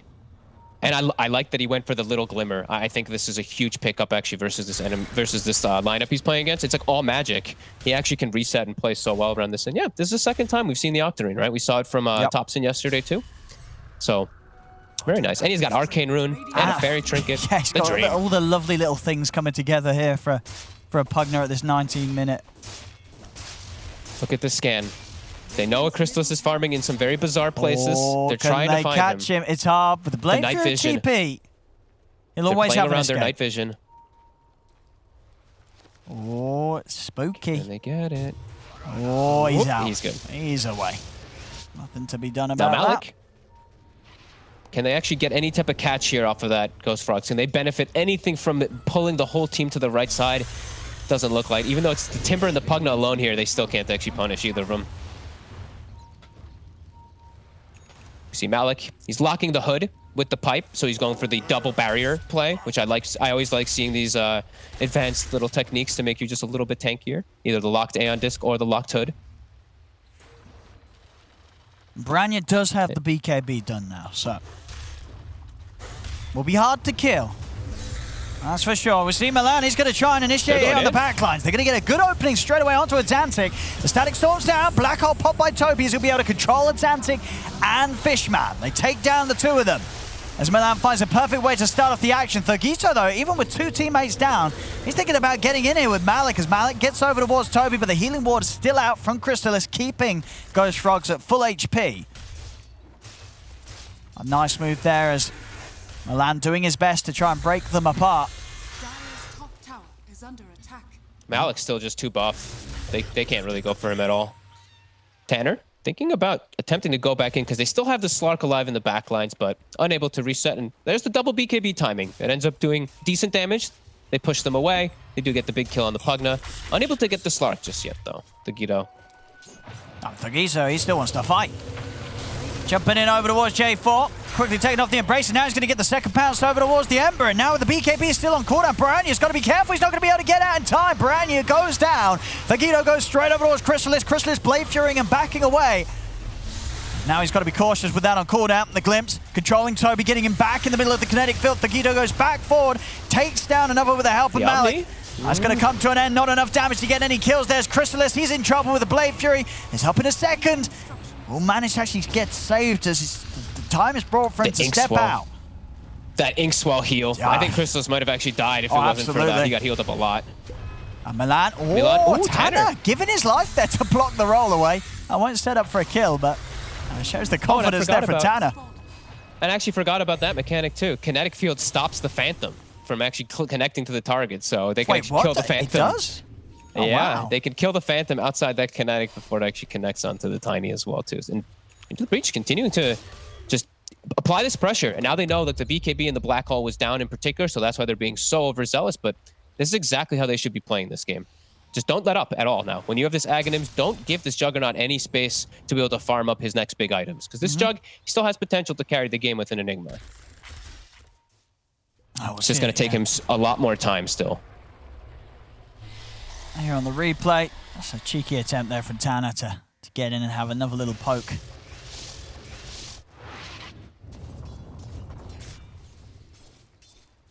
Can they push this lead up to the next stage? Looking at Thagito's Slark and Malik's Timber. They're pretty solid. He's got the Basher now too. That's looking real good right now. No, life's not easy for heroes like Branya's Ember Spirit. It's got to be... They got to try and get as much as they can out of these early BKB usages with these longer durations. Once they start to get low, it's going to be very difficult to fight into the breach. And as we've seen... He's got Black Hole up. Yeah, they've got to... It feels like he needs more than just sort of a 2. They've got to get a good play with the Black Hole and set themselves up for an objective afterwards, because so far they've not been able to do too much off the back of these team fights. Oh, there's 2 right there. And there we go. They get the jump. They get the catch on Thagito, and Thagito, he's gone. The biggest one. Catching that slug, that'll do it. That will give them time and space to go for further objectives, as now they can move into the pit. Tanner, he's ready for the counterplay, ready for the steal, so they do have to be prepared for Into the Breach trying something here once Roshan gets brought down low. I think this is that's strictly going to be Toby's job. Just get the Midnight Pulse in the Black Hole on the Slark. Now, Malik. Getting chain stunned. Nice play. He's going to be able to keep himself alive and enough time for Fishman to respawn. They're going to have the 4 of them. Still, of course, without that slug, without high level, he's dead for a full minute. So no slug for this Roshan defense. They're trying, though. They're slowing it down little by little here. They don't do it too quick here, Ghost Frogs. They do it really pretty safe with the Healing Wall. The Healing Wall now comes to an end. Milan, he's actually going to be able to find the angle to get in onto Fishman. As they jump the Disrupt to make sure the Fishman doesn't get a chance to have a say in this fight. Slark's coming back, though. Brosh still alive. We'll see. Ranya's moving over towards Tanner. Tanner also going to fall. So quick moves here from Ghost Frogs whilst Thagito was out of it, but now Thagito's back. A second jump over towards Milan, committing in onto the Earth Spirit. Can they bring down Milan? They can. Milan gets taken down. Shadow Dance having to be used by Thagito quite early to keep himself safe. Milan actually buying back to make sure that they can keep this going. Omni Slash going to be put to a stop there with a self-decrepify from Adzantic as he blocks a huge amount of the damage coming out from Chrysalis. He turns back over towards him, sets up with the Decrepify in the drain. Chrysalis is able to get the healing ward out, but Thagito is ready to chase. Passing up to the high ground. Milan will kick back the Slark, kick back Thagito to give a bit more space for Chrysalis, but Malik chases him down, cuts him out of the game with the Timber Chain, and now they turn over towards Milan as well, as Milan brought back for this, but he won't be able to rectify the fight. As Into the Breach push back Ghost Frogs will find the space for themselves to go back into the Roshan, and with no Milan Chrysalis for a minute 30 seconds, this Rosh should be theirs. It looked like a good go. With Milan trying to get the jump in because of all this chaos going on. The Timber Saw jumping in, the Pugna getting the ward down and blasting, but it was just time bought. That's all that Into the Breach was doing, giving time for this Slark to come back, and man, Malik is just doing leaps and bounds of work. 7-1 and 9 on this Timber, and he's so disruptive. He's just doing so much for the team, it does feel like. Same thing with Adzantic, who's even just putting down the Nether Ward in the river there, just was messing with Ghost Frog so much because they're just burning their entire mana pool that they know that the fight after the Roche will be disastrous for them if they don't try to commit. So some really good stuff coming out from Into the Breach, and it's looking great. It's catching Ghost Frogs off guard completely. Yeah. And absolutely doing it in their own style with this lineup, with this draft. Yep.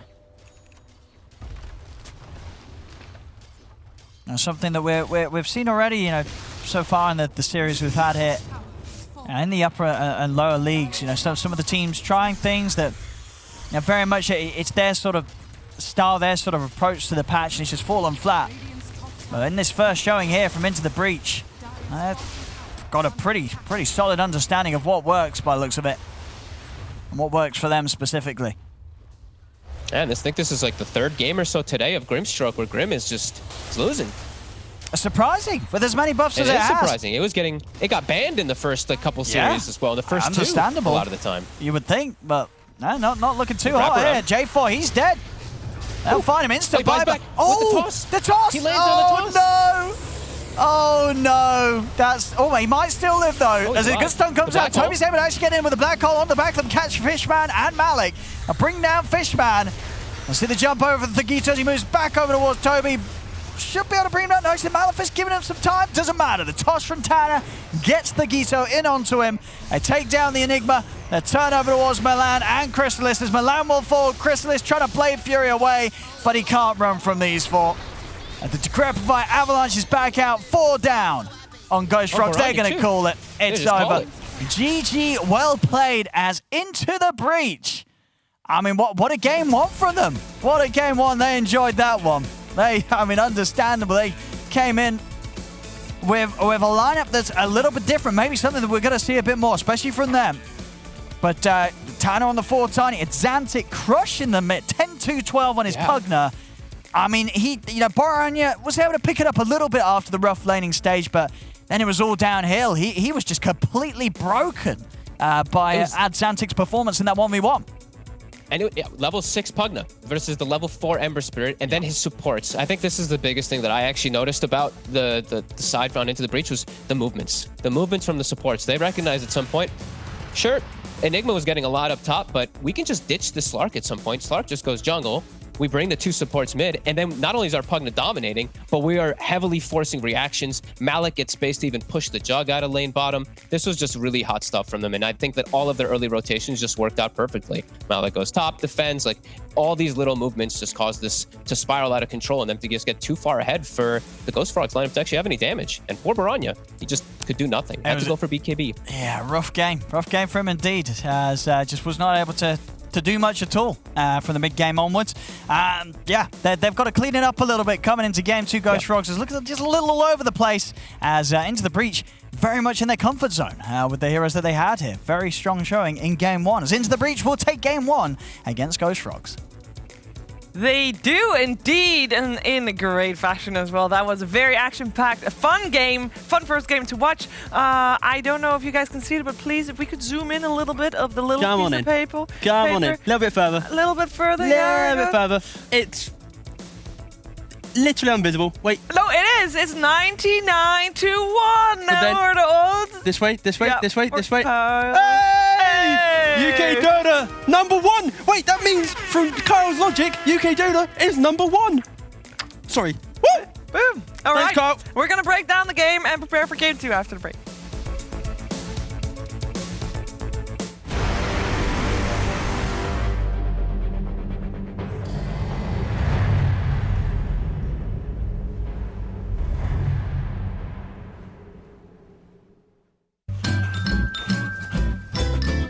You ready? Huh? Hey, he's a good boy, huh? You ready? Huh?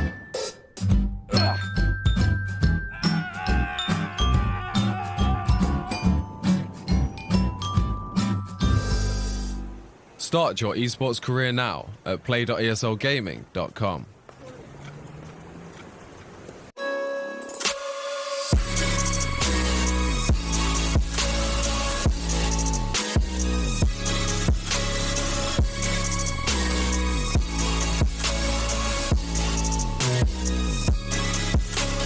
You love it, you wear it. What's your style? Get your merch at shop.eslgaming.com.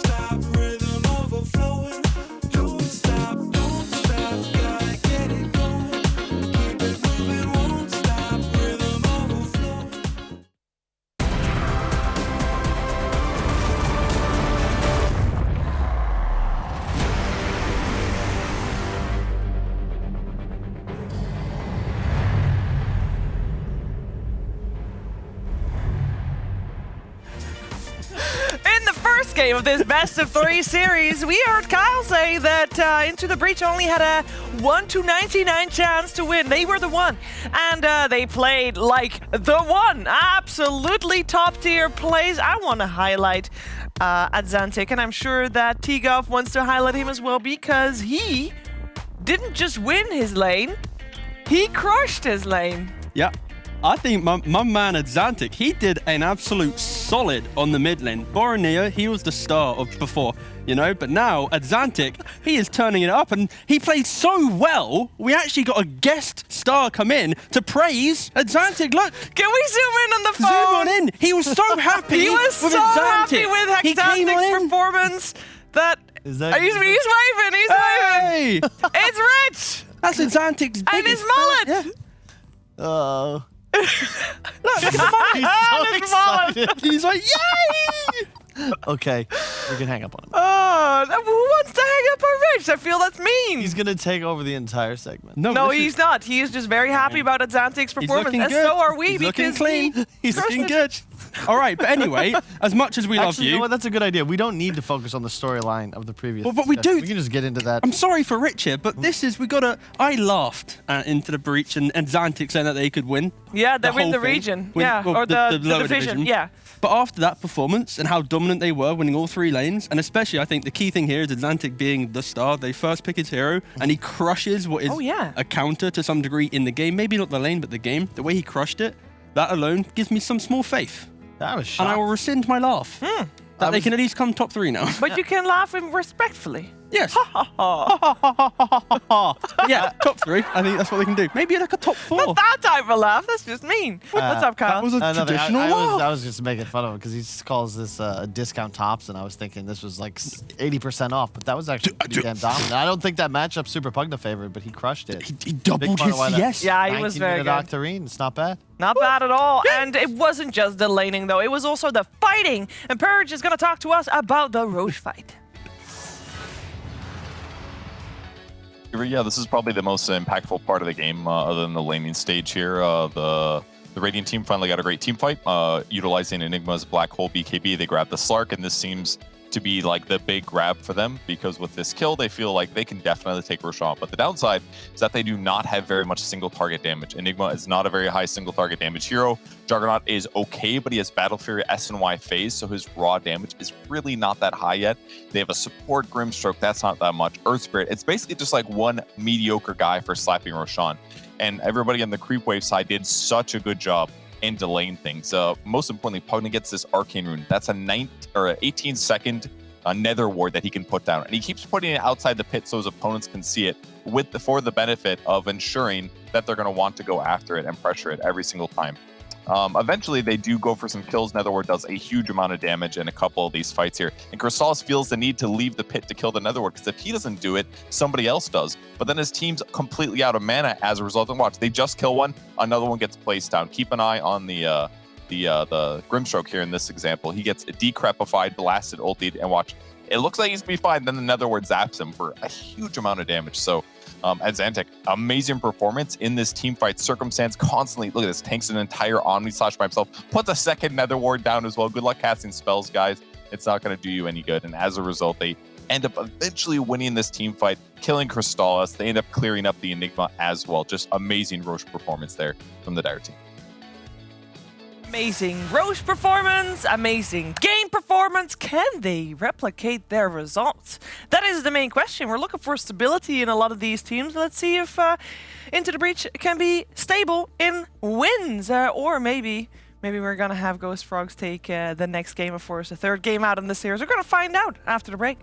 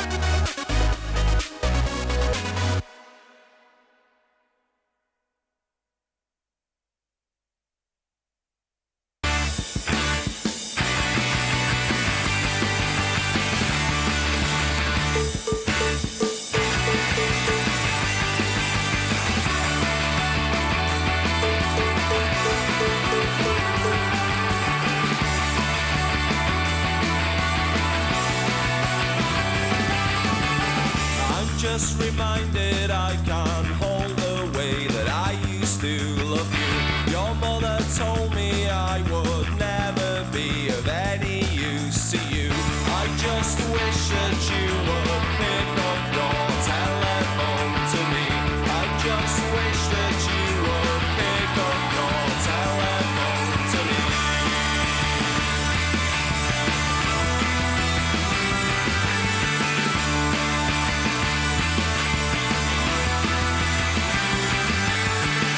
But in the end it all made sense when you said I was always the first. But I don't really care, cause you were always saying those things to me. I just wish that you would pick up your telephone to me.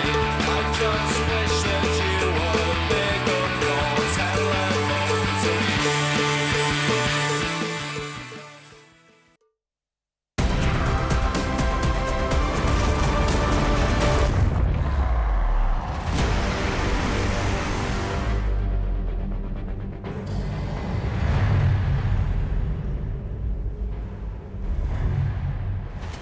Can into the breach. Do it again. And that's what we're here to find out as we're heading to a second game between them and Ghost Frogs. Ghost Frogs, a team coming from the Open Qualifier, and they nailed the Open Qualifier. They were undefeated.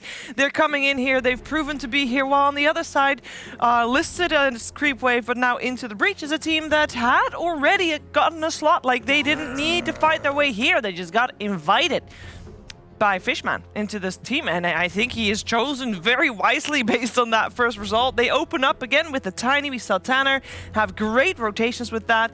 We saw Atlantic have an amazing Pugna performance. I'm here with Tigov, I'm here with Kyle, and they're here to talk about how Ghost Frogs is going to make a comeback in this series. You're going to definitely have to draft a bit better, you know, Creep Wave. Huge advantage. Oh, no. I think for Ghost Frogs, the key thing here is they've identified that Creep Wave in the first game, they had a lot of skirmishing, and they were basically playing off strong lanes and momentum, but Ghost Frogs didn't have the simplicity of teamfight on their side. They had their own skirmishing, but when you're behind, it's hard to match, you know? And they relied on the Enigma to be the key piece of the puzzle. So I think now they're just trying to go, okay, if you are going to go for this kind of quirky, tiny Pugna strat again, we're at least going to have ways in which we play against the Pugna. You know, we can egg to save a support. We can roll in Thunder and get on top of you. And we're going to have an easy approach to the game. Ooh, I heard Bane is back. Bane is bonkers. Bane is good. Why? Please enlighten me and everybody watching that does not give a hoot about Bane before now. Now you will. So basically, Bane is good. Necro Book is out of the game, therefore push is somewhat weaker. Therefore support, so you don't have wave clear go up in the pecking order. Of course, BKB Piercing Stun with Grip, very strong. And his Q, his Enfeeble, has been buffed, so it reduces healing, it reduces cast point, and one other thing that I can't remember off the top of my head. But yeah, it's just a very strong, and also your Brain Slap is pure. Great. Oh, and his Ags, if you eventually get there, is also pretty cool. This is another very odd draft, but I've learned my lesson. I'm never going to draw a line in the sand and make such a bold prediction. Well, do it right now. At least you didn't predict that you would run around in the snow naked. No, but you're holding back, Carl. We don't want you to hold back. I might have were there snow outside, so thank God it's spring. Tell us what you think about the Medusa pick. Tell us what you think about the Anti-Mage pick, Carl. That is don't hold back. Very spooky into a Unfiltered. Pugna Medusa combination. So classic Medusa Anti-Mage is pretty much goes two ways. Anti-Mage, of course, going late game, the split push, the mana burn, very good. But early on, Medusas, when they go for Manta, they get Aegis. And maybe they don't go Rapier anymore because of the change of True Strike. Maybe you still do. Yeah, I think you still could. If there was any hero that would benefit, I think, from the Rapier change, Medusa, you didn't need True Strike typically when you were pushing early on with that 25-minute Rapier. The plus damage is now even more effective because it obviously affects the split shot. So yeah, I think the way in which Medusa and Anti-Mage matchups go, it's all about Medusa needs to apply pressure, get one item advantage, and go for tier 3s at minute 20. But the way that Creep Wave played that first game, very strong. It aligns for that tempo. Up until this point, by the way, this was the fastest draft that we've had the entire Season 2 of Dream League Season 15. Yeah, it's been a long season so far. I know, it's so many games. getting Actually, close. most games have gone 3-game series, actually. It's good. It's a sign that the teams are somewhat closer. I think, especially coming into this series, I did put Ghost Frogs at like a solid 2-0 for this series. Yeah. I think maybe there'd be glimmers of hope, but I wasn't expecting Into the Breach to be able to show up against. They played the very experience. well. They did. They played. Yeah, they played. The well. lanes went. But it's also, I think we have to look at the fact that Xantic did crush mid, and how often in kind of competitive games do you have the mid lane go that one-sided? So I think if Xantic can replicate that again game 2, this could be a 2-0. But if it goes more even and suddenly we have Boromir entering the game, because we didn't even see Ember make any plays, right? He was kind of just on the side lanes. So I think that disparity, if you reset go again game 2, it should be a lot closer, and then that's where we actually get a competitive game. And I would like to see Pugna just go mid again. I think just pick up a strong offlane for Malik, give him the last pick, allow Tiny to rotate away, make the plays, because you're giving this offlane such a free pick in the draft. Yeah, it's got to be something that solves their problem, though. It's going to be very important. In this spot, typically, I think you'd see Legion Commander, you'd see Slardar, which is already banned out. Well, I find I think LC is the perfect pick, though, just because you consider it's incredibly good against the Warlock and the Phoenix, removing the debuffs. Yeah. Excellent with the Medusa, especially after the buff to the Shard. Oh, you mean give him a 4 free creep wave, BKB. to be clear? Yeah. Okay. And you lane it against the AM and crush him. I say though, for Ghost Frogs, it's weird that they opted to go for a Warlock, especially when you see the idea of how Creep Wave drafted. It then basically puts yourself for a weak lane. I feel like Malik excelled because he allowed Tanner to go make any play he wanted to on the map. Okay, they go for a Centaur. Centaur. Okay. Strong lane, Centaur Phoenix, but... Yeah.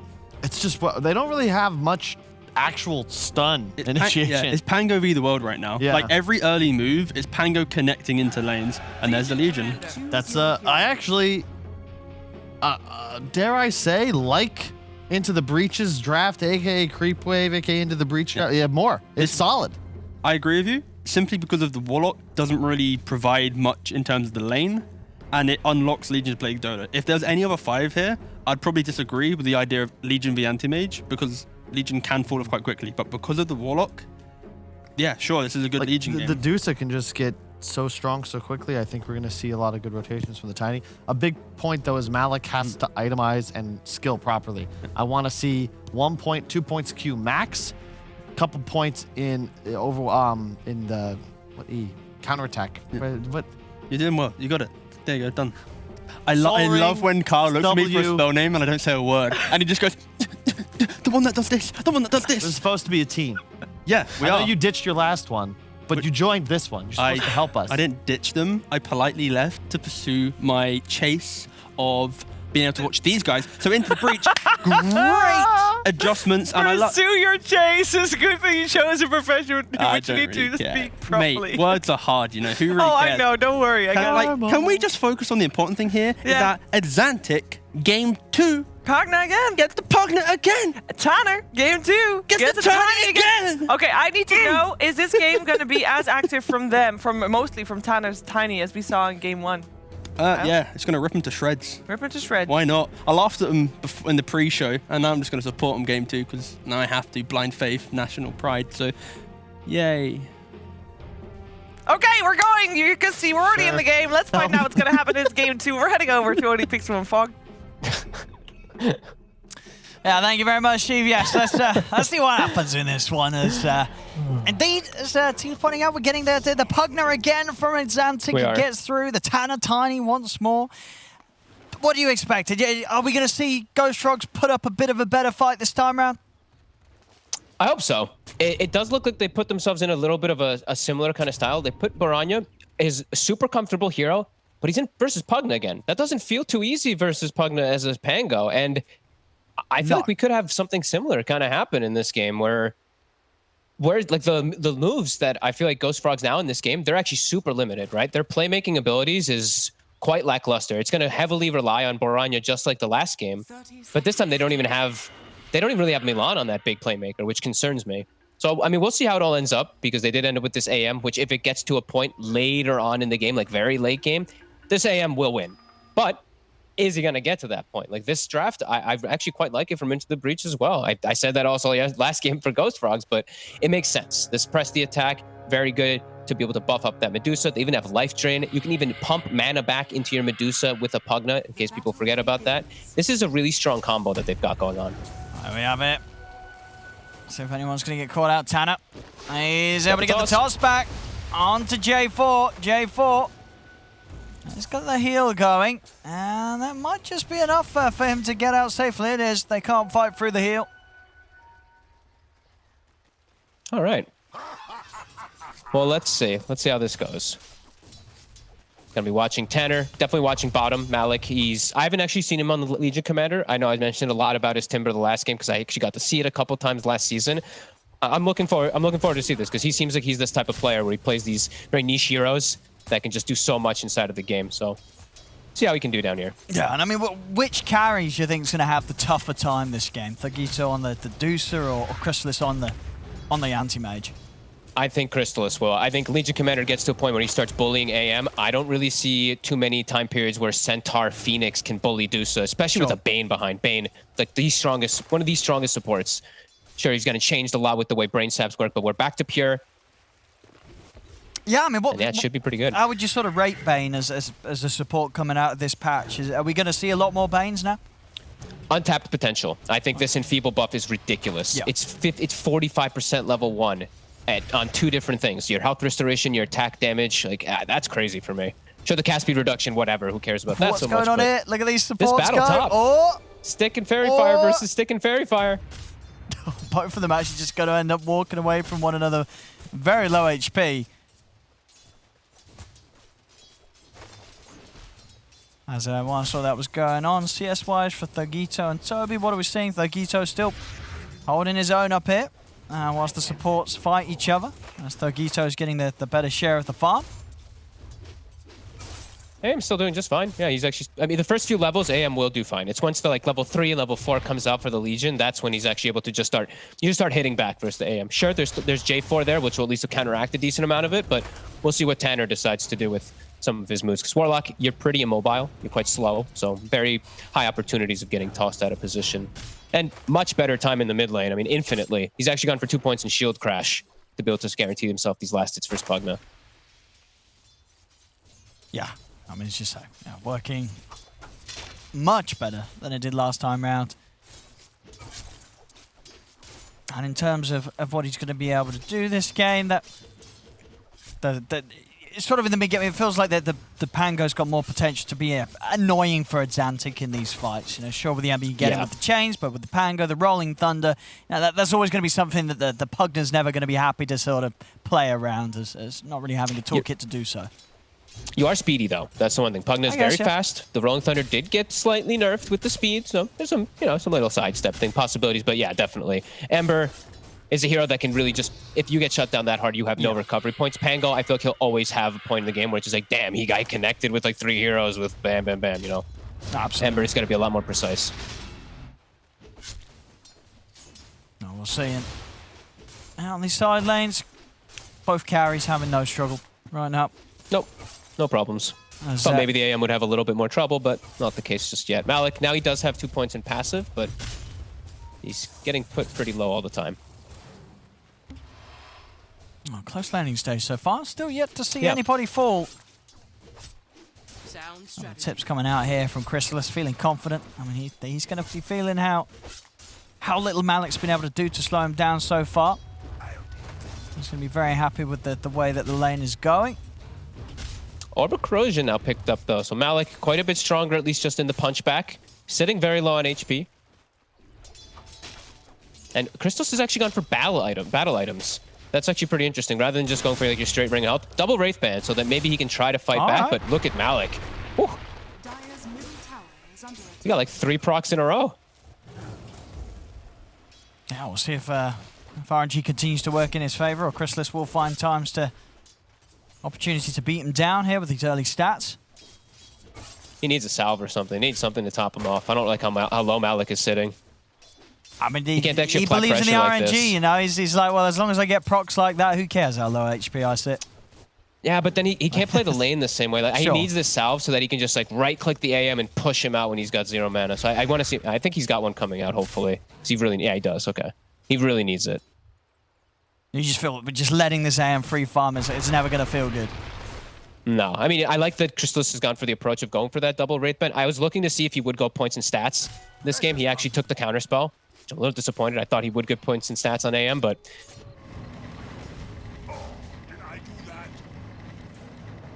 Baranya forced to just roll. Looks like in the mid lane. Maybe he was getting gone on. He actually had to just use it defensively. We'll see top lane. I'm here to make the move on to Fishman. Fishman. He's able to get the Fairy Fire and the Brain Sap off. But he'll still fall. Finally, first blood will occur as Ghost Frogs will be the ones to take it. Now bottom Chrysalis. Nicely done, Toby. Oh. Yeah, Toby has his ring of health, so he can do these type of pressure plays, and he'd be okay to get that region. And yeah, Chrysalis, we're seeing that, the battle back and forth of these two bottom. Malik definitely understanding when he's just still low on health, but like you said, playing really around those procs. We got that 6-minute rune coming out. Anybody got to check it? It looks like Milan maybe wants to try to check the top rune. Let's see who gets that power rune. Let's see if it's going to be anything big for Ooh. That'll be a nice one for Baranya. Next time round, That's he a wants great to look one. to go in with the Thunder. And the fact that he's gone for this skill build rather than going for Lucky Shot, he That's doesn't true. have to like be worried about this Decrepify build, right? Where if Advantic might just be able to play around him. He's got burst damage. He's got a lot of it too. Oh, bottom lane. This time round, Malik looking kind of dead here. Unless he can come out with some wild jukes, he can't. As Chrysalis will find him. And she, yeah, Tanner left him. Yeah, I mean, I think, sort of felt that bottom lane, it's just not going to do anything against the AM now. If you haven't slowed down the AM by now, you're unlikely to do so anymore. You're just trading farm down here and trying not to die. But unfortunately for Malik, not able to do that. Chrysalis and J4 taking him down. Yeah, nicely done. Definitely nicely done. They recognize that Tanner left that lane because they're doing the same thing as they did last game with the Pugna. The Bane, as well as that Tiny, rotate mid for the tower push. Catapult does die, but they're continuing to blast that tower. We'll see down bottom, it's just Malik's trying to trade with Chrysalis. It's just a frustrating, almost impossible trade for him to do every time. J4 just with the Shadow Word. Chrysalis is more than happy to just stand his ground, burn the entirety of the mana pool of Malik, and then Malik hasn't really got much more to offer in the lane in terms of aggression. I'm going to say it again just because I think it is such a big deal. The battle build, right? It's Treads double Wraith Band. Yeah. So it's not your brown boots into Ring of Health. He's ready for that action to come to him. So I like that by Chrysalis. Trying to make the move on to J4 here. Chrysalis, he has got a mana void. He's trying to prep it, but the Nightmare Stampede. will stop him for now. He's going to be able to get and chase down Malik. Gets another kill on the Legion. Turns over towards Fishman. Fishman, he's running. Oh, stick charges. Is it going to be enough? No, Chrysalis, he's got this. He's in, charging past the tower. Another kill. 3 kills already for this safe lane anti-major. Chrysalis is just having a perfect start to the game. Well, weren't able to pressure him at the start, and things have just spiraled out of control here quickly in these first 8 minutes. Sam, he's going to have a good timing on that Battle Fury. Yeah. That's definitely a concern. So pressure's still going to have to be applied from Into the Breach quite heavily to try to slow down, and they still can. I think Pugna now maybe move toward bottom. Just try to get a tower. He wants to really get the mid one, though, as Baranya. He did show his face mid with almost 0 mana, so maybe that's Xantic's choice instead. Yeah, interesting to see That's if... not Toby. Yeah, Pressuring top. He should have this one. There's not going to be anyone coming in. And Baranya going straight for the Diffusal Blade Rush. Of course, having its merits this game against heroes such as the Dusa. Oh. Sure, normally you see some sort of overbuild at the Maelstrom getting picked up along the way if you're going to go for the right click. But feeling the value of just getting that Diffusal Blade online immediately before anything else. I like it. Versus 2 strength heroes that do rely pretty much on mana exclusively, and then just good versus Pugna, great versus Medusa. I like it. He's gonna be innately tanky anyway because of his build, right? Since the 4 points in that shield crash, he will have that damage reduction in a lot of these instances. So he's a lot tankier than he actually looks like.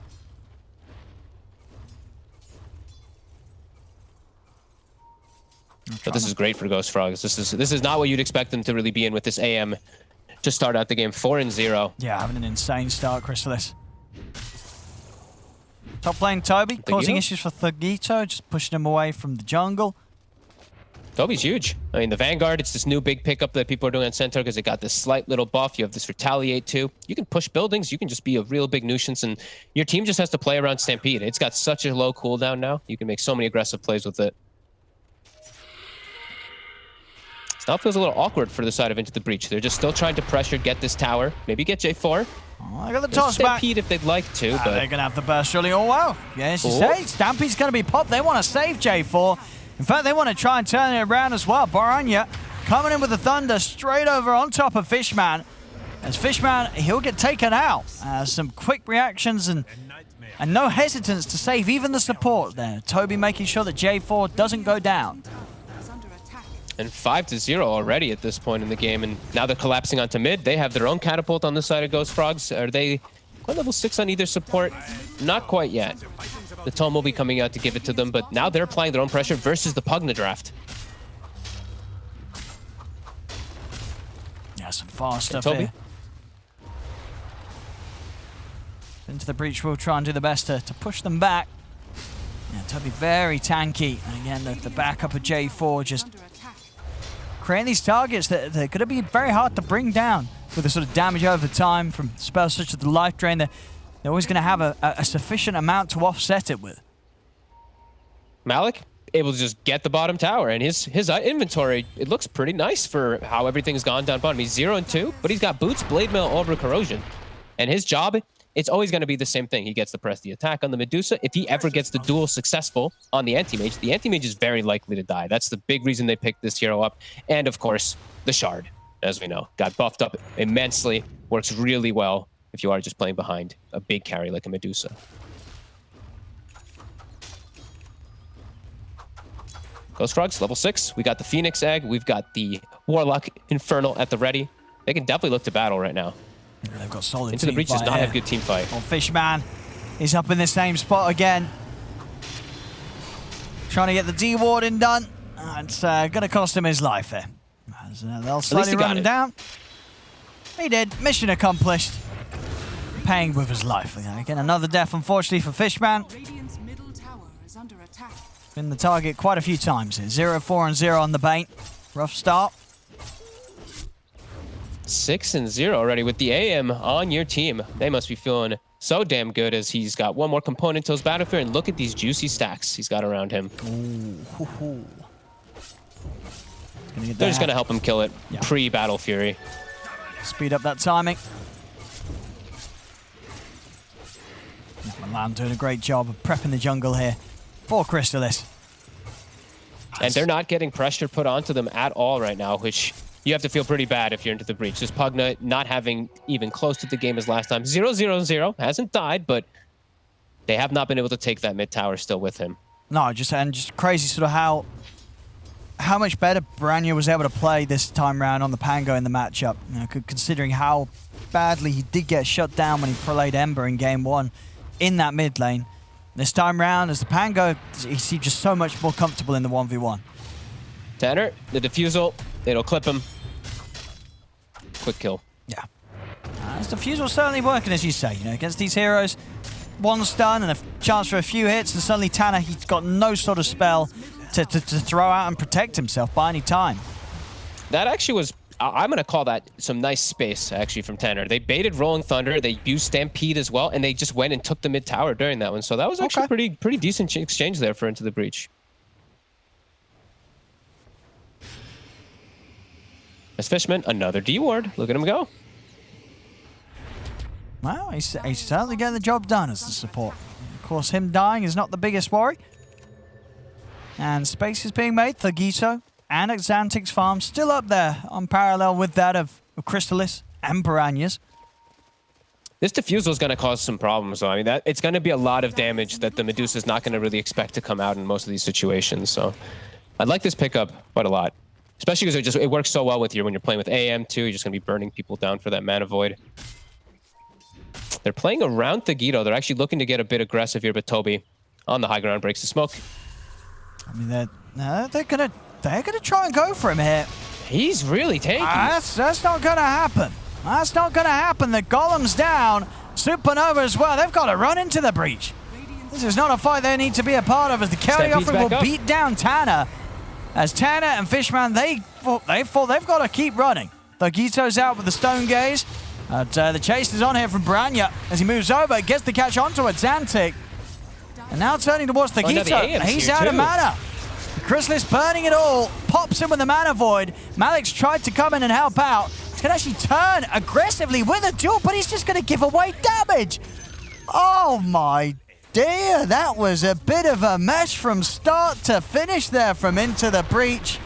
Oh, Tanner. He'll come in for a cleanup at the very least for him. Redeems it a little bit. But from a questionable Fiend's Grip into a questionable duel, that was just all downhill. Oh, and are we like, I don't know, are we like cursing these teams or something? Like, I was like, yeah, you know, they've got this stuff going for them, and it's not working at all. Same thing the last game. It's 12-1 with the AM on their side, and it's getting pretty disastrous for this Medusa already. Yeah, that was, I mean, it just fell apart so quickly there for Into the Breach. I mean, such a forced move, too. Yeah. Like, gripping the, let's see how much health, the 2,000 HP. Well, let's say he didn't have 2,000. He had like 1,900. Like 1,900 HP sent out with the Vanguard. And that's not a place where they want to be looking to make that play, right? Like, they've already gotten the 2 towers, and this play down here, it doesn't net them anything. It just kind of pulls attention away. But instead, it actually brought the rest of his team down. That actually caused a spiral of disastrous events rather than just 1 or 2 kills that they had the supports die. That was quite a big mistake there. Oh, for sure. Chrysalis and Branya now propelled a decent amount above that. They're huge. Off their counterparts on Into the Breach. And Medusa, at this point in the game, when you're in this matchup versus Anti-Mage, you want to be significantly ahead. If you're on even grounds, it feels really bad. And you're not on even grounds even. You're actually quite far behind. This does not feel good to be in the position of Into the Breach at the moment at all. All their timings are just messed up. They wanted to be on a completely different window of the game. Let's see what they can do now. They've got a blink on the Legion, so they actually have a form of initiation. Since Tanner, he did not have the same game this time around. No blink even on the horizon still. Now at least they have some form of initiation. See if they can't do anything. Mid lane, Branya's gonna go. Stampede.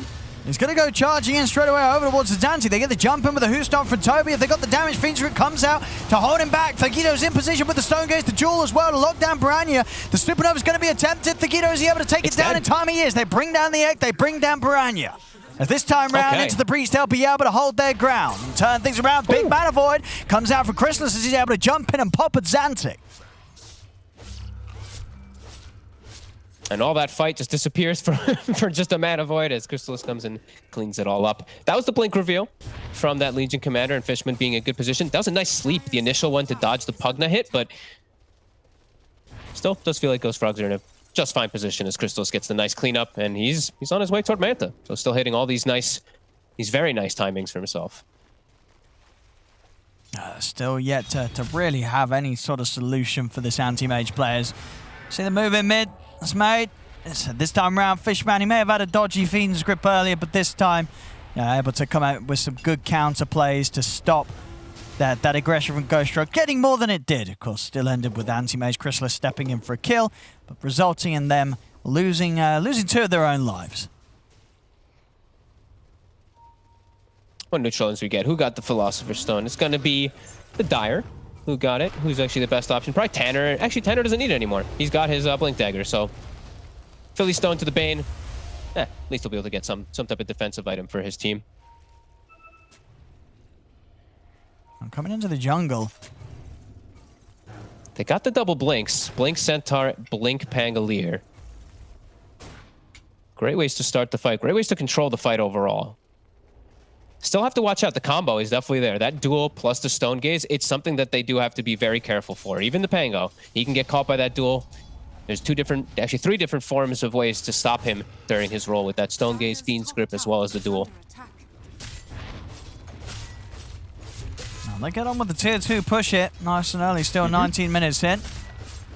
This seems to be the new build too on these. This is the build on Centaur, I guess. Blink, Vanguard, into your Solar Crest just to be that big buff up for your carry. I just noticed they have double Veil. J4 and Milan both have a Veil. I didn't even see that. Oh. All right. I mean, it got buffed. It got buffed, but enough to have a couple on the same team, I don't know. Apparently so. Apparently so, if the two of them. I mean, if they sort of do it perfectly between the two of them, it's going to have that 100% uptime. Okay, let's see how this one goes. Into the Breach was very good last time around this Roche Pit. They have the Octarine as well on the Pugna finished. They get the scan successful. Being They're not going to make the same mistake as last time. No, not at all. I learned their lesson. Oh, DD bottom. That's pretty huge for Thagito. He's going to have it for this. Could be a pretty big difference maker. They pass him the bottle too, so he can hang on to it for as long as he does feel necessary. Smoke back. They might be able to get a jump. Got to watch out with some of these squishier heroes. Actually, it's a smoke straight back into Roche rather than looking for action. And it looks like into the breach. They don't expect that. They're nowhere near. In fact, they're wandering up in the opposite direction. But this Roche will be a successful one here for Ghost Frogs as they take it a bit more careful and it pays off. He's into the breach. No chance to contest that. And that's an anti-mage now with his Manta finished and an Aegis. So he can play pretty crazy. He can play pretty aggressively onto this Pugna, who this game, he didn't go for the first item Glimmer Cape. And he went for that first item Octarine. Doesn't really have a good way to protect himself. So Christos could just full out focus the Pugna with this. With the Stampede, with Aegis, a lot more freedom for him. Next fight looks like it should be pretty difficult. However, there is still that DD Dusa. So see if that makes a difference.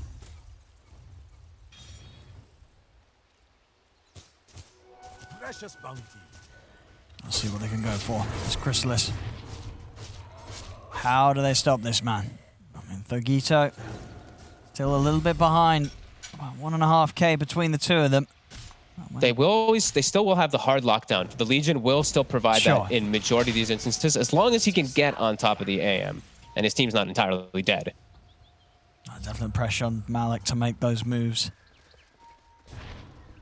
It's not going to be easy. Thagito, does he actually have the butterfly? He almost has butterfly finish, so he's hitting a pretty big power spike timing as well versus that anti-mage who won't have a good way to deal with that evasion. Since it's the double, you get the level 10 talent as well as the butterfly. Could cause him some problems. Radiant's bottom tower is under attack. I mean, do they want to try and take any sort of fight whilst he has this Aegis, or do they want to just avoid it completely into the breach? They kind of want to avoid it. It's still just, it's too much fight. Like Phoenix, the Warlock, it's too much for them to actually deal with their lineup. They're more about just like getting like a nice little pick off, and then if the hand is overextended from Ghost Frog and they can get a good Fiend Script and duel with the Stone Gaze perhaps, but them jumping a fight would be pretty crazy. Unless they just insta-kill somebody. And there's the butterfly, so maybe they're feeling strong enough. DD, butterfly, plus all that evasion. So they get the catch here, coming in from the back lines. Tanner's able to get him with the jump onto Toby, but Toby's still able to put the Stampede. The carrying offering comes out as Branya comes back in with the Rolling Thunder. They take down Fishman. Supernova from the side. Thagito's looking to take it down. Toby's in with a Who Stomp, stopping the Medusa's. Thagito, he's not going to be able to take down the Supernova. The stun is successful as they've lost 2 into the breach. Had Xantic to also fall. Tanner gets back in. Will be able to take down the Pangolier, but almost certainly going to pay with his life as Toby jumps in, gets another hoof stomp over onto the Tiny as 4 fall down on into the breach, as it's just another easy team fight win for Ghost Frogs. Chrysalis continuing to come out on top. They tried to get in, they tried to make that move. I mean, it was never going to be easy, and it does not work out. I see Malik. He tried to go for the big next target. Like, they initiated on Toby, and Malik, Blade Mail, Blade Press Attack, blinked and tried to duel the Pango during the roll. Couldn't quite get it. And the full thing turns around, and honestly, that feels like it might have been the last go for Into the Breach with the way that they hit these timings on the side of the Radiant. This anti-mage is massive. Yeah. That was their window to turn it around. If they win that fight, perhaps they still have like another few moments to be able to take it. Game is pretty out of control now. This anti-mage is going to just be able to do anti-mage things. Yeah, it may be getting to the point where it's just going to be down to Thagito trying to get those big items and hoping that they can pull something off at the base defense. As, making plays out on the map seems very, very difficult for a lineup that's starting to fall behind as much as they are here at 24 minutes. I think he has to, you honestly just have to queue up the Rapier. Like, sure, the thing is, like, it's just not, now it's not as good either. It's not as good, sure, right? It's good in instances. If you're ahead, it has its benefits, because you can just get that bonus damage for the Medusa, but anti-mage will build into butterfly eventually. Sure, yeah, you would imagine so. Yeah. Evasion is going to come. He still might need it though. Like if they want to have another shot in the game, because I think that last fight really was their timing. If they don't win that one, he's just not gonna have the damage in any later stages, and Anti-Mage is just gonna have now another plus item on top. A full Scotty about to be coming out. So with a minute left, yeah, he's poking the high ground into the breach. They're gonna have to do something about this. That's the fortification used. So Ghost Frogs, they're not going anywhere. So how can they start something here? Oh, Fishmount end up putting himself in the nightmare.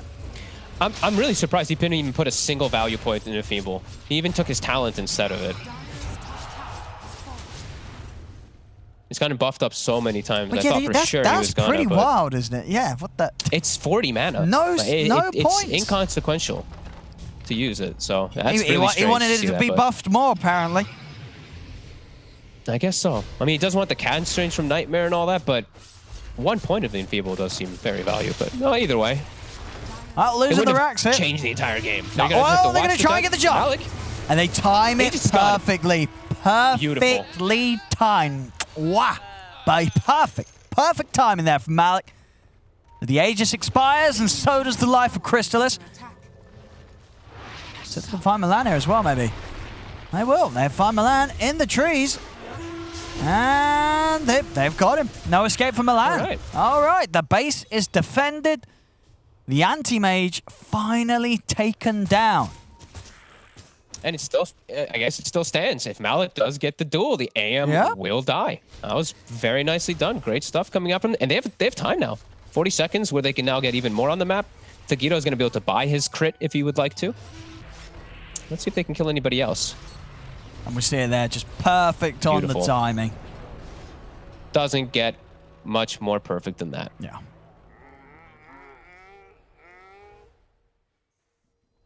Well, let's see if they can keep that up, though. They're going to need a few more holds like that. Get. See what they can do whilst Crystallis is down for 10 more seconds. Yeah, he's already back. Yeah. Not bad, though. They got their lanes decently pushed out. Bottoms all the way pushed. Mid's in a decent position. Same thing for top. They did not find this ward, though. Very sneaky one that we do see Ghost Frog putting in. Radiant's bottom tower is under attack. Coming straight out with a smoke. Once they're all back in the game here, Ghost Frogs. They're still very... In the actual... If they actually get a fight, they are pretty damn powerful. Everybody now having even just a luxury items on top, right? They do even have a Linken's on Boranya to protect him from these grips and duels and whatnot, so... The breach will have to be very perceptive to be able to spot that one out quickly. And full Scotty as well, too, on Crystal, so... Whew. No, I actually didn't even know that was a talent.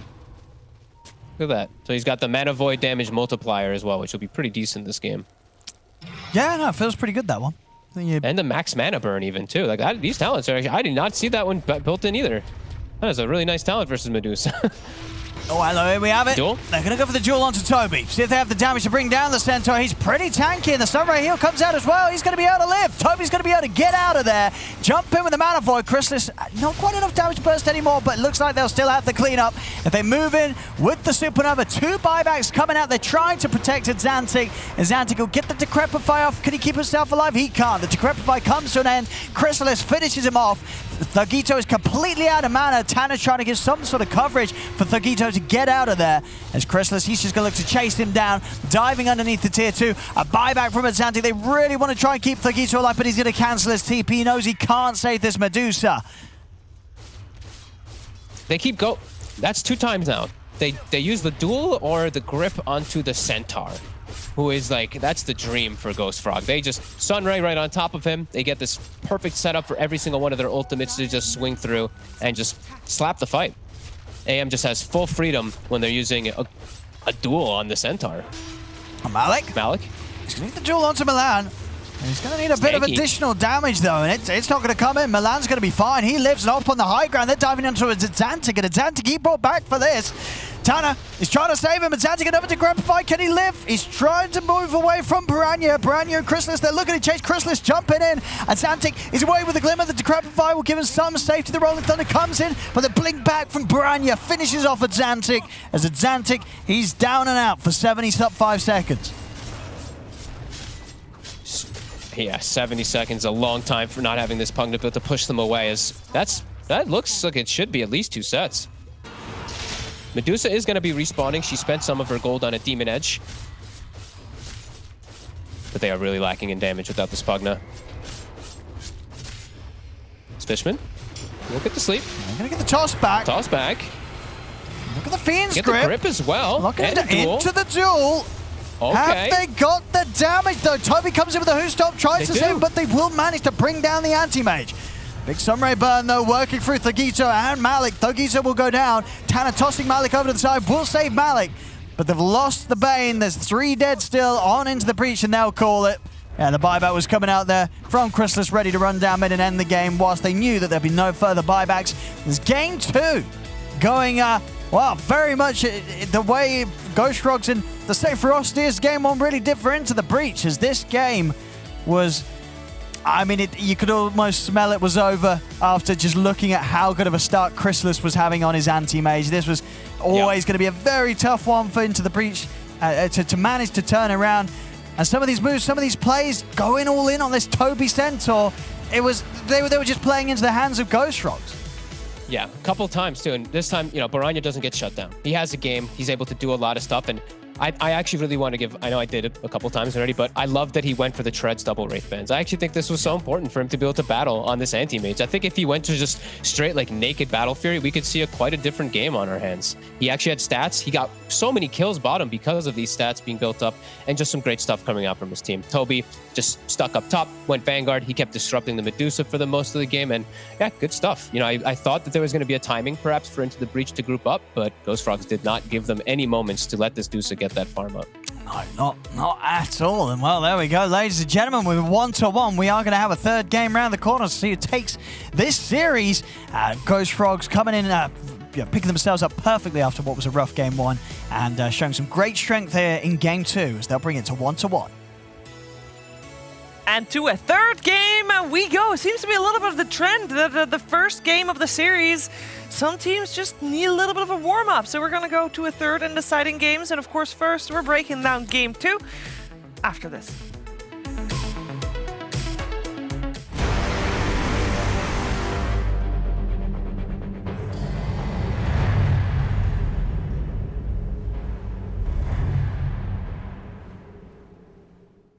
My name is Jordan Gilbert, aka Nothing.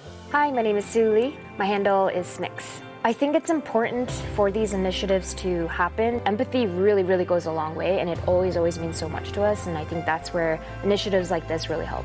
I encourage everyone in the community, anytime they see bullying, anytime they see someone getting called names, I encourage you to step up and say something. Good luck, have fun. Good luck, have fun.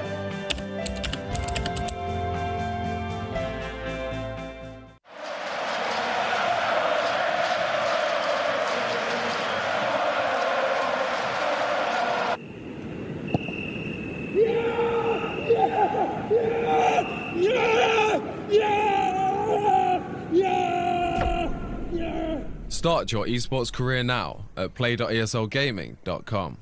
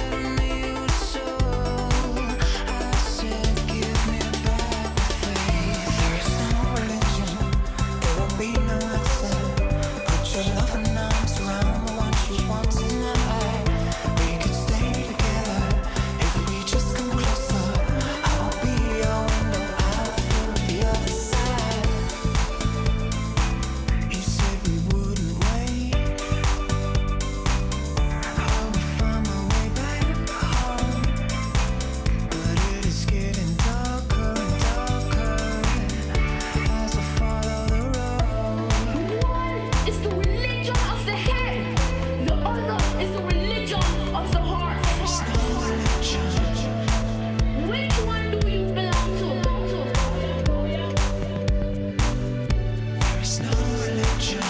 There is no religion. There will be no answer. Put your loving arms around the one you want tonight. We could stay together if we just come closer. I will be your window out through the other side.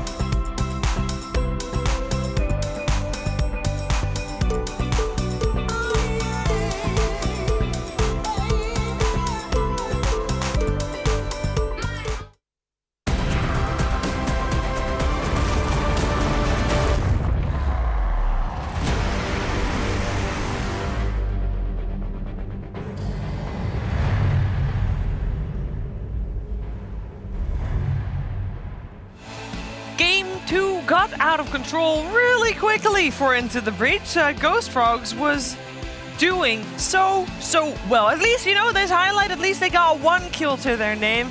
But it took quite a while for them to even get that part. It was really just the Ghost Frog show, mostly though.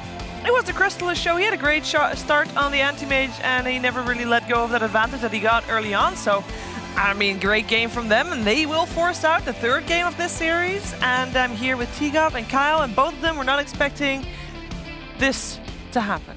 I really... Wait. Yeah, we were. No, you weren't. Guys, it doesn't matter, right? It's about the teams right now. Ghost Frogs, though, more importantly, I like the adjustment. No, thank you, it's right. Ghost Frogs, game 1, they got slaughtered. Game 2, made adjustments. Yeah. A little bit more team fight, less skirmish, and then countering the Pugno through the form of Pangolier with the Rolling Thunder, and also this Anti-Mage. I like the adjustments they made, but you've got to give it to, of course, the fact that Boromir didn't get slaughtered in the mid lane, didn't get absolutely demolished. You know, that helps a lot. He actually won, you could say. Yeah, and then Crystallis actually had a game as well because he was able to play up into his lane, get kills, and then pivot into being a more like active style of Anti-Mage. Fogs mentioned it in the cast. He's going for like double Wraith Band. He's just trying to be a bit more kind of muscly, and he's, you know, he's farming, but also pivoting in. Big ult, back to farming. Gameplay update! Oh, really? Here you go. Activating water and bounty runes no longer removes a charge from a full bottle. The right click to force attack option no longer applies to allied wards. That was actually one that was posted on the Reddit earlier today. They reacted very fast to that one. That's the only 2 changes, don't worry. Okay. Cool. No worries. And actually, talking about the game we just watched, yes, Into the Breach had quite a few problems. One of them was a ganking problem by Ghost Frogs, and Perch is going to talk more about that. Thank you, Shiva. Yeah, it made their game a little hard. Into the Breach drafted very heavily towards making their laning hero strong. Bane is a great laning support, and he transitions by ganking, but he can't necessarily do it by himself right now. He's not quite as effective as maybe the panel would have you think. Enfeeble wasn't even skilled until very late in the game. Brandsap does do pure damage now, but that doesn't really matter until people start getting magic resistance items to become survivable. So what does he do instead? He does a deep D ward. Tanner pushes out this creep wave a little bit. Fog pointed out that this allowed them to get the mid tower, and it forced out some big ultimates. But the problem is that, like, who else is going to rotate with them, with the 2 supports? Tiny is 13 minutes and he's nowhere near close to a Blink Dagger. The Legion Commander got outlaned by the Anti-Mage, who had that really smart double Wraithband build with the Warlock on top of him. And it basically just meant that they just didn't have a whole lot of options on the map to go for engagements. They eventually do go for a smoke here a couple minutes later, but unfortunately smoke breaks early. Then they get kind of cold feet, realizing it's always Toby in the front. They go for the grip. Maybe they could have killed him if they did Decrep and Tiny combo on top of him, but it would have been a little bit hairy, and as a result, the amazing team fight comes out for Ghost Frogs, and they end up doing really, really well in this engagement. And then here's another team fight later on, 22 minutes in, same situation.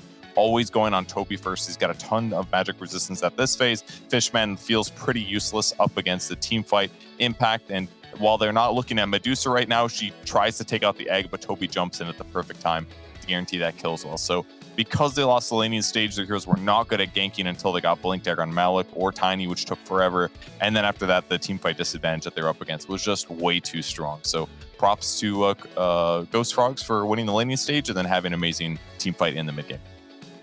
They looked a lot better than the first game of this best of 3 series, indeed. What do you think the biggest takeaways were, like the biggest changes that you saw, Kyle? I think it was just the laning phase, really. You go from losing all 3 lanes to performing. Things are going to get easier. And I think that Into the Breach did him a favor by continuously targeting a Solar Crest Crimson Guard Centaur. First in fights, numerous duels, and yeah, I mean, better matchups, just better play. I don't know. If the Pugna goes through, don't pick a matchup he beats. It's rule number 1. I'd just like to see, of course, Ghost Frogs lost game 1. Yep. They made really good adjustments, and they understood why they lost. This is now a test towards Into Breach. If they can, under pressure of losing, identify why they lost, and then pivot and make the necessary changes. Because like they played Pugna now twice in a row. I'd love to see Atlantic play a new hero and kind of force Ghost Frogs to kind of relearn how they beat this team, especially in game 1. So yeah, I think go back to not the drawing board, but just go to your next strat for this 3rd game and just make it really critical that you win this last game. Yeah, losing a game definitely allows you to, or forces you rather, to go through the process of going from that loss to minor adjustments or any adjustments into the next game to try and get that win. And we're going to find out if Into the Breach has what it takes to turn that around, or maybe Ghost Frogs have cracked the code already and will take the 3rd game of the series. We're going to be right back with the draft for this 3rd game.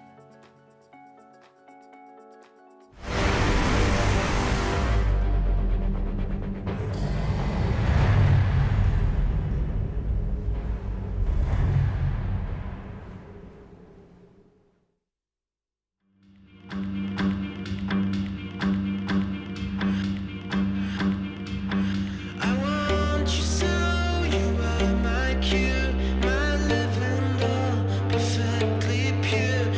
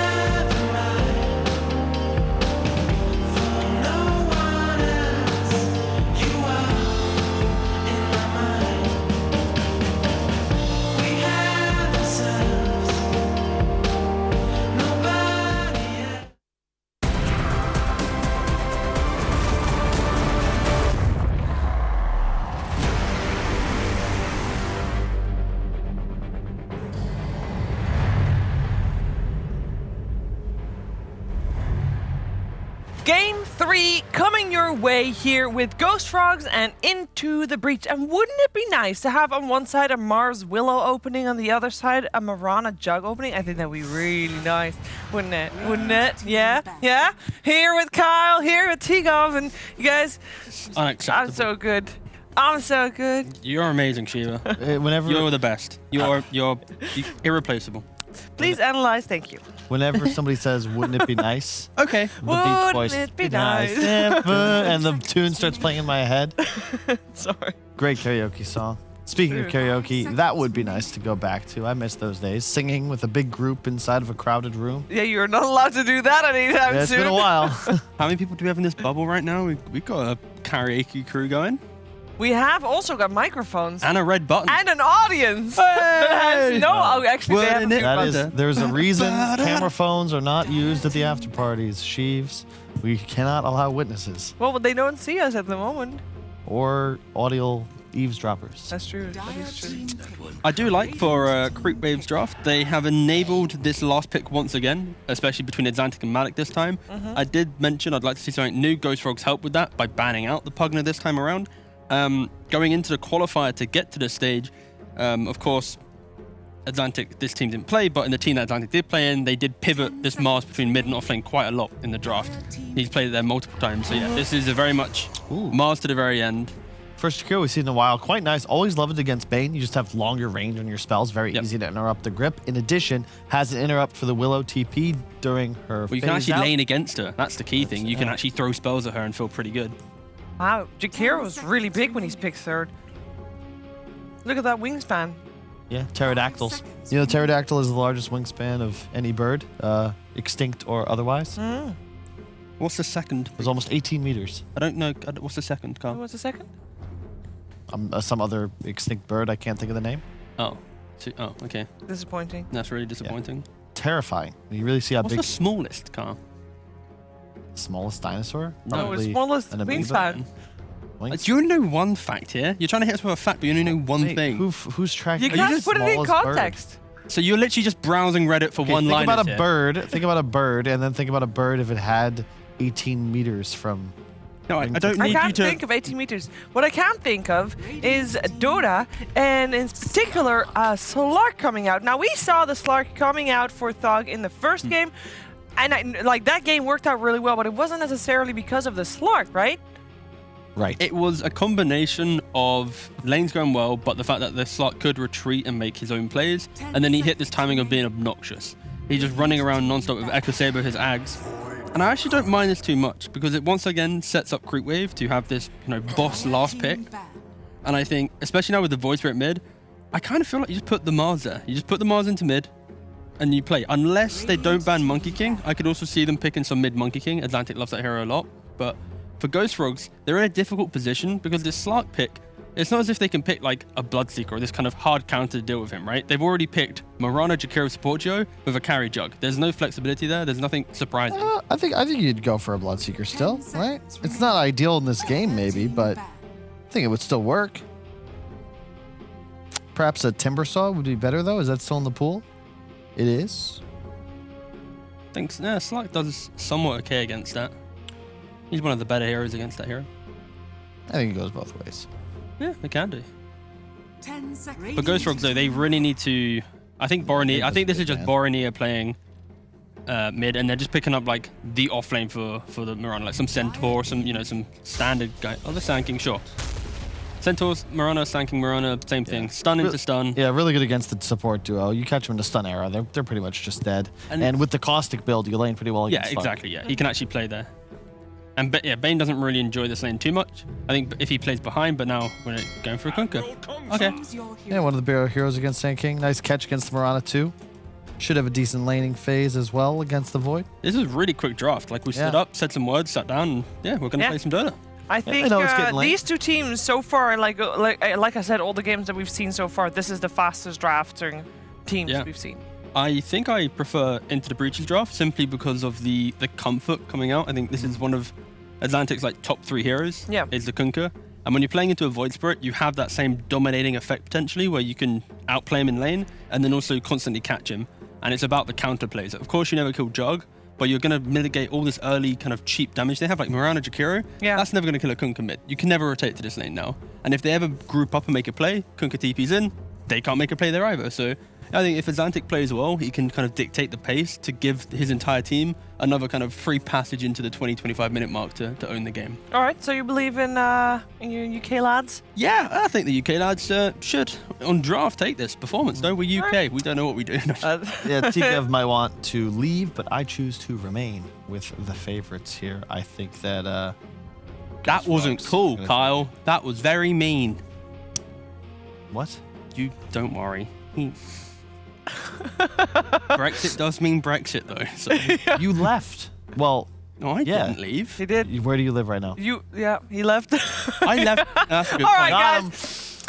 Let's find out how this third game is going to play out. It's up to the players to see who takes this third game. We're heading over to OD Pixel and Fogged. We're going to talk about it a bunch. Thank you very much. Just a deciding game now between Into the Breach and, of course, Ghost Frogs. Fog, what do you reckon about this? The sort of the comfort picks here for the Brits, as T was saying.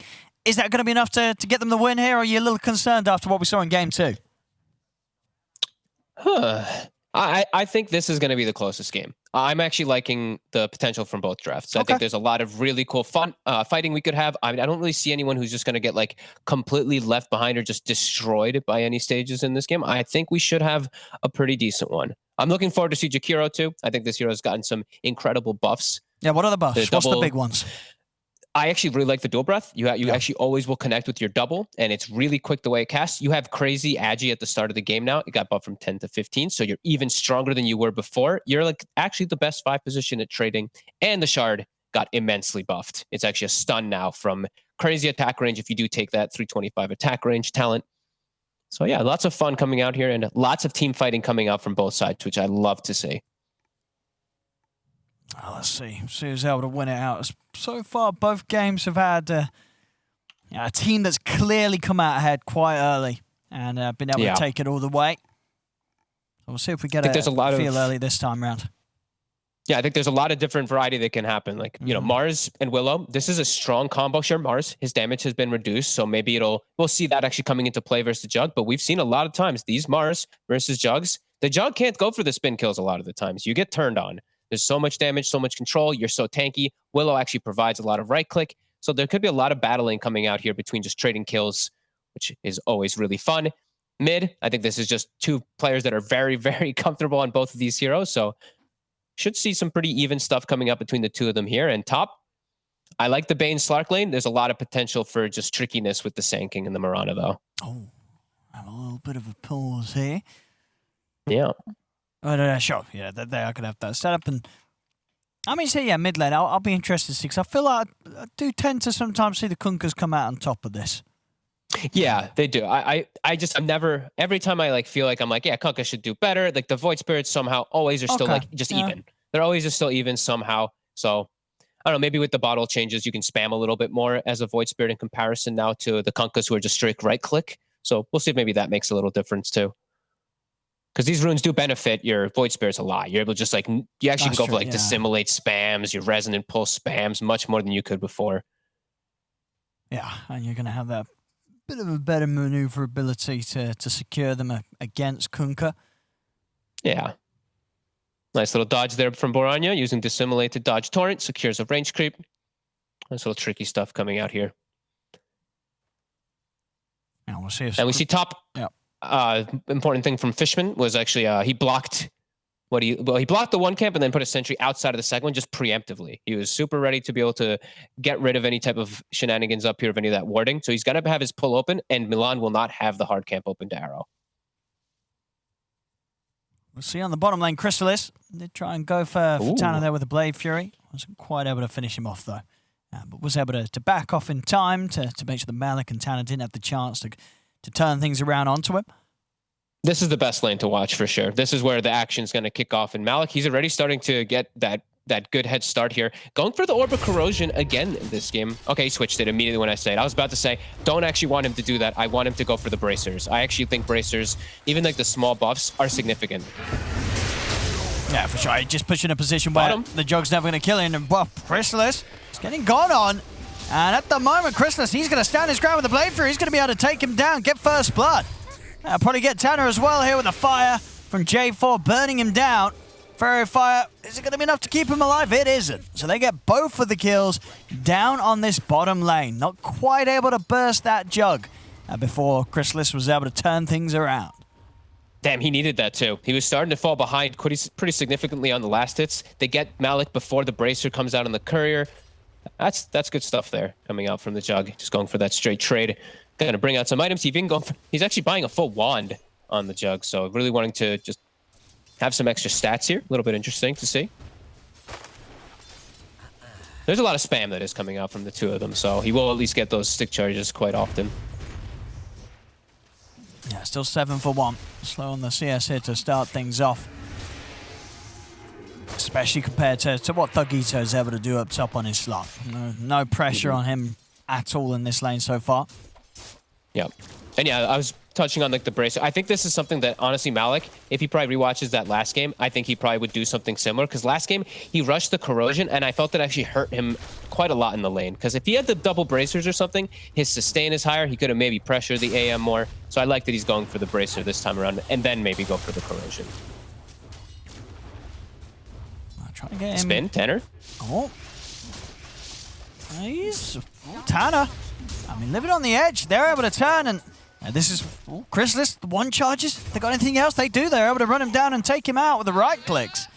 So, you know, as you were saying, you got to be careful in this lane as the jug. If you don't get that kill with the Blade Fury, these two heroes, they're turning and they're killing you. And now J4 is very likely dead as well. Now this bottom lane is just, it's just a smashing now. For the side of Into the Breach, Malik coming out big. Now he has full Orb of Corrosion. Tanner's level 4 to the level 3 jug. The damage has been done. Now there's never that. Now you don't really ever have the kill threshold onto the Mars with the spin and with the Jakiro. So this is going to continue to be pretty difficult for Chrysalis down here. No, he's going to have to play the recovery game. Yeah, he's got to play it much more passively. Focus I mean, every range creep's just getting denied in his face. There's 11 denies on the Mars. Oh, it's going to be such a slow start. We've seen jugs recover before, though. I think specifically in the OG game, of course, when we had Anna, he also had a laning stage as the jug that was, yeah, he wasn't getting anything, you know. So it can be done. Of course, you know, he didn't go for Battle Fury though. He went for the battle, right? Didn't. He went like Treads Yasha? I can't remember exactly what it was, but I think he went like Brown Boots Manta or something wild. Yeah. I honestly think that might be an approach you have to do in some of these situations. Yeah. I don't know. Last game I watched, or the game when he played Jug earlier and he went this Battle Fury build, it looked really bad. He wasn't farming very fast. It didn't feel like he could ever fight either. So maybe opts out of it this game, but we'll see if he does go for it. Yeah, you would sort of think as well with some of the nerfs that the case is going to be made for some of these heroes like the Jugs to just sort of lean towards that Maelstrom, maybe more than they would have before. You know, we're obviously seeing different carries prefer the Manta or the Maelstrom build up in their game, but I wouldn't be surprised if we see more shift back towards the Maelstrom with the fact that item wasn't changed, but of course the Battle Fury did get tuned down a little bit. Yeah, I think so as well too. Maybe just even getting like yourself just your early like phase boots and stuff, like maybe like a stat item. Malik, they're gonna try for him again. Am I having this They've got the point of the ice path too. Yeah, nice little juke of the ice path, but he's going to stand his ground and go for the TPR, and it's a good call to make there, Malik. As he's able to get away. All the damage is done. Tanner. And he's still around. And he's going to look to try and take Chrysalis. He's got to be careful of getting caught on an angle here. And he'll be fine. Malik has to be cautious. He TP'd to that tower. So, okay, they're going to salve him up, clarity him. He'll backpack his bracer and his Orb of Corrosion. He'll be back to full HP with some mana, too. And yeah, I've been staring mostly at bottom because I figured the other two lanes were going to be pretty, like, not very exciting. And it seems like it's in that case. Kunkka doing quite well. A little bit ahead of the Void Spirit, but Boranya is keeping up. And we do see Sanking and Marana now finally able to push the Slark away as Fishman has moved away. But Thugito doesn't care. Thugito's just going to go jungle like they did the first game that we saw him play the Slark. Yeah, he's going to know what he's doing. found, you know, pretty as much as you do manage to find in that lane. As you say, so just hitting the levels now. It's just not at a point where you want to lane into these two heroes. Yeah.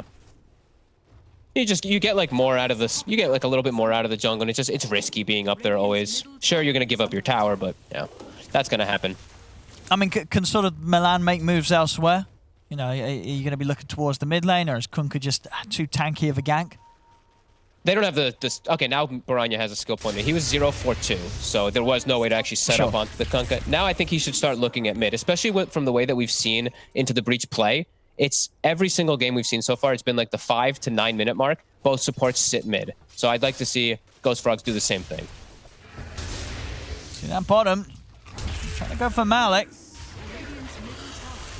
He is looking pretty safe here. Some good moves. Yeah, he's able to make it away. Chrysalis not quite able to find him. I like that they tried to go for the kill, right? They have that ward on the high ground around mid, and they are very aware of the position of the supports. Try to punish Malik being greedy, showing down bottom. Malik, he's preparing his mana though. He will have the combo at the ready now that he has hit 6 and he is full. We're going to try and turn for Fishman. Can hold back the jug for now. Oh. Spear off the mark. They actually brought 4 heroes down. They're going to look towards Tanner. And they're going to be able to find him. Tanner will go down at Xantic. He's got the combo, will manage to drag back the Jakira with the X mark. Arena down as well, locking in both Chrysalis and Boronier, but Boronier still having abilities to get out with the Dissimilate. And Chrysalis as well, also able to survive. They didn't have the follow-up, and now Branya's ready to go back in. Jumps over towards Fishman. Enough combo damage to take down the Bane. Not enough to look for anything else, though. Malik and Xantic will be fine. Definitely a little awkward there from Into the Breach. Malik, he used the spear initially trying to help his Bane, so he actually ran out of mana, and then when he ults, he doesn't have mana for the spear, and he only has a rebuke, so maybe they could have gotten a little more out of it there if they were a little more careful with their spell usage, but just a couple spells whiffing, and Ghost Frogs probably come out a little bit ahead out of that one. Sanking, we see Toby gets all the space in the world top. He's going to have Blink really soon, so more initiating plays for them. Much easier ways for them to actually land the combo. The stun into the arrow is going to start becoming quite a bit of a threat when he has Blink. They're going to have some excellent setup. A lot of overwhelming magical damage. We'll see if the Thugiso feels pressured this game to get a BKB. Obviously, last time around to go for the Echo Saber straight into the Yags, but I mean, he's getting great fun this time around. But that game he was having an even better start with some kills as well to top things off. See over in the river, Xantic. Going for a bit of a poke here with the help of Tanner, but Baranya and Milan looking back over towards him. Curtis Crown Stun does hit onto the 2 of them. Fishman stepping up.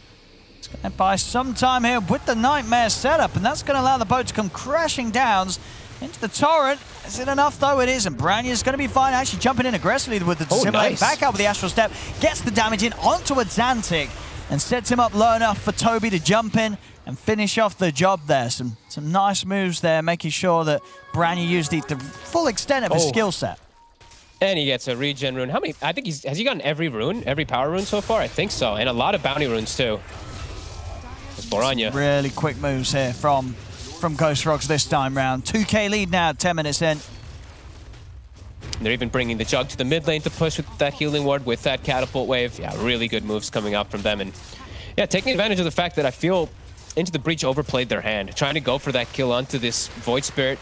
They didn't know if he had any Astral Steps. They didn't know about the Dissimilate. They committed with Sleep and a boat. Very tough kill for them to try to get there. It's Toby. He's just going for it. Straight with the Burrow Strike in the epicenter. They're going to have easily enough magical damage to bring down Tanner. Just some fast moves coming out for Ghost Frogs. As Tanner's struggling. He's falling, yeah. It's, you know, multiple times really.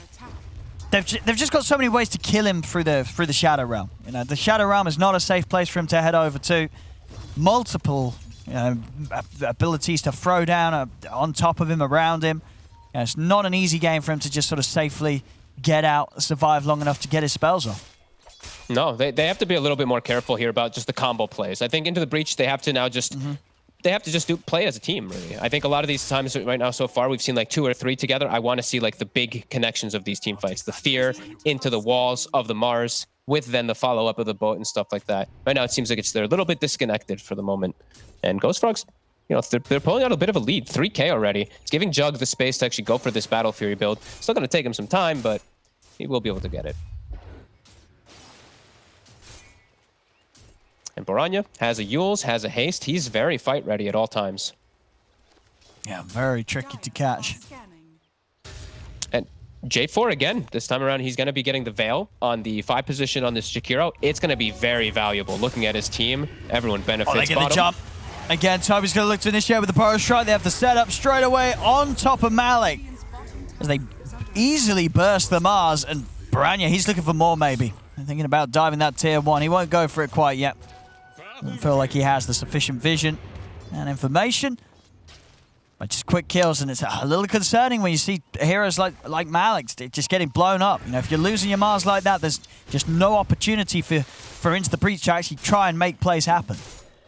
Yeah, it's just easy for them to set up these plays on Ghost Frog. Just a blink, stun, and arrow. No blink, no great ways of initiation besides the Kunkka on the forwards of Into the Breach. So they actually have to wait for Malik to have blink, and he's close. He's about 200 away, and they really desperately need that one so they can combo properly with the Willow. Oh, there we go again, another jump. Again. Just making it look easy here with the way that they're finding kills each and every time, Ghost Frogs. Very nice stuff, yeah. Just making these moves around his 4. The Slark is still getting a lot of space, though. Thagito is just able to... He's playing his own game entirely, so he's still keeping up all the way at the top of net worth.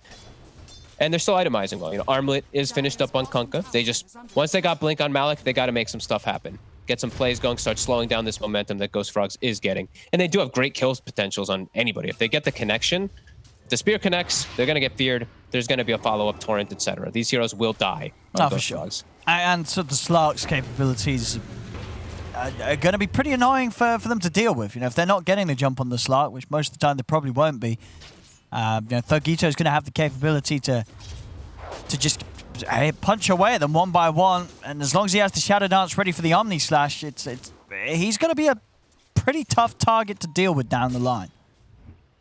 Absolutely. I'm so curious if he is going to go for the Ags. I think that there's still benefits for it. It's not as valuable as it was the game earlier because he doesn't need to get into the backlines as much, but it's still just a good pickup. So I think there's still a chance he goes for Diffusal, but yeah, it's still just too good because it gives all the stats on that Ags.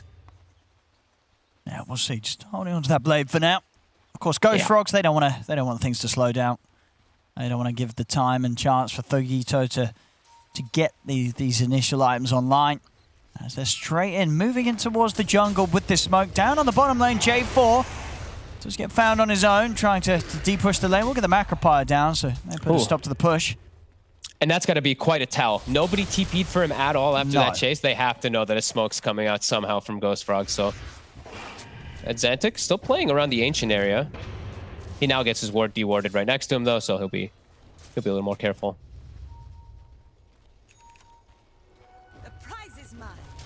I see back to the push from Into the Breach, and Ghost Frogs with J4 down, and the rest of them not around. They're not going to TP in for this. We're going to see the smoke actually coming out from Into the Breach as they back away from this tier 1 push. Oh, Tanner, he walks right up into the no-no spot. And this is now the new place where you just don't want to walk up, smoke that new camp. I feel like I've seen a lot of teams walking into it. Wonder if they did see it quickly in time. They did. They had the ward on the high ground, so they were definitely well aware of it, as they're going to just reveal themselves in the smoke. Yeah, they'll just go back for the tower. They know that they're not going to get the chance to jump Ghost Frogs by surprise. No, Malik still is smoked for a second. He hit himself completely.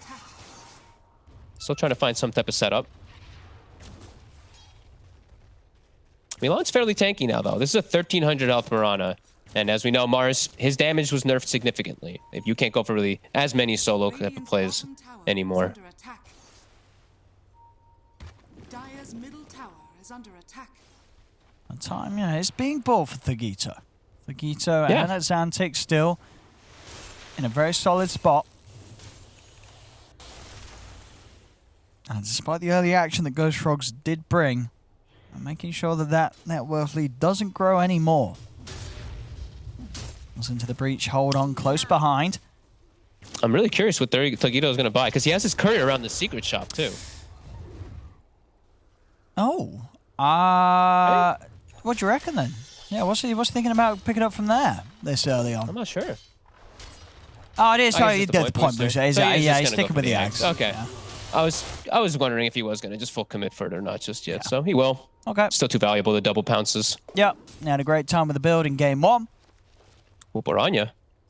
They actually have a sentry down for him. They're preparing for him. The scan does hit successful for See the if he Ghost steps Frogs. out in this. Malik. Oh, his quick reaction. He's able to dissimulate, jumps off as well with the step, make sure that he's not in any sort of danger. Great scan coming out from Ghost Frogs, just reading the play perfectly. And now they'll bring it and wrap around their entire team over here, and now no longer does Into the Breach want to take a fight in that position. They do have another smoke if they want to go for some type of crazy wraparound, as they do still have a ward on position of all of Ghost Frogs. Oh, I see that on the replay again. Instantly reacting with the dissimulate. Very close. Very close to being caught by that Spirit Malik.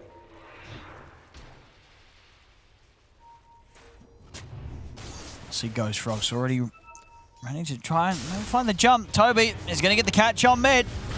They're in. They're on to Tanner. They got him. Hansanti's going to try and come with the counterplay, and Tanner's going to buy back for this. As into the Toby. breach, they'll look to try and turn things. They take down Toby. They've got the grip control onto Milan.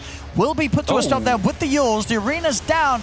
Won't quite catch anyone in it, but it does split them apart. Gives them space to finish off J4. Branya's still able to get in, though, and take down Azantic. That was an awkward way that all kicks off. Toby, he jumps in a bit far. The Guido gets the clean up. The Marzel just misses completely, and now another spear off the mark. But I think that's the Guido's. Is that his Ags finished? He's got it done. He can get involved a lot better than the Juggernaut count at this point, who is just really a walking Omni Slash for the most part.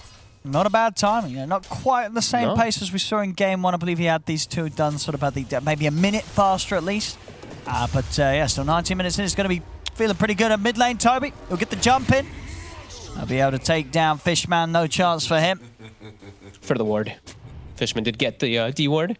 But now Boranya, is that his full Aghanim? Boranya also has a full Aghanims finished up. A very good pickup this game on the Void Spirit versus everybody.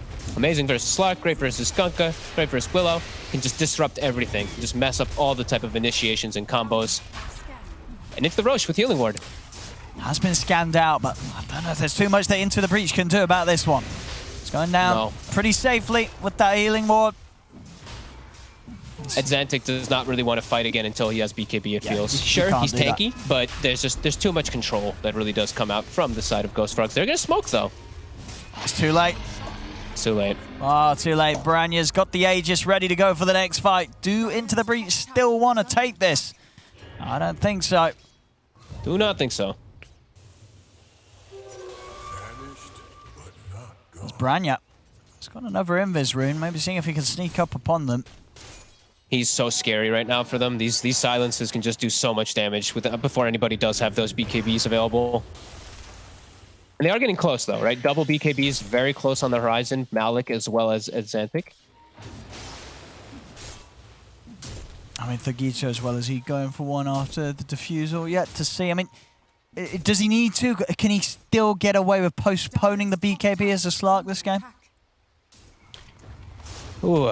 There is just so much control, but he does at least have like rum and stuff to back him up. So I think he can postpone it. Okay. I think he can still keep going greedy. I was seeing Thagito definitely considering the options here right now. Radiant structures are fortified. Boranya sweeping across as they continue to push top. They'll get the outpost as well. Deny that away. Milan just scouting with an arrow. Gonna give some information. Also give some information toward Into the Breach. As he's going, he's got the Ogre Axe, so that could be the indication of a BKB, more than likely. Could be the S and Y though as well. Could be the S and Y, yep. We'll see, leaving his options open. Maybe going to see how the next move comes out, as you said. But the other BKBs on his cores around him could have the means to stand their ground and take a fight. I think I'd rather he go BKB than S and Y. I think the silence, he can still just get tripped up. Like a silence, a double silence, he doesn't get his Dark Pact off or something like that. Sure. I don't know. It's just it feels like it could be a little risky. I don't know. S and Y plus Echo Saber maybe sounds maybe a little too weird, but I don't know. We'll see what he does up to go for. As 4K lead, Ghost Frogs getting good amount of control around the map. Fishman keeps trying to give Thagito some sentry wards and stuff so that he can go scout out for those wards. As they are losing quite a lot of map control. They're playing in like 20% of the map right now in comparison to Ghost Frogs.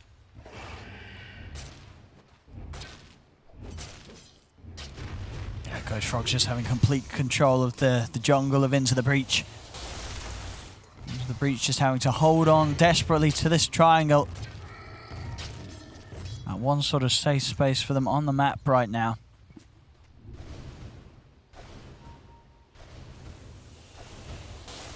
Both teams just showing with farm. Ghost Frog's probably feeling really good because the Jug's able to just Battle Fury farm it up, and they have Aegis, so they're just like, okay, well, if Into the Breach wants to force a fight on us, we'll fight, but we don't want to overextend our hand too much still, as now the BKB's finished. So double BKBs on the side of Into the Breach. Fights will be a lot easier to execute because of this, as long as they get them off. There still is the potential for just chain stuns into arrows. We'll be watching Bane. I'll be watching Fishman in particular of the nightmare sleep wake-ups to protect people. Oh, hello. Alec. Good catch. It's going to be try and start on the Jakiro, but there's going to be the backup coming in straight away from Ghost Frogs. The buyback will come out front. Fishman as the Bane goes down. Toby getting feared, pushed back. Can they bring him down in time? They can. Double kill for Zantic. They turn now over towards Milan. Milan's going to get stunned up by the Cursed Crown, but the slashes are coming in. The Omni slashes will be nullified a little bit there by the Nightmare, and there's lost 3 on Ghost Frogs as they're turning this one around Into the Breach. Thagito has been left unchecked in this fight. As he wants more. He's still chasing on. So he's going to have another pounce in a second. See if he can close in to stimulate. That's Boromir to get to the side. He's going to have another pounce in a couple of seconds. Thagito, does he want to keep chasing? He won't. He'll hold back. As we're starting to see, in these fights, the Slark very much an issue. They can get kills around him. Slark's going to be able to turn and take them out most of the time after that initial jump's been used by Ghost Frogs. The double BKBs really heavily paying off. They just drop their ultis just right on top of that high ground, and it's difficult. Boranya still does a great job though as this Void Spirit. He avoids, I believe, I don't know if he did avoid the Terrorize with the initial jump out afterwards inside the Mars ult. He avoided Spear and everything and cleaned up 2 kills. So he's still playing super well inside of all of these fights that look super chaotic. And now, let's see if they can make anything happen with any of those ults down. They came back up already, but he is making an aggressive move and forces a BKB off of Malik. Malik just a little spooked. What could be a nice little attempt there from Milan to try and time it as the BKB came to an end. Over towards the mid, Zantic getting poked upon. It just gets reclaimed though, so they want to be a little careful. And yeah, no, I mean, Thagito, he's going to have a BKB too. Like, these fights are going to be tough for a majority of the heroes on the side of the Ghost Frogs lineup. Look at this Malik. See how to get the jump onto Milan. Milan with a few leaps to get out to the side. They are going to have the control. With the maze down, Milan will fall. The only one surprised by this is you. Not easy to play Mirana ever versus Willow. One of the better counters just throughout all stages of the game. Bottom lane, they're trying to catch Thagito. His BKB's coming on the courier, I mean, and the rest he'll of his team happily is fight. here. They'll look to fight this Malik. Toby. It's going to come in with the catch onto Toby. Thagito turns back over towards the Sand King. Terrorize actually not actually able to catch Toby there. Toby's actually able to move out and get the blink away. Toby's going to live as he's out of there. They're still looking to push on forward, though, into the breach, try and make something out of this. They look towards J4. Thagito jumps back in. He's able to get the leash in over towards the Jug. The slash is coming out. They've lost 2, though, on into the breach. Thagito still trying to push on with the BKB, jumping over towards Toby, diving the tier 2. The stun comes out. Sealing up it, Thagito moves over towards J4, takes down the Jakiro. Another spear locks back Chrysalis. But Chrysalis, he's still good to go as he turns, crits down Malik. They catch as well. Fishman on the high ground. What a wild fight. All this ends up going kind of bizarre here for the side of Into the Breach because they don't finish off the Sand King at the start. They missed both the Terrorize and the bow just off the mark. Tanner tried to put it a little bit past. He tried to maximize, right? Tried to catch the Sand King and the people behind it to push him into wall and hit the other to fear him away. Misses, though. Toby actually did a lot of damage. He pretty much killed the Kunkka almost entirely with that epicenter. Would have seen a different story if they did actually finish off the Sand King. Rania continuing to just really impress this game. 11-0-5. He's got the Kaya Sage that we've been seeing popularized a lot more since the buffs. And he even has an arcane rune now to boot. He's doing everything, it feels like, for the team for the most part in a lot of these fights. Yeah, I think, you know, the game one, for those that have been used to seeing Branya perform before in this sort of level, you expect more from him. And game two, game three, you know, much more sort of the caliber that you want to see from this man on the mid lane. He didn't expect the Pugna in the first game. He's just like, who cares? I'll kill Pugna in the mid game. And he's like, wait, I gotta get to the mid game. Oh God, forgot about that. And we'll see again, as you say, just that sort of whiffed attempt to try and kill Toby just leaves the fight in a position where, whilst they do get a few kills out of this, it's just not enough sort of firepower and oomph to start it off to stop Ghost Frogs from having the chance to clean up some kills in return. That would have been quite a different story. The Crystallis would have probably died as well. The Jug too, right? Because how much the Guido had to extra commit to kill Toby. He had to use like his whole Shadow Dance. He had to use 2 pounces or more. These little things do add up as a 6k lead. Ghost Frogs now looking to set up defense around their mid tower. Any neutral items, big ones picked up at 27. I see Elven Tunic on Thagito. Pretty good one. See Toby and J4 looking for the jump. They're going to find it. Toby's in onto Malik. Defensive Nightmare buying Malik a little bit of time to get out the combo of J4. Oh, that was close. Milan almost gets the deny.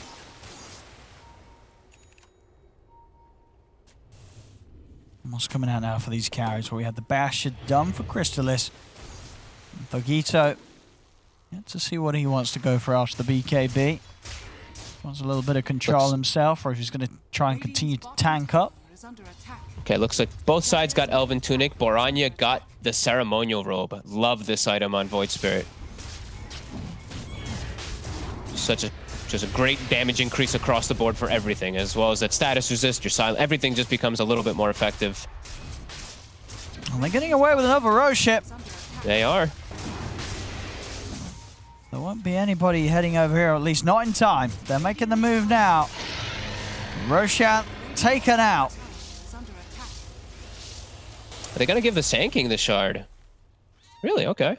They're gonna give it to either Milan or to. Okay, I thought maybe they'd give it to J4. The new Liquid Frost is pretty cool. How much you can do with it, but maybe he feels like he's just gonna do a little more with that. I don't know. Oh, yeah, I even thought maybe they'd give it to Void Spirit. And the Sand King's considered pretty. Did Sand King's shard get buffed in 29? I think it's. I don't like it. I personally did it not a big fan of it, but it got changed so it doesn't work when you're not near enemies. Oh. So it won't show where your positioning is. But besides that, it did not get buffed that I know of. Okay, yeah. I remember last. Let me actually just check to be sure. Sure, because I remember when it was added, it was definitely considered one of the more underwhelming ones. Okay, 75 radius increase. So, it's a little buff. It's a little bit of something. Maybe needs a little bit more love, but you know, we'll give it to him. I still thought they'd give it to someone else, like at least to Boranya, because he's just popping off so hard. But whatever, it doesn't make that big a difference, I guess. Bottom tower has fallen. Boranya.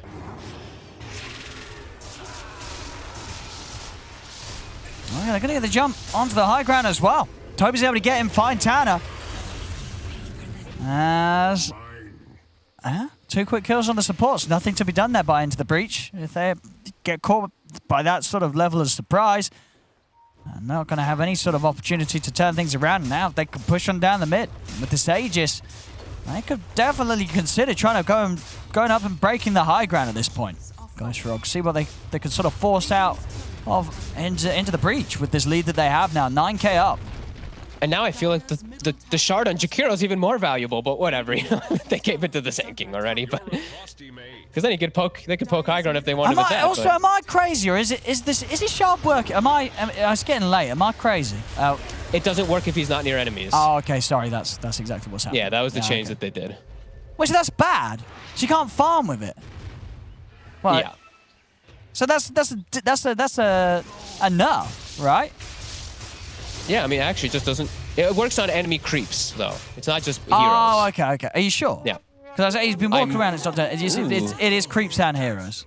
I am 80% sure about creeps and heroes. I'm happy to go with your 80%. I think you're right. Let's see. Toby's going to walk in your creep camp. Then you can't walk into neutrals and get a few rounds of it off. I'm watching him. I'm learning as well. I think you're probably right. Just got changed. It's got to work on around enemy creeps, right? It has to. Neutrals probably not, but enemy creeps, yes, I would assume so. Oh well. Not a great one either way. As into the breach, trapped inside of their base. And just to continue, and just it feels like for a lot of this game, they've just been losing more and more map control.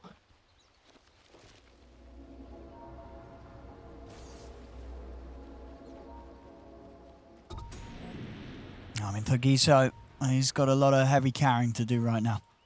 He sure does. He's still big. He at least also has the AC benefit from Edzantix, but yeah, his two supports don't feel like they're going to be, especially not the Bane, not going to be doing too much in the fights. Tanner still has a lot of potential that he can get off if you get some good fears off, and I'm surprised he actually hasn't bought the Shard. I think the Shard actually has just, it's always valuable. Even versus, you know, versus Lotus Orb on Toby, there's chances, there's times where he's going to remove it off and just pop some brambles and stuff, but wants the blink prioritized.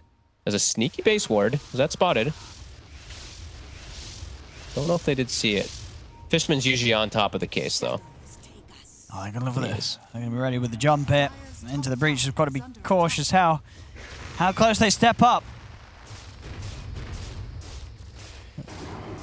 It's Ghost Frogs. They got a good minute on the Aegis. Yeah, so.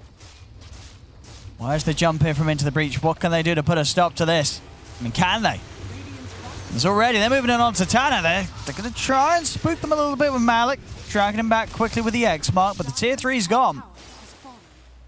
Thugito's gotten pretty good damage on bottom, when more than half of the tower as well.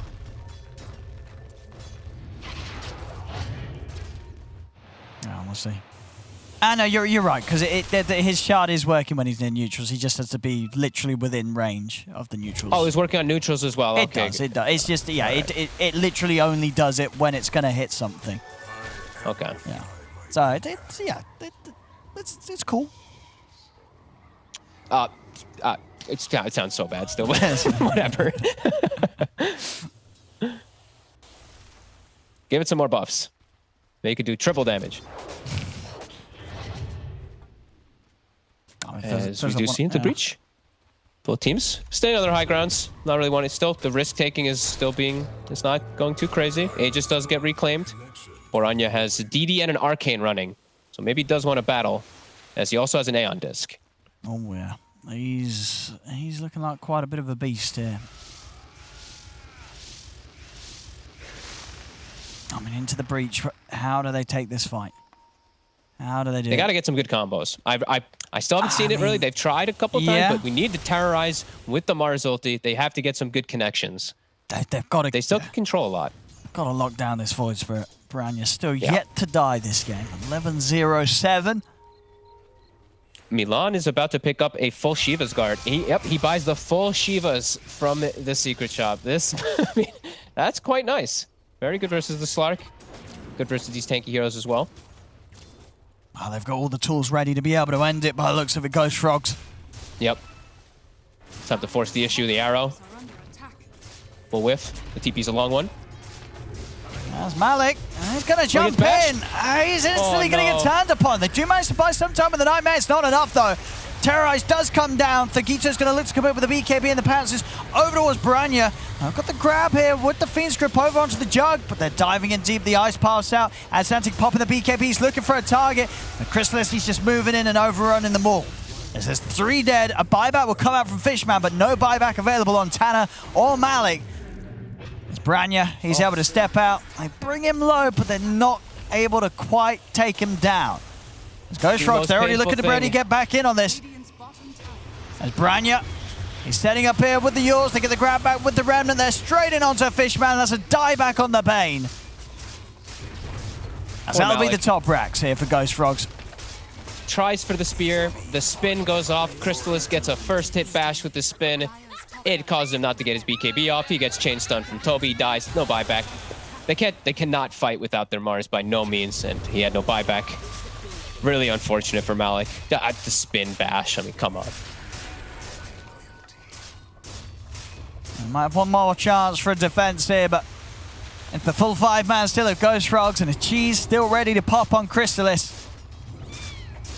It'll take a lot to bring this team down. Thugito. It's going to try and start things. Malik, again, just whiffing the spear, not able to catch anyone in that combo. And won't manage to blow up the Jug, actually, with the boat coming crashing down. Jump over as well, but Toby's coming in with a big epicenter, brings down Malik. Thagito with the BKB wearing off. He's got to run. Branya jumps in, cuts down Tanner with the Astral Step, setting up onto Adzantic as Adzantic's BKB also comes to an end. The arrow follows up as Adzantic is tanky, not tanky enough though. Branya picks up another triple kill for him on his Void Spirit as he continues to go untouched this game. 16-0-9 Branya. He's just popping off. They get a little bit of a fortunate kill there on Crystallis too. The boat actually connects immediately as the Blade Fury is ending, so he doesn't get the cheese off to survive. But the fights are just, there's not enough that they can do with their other 4 heroes. It's really just the Slark running around in the midst of everything, trying to do the damage, but he doesn't have enough. Healing Ward keeps going down. They're just really tanky, and Baranya's just killing everybody else while Slark's trying to do the same. And we're seeing similar fashion as in game 2. Crystallis just committing the buyback, feeling that he's just sort of a step away from closing this game up with the rest of the team. They'll move in, bring down Fishman. The boat comes crashing down. Thagito trying to move it onto Toby on the back lines, but Toby's got a Burrow Strike. Burrow Strike into the Ice Path. They're locking down the Slug. Thagito is able to get the BKB in the Shadow Dance off. Turns towards Branya. He's got the bashes, pounces over, looks towards the Mirana. Malik, he's able to take down Branya. They bring down the Void Spirit. Toru comes down on the 2 of them. They take it down Toby. Or brought him low by sometime with the Yule Scepter. Toby still alive, but is 3 dead.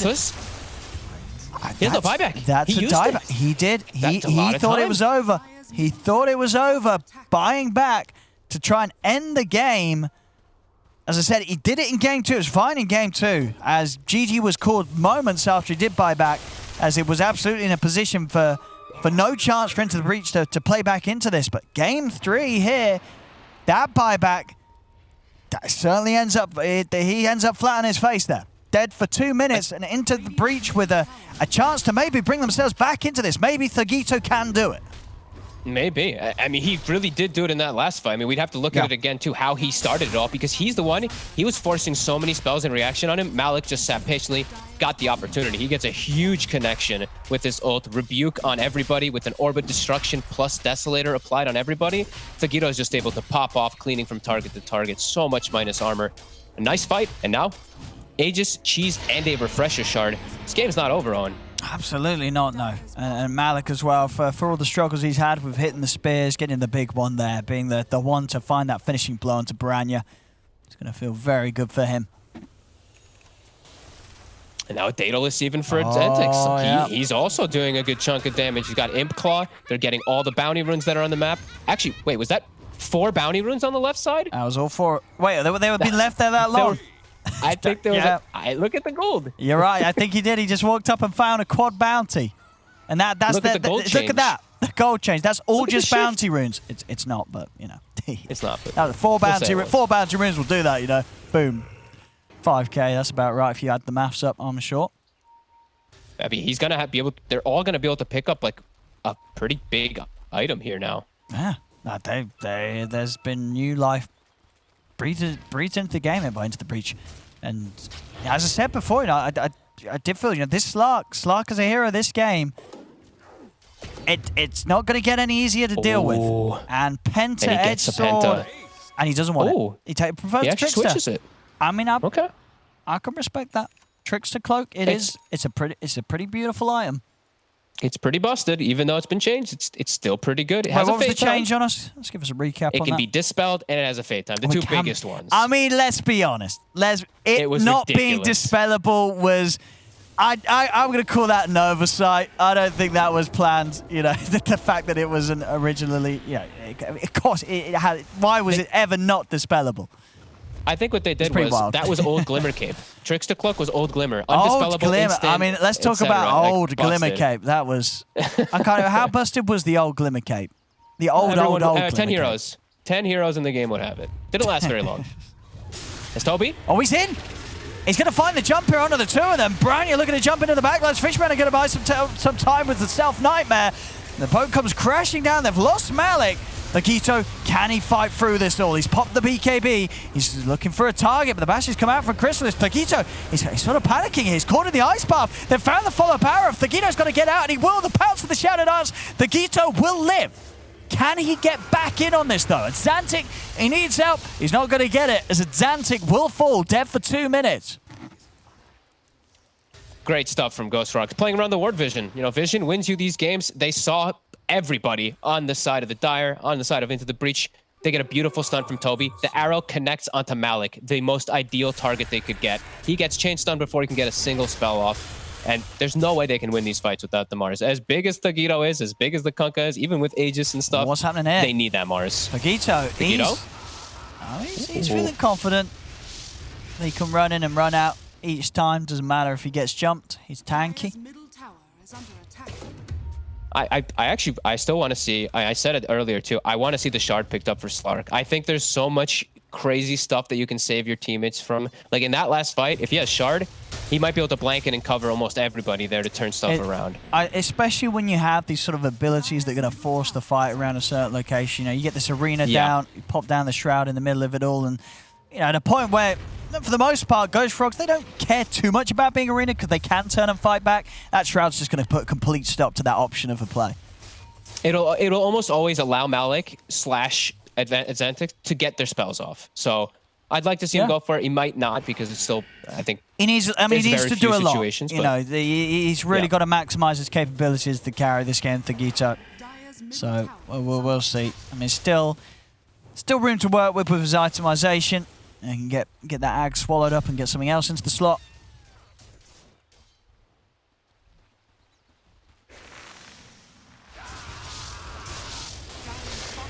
See how confident Ghost Frogs do feel right now. They've got quite a bit of money to spend on their heroes.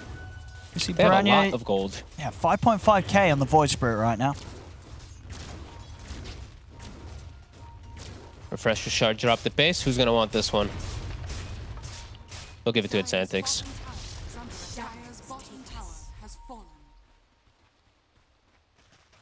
He is about to hit 25 also on that Kunkka, so the fleet will come in. He's also going to be able to at least have double BKB in some of these fights, maybe to survive a bit longer, as you know, Thagito cannot do this by himself. He does need the backup of his other 2 cores still. I mean, you say that when you have the right click with the Daedalus and the AC, you're not tempted by the Tidebringer cooldown?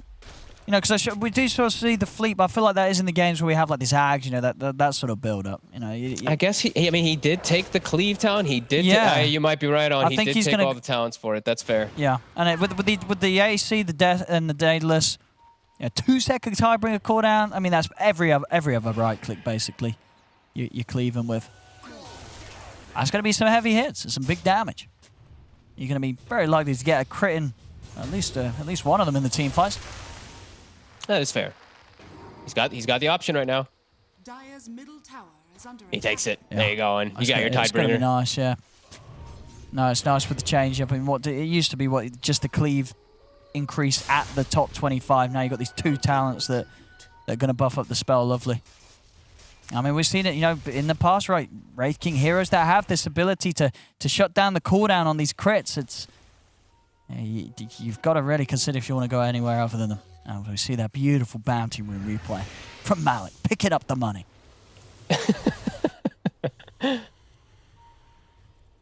You know, now there's actually maybe some attention where they have to. I mean, they might not think about it in the fights, but this Kunkka could do a lot of damage in there. It's that 2-sec cooldown. There's going to be multiple Tidebringer hits. They're going to come out very, very fast. They're not squishy though, right? I think the Jakiro is the only one who's even fairly squishy. Everyone else is like 23 armor, 2300 HP, 35 armor on even Mirana, 2500 HP. They're pretty durable, but you can definitely see the power of it. I even saw he actually did have Rapier queued up before they lost the fight earlier in the mid, so he was going for just straight damage. Still some very rich heroes on a very rich. 7.5k gold on Chrysalis right now. I mean, I imagine he is going to spend some of it up. He is in the territory of being able to consume the ags. Of course, still has a slot he's using to hold the cheese. So many things to work with. 5.2k gold on Milan. I mean, they're playing it safe, I guess. They're all saying, you know, we want to farm up our next big item and buyback, and then we'll try and end it. Yeah, they're saving for the buy. I think that's why I looked at with Chrysalis. He's now got the gold surplus to be able to buy the Scotty and have his buyback pretty soon. It really is going to be around. The most important thing that they're probably thinking about is, you know, keep lanes forced in, be careful for if a fight kicks up, but be ready for that next rush. Have your buyback ready for that just in case of anything. As the triple arrows to scout, we'll see Thagito outside for a second.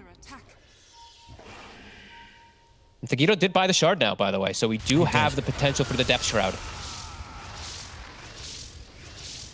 definitely watch out for this around the arena, and also, of course, for if some of the AoE stuns have been used, which there are quite a few of, so it's kind of difficult. But if so, might be able to protect the Bane whilst the Phoenix Grip is being channeled. We'll see. Still a 10k lead for Ghost Frogs, and getting the slightly bigger items out across the board. But even an Agonist. Even J4's got an item. This is now the new Agonist too, where you pierce immunity. A quad bounty pickup from Malik. You won't get to see this much. I think this is going to be a bit of a rarity, a bit of a early stages of the patch rarity, where a team's going to not attend a point in the map for as long as that is. What's 4 times 3? About 37 minutes. What? Yeah.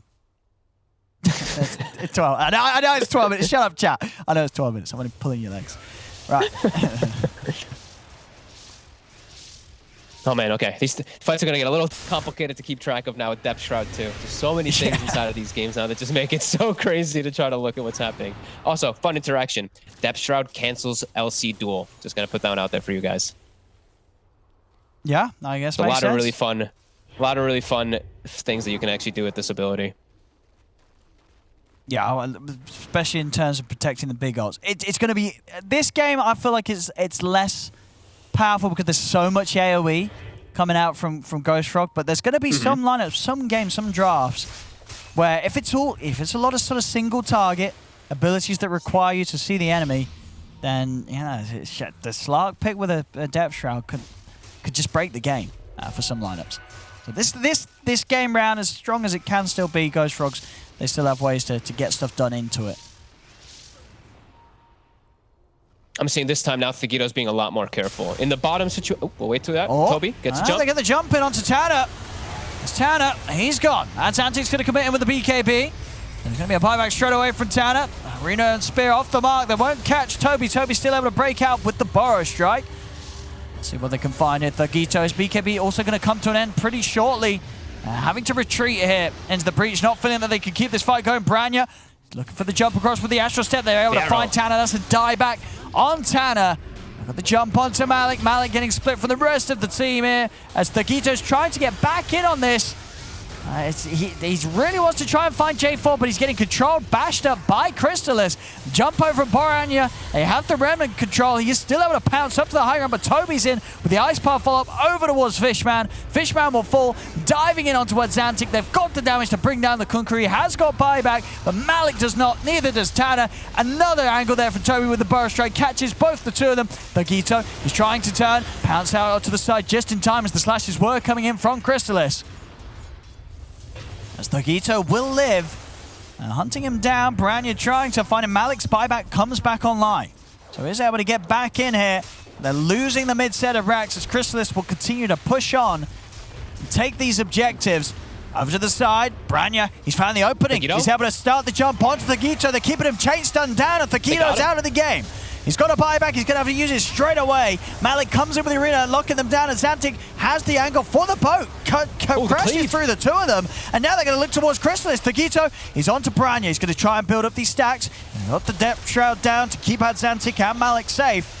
Yules buys Branya a bit of time, enough time to get the Dissimilate off. The Dissimilate stun, locking down this lock. Toby's in with the Burrow Strike. Thagito, he's not able to get out this time as Thagito down and out for 2 minutes. No buyback as this should be game here. Ghost Frogs, they'll be able to take game 3, and with that, the series, it's theirs. 2-1 here for Ghost Frogs against Into the Breaches.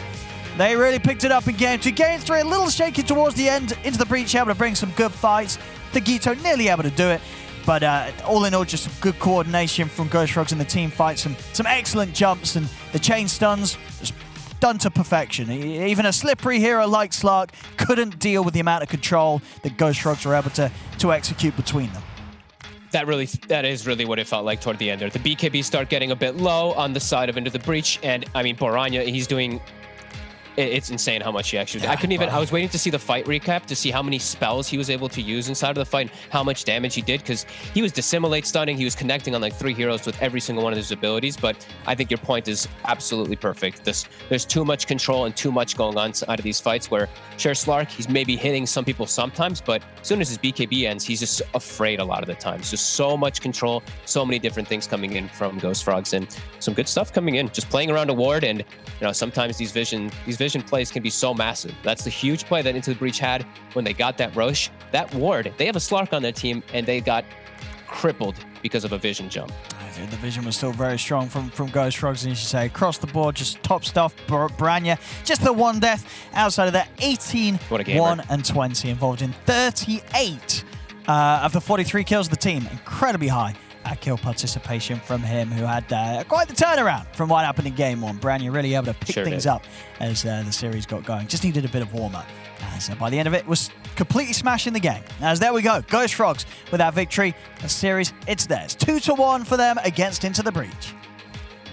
Another team that just needed a little bit of a warm-up game, it seemed. We're going to talk about the game, the series, and to the winners after the break.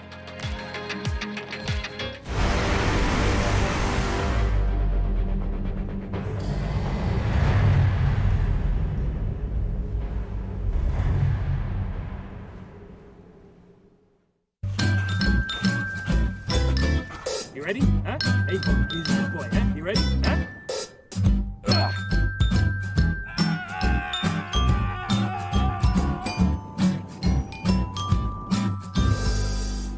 Start your esports career now at play.eslgaming.com.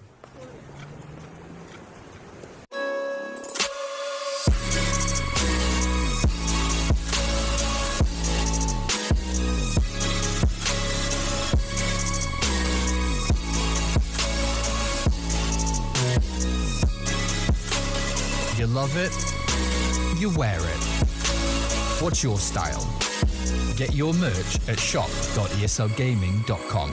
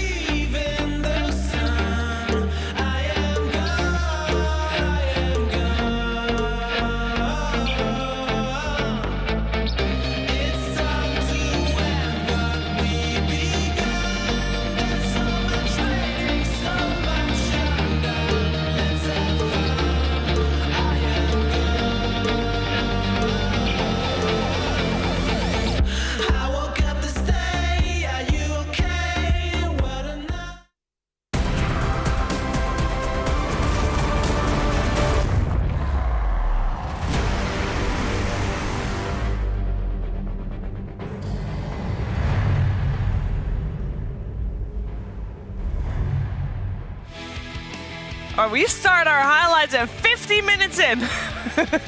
We're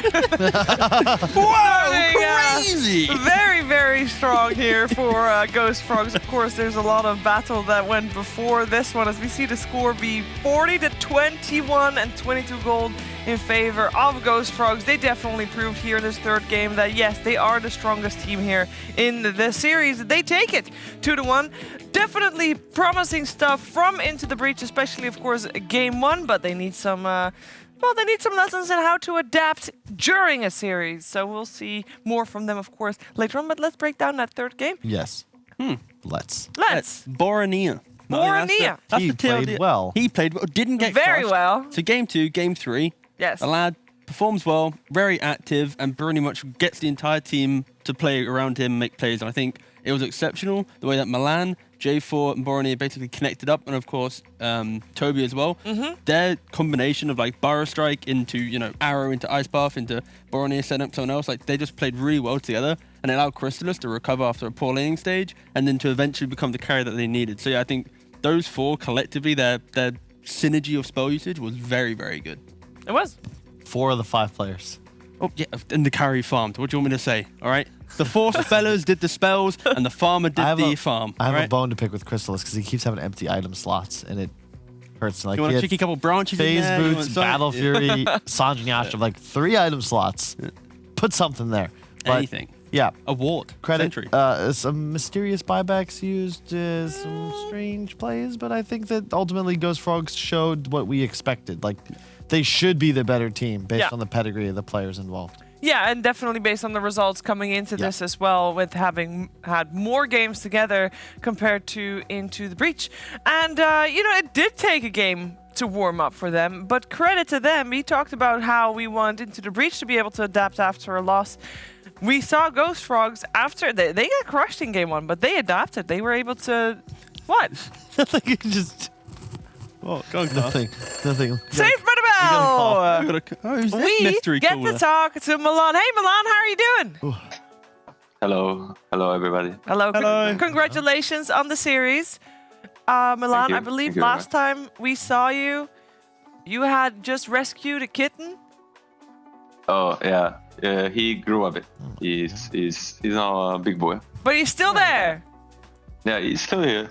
Wanna be on live stream again? Yes. We're doing this again. Oh. Oh my Oh, god. He's now he the is big boy. cute. Look, He loves you. Saves a kitten. Look at that mustache, the glasses. God damn, you're a catch. Thank you. Thank you. Thank you. I appreciate the kind words always. We're a cat man outside the game and a cat lady inside the game here, of course, with Marana. It was fun to see you on that again. I want to know... Wait a second. Kyle, Keep stop asking the doing that. question. Yes, please. Milan, I want to know how you're feeling after this series. This, of course, was your first opening series with the squad. You went through the qualifiers. You crushed it. Do you have any goals set for the team? And how are you feeling in the team? I mean, we are a new team. Yeah. It's a new patch. It's like tonight it looked very, I don't know, do I say dirty or not clean? I would say not clean. It looked very not dirty. clean tonight. And I think it's in reality normal, but I'm still satisfied. After the first game, we set a goal. I set a goal for us to bring more energy and just to get out and fight back. And I think we did a goal. Borania, I heard you guys talk nice about him. He brought a lot of energy after the game 1, and we kind of, it was our wake-up call. It happens a lot in Dota. And I mean, I don't know, we don't have a big goal. We just want to take it game by game and hopefully get to the TI regionals and then like play the TI regionals, qualify for TI. That's our ultimate goal. But for now, we wanna understand the patch a bit more. I think the open qualifier was easier, but we were also much better on the old patch. I played a lot with Mud Golems, now Tundra. Like on that patch as well, I played with some of the Quincy crew. With the Quincy crew, some scrims. I got a lot of knowledge about that patch, and we felt really good.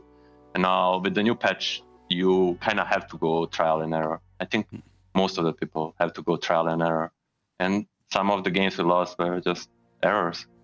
You gotta live and learn. Hopefully on the rise. Yeah, you make those errors, you learn from them, and it was great to see that after game 1, you can bounce back like that during a series. That was good to see. Yeah, I was just asked. Game 3, when Crystallis bought back on Juggernaut, ran back down mid and died again. Did you guys get a bit shaky and scared, or what was like the feeling like in the team there? I wasn't scared at any point. I rarely get scared in Dota. It's like I don't know. It's like you go with the flow. You play with me when famous Matumba Man words came out, and he said game is always fine, and that's what I lead myself out. Game is always fine, no matter what. Game is fine, and you just need to keep the focus on the next move. Like Jagger bought back, he died. Well, what we can do to do out of that? Yeah. Like just chill, keep the head in the game, and do what's best next move. And you'll do your best, and that's all that matters. Lose, win, it's whatever. Also, then follow-up question: are you like the kind of the shot caller and the captain of this team, or is it more of like a mixed role between everyone? You kind of collectively work together. I mean, we have this last word on me, but it's the modern Dota, and you cannot have a support be a shot caller. No, that's true. I cannot call for a Juggernaut 4K network to go high ground. Well, you could. We can see how that goes. Network, just make your own call, man. I'm just gonna use my arrow. Yeah. Like, let me do my job. Everyone pitches in. Sure. And that's our philosophy in a way. Yeah. Okay. Question? I know you guys did so well. I figured I would just leave it there. My question is just memes. Go for it. That's fine. Non-Dota. Milan would love that. It's DreamLeague. You're allowed. I want Milan. Give me some words. You're in the lower division. Who do you see as your biggest competition? Who you're really trying to take down, and which team do you think is going to finish in last place? Thank you. I was going to say, that's the top side's easy. The bottom side's harder. And you are obligated to answer this question. You have to. Contractually obligated. Yeah. Contractually, I don't mind the juice. Like the top teams are obviously from upper division, the Viking GG and the High Coast Esports. Yeah, the Charlie and the squad. We also lost them to them other day. So they are the top dogs, and we're looking very much to play them. It's gonna be very fun. And for the last place, I never look at the group that way, who cares. But if you had to, the teams that finished. You don't have to say the name. You can maybe make a sound and associate a sound to the team. I don't know. Like there were. I'll just say there were teams last season that were bottom 5, bottom 6, and the teams from last season that were bad should do bad this season. That's a great answer. But everyone can bounce back, guys. Everyone can bounce back. I love many great players were in very dark places before they shined up. Yep, just like your bounce back in this series. Yeah. That's it. Yeah, I can see your light getting a little brighter even as we speak. Thank you. All right, Milan, we're going to let you go. It's late. We had a lot of fun watching you guys play tonight, and I'm sure we're going to have a lot more fun watching you guys play the rest of the season. So thank you and congratulations once again. Thank you. Thank you for having me. Cheers. See ya. And that was Milan from Newly First Squad. Nice guy. Ghost Frogs. Interviews are getting better. I mean, that's what we can say after today. Blink earlier. I mean, it's S4, mostly, okay, I like talking to S4, and I was definitely enlightening, but I like the lower division guys. They're just super Way more open chill. and happy, and lucky go happy. Like, it's good. It's a totally different vibe, right? Part of it is probably because it's not like job first, right? Because for upper division, it's like everything about TI. For lower division, it's very like serious. we're just playing some Dota. Yeah. We might get to a regional. Vibes, man. You want to go grab a sandwich out back or something? I'd love to. Yeah, let's I'm have very some tea. hungry. I will say, though, I just feel bad because I like this team. Yeah. And I root for guys like Milan, like J4. They've been around the scene for so long. Yeah. They grind, they work hard. They just got to play in Europe, man. There's going to be no matter what, there's going to be a Liquid Alliance, OG, ton. There's so many teams in this qualifier. There's going to be one spot. And we are the third weakest region now. Yeah, that's true. This is true. The whole region first has to be pushed to our region. higher so that we can do better and so that we actually deserve more slots. I understand. I appreciate it. Me and T-Gov, we're not coming back. We're going to stay on the desk. We can't go back to playing. Oh, to play. And what? No. I don't think anybody Wait, wants did to you go also, back to playing. Also, I also you're got a an call from NA Nigma. I had player. to turn it down though because I was already me too. flying out to.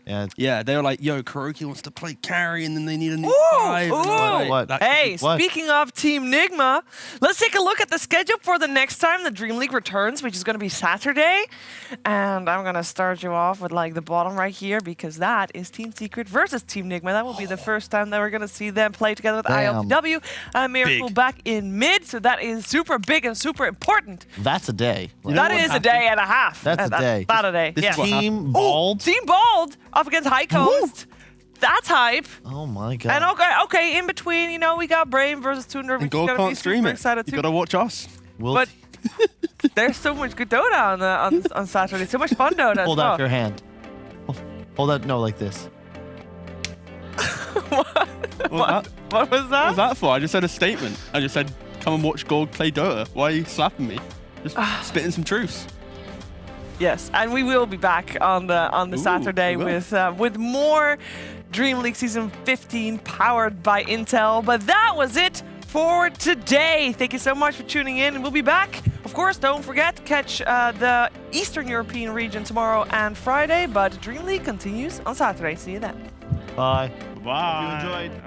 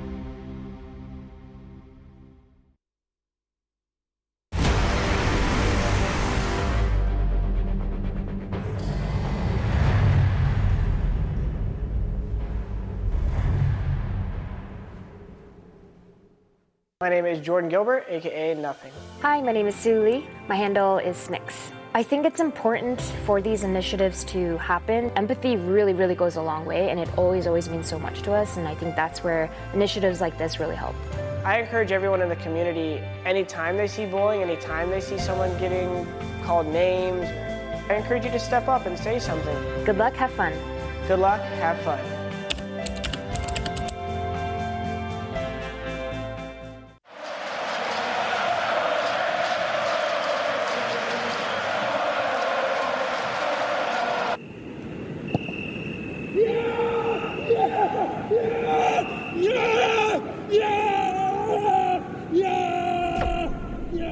Start your esports career now at play.eslgaming.com.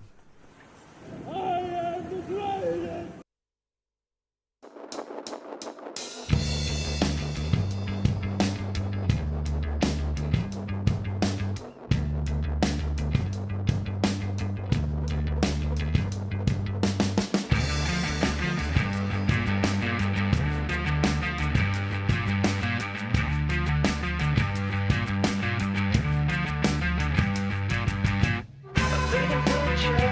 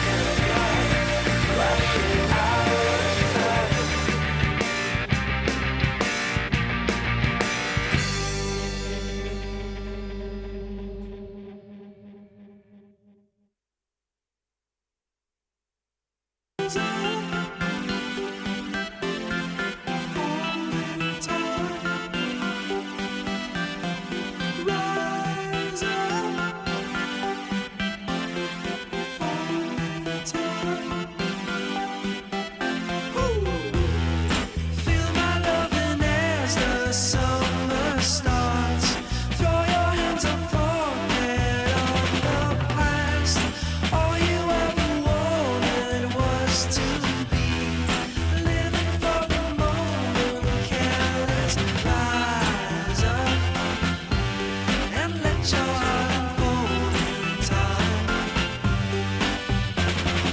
Rise up and let your heart unfold in time. Rise up, in time. Rise up, let your heart unfold in time. It's time to give up fighting and let go of all the opposition. Then we go. Say hello to peace of mind. It's a treasure so divine. It's a treasure so divine.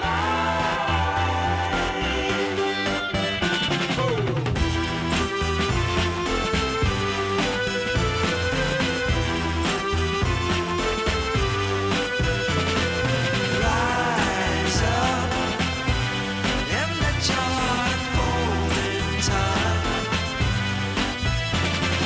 Rise up and let your heart unfold in time. Rise up, in time. Rise up.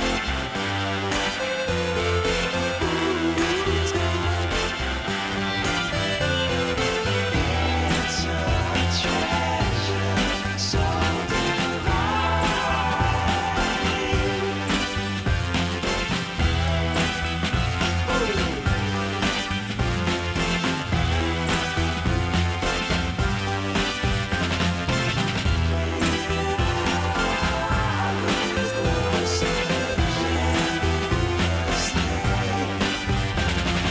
Rise up and let your heart unfold in time.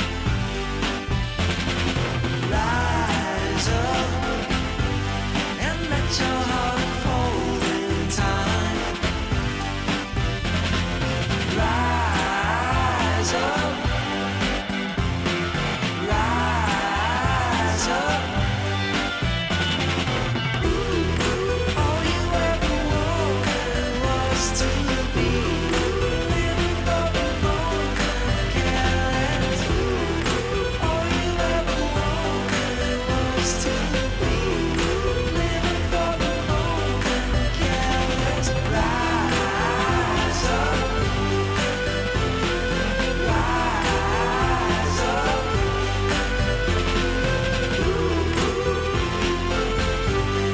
Let your heart unfold in time. Rise up. Rise up. Rise up.